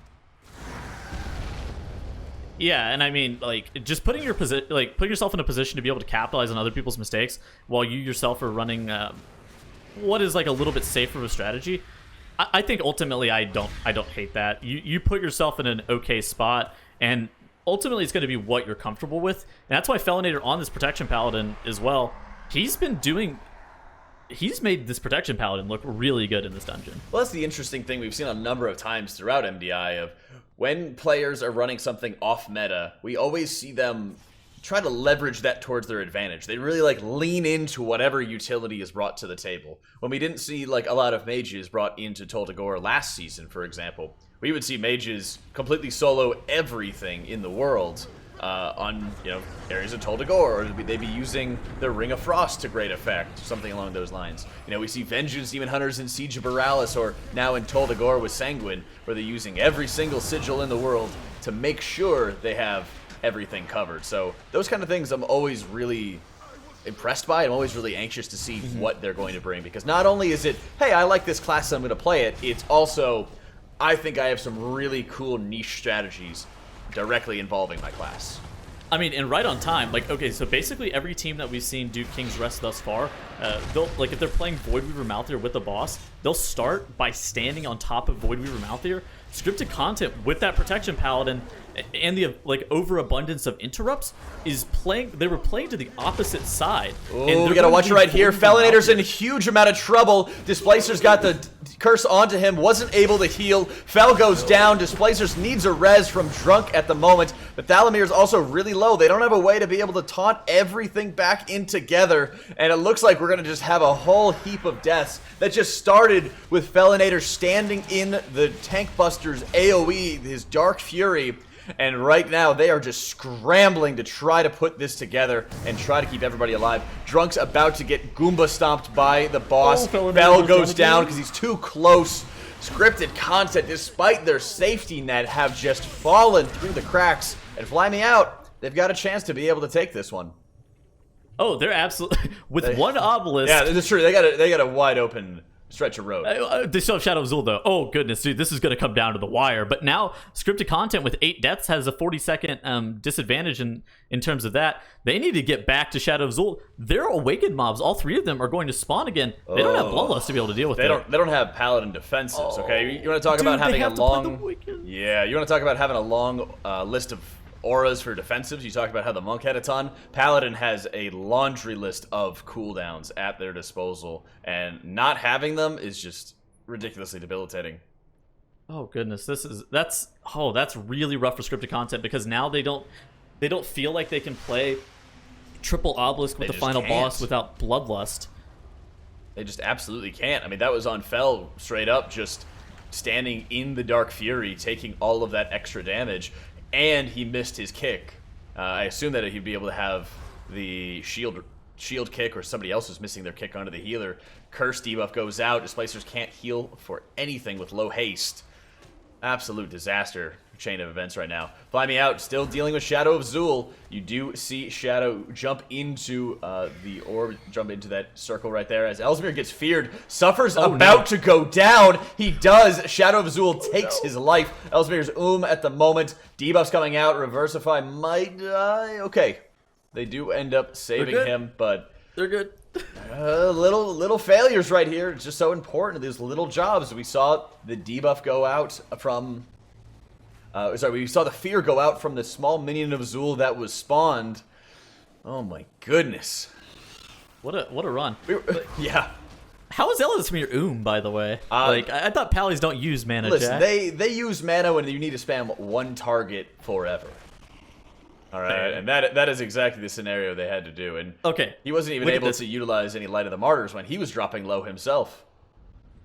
Fly Me Out doesn't have Bloodlust available yet for another minute. He got corruption slowed. Suffered got corruption slowed and ended up standing in the Dark Fury once again. Ellesmere's got wings up, so he will be able to deal with the Tank Buster pretty easily on this one. But man, why are we running Tank Buster with this? This hurts so bad. 35 seconds in death differential too. Basically, scripted content is really, really far behind. They would need Fly Me Out to fly off the rails. Basically have a full wipe at this point, right? Absolutely, and that's not going to happen at this point as Tank Buster's almost down. They are also working on Raban quite a bit, so they might just straight up kill Raban without even pushing Bizarre that quickly. But Felinator goes down once again. This Tank Buster is too much, man, as scripted content is going to be having another wipe. And Fly Me Out, the road is theirs, the runway is theirs. They can fly, because planes go on runways. Stop that. Thank you, Tettles. Man. Oh. Spotlight on moves. Good old moves POV. Did he get hit by the Tank Buster and just go down? He got hit by a Tank Buster and just wasn't able to get away from the mobs. He didn't actually have separation, and I think part of it might also be just some of his defensive use and separating some of his defensives. I'm kind of surprised that, I think it's Seraphim that's competing with Last Defender, with how trash dense of the pulls that they were doing. I'm kind of surprised that they weren't running with that before, but that might be a story for a prop paladin main. I am not a prop paladin, but I do know that Seraphim is on the road with LDAS. I know things. Fly Me Out here, getting King Dazar towards that 50% range, going to be mounting up on Tazala here momentarily. The last little bit of a... This is basically the last point in which... Oh, wait, they're very down Tazala. Never mind, I'm trolling. Are you okay? You doing math again? Maybe. Maybe. You okay? 30% left on King Dazar as Fly Me Out looks to be limping over the finish line on this one. And while it's a time trial dungeon, this week's time trials in general, I would say, Tettles, have been very punishing to people. Bolstering Underrot is abnormally challenging, as is Necrotic King's Rest. Scripted content, more Troubles in Paradise as they have a few more deaths on King Dazar, where Fly Me Out slowly going to be able to complete the Dratnus Expert route and take map number 1. That's right. You know what? Good for them. That was faster, I'm pretty sure, for Fly Me Out than their time trial run. And they ended that with only 1 death. So, I mean, those polls may not have been as big as some of the, as scripted content may have been doing, and but they ended up, winning that one, Dranos. Yeah, that That was rough. Let's call it what it is. That was rough. Oh man. it was a real tortoise against a slightly slower tortoise type story. Yeah. But they managed to get through it in the end, which was what matters. So I want it to be known that scripted content definitely did not lose because of Protection Paladin. certainly, well, They lost Yeah. because of like the tank's mistake, though, right? I don't know if Warrior would magically have like escape tool. Well, they'd have better mobility certainly if they just having leap to run out of there or something along those lines. But it was just standing in Dark Fury, missing a kick on top of taking a bunch of extra damage. When your healer's debuffed, slowed cast speed, on top of the tank having Dark Fury going out and taking a heap of melee hits on top of it with nothing to sustain him, they're just gonna get another dungeon like that. yeah. Where was it exactly that it started to fall apart for them, Jack? Because they were doing pretty cleanly up until they just couldn't really get through anything without having somebody die. Just tank busters deal a ridiculous amount of damage, and having to do that, and with how long the pull can also take. I mean, you're running with, for example, like the Unholy DK, or like just the composition that they're running in general isn't yielding massive single target damage that they can just laser down every single obelisk at once, for example. So I think a lot of it is just the tank buster was too debilitating for them, and they weren't really. They were running with Blood of the Corruptor, right? So they didn't really have some magic strat to get the tank buster taken down super quickly. They just took such a long period of time, ran out of cooldowns, ran out of defensive, stood in extra void zones, and then that was it. Well, I think also after their first wipe, once they lost Bloodlust, they Yeah. were in just terrible shape too. Yeah, they lost Bloodlust. They lost a lot of really long cooldowns that Prop Paladin has, 5-minute cooldowns on various defensives. Even though they went to do that Blood of the Corruptor obelisk afterwards to make the fight a little bit more easy, it wasn't enough to make it killable from that point easily for them.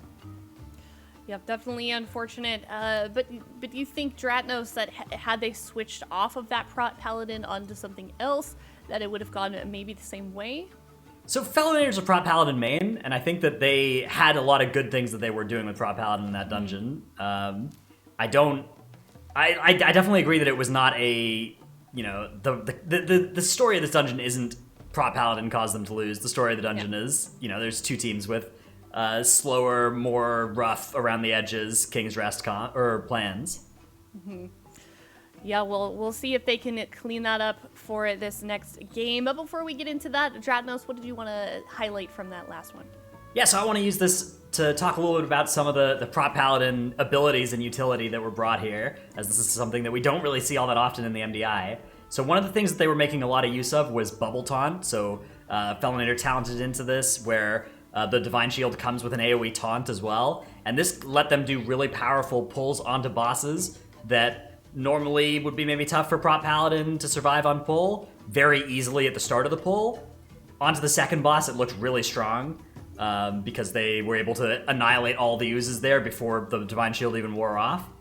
Against Shadow of Zul, even Protection Paladin, also very strong compared to Prop Warrior. If you look at the total amount of HPS being done on that fight, Prop Paladin sitting at about 100k there. Pretty impressive number for the tank to be putting out. It's not as high as maybe Avengers Demon Hunter could do there, but it's definitely better than what a Protection Warrior can manage against that magic damage heavy fight.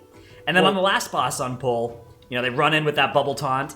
The first 15, 20 seconds of that fight are looking good. They have all these massive cooldowns, the Protection Paladin. They've got, Guardian of Ancient Kings, Ardent Defender, on top of that bubble. And he has Bop as well to 30 seconds later to mitigate a Tank Buster hit. But after all that expires, all of a sudden, Protection Paladin is extremely squishy, and the pull was continuing on to that point. Did stand in some stuff as well that was a problem, but just in general, his health was fluctuating wildly past that point, which is something that they need to figure out a workaround with when playing that Prop Paladin. Do you think they'll play it Pro- again?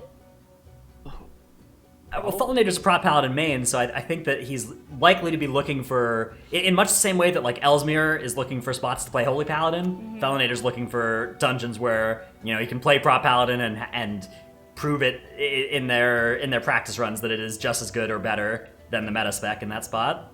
Yeah, because in contrast, we do have Ellesmere playing that Holy Paladin, which is also something that we don't often see. Jack, do you think this is a purposeful decision, or is this more of a comfort pick for them? I mean, when you look at certain ways that you want to be able to bring your class in, I think you really have to look for scenarios where it's going to be giving you something new, it's going to be giving you something different than the norm. I think King's Rest in particular is a legitimate option to bring a Holy Paladin.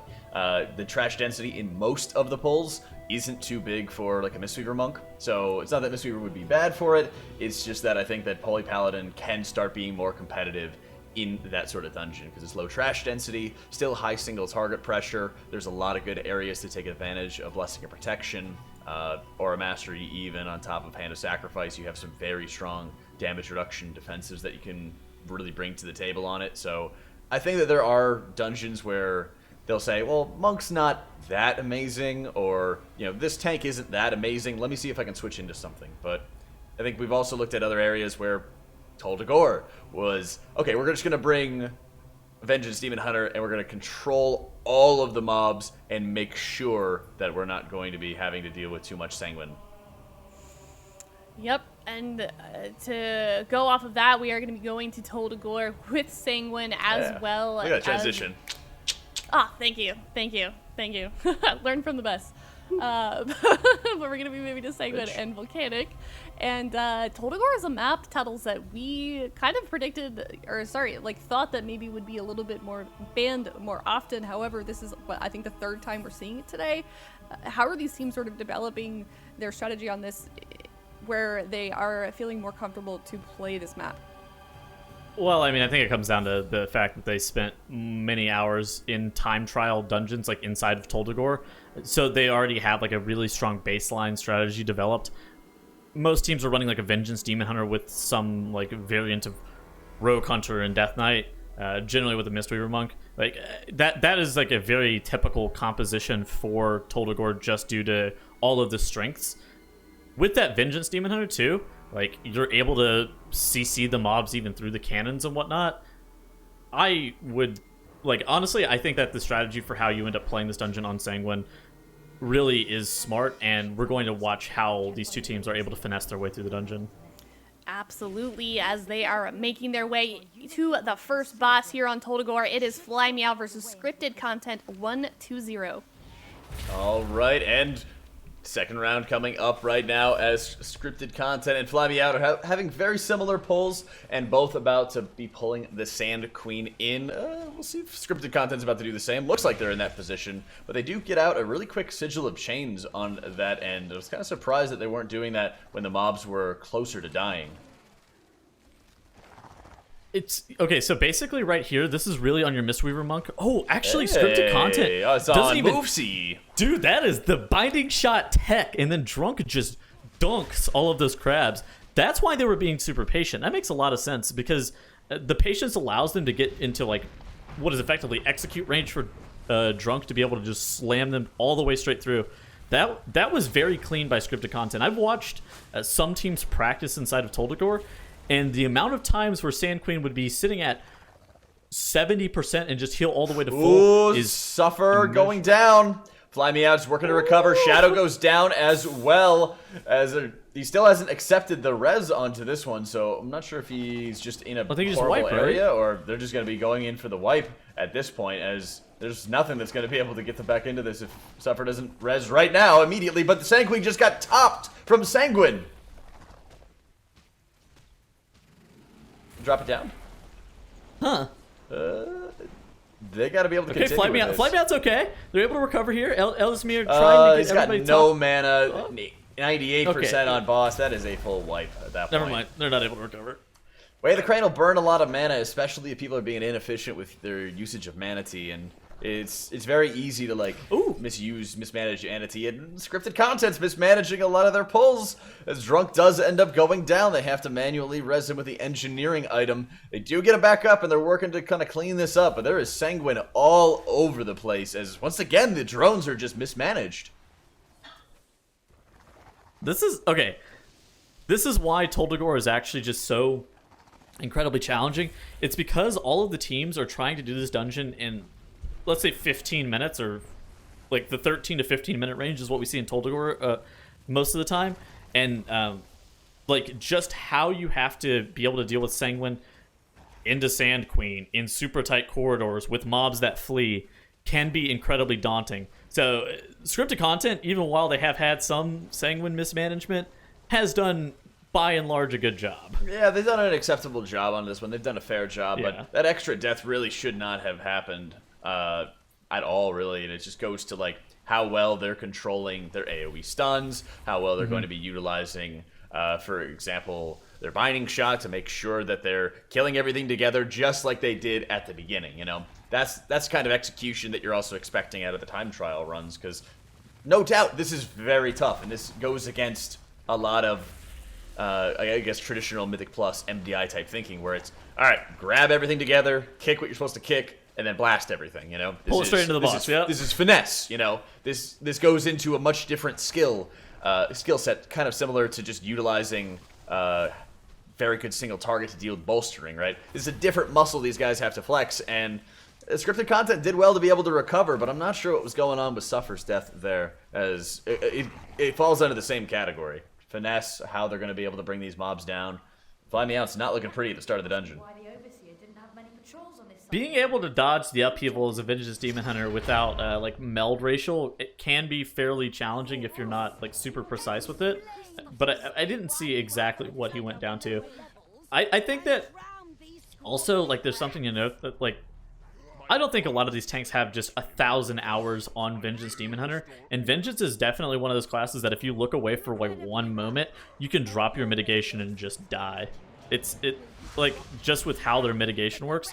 So let me look. Okay, so they are playing Gluttony. Both of them are playing Gluttony, so they have really high Vision of Perfection uptime since they are playing that talent. In addition to that, I suppose that they're both probably also playing... Okay, so Felinator is playing Strength of the Warden Major. What is Suffer playing? I think he's running with... Okay, they're both running Strength of the Warden Major, which is like... So that by itself is really challenging to be able to have their mitigation up. So if they're getting meleeed with like without anything, they can potentially go down.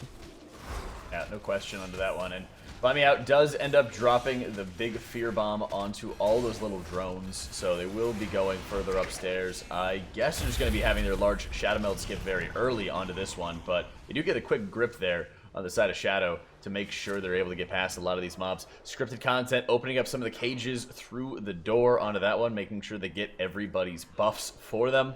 So if they're able to open through here, they'll be able to start getting more buffs and more damage and everything like that. Fly Me Out's waiting on verse 5 before they're going to go down and deal with the blood of the Corruptor. Ooh, okay, so big this pull by for Scripted. Yeah, dude. Okay, so this pull is really challenging to be able to deal with just because these build drought looters, whenever they get low, they all flee in different directions. And since there are like, I don't know, like 8 to 10 of them, it can be fairly challenging to be able to deal with. So they need to make sure that they execute them quickly, then are able to get that thug out of all of the Sanguine. The strikers as well will flee, but they'll just stand there throwing rocks. The thug's cast went off and actually debuffed everybody, and oh gosh, Dis didn't want to use his revival for some reason onto that one. I'm not really sure why he wouldn't actually dispel everybody in his group, but as a result, we're going to have, you know, still those looters just bathing in Sanguine. The striker right there. We're not having any sort of line of sight coming up by Fel. There's no DK grip. There's no Ring of Peace coming out. Nothing. He's just sitting there. This is, okay, that is precisely what I was talking about whenever I was saying that Sanguine in Toldagor is so challenging to be able to deal with, because there are so many mobs that just flee. That striker fleed an extra, I don't know, 3 yards and then just marinated in that Sanguine to get back to full health. I think it's just a failure of not using revival through and through. Like if they had that extra damage buff, I think it's what, 20-30% reduced damage dealt if you're debuffed by the thug. That's a lot of damage. And that striker had almost no HP left. He was like 15% or something along those lines when he stepped into that Sanguine. I guarantee he would have been dead or have been able to be focused down and killed despite one Sanguine puddle or something like that if they had instantly dispelled it. I don't even think he got a single dispel off onto that one. I think he just let it tick on everybody all at once. Ooh, scripted content doing... Ooh, this is a nasty mismatch pull. I actually don't hate this because they ended up CCing the C speakers, and then they ended up grabbing every arsonist, and now we're just kiting the arsonist around with some of those yellow mobs that are back in that corner area. Now the C speakers get pulled. Sigil of Silence comes out to be able to silence everything down. Felinator doing a really good job of managing his metamorphosis / his demon spikes. Fly Me Out having like some more issues. I didn't see, what did Shadow Master die to? We'll see how scripted content deals with this one, because they're going to have all those mobs running back into the Sanguine right now. That's what I was worried about when you have this big mismatch in health and you're not able to like bring them down closely. It's, they start coming back and you have to deal with them and waste even more time on top of it. This is just like the last floor that they were on. And now they're just trying to grab a couple extra mobs and they're just going right into boss whenever they can actually hit him. There we go. There we go. My Sanguine is healing my Sanguine. Yeah.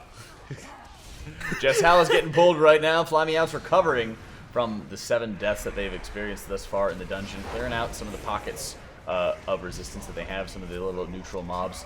They're getting them all taken down in Jess Hallis' corner right here as they're getting ready to get themselves set up for clearing out this room. Okay, they're just going to go right into Jess. So, really important to note that Sanguine actually does take 1 minute to despawn. So that scripted content, like, they have a ton of Sanguine in that hallway. It's probably almost all going to be gone by the time that Jess, like, runs around and, like, makes his way through the corridor. So they should be in an okay spot, as long as he doesn't just completely heal to full and hit all that Sanguine on his way back. Fly Me Out, dealing with Jess Hallis. I find it very interesting where they're tanking this boss, because it's really difficult to double line the boss once Bobby comes out. Yeah. Sure, they're not below 70% yet, so Bobby's not available. But, like... Bobby's not home? Bobby's not home yet. But even still, it is very difficult to be able to double line if they plan to tank there for prolonged periods of time. Oh, dude, look at all that Sanguine in that corner. Yeah, there is a lot that's stacking up right now. I'm curious how Fly Me Out's going to deal with it, because right now they're just waiting on Jess Hallis to return. They're waiting on Sanguine to start despawning, as they're going to be grabbing any of the Raiders, the Irontide Raiders coming out. And those guys will not spawn any Sanguine, so they don't have to worry, since they were not activated by players. They were activated by the boss, so they don't give trash count, and they do not drop Sanguine. Exactly. So like Jack said, you can open up the cages to the side, and that's where the Irontide Raiders lie. But if you just let the boss do it, precisely like Jack said, they won't do on-death fixes, but at the same time they won't give count. So you have to just kind of take it piece by piece and just really determine what you, like, whether or not you value the count or on-death fix or whatever. Yep. And as it stands right now, I mean, Fly Me Out's about 10, actually 13% math. Whew, 13% behind in terms of trash percentage, but they're pretty close together in boss percentage right now. So it might, despite all of the issues that Fly Me Out had at the start, it might end up coming down to whether or not this lives or dies right now. They do have a battle res, but Fell's dropping quite low. They need to get him up right now. Drunk, get him up. You've got full runic power. Moose dies as well. This is going to be a full wipe. Fly Me Out's got their opportunity to get back in on this. Where's that res? I feel like he just went to go for that res, couldn't find him because Drunk is hiding behind the pillar. Drunk's hiding behind the opposite side of Thalamir right now. Okay, so look at on the side of scripted content. Those C speakers and that block warden aren't going to reset because that's where that block warden is out of combat. This is literally where you drop the key down. Oh yes, exactly. Jack. Like I had this happen to me, last weekend. The full team wipe in the Jess room is and then the block warden is sitting in front of the doorway. As right, we drop it in 3 chests, I guess. Yeah. So because these are 2 different factions of mobs, the block warden is for the the block warden is for the Ashvane Company, and the C speakers are Irontide Raiders. They're 2 different brands or 2 different factions of mobs, so they're at war with each other. And when there's no players to fight, they will continue to fight each other, not killing each other, and just continuing. So at this point, they have to kill all of those guys together. Luckily for them, the block warden didn't fully heal.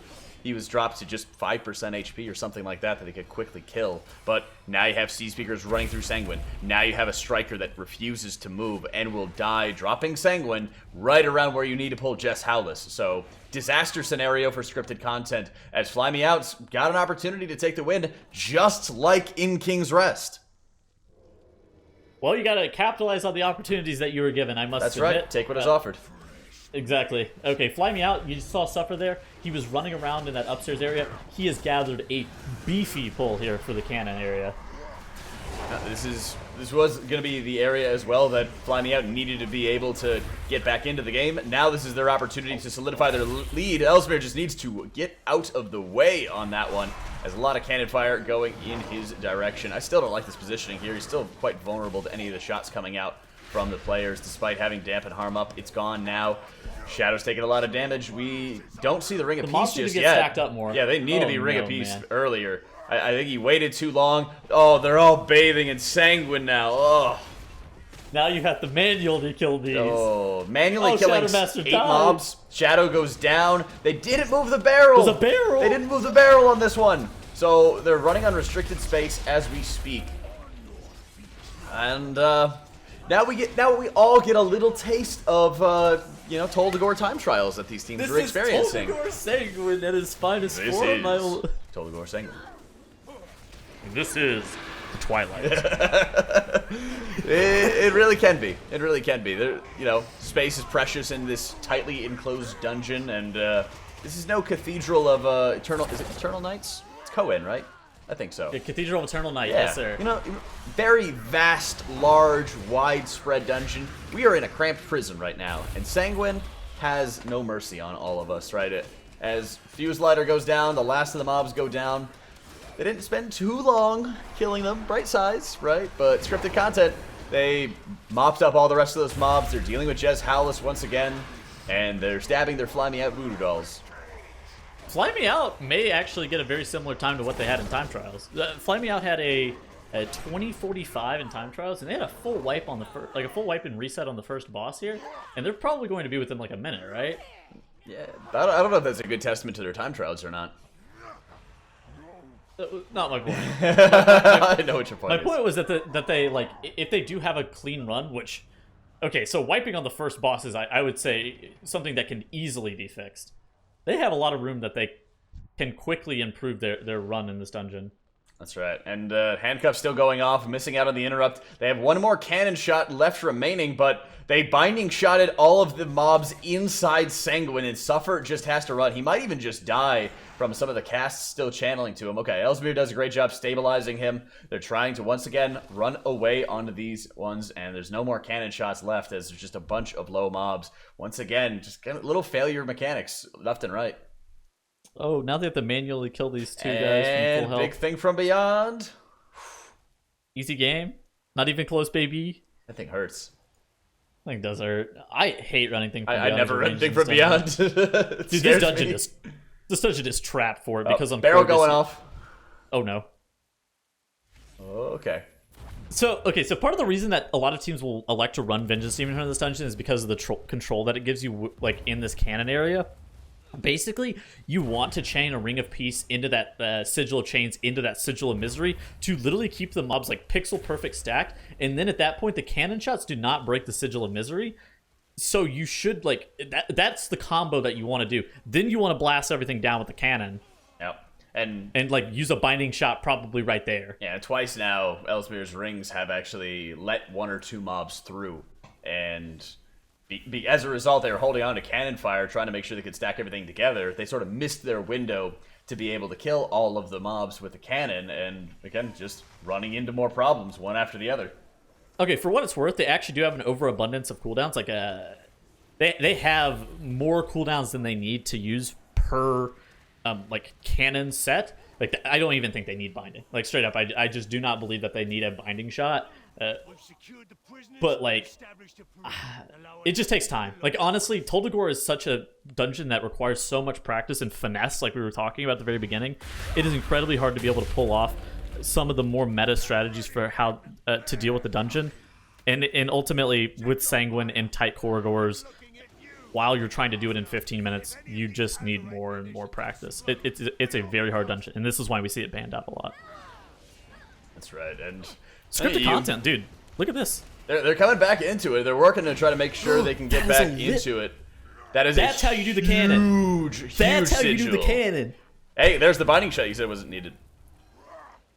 That's how you do the cannon. Okay, they do have one. They have one. All right, not too bad. They do get it out, and they do hit another cannon shot onto it. So they killed everything but that Marine with 4 shots. That's great.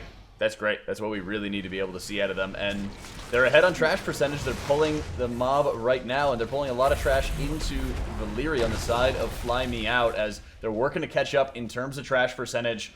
This might just come down to how well each team does on the boss. Final boss. Dude, the final boss. Okay, Overseer with Awakened mobs. Whenever I...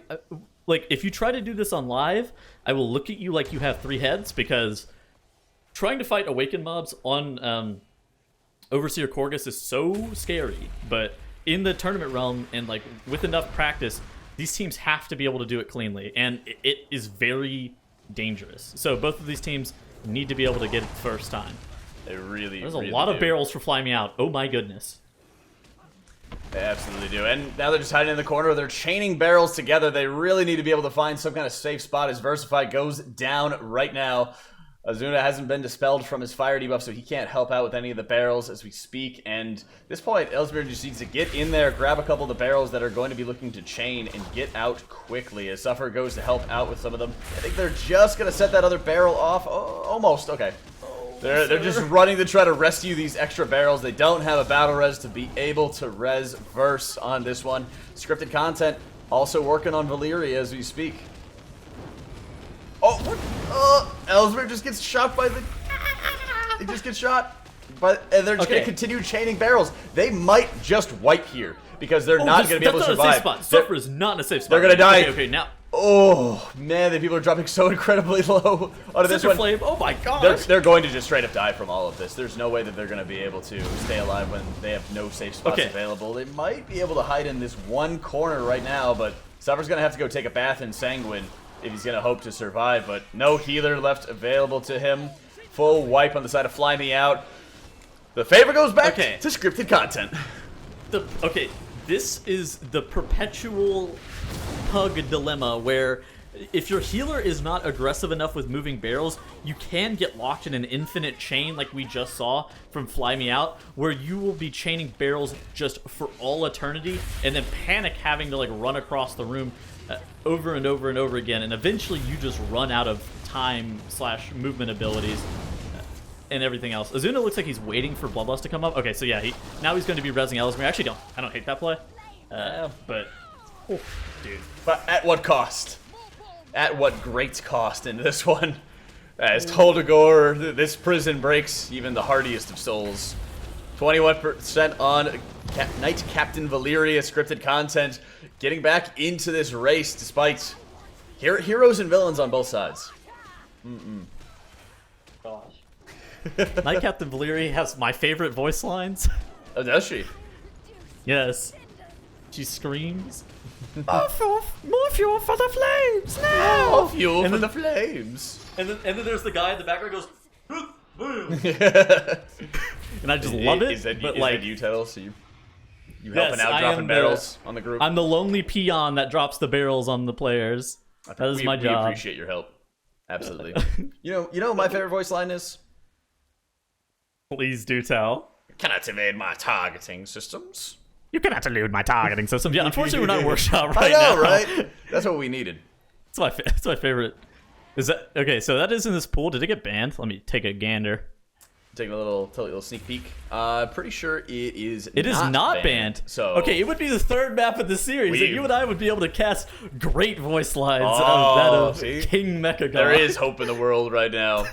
Scripted content taking care of the last of the Wardens with their cannon fire. Play it very cleanly on this one as Fly Me Out's doing barrel duty. Taking down Knight Captain Valyria as scripted content just needs to be able to bring down this boss, and the obelisks partnered up with them, and they will be able to tie up the series 1-1.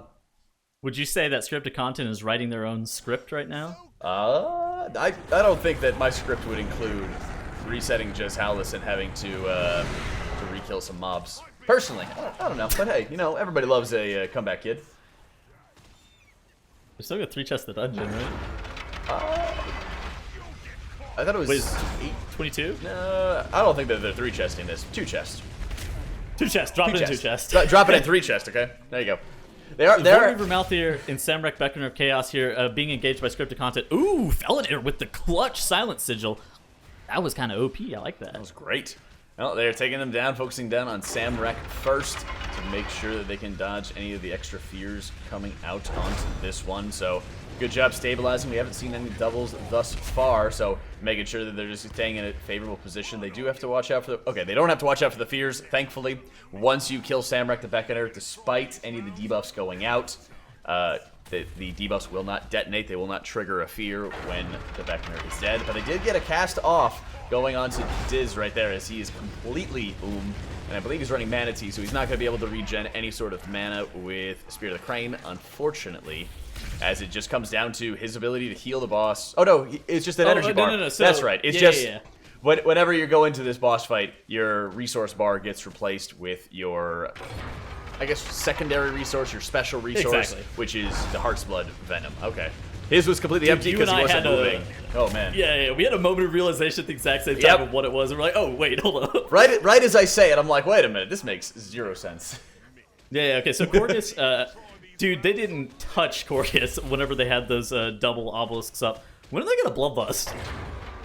You know, next dungeon's coming up. I think they feel confident to be able to use it there. Yeah, you know. I think that part of them might just be so filled with adrenaline with the realization that they're ahead in this race despite some massive mistakes on both sides, for that matter, that they just completely blanked on it. We'll know in a minute when the delay catches up. Don't save it for next. Please don't save it for next dungeon. Oh my goodness. Well, last bits of percent are winding down on Overseer Corgus. None of the obelisk mobs left remaining. They just need to make sure that they are spreading out any of the debuffs properly, as this can still be extremely lethal. They have 1 battle res left, but Fly Me Out's dealing with the same situation that we saw from scripted content, dealing with double obelisk mobs. Ellesmere does get hit by the curse debuff right now, and every time that happens, I wish I had a kick.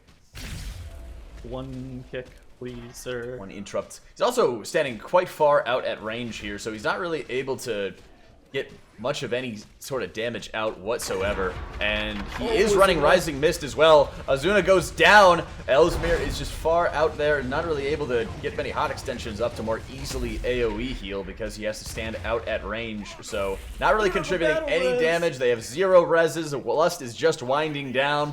Scripted content about to kill Overseer Corgus in what has been a fascinating adventure in Toldagor. Suffer goes down as well. The group's gonna wipe once more. This dungeon has broken them. Dungeon's broken me. I started doing boss lines. You guys sound broken yourselves. Well, we didn't get to see Steven Seagal, so it was also an unfortunate situation. Oh, God. Oh, man. I just want to point out, he made that reference last time we were on Toldagor, and I thought he said sanguine really weird when he said it. When he said Steven, and he was really sad that no one heard his reference. But good job, Steven Jack. Seagal. Proud of you for that one. Second time's a charm. Yeah. You just gotta really loudly spell it out, and it'll get to us. We'll get to it eventually. But good news is this is going to go to a game 3 that is all tied up for scripted content versus Fly Me Out. It is now 1-1. We are going to workshop, and we're going to be able to hear Jack and Tettle's beautiful... let me interrupt you for 1 moment. Moose just typed in the chat, OMG, we didn't lust, in all caps. No, dude. That's a lucky. So they really save you for next dungeon. It feels like there's a strong possibility that maybe they ran out of drums, given how long they've been running dungeons today so far. Yeah, this economic climate. Perhaps? Yeah. Yeah. I'm going to use my This economy. expert opinion here as the host here and say, if Moofs, if you're listening, you're supposed to lust there. So don't forget that next time here on Workshop, which is going to be the next map. And I was going to say before Tettles interrupted me that we're going to see you guys' awesome King Mechadon impressions. I can't wait. Oh, thank goodness. And We're not going to be able to elude them, yeah. I think that this Cannot elude. This should go out without saying, but we should definitely say it again.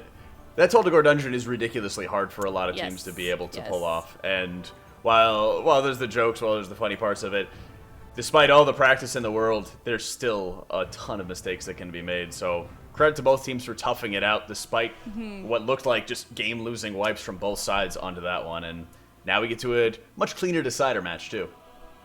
Yeah, hopefully. But yeah, like you said, those are with that affix combo. We've definitely seen teams struggle on Tol Dagor, but hopefully coming into this workshop, it'll be a little bit cleaner, like you said, Jack. But there's a lot to unpack there from that game. Tuttles, Dratnos, what did you want to highlight from that last game? Understandable mix-up. Yeah, so this was really a story about teams, having something go wrong and doing their best to lose as little time as possible to it. We saw a lot of things go really wrong, and some impressive recoveries. For instance, scripted content were able to get a res off and have their rogue survive after what would have otherwise been a very, very costly wipe in the middle of the dungeon. That absolutely made up the difference in the timer at the end there, if Fly Me Out hadn't wiped again at the very end of the dungeon. The first cannon area was also something where we saw Fly Me Out's first cannon pull it was not very clean. They still had like 7 mobs alive at the end of it, and they were able to survive despite a death and get through that pull without the cannon shots afterwards, so very, hats off to them. Also, hats off to scripted content for pulling off that cannon pull without having very many mobs left alive at the end either. That looked very, very clean from them. At the end of the day, it really came down to just the number of mistakes on both sides and how costly each of them were, with the final kind of nail in the coffin being Fly Me Out actually wiping when they were ahead on Knight Captain Valerie. And when that happened, it was pretty much in scripted content's court from there, and most of the hard parts of the dungeon were already over, so they were able to take it home from there. And as this is tied up, these guys only need, if they lose one more time, they're going to get knocked out of the tournament, unfortunately. And as we are moving on to Workshop Tuttles, do you think that this is going to be a cleaner game for both of these teams? Oh, absolutely. I feel, okay, so Workshop just as a whole, how you do it on live versus how you do it on Tournament Realm is going to be fairly similar just as a whole. Sure, it is teaming. Sure, it is also bolstering. So there's going to be like 1 or 2 different pulls that you're going to be looking to do. But like realistically, there's just far fewer breaking points because, like Jack was saying, dude, Tol Dagor is such just a brutal dungeon that you just kind of have to slog through to be able to even deal with, and just the amount of finesse and practice and time that has to be put in to be able to do it at even this level that we saw from both of these teams is still just so immense. Workshop, on the other hand, like 10 runs maybe, and you're probably good to go. Yeah, there's like one bolstering adjustment that's pretty common we're seeing from these teams where they're opting to skip most of that waste processing unit area and instead do an extra pull at the very end of the dungeon. But besides that, it's a pretty, cookie cutter route that you can just do every week regardless of affixes in there. That makes it a lot easier than something like Tol Dagor, where affixes like Sanguine or Bolstering can really change the entire texture of the dungeon. Mm-hmm. How do you think that they're going to handle those Awakened mobs at the end? Or if they're at the end. I don't know why I said I think at it's the end. 2 or 3. It's usually 3. Yeah. Three is, I think, the number that is more standard among the higher seeded teams. It's possible that one of these teams will lower that down to 2. We have seen 4 once. That was from Complexity Limit last time around, but that means that you have to do that robot gauntlet area, so you have to, in order for that to be a time save, you also have to execute that robot gauntlet area perfectly, so most teams are opting to instead just take that kind of free obelisk right there. That's not a time save at all, by the way. Even if you play it well. Yep. Marginal at best. Yeah, I think is the conclusion. So what you guys are saying is it would be better for both of these teams to go for 2 or 3 obelisks and definitely not go for 4 that would be obelisk wild. threats by, Four would be wild. And it's not a 3 time is saver common. anyways? It's exactly. It's like at best it's like 10 seconds, and it's only 10 seconds if you can do the robot gauntlet without having anybody get caught by one of those detect bots things. Yeah. And at worst, you have to play Voidweaver Malthier with the final boss. Yeah. Right. That which it depends on your composition, right? Last time around we saw those fire mages just melting those awakened enemies at the end boss, but I think we might see something a little different this time.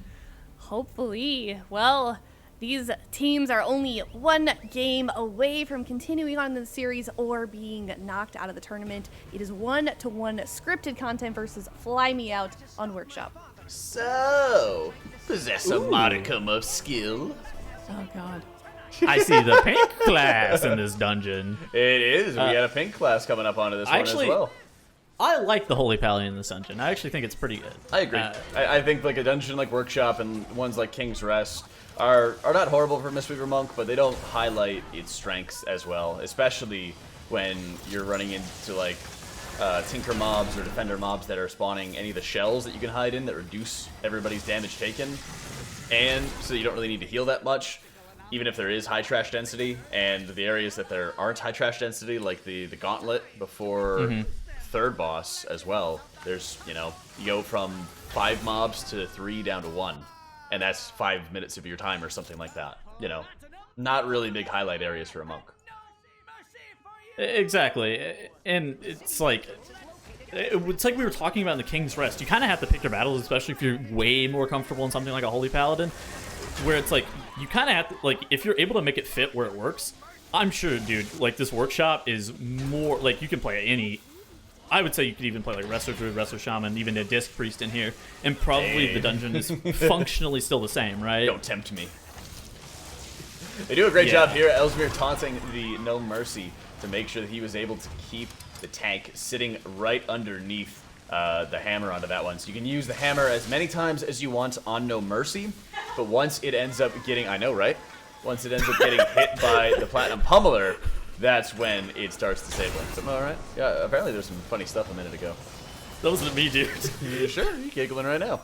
I mean, that wasn't me in the background. Anyway, Pummeler's gonna go down right now as the final hammers are chipping away its armor. It looks like Fly Me Out and scripted content are killing it around the same time. Oh, they dodged it! No Mercy dodged the hammer swing as the vent just starts going off. Okay. Skipping. So scripted content is doing a really good job of being able to stack up underneath that hammer and get the maximum value. Like, there's an execute component to the hammers as well. So once they are sub 30% range, you want like all 5 players underneath them, and then you just hammer down the Platinum Pummeler and No Mercy to be able to break that last platinum shield thing, and you just get platinum plating, immense value. Plating, whatever it is. Whoa, all right. That's a big part of his design, all right. And they chip away all of it. Fly Me Out's going down as well into the trash. There we go. Thank you. Come on, you got to join in on this one. It's a chant. This is a great one. So now scripted content is pulling these double waste processing units by themselves. These mobs are very annoying different to deal with. Okay, so they are very annoying to deal with because their hitboxes are like whack, but it's kind of interesting to see how both of these two teams are pulling this dungeon, especially compared to what we saw earlier, where every other team like pulled all of the goos and then just like melted everything off because it is bolstering. Like, let it be known that it is bolstering, so those wasting slimes or whatever will bolster up and or just like make the world's largest waste processing unit. So then you just melt it off. But scripted content and Fly Me Out both come to the same decision of playing Samrak Beckoner of Chaos. They're gonna take the double obelisk approach probably with King Mechagon. I was about to say they're both gonna kill the obelisk that's guarding the Machinist Garden. So at this point, just 2 obelisks be the expectation, and that's kind of to be expected. I believe that, I'm trying to remember, I think they have a Tank Buster that's guarding Machinist Garden and the Maze, so they would be running with Blood of the Corruptor and Caster. That's not bad. Yeah, because Blob is also sometimes over there near Machinist Garden as well. Yes. It alternates. That's the AB rotation. Yeah, I'm trying to remember the AB rotation that we have at the moment. Actually, no. Guarding Machinist Garden is either Caster or no, Tank Machinist Buster. Garden is always Blob. Oh, okay, sorry. We're talking about 2 different things. The Malthier one. I'm talking about before the maze, before the... okay. Yes. The Malthier one, yeah, Yes. I know what you're talking about. Before the gate to Machinist Garden, not the one on top of the trash mobs. There we go. Cujo's getting pulled on the side of scripted content, who we might be having a little bit of issues with our overlay onto this one, but just take our word for it. Left side is scripted content. Right side is Fly Me Out. I have a fantastic memory onto these things. We do see Moopsy getting killed, but they dropped the res on him, if I'm not mistaken. I just don't know if they were able to Not yet. complete it. Where is Yeah, I he? guess it was a 5-second duration out of that one, so they weren't really able to cover its bases. But now we get even more gaming content. Thalamir. Okay, so Thalamir pops his turtle. Pretty good move there. You saw him get corruption slowed, so he's in a bit of a pickle. This is a good. Okay, so scripted content was really far in the lead because of how they did Platinum Pummeler No Mercy. Fly Me Out now able to capitalize on this Moofsy Daisy, as been coined by Dratnus before. Is that what it is? That's what he calls it sometimes. Wait, and I that's just what roll my Moofsy eyes calls it? every single. That's what Dratnos Oh, calls it. okay, Now he's okay. Roll my eyes. I was gonna say if somebody made a mistake and then they made a pun off their name, as we depleted a key, I might just lose my lunch. It's a swift lob. Ooh, now Kujo's dead even for both these teams. Now That's Moose right. is getting rezzed there by Displacers. Yeah, that res took forever onto that one. And thankfully, they didn't get hit by one of the boxes dropping down, but they need to be able to pull this one together as, you know, the leads can be pretty razor thin in a workshop in general, so it very likely will start coming down to people's execution on the final boss, because that boss is no joke and does take, you know, good 5-6 minutes plus, depending on the obelisks. Scripted content right there, you actually do see on the right-hand side. They've positioned Kujo to where all of their hunters can hit Kujo through the box. There is a weak aura that you can... Oh, Versify goes down, being a little bit greedy for the same thing that scripted content got. Did you want to link up the weak aura? I was going to mention the weak aura. Yeah, there you go. no, he dude, gets Ellis boxed! His body has gotten buried by the box. I think I don't know if they can even target him because it would be line of sight, right? That's not the bad part. The bad part that is the box is about no, to they're explode. positioning it the wrong way. They need to wrap around. They need to wrap Kujo around, and they need to actually stand very far back. This is gonna explode onto them, and maybe. Please don't die, okay. please don't die.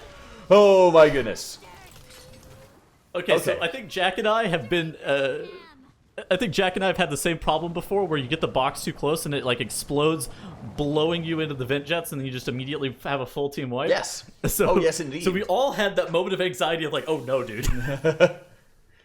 Just know how that death feels, especially because Kujo just takes a while. It's just a long-lasting boss, and it requires a lot of work to deal with. And if we're seeing scripted content clearing out some of the trash as we speak. They're going to be going, once again, like we talked about, into this gauntlet. Not too dense in terms of trash that we have to deal with onto this one. So, in many cases, this is kind of, if you look at King's Rest, right? King's Rest, you have the gauntlet with all the kings. You're hoping that you're able to grab some of the golems to try to make things a little bit more efficient. Right here, it's just a kind of a moment for them to rest, chill out, and not make extra mistakes here. Yeah.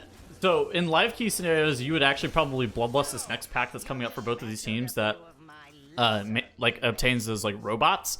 But on the tournament realm, since both of these teams are probably going to be playing double obelisk with King Mechagon, having that on pull is imperative to their strategy. So they're going to probably be saving their bloodlust for an extended period of time. Yeah, most definitely. And again, just waiting for what's going to be most important, which is probably going to be the head machinist at this point, because there's just going to be so much that they have to deal with, and so many different areas where extra damage can cause people just to instantly die. You want to know something that's a little bit interesting, Jack? I would love to know something that's just a little bit. Whenever you actually click the obelisks, you can hear N'Zoth talk, and he tells you which mob is actually inside of the obelisk. Yeah. Do you want to know something else slightly interesting? He will interrupt you drinking whenever he talks, whether it's somebody in your group activating an obelisk, or whether you pull the last boss activating the obelisk. It stands you up. That's what stands you up, because I know you can like mount up if you're quick enough and stuff while entering the obelisk, or like you can just like even spam stealth, or like you'll stay out of combat for your few seconds. But I didn't know that that's what the activator was. Yep. So any healer's trying to drink, and then they activate the obelisk on you, and then you get forced out of your drink. That's why. Listen. This is the obelisk I was talking about, by the way. The AB, where it's either caster or tank buster under this one. So it is the caster here. Kick guy. You hear that? It was N'Zoth. I actually didn't have the sound on. What was the line for the caster? Kick guy. Yes, Tettles? It's kick guy. I thought he was saying something to say. You know, there's like, let your eyes be open. You'll never escape the circle. I'm trying to remember all the lines. Come on, Tettles, you're a lore nerd. Nut. I know the Spire names. Yes, you do. You memorized them. Malthier, home of the cursed Spire of Nyalotha. I remember you memorizing them. Blood of the Corruptor, home of the defiled Spire of Nyalotha. Fly me out. Samrek, Beckoner of Chaos, home of the entropic Spire of Nyalotha. Okay. And Urgroth, Breaker of Heroes, home of the brutal Spire of Nyalotha. Don't ask me why I know that. It's just happened. All that wowhead guide training has been going to work, my friend. We did see a pretty cool snap spot there by Suffer to make sure that he was grabbing the caster mob to make sure that it was going to go into position so they didn't have to wait on it for far too long. Scripted content already engaged with the head machinist Sparkflux as they get to go ring around the Rosie. And did you know, slightly interesting as well, the beams for Sparkflux are pretty similar to N'Zoth, where they like take another second to like move before they actually start going out. All about that patience. Do they alternate every other time? Do you know? That I don't know. So we saw it go counterclockwise. Yeah, we saw it go counterclockwise on this one. So I mean, I guess we're just gonna have to watch and find out. We'll be able to discover new things together, and our friendship will blossom as well. Head Machine is Sparkflux. Whenever you're playing this boss on live, you really hope that this boss does not go longer than 3 minutes. Otherwise, you'll have 8 cogs out at once, and that is very frustrating for anybody. Yeah. Anybody who ever wants any uptime on the boss. It really makes me wish that I took physics in college because I was not prepared for some of the way these cogs move around the room. I think that fire also just moved in the same direction. It's still in that counterclockwise formation. So I believe it's going to be going the same way, or it's just a fun guessing game. So the cogs actually bounce off like the tangent of the surface, but Ooh. the weird part is that the surfaces are rounded. Yes. So it's hard for you to be able to judge like really accurately where it's going to go, and then you're just like, dude, that's baloney. Why did I get hit by that? Yep. But both of these teams doing a really good job getting their Ready for Raider 11 achievement or whatever this I is. thought it was like 7 or 8 or something like that. You know who I saw get the Ready for Rating achievement the other day? Drados. Oh, dude, Drados Yeah. got Ready Oh, for he got it Raider on Motherload. Because there's the Ready for Rating on Motherload, and I guess it's not called Ready for Rating, but there's like a similar achievement of don't get hit by anything on this boss. For Oh, this yeah, one. yeah. So, he casted 3 battle reses and did not get hit by anything. I was quite proud of him. Scripted content on the other side is going to be taking down the machinist. Nobody earning any achievements, unfortunately, on that end. I wish we could just start seeing whenever they get an achievement. But That'd be really funny. they should have it where it's like a /save for the achievement, so like pops up and you just like declare, "Ha! I have the achievement." What if they got the achievement for completing the dungeon for the first time? That wouldn't be the first time in MDI history that has happened. Yes, I believe that has happened a few times. That's right. They are going to be dealing with the remaining trash up here, and Oh, that was really close. He still gets hit anyway. Man, those squirrels take no prisoners, and the thing from beyond has claimed a life. I think that might be one of the first times we've seen just a direct, full thing from beyond death, but it has gotten its kill. Oh my goodness, drunk going down to the thing from beyond. Well, You saw it here That first. happened. MDI history has been made. yeah. Okay, so since it is teaming, there's a triple tonk up here, and if you end up killing that one that scripted content has marked with a skull, then you end up spawning that robot that will, the vehicle robot that will take you up to the top. So these teams are probably going to be looking to get the other two about at the 10% range since it is bolstering, and then killing that early one. Actually, it looks like they may just be killing that skull one as quickly as possible. Yeah, I was going to say, because, I mean, if you're killing everything equally, then you're waiting. If you're killing that one first, then at least the mob will be ready for you when you need it, or when you want it, right? You can immediately just click afterwards, so you're not having to waste any sort of downtime. So It depends on the value of bolstering versus time, right? sure, but at that point, they only waited 2 or 3 seconds, as opposed Yeah. to 5 or 8, something like that. It was worth. It was worth. They made the good play. Yeah. Oh, Ellsbury there getting Oh, a both chunk these teams are neck and neck, actually. The chonker tank right now is, yeah, they're a couple seconds behind, but Suffer goes down right now. They need to make sure that they kill these mobs very quickly. The checkpoint is right around the corner in the Machinist Garden, so Suffer will be able to hop into the mech and fly around with all his friends. So it's going to be down to that final boss right now, as Scripted Content's had a fragile lead, and they're continuing to try to, stay in that same spot, but this final boss is going to be an absolute pleasure to see. But dude, they still have like one of the most dangerous trash packs in all of Mythic Plus here up ahead at that top landing area. Scripted Content is going to be able to need to be able to deal with that pack really well. It has a mob that casts an overclock to all of the targets, and if the Mark III robots get that overclock onto them, you will probably wipe immediately. Yes, absolutely. And Here we go, as they're going to be working to get the remaining trash percentage. They will have a lot of defensive fields to work with onto this one. I think it's going to be more of a matter of making sure that everybody's staying in those, and you're also kind of timing out when you can stand in the shield generator for any of the anti-personnel squirrels, as well as when you need to leave onto that one. 'Cause I'm pretty sure. Repair. Yep, repair did go off. They have short outs coming up as well. The shield generator's about to fail, so they're really going to have to start using some defensives here in just a sec. Okay, they timed it pretty well onto that one. Moving on to the next shield generator. Another reason that this pack is so bad, so difficult to deal with, I was going to say so bad, but so difficult to deal with, is because there's only one defender in the pack, but there's double Mark III robot that does short out, so the damage intake is incredibly high. It's just very challenging to deal with. Oh, anti-personnel squirrel. It's high, and there's the squirrel, and that's what it is. Thala goes down, and the biggest thing is that, yes, you'll have some areas where you're safe, but people need to understand the pack of when the shield generators will fail, when they will despawn, and when you're vulnerable to getting killed by the squirrel or the short outs. That's just what makes it such a challenge to deal with. Thala goes down, a little bit of extra deaths on the board, and here's hoping that they don't regret it, as Fly Me Out's dealing with the same pull as we speak. The overclocks are going up, and those, oh my goodness, they're incredibly bolstered. The shield generator is going to fall in just a second. Okay. Oh my goodness. Another short out. Oh. Everyone's got to pop bubbles. Bubbles. Oh no, he did even have Lay on Hands as well at his disposal, but didn't use it. Wings was just coming back. No bubble available for Ellesmere. They are going to use a battle res. They're going to be still a little bit behind, but they just do not have time to wait. They need to go right now.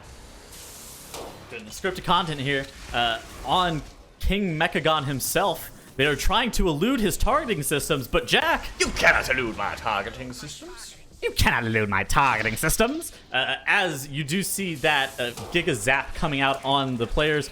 Now King Mechagon is doing the... Thrusters. Activating thrusters. Dude, this boss has the greatest voice line ever.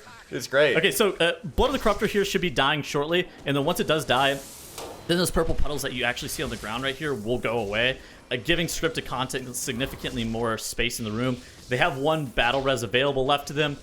At this point, they're kind of in the home free stretch where basically as long as you don't die to the Magneto arm, you're kind of okay. We'll see onto that one. I mean, I've seen a number of times where teams are extremely good at dancing and baiting wherever the magnets will go to, and I've seen times where they've made a ton of mistakes, so we'll see onto that one. We do see Shadow going down to the side of Fly Me Out. They have one battle res left at their disposal, so we are seeing Azuna going in for the res at that point as the Breaker of Heroes is out. Almost down. We do see the full bubble coming out from the side of Ellesmere as he's just trying to catch up and get back into the game on this one. Takeoff going up for King Mechagon and his aerial vehicle.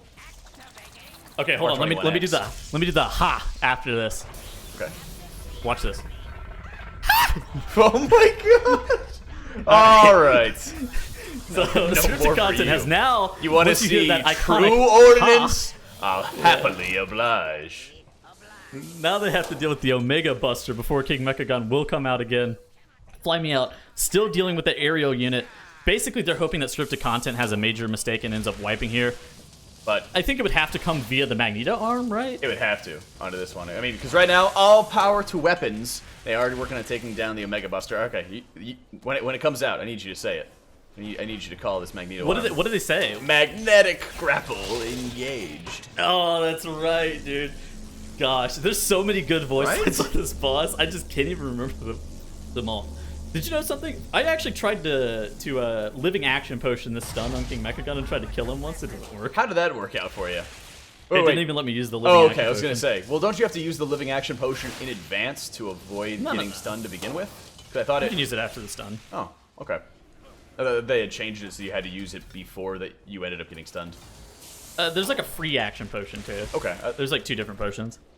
That's right. We learned that. We learned that with a long Classic, time ago. Yeah.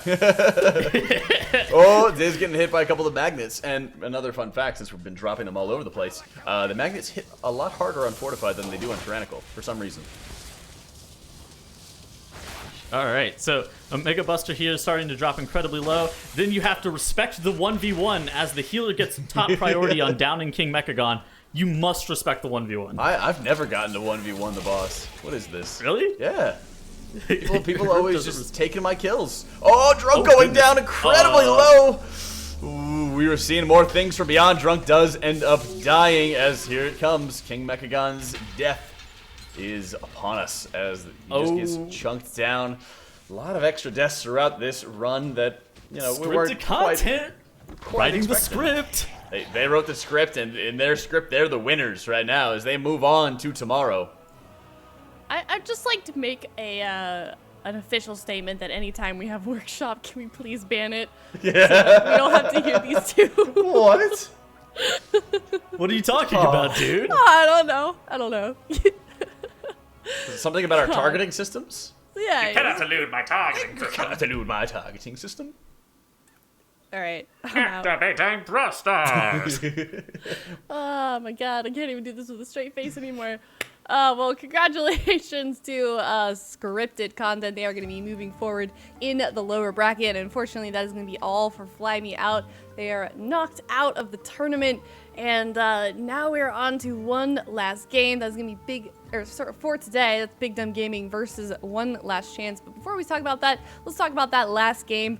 It was pretty neck and neck up until the end there, really. And Dratnos, how was scripted content able to pull ahead of that one? Yeah, it looked like pretty much the same strategy was coming out from both teams, and scripted content was just incrementally generating some small advantages. There were a handful of random deaths on both sides, but none of them really seemed to be that much more damaging to one team than the other. I don't think this was a story of like Fly Me Out's deaths being more impactful than scripted content's. I think instead it's just a story of scripted content optimizing their damage a little bit better, and maybe the Monk Mystic Touch contributing, a 5% damage increase, leading to a 5% difference in dungeon time. Was it just like small mistakes here and there that sort of just build up at the end there? I mean, where could they look to improve on that one, Jack? I think part of it is going to be how they're going to get themselves set up from like the very beginning. I mean, we see little things, we talk about little things of, oh wow, they should have like made sure they took advantage of the extra hammer swings or something like that, or they should have killed the mobs more rapidly at the very beginning of the dungeon. But I think that's what really adds up in a dungeon like this, is it's all about building that momentum and making sure you're taking advantage of every little thing. Yep, certainly. So we'll have to see if they can do that the next time we see them play, and that will be tomorrow. Dratnos, there were several moments in there that we could talk about. What did you want to highlight from that one? Yeah, so let's take a look at some of the deaths that we had coming in here. Both teams actually, they were kind of trading back and forth. Each team would have a death, and then the other one would immediately follow with a death. We saw that most pronounced on the second boss, where both teams ended up losing a hunter. Didn't end up costing either of them too much time, but it's definitely the kind of things that, over the course of the dungeon run, these accumulated into a couple minutes of slowed time, which could easily cost scripted content tomorrow if they play this map again. And then we got to the last boss. Scripted content got there first. They got to the boss first, and Fly Me Out ended up having an impactful death during the first phase of the fight, and that was the most impactful death, I'd say, of the run so far, in terms of how much it threw off their speed and how long it took to recover from that, which led to scripted content taking the victory there. Kind of a story of pretty similar runs from two teams and slight improvements on the side of scripted content, adding up towards maybe a 30-second to 1-minute victory for them in the end. And this is a newer team. We haven't seen them. They didn't play in the first cup for this region, and they're moving along in the lower bracket. Now, tomorrow they're going to face up against Ethical, and so hopefully they can take some of these things that you guys mentioned and sort of clean up their gameplay and find some room to do those more efficient plays. But we're going to be moving on here to Big Dumb Gaming versus One Last Chance, our last series of the day. This is another elimination round. Tettles, what are your thoughts on this coming series? I think both of these teams have the ability to be actually really consistent with their play. It just comes down to like the strategies are solid as a whole, but like whether or not they can execute some of the more elite, like top tier strategies, it's going to be rough. I've watched both Big Dumb Gaming. I've watched a lot of the Big Dumb Gaming's practice because they're one of the very few teams who's actually streaming MDI practice, and a lot of the things that they are doing, like, it's like top tier team strategies. So just as long as they come prepared to play, bring the consistency, I suspect that this will actually be a pretty hype match. Yeah, hype indeed. Definitely looking forward to this last one, and we're going to go to a quick break, but stick around after that break. We're going to come back to Big Dumb Gaming versus One Last Chance. We'll be right back.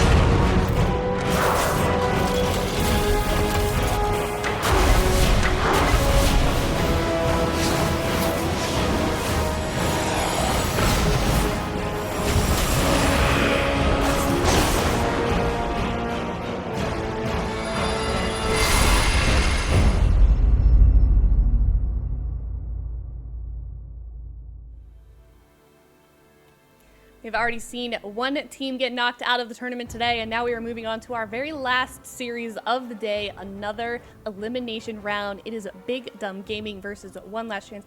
My name is Aya. I have been your host today, and for this last series, I'm joined by Dratnos, Tettles, and Zyronic. Zyra, what did you think about that last series? Man, it was a long one, but we did see one team finally going home.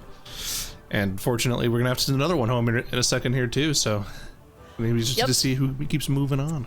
And if we look at the bracket here, we are currently on Big Dumb Gaming versus Last Chance, but Dratnos, what do you think about the games that have been played today so far?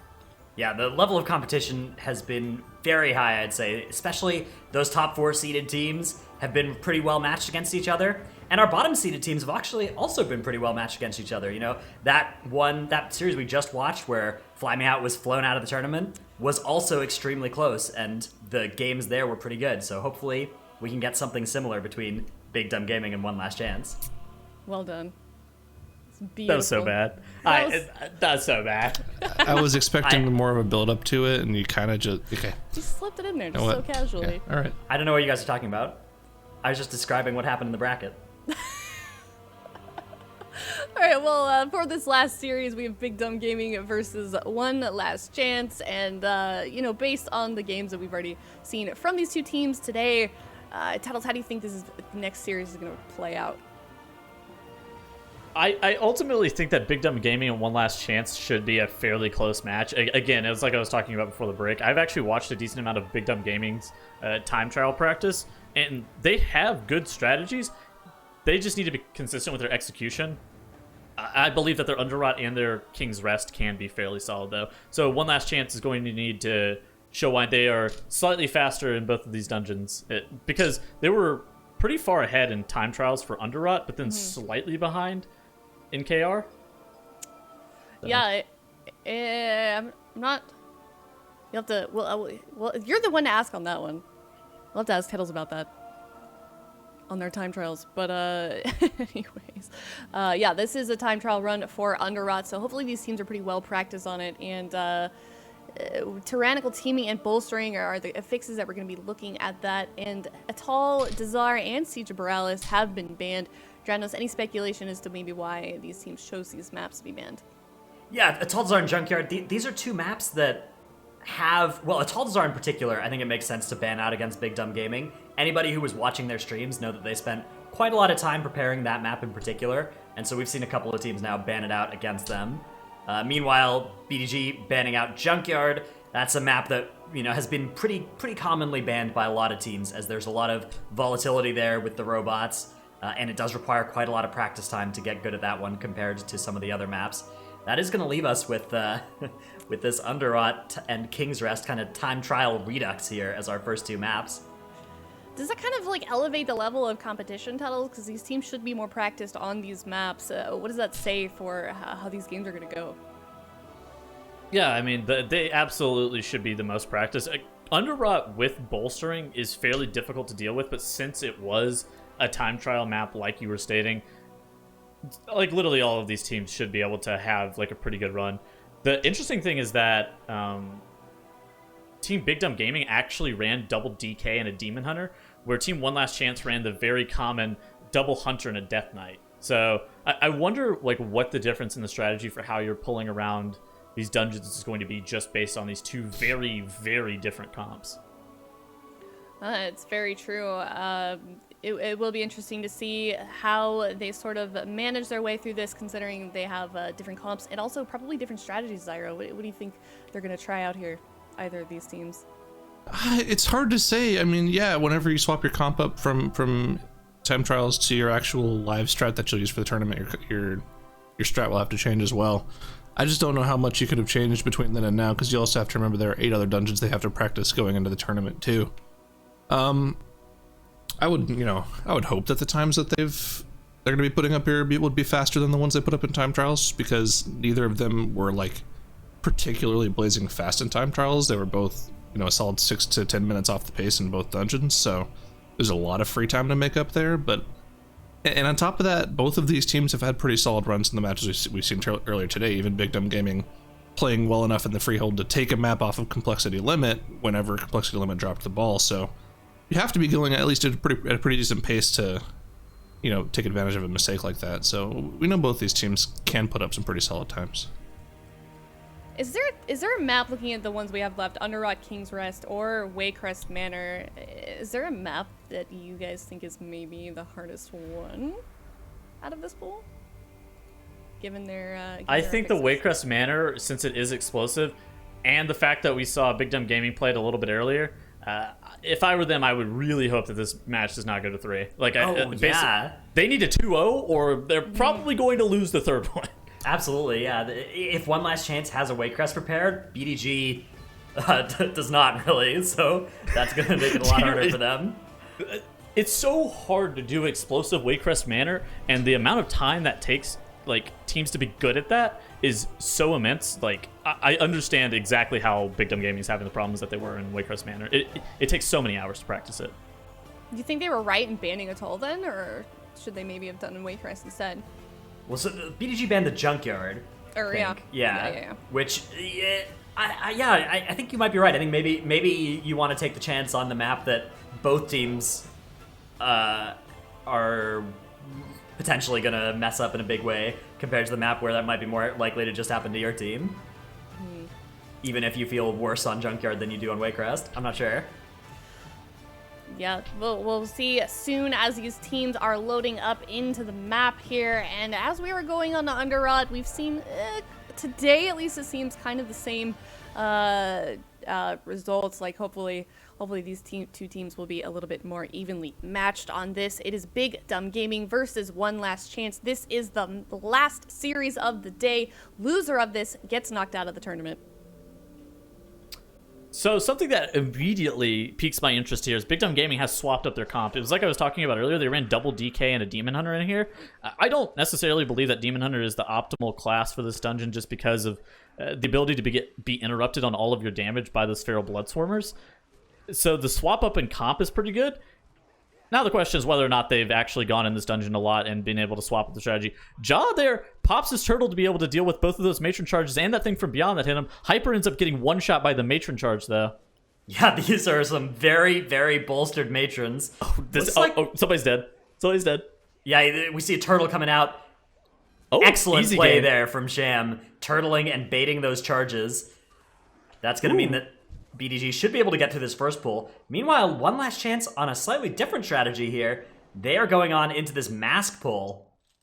I don't think I love this. So generally the mask is going to be like mega high priority, but in a bolstering environment, you're going to want to cleave down everything pretty evenly. Okay, so the mask does still get burned down. That matron has 35% more health than all the other stuff, and if the mask ever got buffed by the matron, then like the team would be One Last Chance to be in just grave danger. Yeah, good turtle coming out from Tunes there to prevent the matron from one-shotting. That's a big mama. The matron might be getting another charge off here. The next turtle needs to come out from Wasted. Looks like a ring of peace. Yeah, excellent. And Wasted was indeed using the turtle in the back line just in case the charge did go off. They're going to be moving on to pulling this boss here. They are still in combat. They do need to meld here. Dismiss is coming out from Wasted. Oh no, what is happening here? Okay. Are they alright? Yeah, they had that crowd control on one of the mobs with which they were in combat, but looks like things are going to be okay. They are eventually pulling the boss here. 5% ahead of where BDG is on the mob count. They do still have that mob CC'd back there, so yeah, it looks like they are stuck in combat with it. But BDG are pulling the boss much faster than One Last Chance was.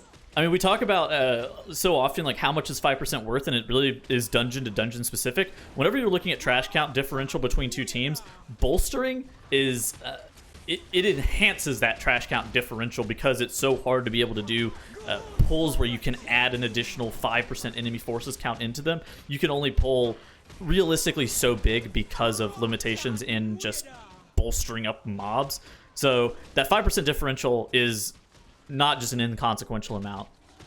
Yeah, I think I still prefer BDG's side of things. I think I prefer that one too. But on the other hand, One Last Chance has really closed the gap here on Elderly Access. It was only at 30% when BDG finished their boss, so they are closing the gap here.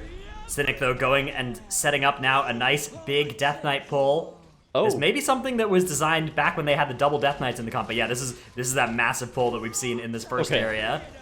There are 5 Lashers, double Blood Swarmer, and a bunch of Rots. I think we might only have 2 Lashers in here. I think they left that 3-pack for They later. didn't get the 3-pack? Okay, Yeah. okay. That is more positive. Okay, everything's actually getting melted even still.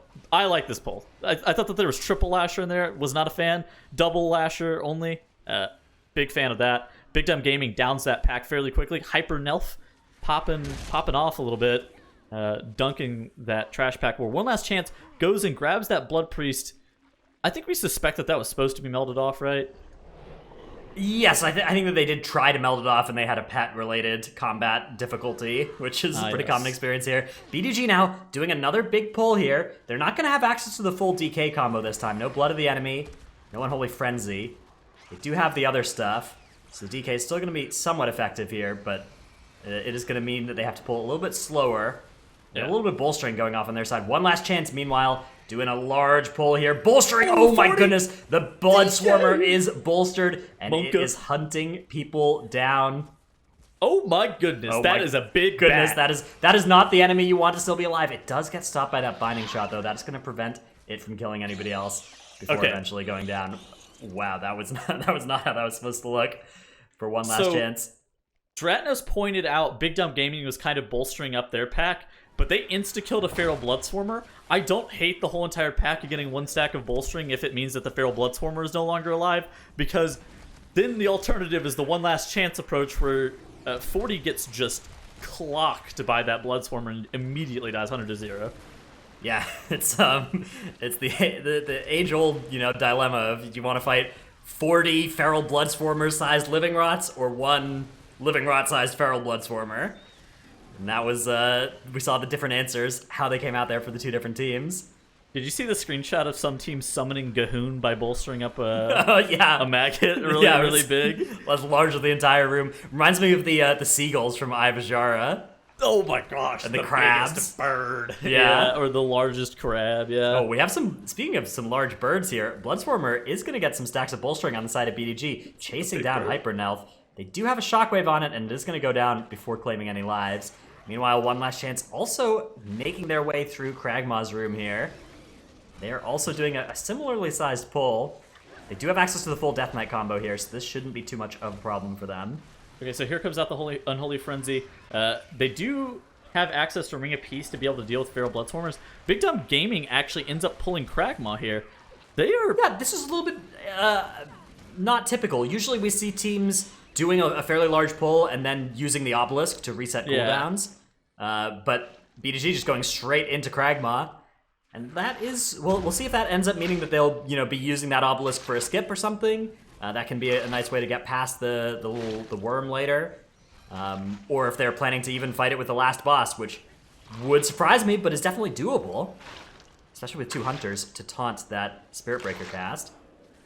Oh, dude, One Last Chance's pull is so dangerous here. Especially since Sharos does have that debuff from that... what is that thing?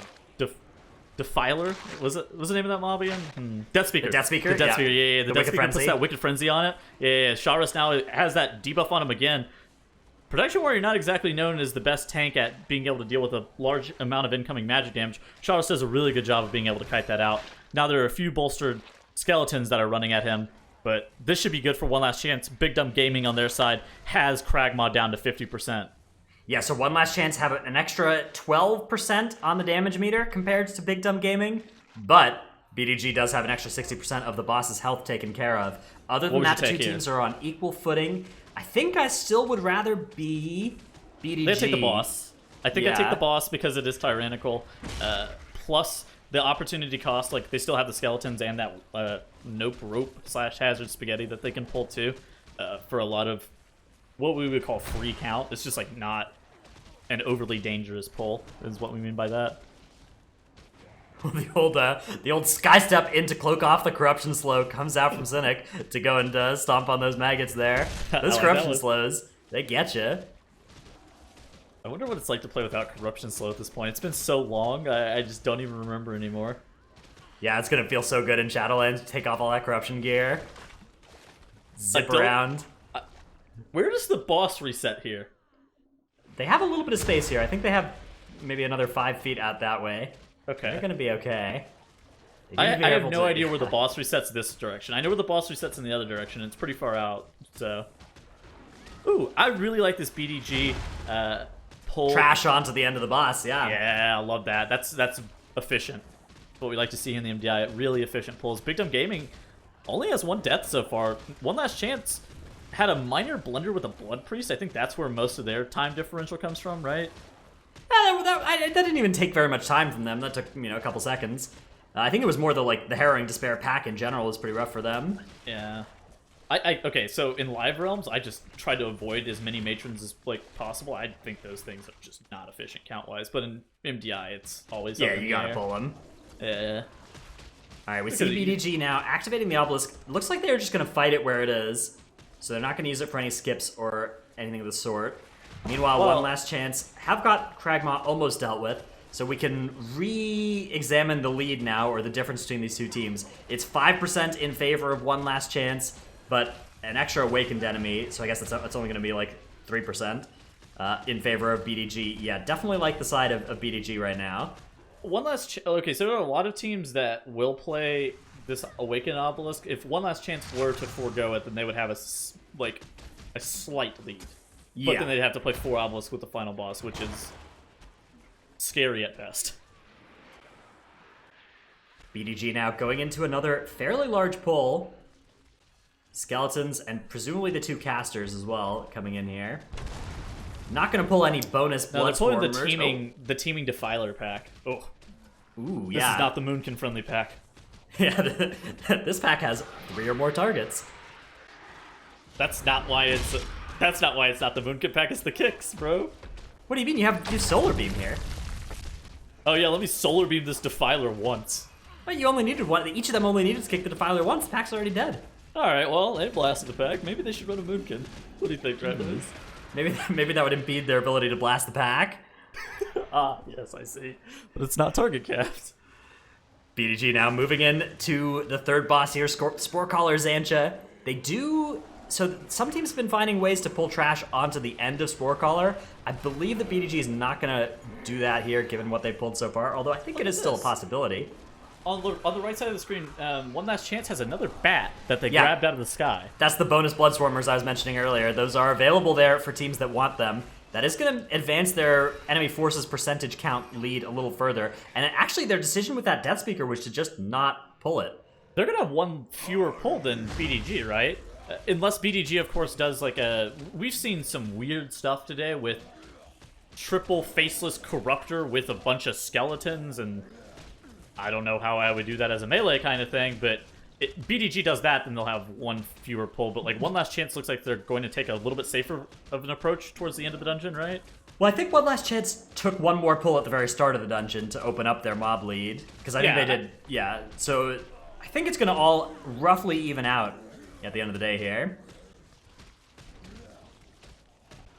BDG has got 6% less trash count now than One Last Chance as a result of that bat in opening up that lead a little bit further. One Last Chance also has that Death Speaker that is trapped off to the side right there. Yeah, it but does Big have Dumb some... Gaming can go grab a Faceless Corruptor or some other mob off to the side as well if they would prefer. I would like to see that because I think that is a good strategy for being able to...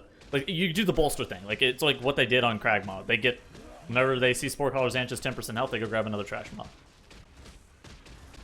One Last Chance, one problem with that for them is that they have bolstered the Death Speaker that's currently trapped, so I suspect that they may just be planning to meld it rather than actually bringing it into the end of the boss.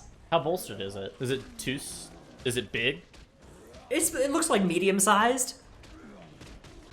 You know, Give me an estimation how many stacks. Oh, okay, Big Dumb Gaming's grab a Faceless Corruptor here. Those are the melee killers. That's what we like to see. Wait, hold on. Wait, what do we like to see? Melee killers? We like to see them pulling some trash here into the end of the boss fight. That's a good move. That's a big, MDI move. Kind of thing that saves you time if you do it right. One Last Chance, meanwhile, they're getting the boss pretty low as well. Let's see if they break that CC. It looks like they're not planning on doing it. Keep talking. I got never mind. Our program feed. One moment. Okay. Yeah, they're just retrapping that thing back over there, so they're going to be melding it off later. BDG have closed a little bit of that enemy forces gap, and they are still a little bit ahead in terms of where they are in the dungeon, but they do need to find a little bit more count than One Last Chance does in order to finish this dungeon. Yeah, okay, so Big Dumb Gaming is looking to get these Death Speakers and Guardians here. The Death Speakers and Guardians are generally some of the freest count and what teams like to pull the most just because of... because the Guardians don't really do much. As long as your tank is able to like either spell reflect the Death Speaker or you get a soothe on the enrage effect, you're kind of chilling. So this is really efficient by BDG. This is very similar to what like a live pull would look like for this. Oh, a Spirit Drain Totem goes down. Dodge that. Gamer. Yep, they've dodged a totem. Oh, they had a Mechanic. Raised Dead come out. They look have at that indeed, mod that's yeah. The marked with skull marker is out there. That one's not going to give them any count, and it will still get bolstered onto, so they do need to focus damage onto it. That is going to be inefficient One last for them. chance, dude. Look at that. Yeah, one last chance. Both teams are still going to need roughly the same pull here at the end of the dungeon, right? Both teams are going to need those two corruptors at the very end. One last chance. Why seems is One like Last Chance so high on count? strange things are happening in the kingdom here. Because BDG just needs Worm plus Double Faceless Corruptor, and Yeah, One Last Chance Chance needs double corruptor. They are going to go, I think, slightly over here. Okay, Beyblade doesn't have meld available, so the squadron in our kingdom can't run all the way through and then just meld off the ropes. Yeah, they're going to have to fight these things. There is a 10-second death differential that Has just been opened up to 10 seconds, yeah. Ooh. it may matter. That was a bold accept to the res from Tunes there. Does a great job of taking the res into harm's way and getting out of harm's way very quickly. But now One Last Chance actually are ahead in terms of where they are in the dungeon. They've opened... the lead has reversed in the past couple minutes here. BDG moving on to that worm. The Nope Rope. Or are you a fan of Hazard Spaghetti? Danger Noodle? Virulent specimen detected. Containment. Onto that worm now is BDG. One Last Chance making their way to the last boss. Why do you ignore me like this? Okay. You know what you So did. One Last Chance has triple obelisk to be able to deal with. 10-second death differential that they have to overcome. But Big Dumb Gaming is looking like they are slightly more than 10 seconds behind. So it's actually probably going to come down to how much boss DPS both of these teams are able to output here. Yeah, this is going to be all about the boss damage. The 10 seconds maybe pulled a little bit more than that faster for One Last Chance, so I'd say the slight edge here goes to One Last Chance, but it is by no means a done deal. Even with neither team wiping, BDG could close the gap here with some superior damage dealing. Now, unfortunately, because of that meld thing, they're not going to be having their pre-pots here. That is a bit of a disaster for them. That will slow their damage a little bit. I mean, both of these teams have looked clean so far, so they need to really make sure that they are maintaining that clean status here. Big Dumb Gaming is going the opposite direction of any direction I've ever gone in this room. I don't know why, but I've always gone You've always gone counterclockwise? Yeah, I don't know why. I think that the reason to go counterclockwise is that the spider obelisk is slightly to the left of the boss's spawn. Synex feared. Oh, goodness. Okay. They're able to recover there, but that does consume the life cocoon. Good job there by Beyblade of dropping the cleansing protocol on everybody so that they all clear their stacks. On the side of One Last Chance now, the first phase has been finished on this boss. They are about 1 energy bar ahead here at BDG, so a fairly sizable lead that they've opened up. But we expect BDG to accelerate a little bit as they're still in a little bit of cooldowns, and they will soon be finishing off the last of these awakened enemies. Again, 10-second death differential separates the two teams, so One Last Chance has to win by over 10 seconds. I think at this point, I would... We talked about how we wanted to be BDG in this situation a few times. I would want to be One Last Chance in this situation. Certainly, yeah. One Last Chance is now clearly ahead by quite a bit here, actually, because they're on the last energy bar of the boss, whereas BDG still has 2 to go. Now I think BDG is going to need some kind of miracle here to win this one, as One Last Chance just needs to bring that boss's energy bar to 100, and they will win here. There will be 10 extra seconds for BDG to finish this, but it's looking to me more and more like they might be 30 or 40 seconds behind. Unbound Abomination, known for causing miracles occasionally. I think I've seen some weird stuff that's happened in this fight before.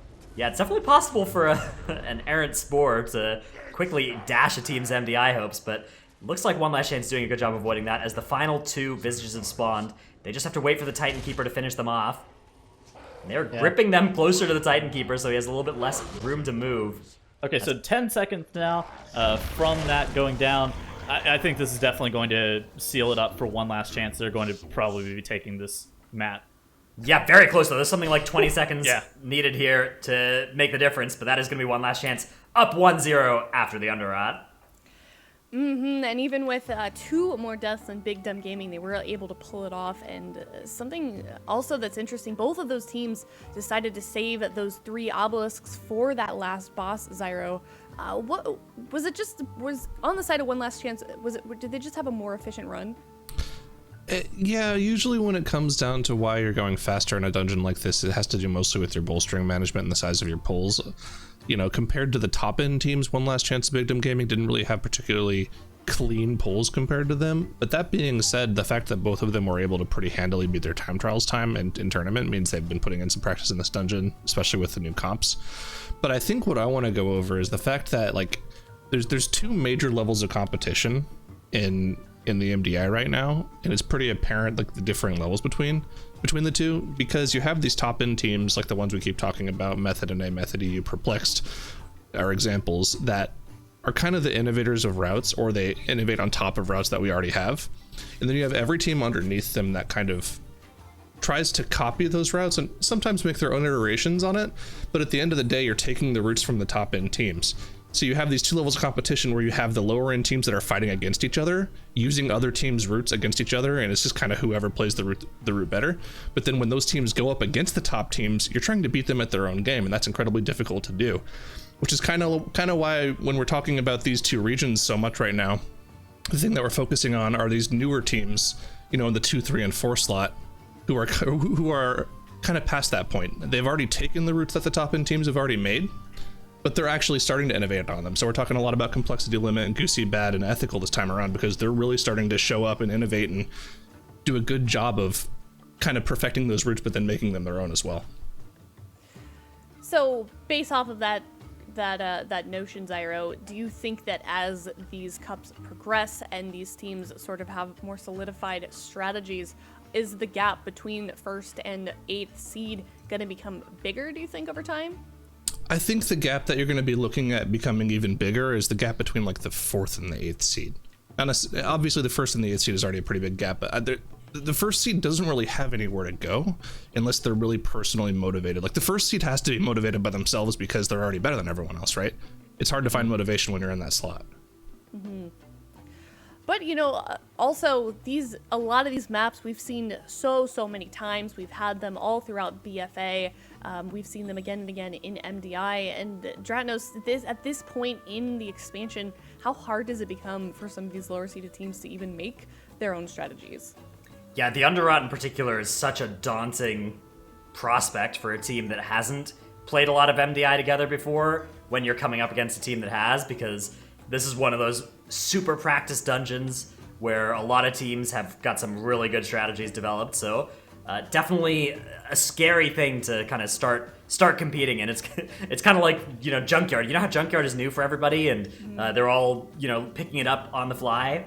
It's like playing Junkyard, except the other team has been playing it for 2 years already, and so they don't have that disadvantage. Now, that's not something we're seeing here with these 2 teams, because these are both teams operating under that constraint, but if they make it deeper into this tournament and have to play against another team like a Method NA on the Underrot, that's absolutely what Zyronic was talking about. You know, you're playing them at their own game. I mean, both BDG and One Last Chance looked really good in this last set. Like 2 and 3 deaths for both of the teams.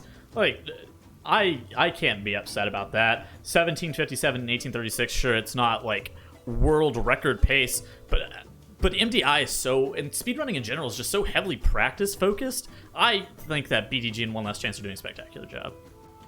Oh, for sure. Yeah, I mean, especially given the entire pool of teams that we didn't even see play this week. You know, we do have 2 new teams this week. We're not seeing 2 teams that played in the first cup, so the competition is just getting bigger as well as these cups sort of progress. More teams are coming together and creating even newer strategies. You know, we saw that pull from Angry Toast on a Toldazar, an 8th seeded team that wasn't even supposed to make it originally. You know, we had that team drop out. So looking at any of these teams, to me, has a chance to sort of catch up to the competition if they put in that work and if they put in that practice, of course, to some of the teams that have been maybe practicing together It's all just of hard. this expansion titles. Yeah, I mean, it's just hard. And like is. Zyro was saying, and like Dragnus was saying, you've had 2 years to practice these dungeons. Dude, Method in A, like, they play just an absurd amount, like 8 to 10 hours a day.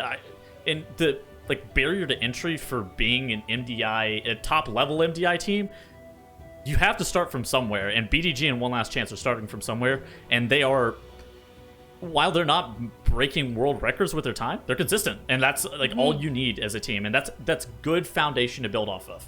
Yeah, if they hit the ground running in Shadowlands, for instance, that could be absolutely a team that could be competitive at the top tiers. Precisely, exactly. That was the point I was trying to make. Thank you. That's a good point. Yeah. Thank you. What do you mean, thank you? That was Tettle's point. Well, he said it was a good No. point to me. Dragnus followed Oh. it up. He was more okay. he was more concise with what I was trying to say. I see. Okay. Well, good job to both of you. But yes, I totally Yoink. agree. This is the end of BFA, and some of these teams are coming so strong into this final season of MDI for this expansion. So it's definitely exciting to see where this will play out if these teams decide to stick together, and I certainly hope they do. And that means we're going to be moving on to Told Gore. Am I looking at this right? Sorry, King's Rest. King's Rest. Yeah. King's Rest. Jeez, what am I looking at? King's Rest here for this next matchup, and that's going to be Necrotic and Quaking. Zyro, what do you think about those affixes for this next game? I mean, Quaking is pretty much a non-affix right now in general. Like, it's really only dangerous in dungeons where you have to particularly stack up for mechanics. So things that instantly hop to mind are like Workshop for Cujo. I don't think it's that big of a deal for King's Rest. The Necrotic is really going to be more of a factor here. Quaking might be an issue for a lineup of like the charge on council, but that's about it. Yeah, Necrotic will just be difficult in order for the bigger pulls you see in the dungeon. You know, the first major pull in the first boss room, or maybe all the blobs into Machemba, stuff like that. I feel like, correct me if I'm wrong, but I feel like it seems like teams had an easier time dealing with King's Rest last week in the European Cup. Is that just the affixes? Are they just easier to manage, Stratnos or Tettles? Whoever's Necrotic is awful. Yeah, it's terrible. in KR. It's very difficult. Yeah. You can only go so quick, and you're like shoehorned into like specific racials. But we are going to start off the match with One Last Chance versus Big Dumb Gaming and King's Rest for match number 2. Do you have a slight difference here in team composition? BDG opting not to play that Death Knight, playing that Rogue instead. Can let them shroud on through here. Meanwhile, One Last Chance are going to be invis potting. Sharis using the invis pot to get through instead. Interesting. So One Last Chance actually played Hunter DK Rogue in King's Rest during time trials, so they're swapping it up to double Hunter DK, where Big Dumb Gaming's still running their time trial comp of double Hunter Rogue. If you had to like just look at these two comps, which one do you think you would prefer overall? I think I prefer the Death Knight here. I think that the Rogue utility of skips and stuff is a little bit less valuable in this dungeon than in some others, and I think that massive bazooka of damage that Death Knights bring is still very valuable in here. And you can see actually in this very first pull, One Last Chance able to pull the whole room here, where BDG doing this room in 2 pulls. If this works out for One Last Chance, that is going to open up a time lead for them as the very, very first pull. Unfortunately, the pack is still only half dead, so It's in getting fact,4 Oh no, things dude. are there's much difficulty here. For Sinek One is starting Last to drop Chance. pretty low though. Oh, okay, but Big Dumb Gaming is able to down their pack. Now they're kind of chilling. One Last Chance is frantically running around the room, making sure that you can actually use those lanterns, like those fire lanterns, to be able to line of sight all the deathly chills from those Witch Doctors. Shara's doing a really good job of kiting. Those are very enraged champions chasing him. Okay. One Last Chance is looking okay as well. They do have soothes. They have soothes from the Hunter pets here, so that they can remove the enrage on those champions. Hunter pets, very hard to soothe with, I have noticed as of late. Why's that? Maybe well, it's because the Hunter pet has to be on the mob that you're soothing, right? Yeah, but these are expert hunters. Their micromanagement of pets is unparalleled. One Last Chance now pulling in, so they're going to pull in these 2 animated guardians, and actually it looks like they've gotten the minions Azul as well. That's going to open up the way later for getting the other guardians. Do you believe that was a mistake? Because I don't really Love that. It looks like a Ring of Peace into a Binding Shot is going to be used here. It looks like this may actually just have been part of the plan, and those minions of Azul are handled. Dude, so that is going to so mean you know that they what don't means? have to worry about it later, yeah. Exactly. That opens up the ability to be able to not have to worry about it later, and they're going to be able to get those constructs straight into that gauntlet trash really quickly. I like that. Yeah, and those bursting swords as well generated from them while the Death and Decay was under them is going to increase their single target here too, leading to 40 doing quite a lot of overall DPS. Cynic goes down on the side of BDG as they're fighting the Golden Serpent and these two animated Guardians. They need to get him up, but they don't have that instant cast battle res, and that is going to lead to a full team wipe on the side of Big Dumb Gaming. And that's a heartbreaker. I mean, I know these guys are so nervous too. I've talked to them, like, rough. Definitely not the point in the dungeon where you want to wipe, but sometimes, sometimes, depending on the person, sometimes that first wipe actually gets rid of the nerves, and then you're kind of like okay, we're, no longer the pressure is on for our best run ever. We're just here doing our dungeon now, adapting. Or you just go. Yeah, just run out, drop it in 2 chests.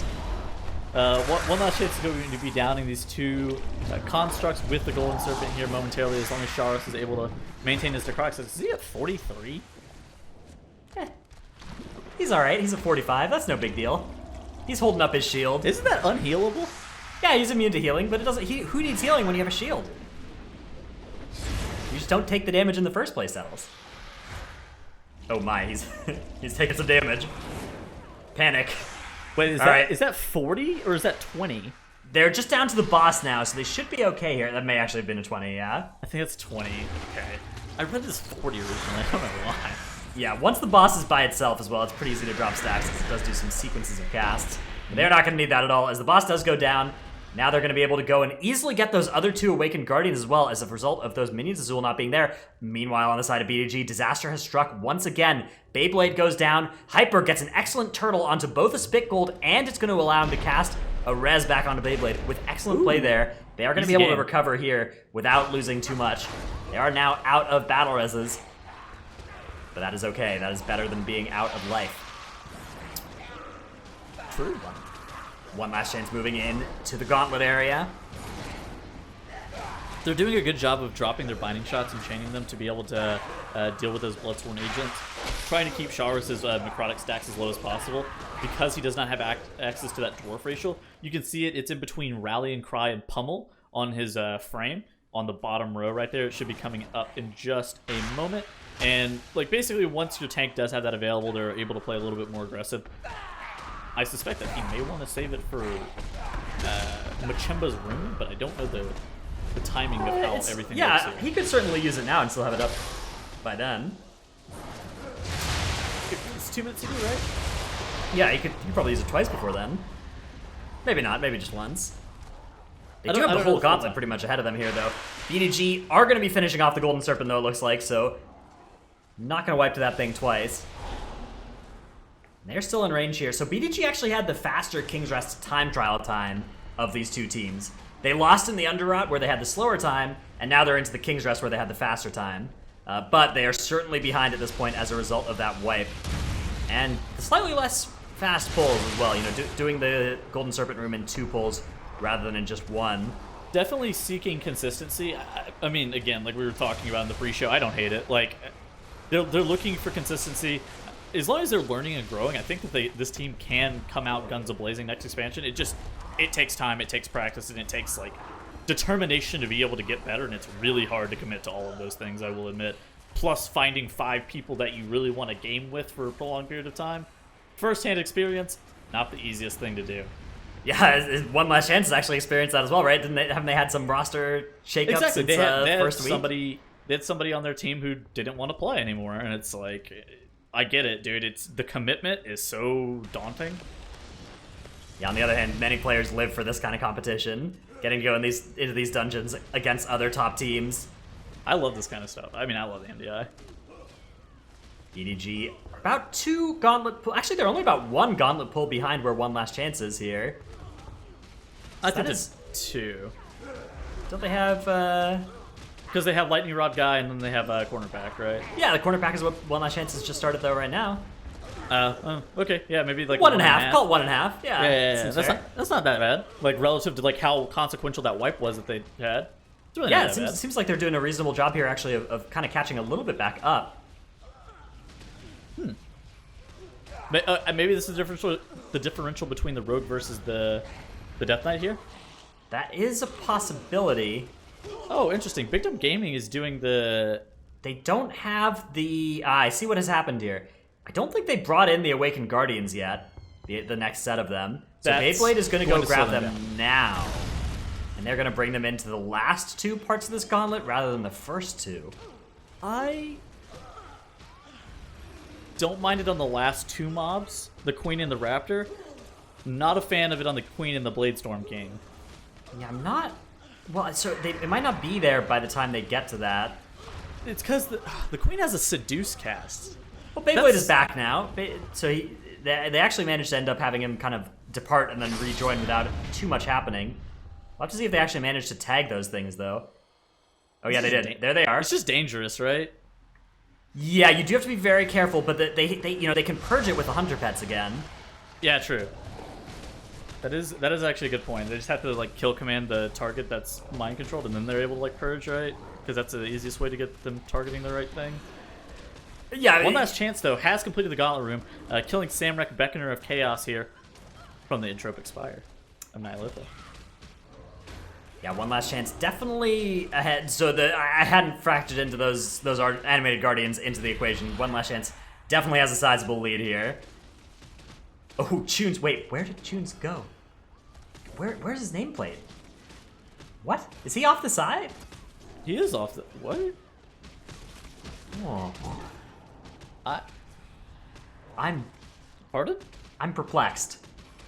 I am equally as confused, and it looks like Wasted is probably just looking at him, laughing at him. Okay. It looks like they're coming back together. All right. Okay. Huh. Interesting. One last chance now, advancing into Machimba the Embalmer's room. Let's see if they decide to pull all the trash. We do see that Lightfoot coming out. A couple thunderclaps happening.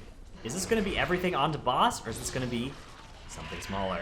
Well, okay, so basically after the constructs do their first Entomb cast on both of them do their first Entomb cast, you're able to go like straight into the boss, right? Yeah, because especially you have quite a bit of time before that next Entomb cast, which is a problem if it does get through. yeah, because it will like lock you into the sarcophagus and you're not able to like click them because Machimba's not in his Entomb phase, so your player's perpetually stuck like on the ground but not in the sarcophagus but in the sarcophagus, and then the construct is doing an AoE and it's pulsing and you're going to wipe. Yeah, very bad when you're going to wipe. That's not what you're trying to do here. Looks like they're one gonna... last chance. Pretty good job though. Yeah, they did a pretty good job, although they actually, unfortunately, one of those animated guardians was pretty far away, and I don't think was getting hit by all of that DK AoE. That might Okay, lead so to it he's getting another focusing Entomb down. cast.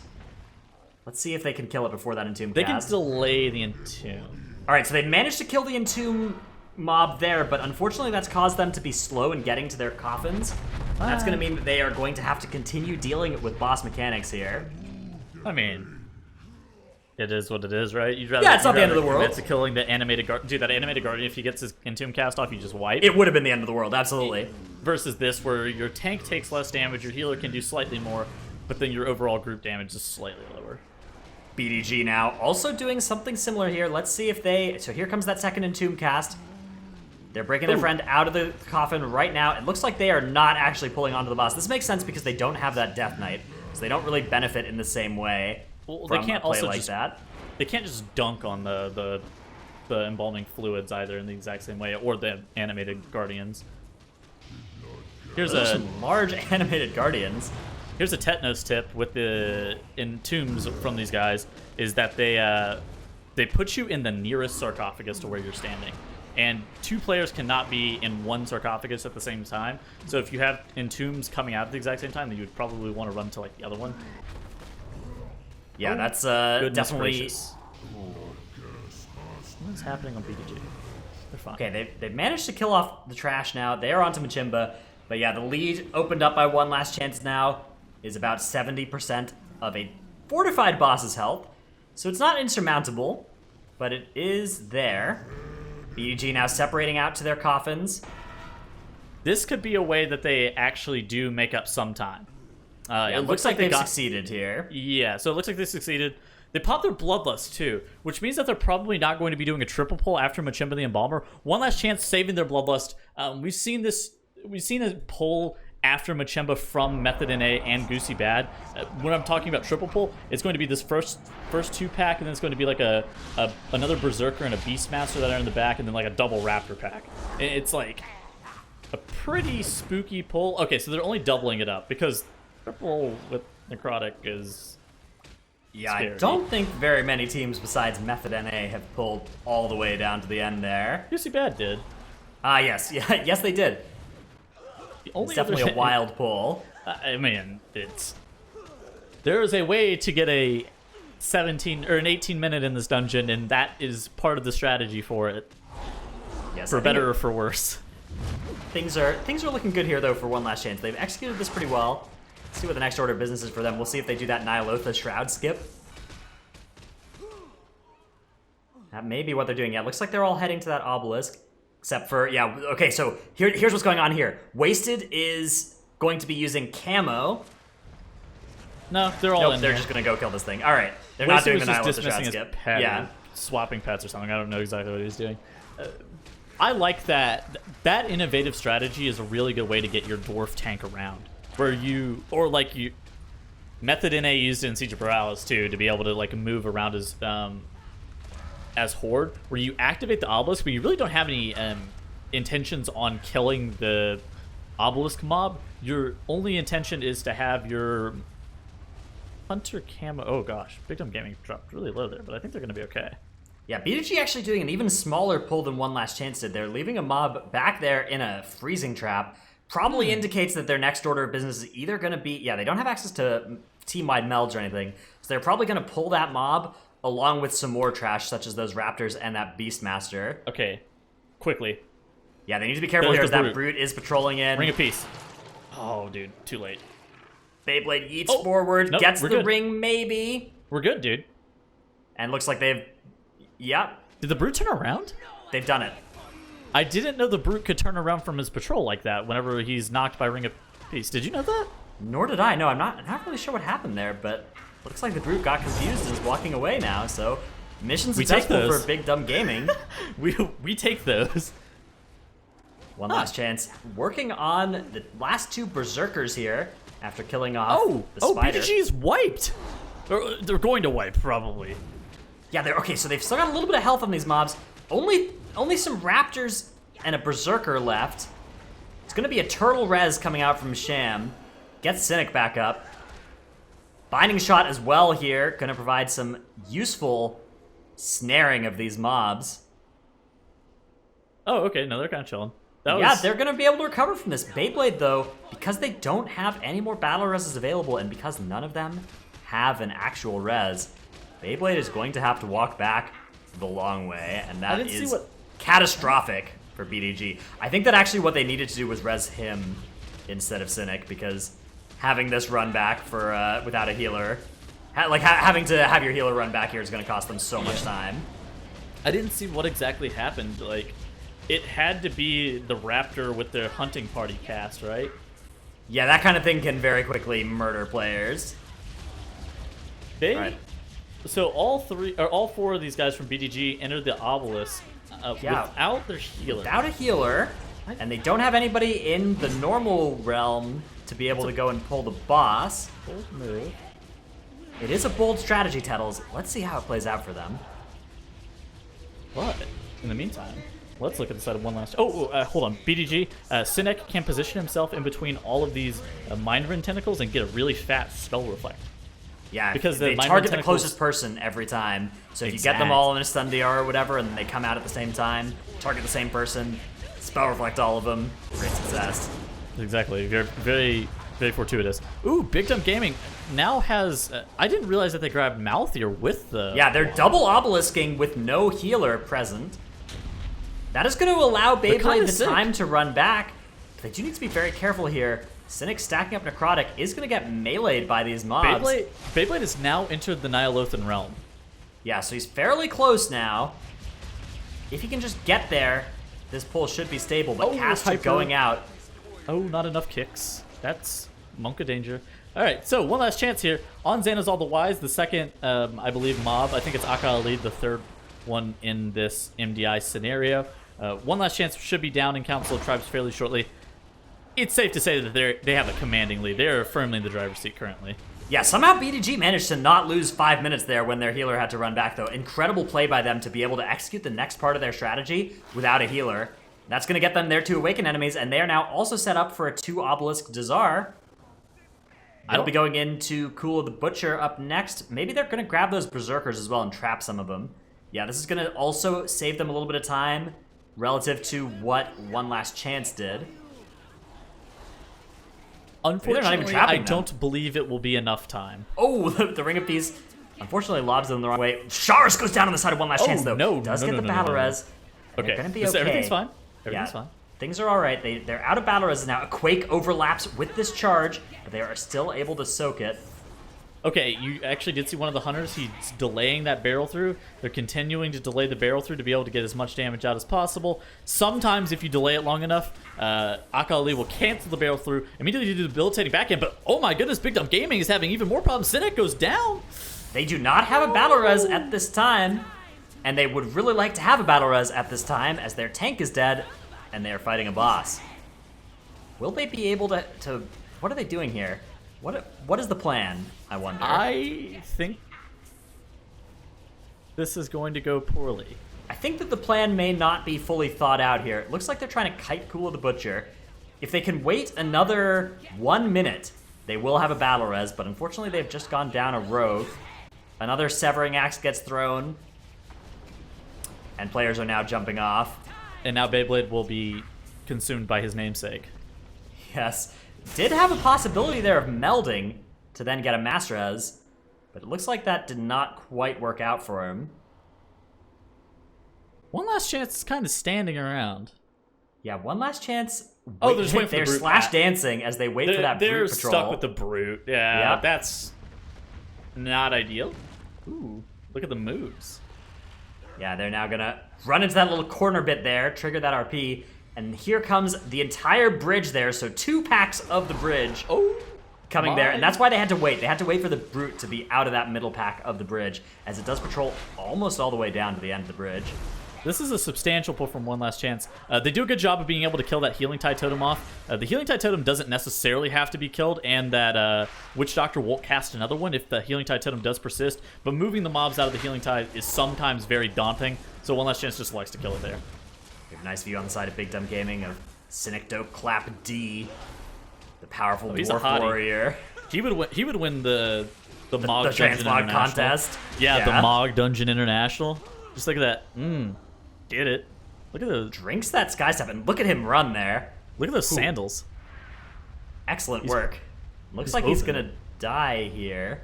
I don't know. So because he doesn't have a meld, and they do need to skip this. I see. Yeah, so Beyblade is then going to be able to mass res him. Alexa, play Despacito. Beyblade has to now backtrack to go and grab him. Meanwhile, on the side of One Last Chance, the Shadow of Zul has been engaged. This is a very scary mob on Fortified in general.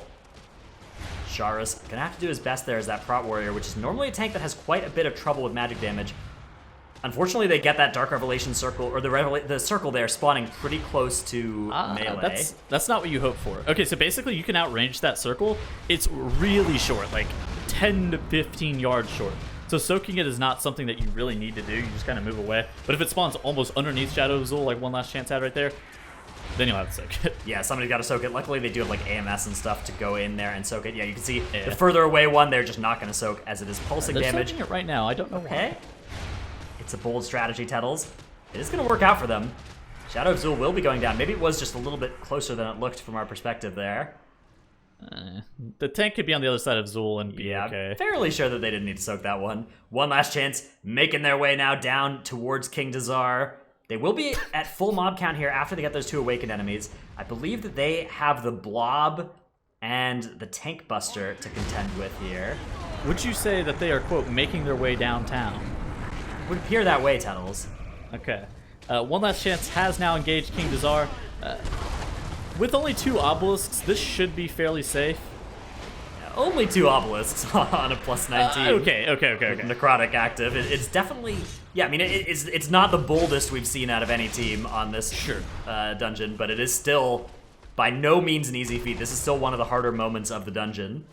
Exactly. Okay, that's actually a really good point. It's like the amount of practice that goes into playing 2, 3, 4 obelisks with a final boss is incredibly. It's incredibly tiring, and it takes just a significant period of time to be able to just deal with that. But with the level of caliber of player that we've seen in the MDI this season, 2 is normally pretty achievable fairly comfortably. One Last Chance are going to be able to down both of those Awakened enemies, so they just have King Dazar and his Raptors to contend with, standing between them and continuing on in this tournament tomorrow. Meanwhile, BDG working on that third boss. They are going to need One Last Chance to wipe, probably to wipe again, and then probably even to wipe again after that in order to still be in this match. It's really a shame. Like, dude, BDG and One Last Chance both have looked pretty good. Like, BDG, like, their mistakes are unfortunate, but their Underrot look fairly solid. They've had really good dungeons, and they've had dungeons where they just slightly less practice. KR is especially in Necrotic, is a hard dungeon. BDG started out really hot as well. Their first match of the day was taking a win off of Complexity Limit in a Freehold with a pretty Who win those, dude? a pretty nice looking Freehold as well. That Freehold looked like it was competitive in that middle range of teams in this tournament here. Unfortunately, the King's Rest for them. Not the first time today that we've seen some King's Rests go to quite scuffed levels here. Dude, I have been in some really bad Oh yeah, King's me Rest too. runs. Me too. Mostly due to my own personal play, but man, this dungeon is very easy. Like, it is a really easy way to go downhill in a hurry. Yeah, really, things cascade into disaster here pretty quickly. Not for One Last Chance, though, as they have a quite clean run coming out here. A couple deaths on the scoreboard, but nothing that really cost them too much time. Excellent recoveries coming out from them when those did happen. And that's going to lead to them overperforming their time trial time. Actually, just about hitting their time trial time. Meanwhile, BG going to come in way later than theirs. I think One Last Chance would need to start playing more Obelisk with the final boss, and just, I think they need to be more like decisive with their pulling. They're like just, they kind of sit around for a little bit of time. Being a little bit more decisive and just like pull would definitely help their King's Rest route. But 25 minutes, honestly, a nice 2-0 from One Last Chance. Yeah, definitely a very clean run from them. Only 2 deaths on the board. But yeah, definitely unfortunate on the side of BDG as well. And honestly, Zyro, that kind of just goes to show how quickly these things can sort of start to fall apart and how hard it makes it to recover in a situation like that. Yeah, and there's also the tilt factor too. Have to take into account, full team wiping when you're on the chopping block is not fun. Tettles, I'm sorry you got left hanging there. They were walking fast, and now we are homebound. I mean, like, WoW in speedrunning and like MDI is so momentum based. It's not like, okay, we talk about momentum based gameplay in Junkyard because of how shockbots work. In general, like, once one thing goes wrong, it's so hard to be able to recover because you're missing your cooldowns. Like, you've like maybe committed like bloodlust or just like major offensive CDs. There are some like huge utility buttons like dwarf racial. Like, once like one thing goes wrong, it's really easy for it to cascade out of control. Mentally as well, too. I mean, that's got to be really difficult just Exactly. having a run like that. But it's a team, that we've seen. They, like you guys were saying during that game, they had a really good start to the day, taking a game off of Limit, right? Complexity Limit, or whatever. Yep, in their that's first the case. That is the team. That is the team. True. But yeah, good start to them, and I definitely hope to see them in the next cup for this region. But yeah, very well done to One Last Chance 2-0ing this final series, and that's gonna send Big Dumb Gaming out of this tournament. And yeah, good, well played by everyone. But looking at the bracket here, Tuttles, any takeaways from the games that we saw played today? Just all of them as a whole? I think that Method NA has really stiff competition in a way that we haven't seen a Method team have in a while. Ethical, Complexity Limit, and Goosy Bad all look like they're in position to where they could potentially take a series off of Method NA. Of course, we do have the upper finals match tomorrow, which will be Complexity Limit versus them. The last time that we saw Complexity Limit versus Method NA was very, very close as well. So I think that is the biggest takeaway that I have for this. I think the next biggest one is that we have a lot of up-and-coming talent in NA, and everybody's doing a lot of good things. Yeah, I totally agree, Genos. Yeah, Complexity Limit in particular, I think they've really shown that they have this ability to kind of win a series against anybody. Unfortunately, they've also shown that they have the ability to lose a series against anybody, which is not that's the thing that they can, try and improve, but I think that it's any time we see Complexity Limit play, it really could go either way, so it's going to be really exciting upper finals to tune into tomorrow. Yeah, and the teams that we have left, they are teams that really pull out those super crazy pulls. Their strategies, and they're fun teams to see, and I really am looking forward to tomorrow's games, especially that upper finals against Method NA versus Complexity Limit. But if we take a look at how tomorrow is going to play out, we're going to start the morning off with Ethical versus Scripted Content, then Goosy Bad versus One Last Chance, and of course that upper finals, Method NA versus Complexity Limit. Dranos, any games you're looking forward to for tomorrow? I'll take Method NA versus Complexity Limit, and then also Easy. I wanted that one.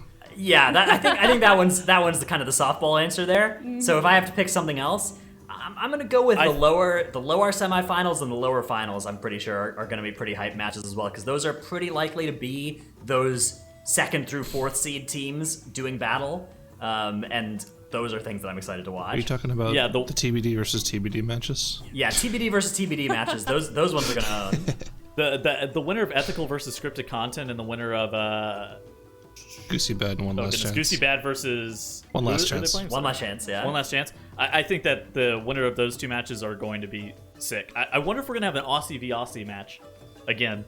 Yeah, Ethical versus One Last Chance, the rematch. That would require both of those teams to win their first matches tomorrow, but that's definitely a possibility. I'm trying to look OCE at the has map looked pool for that. Hold on. That would be... There'd be the lower semis where they would meet. Yeah, so that would be Junkyard, Siege, Freehold, Totagor, and Motherlode for that series if that were to play out. I think that's the lower finals, which is going to be the team that wins that lower semis. Oh, yeah. I read the wrong one. Sorry. Yeah. Underrot, Totagor, King's Rest, Atoll, and Workshop. Yeah. Yeah. That's our lower semis. It's 3 time trials right to start it off, so that's going to be pretty awesome actually to see. Do we think we'll see any of those time trial maps banned, Tyro? Potentially the Toldagor. I don't think either the King's Rest or the Underrot would get banned out. Yeah, probably the Toldagor. If I had to guess. I always think the time trial matches should be banned more often than they are, because I feel like time trials are where you know your opponent's times a little bit better than the others, and I think that even if you've got a route practiced, you still want to just ban out where your opponent has a faster time than you. But what if you're Ethical and you've actually just completely swapped your comp? Yes. Like for Underrot, they've completely changed their composition. That's definitely a One different Last type of Chance, thing. though. Sure, exactly. So both of the OCE teams have completely changed their Underrot composition. Do you feel more or less confident in that? I'm not arguing for it, but I've seen a lot of time trial matches kind of just go as expected, and I feel like as the team that is not favored in those time trial matches, you got to just take a ban on those and try and win in the unknowns rather than some place where you're known to lose. 50-50 some ML that nobody's played or something. Well, then yeah, not 50-50, but you can take your chances somewhere where there's a little bit less of that known information beforehand. Yeah, I don't mean like 50. Yeah. Yeah. You get my point. Yeah. Lots to discuss, but we will have more of time to do that tomorrow. But that is going to be the end of today. Definitely some solid matches. Super excited for those series to play out tomorrow. Also, just as a reminder, we are doing that transmog contest. Make sure you're using hashtag MDI screenshot if you want to have a chance to see your transmog on the broadcast tomorrow. But that is going to be it. Thank you everyone for watching today, and we'll see you bright and early tomorrow, depending on what time zone you're in. Same time at youtube.com/Warcraft. Thanks so much, you guys.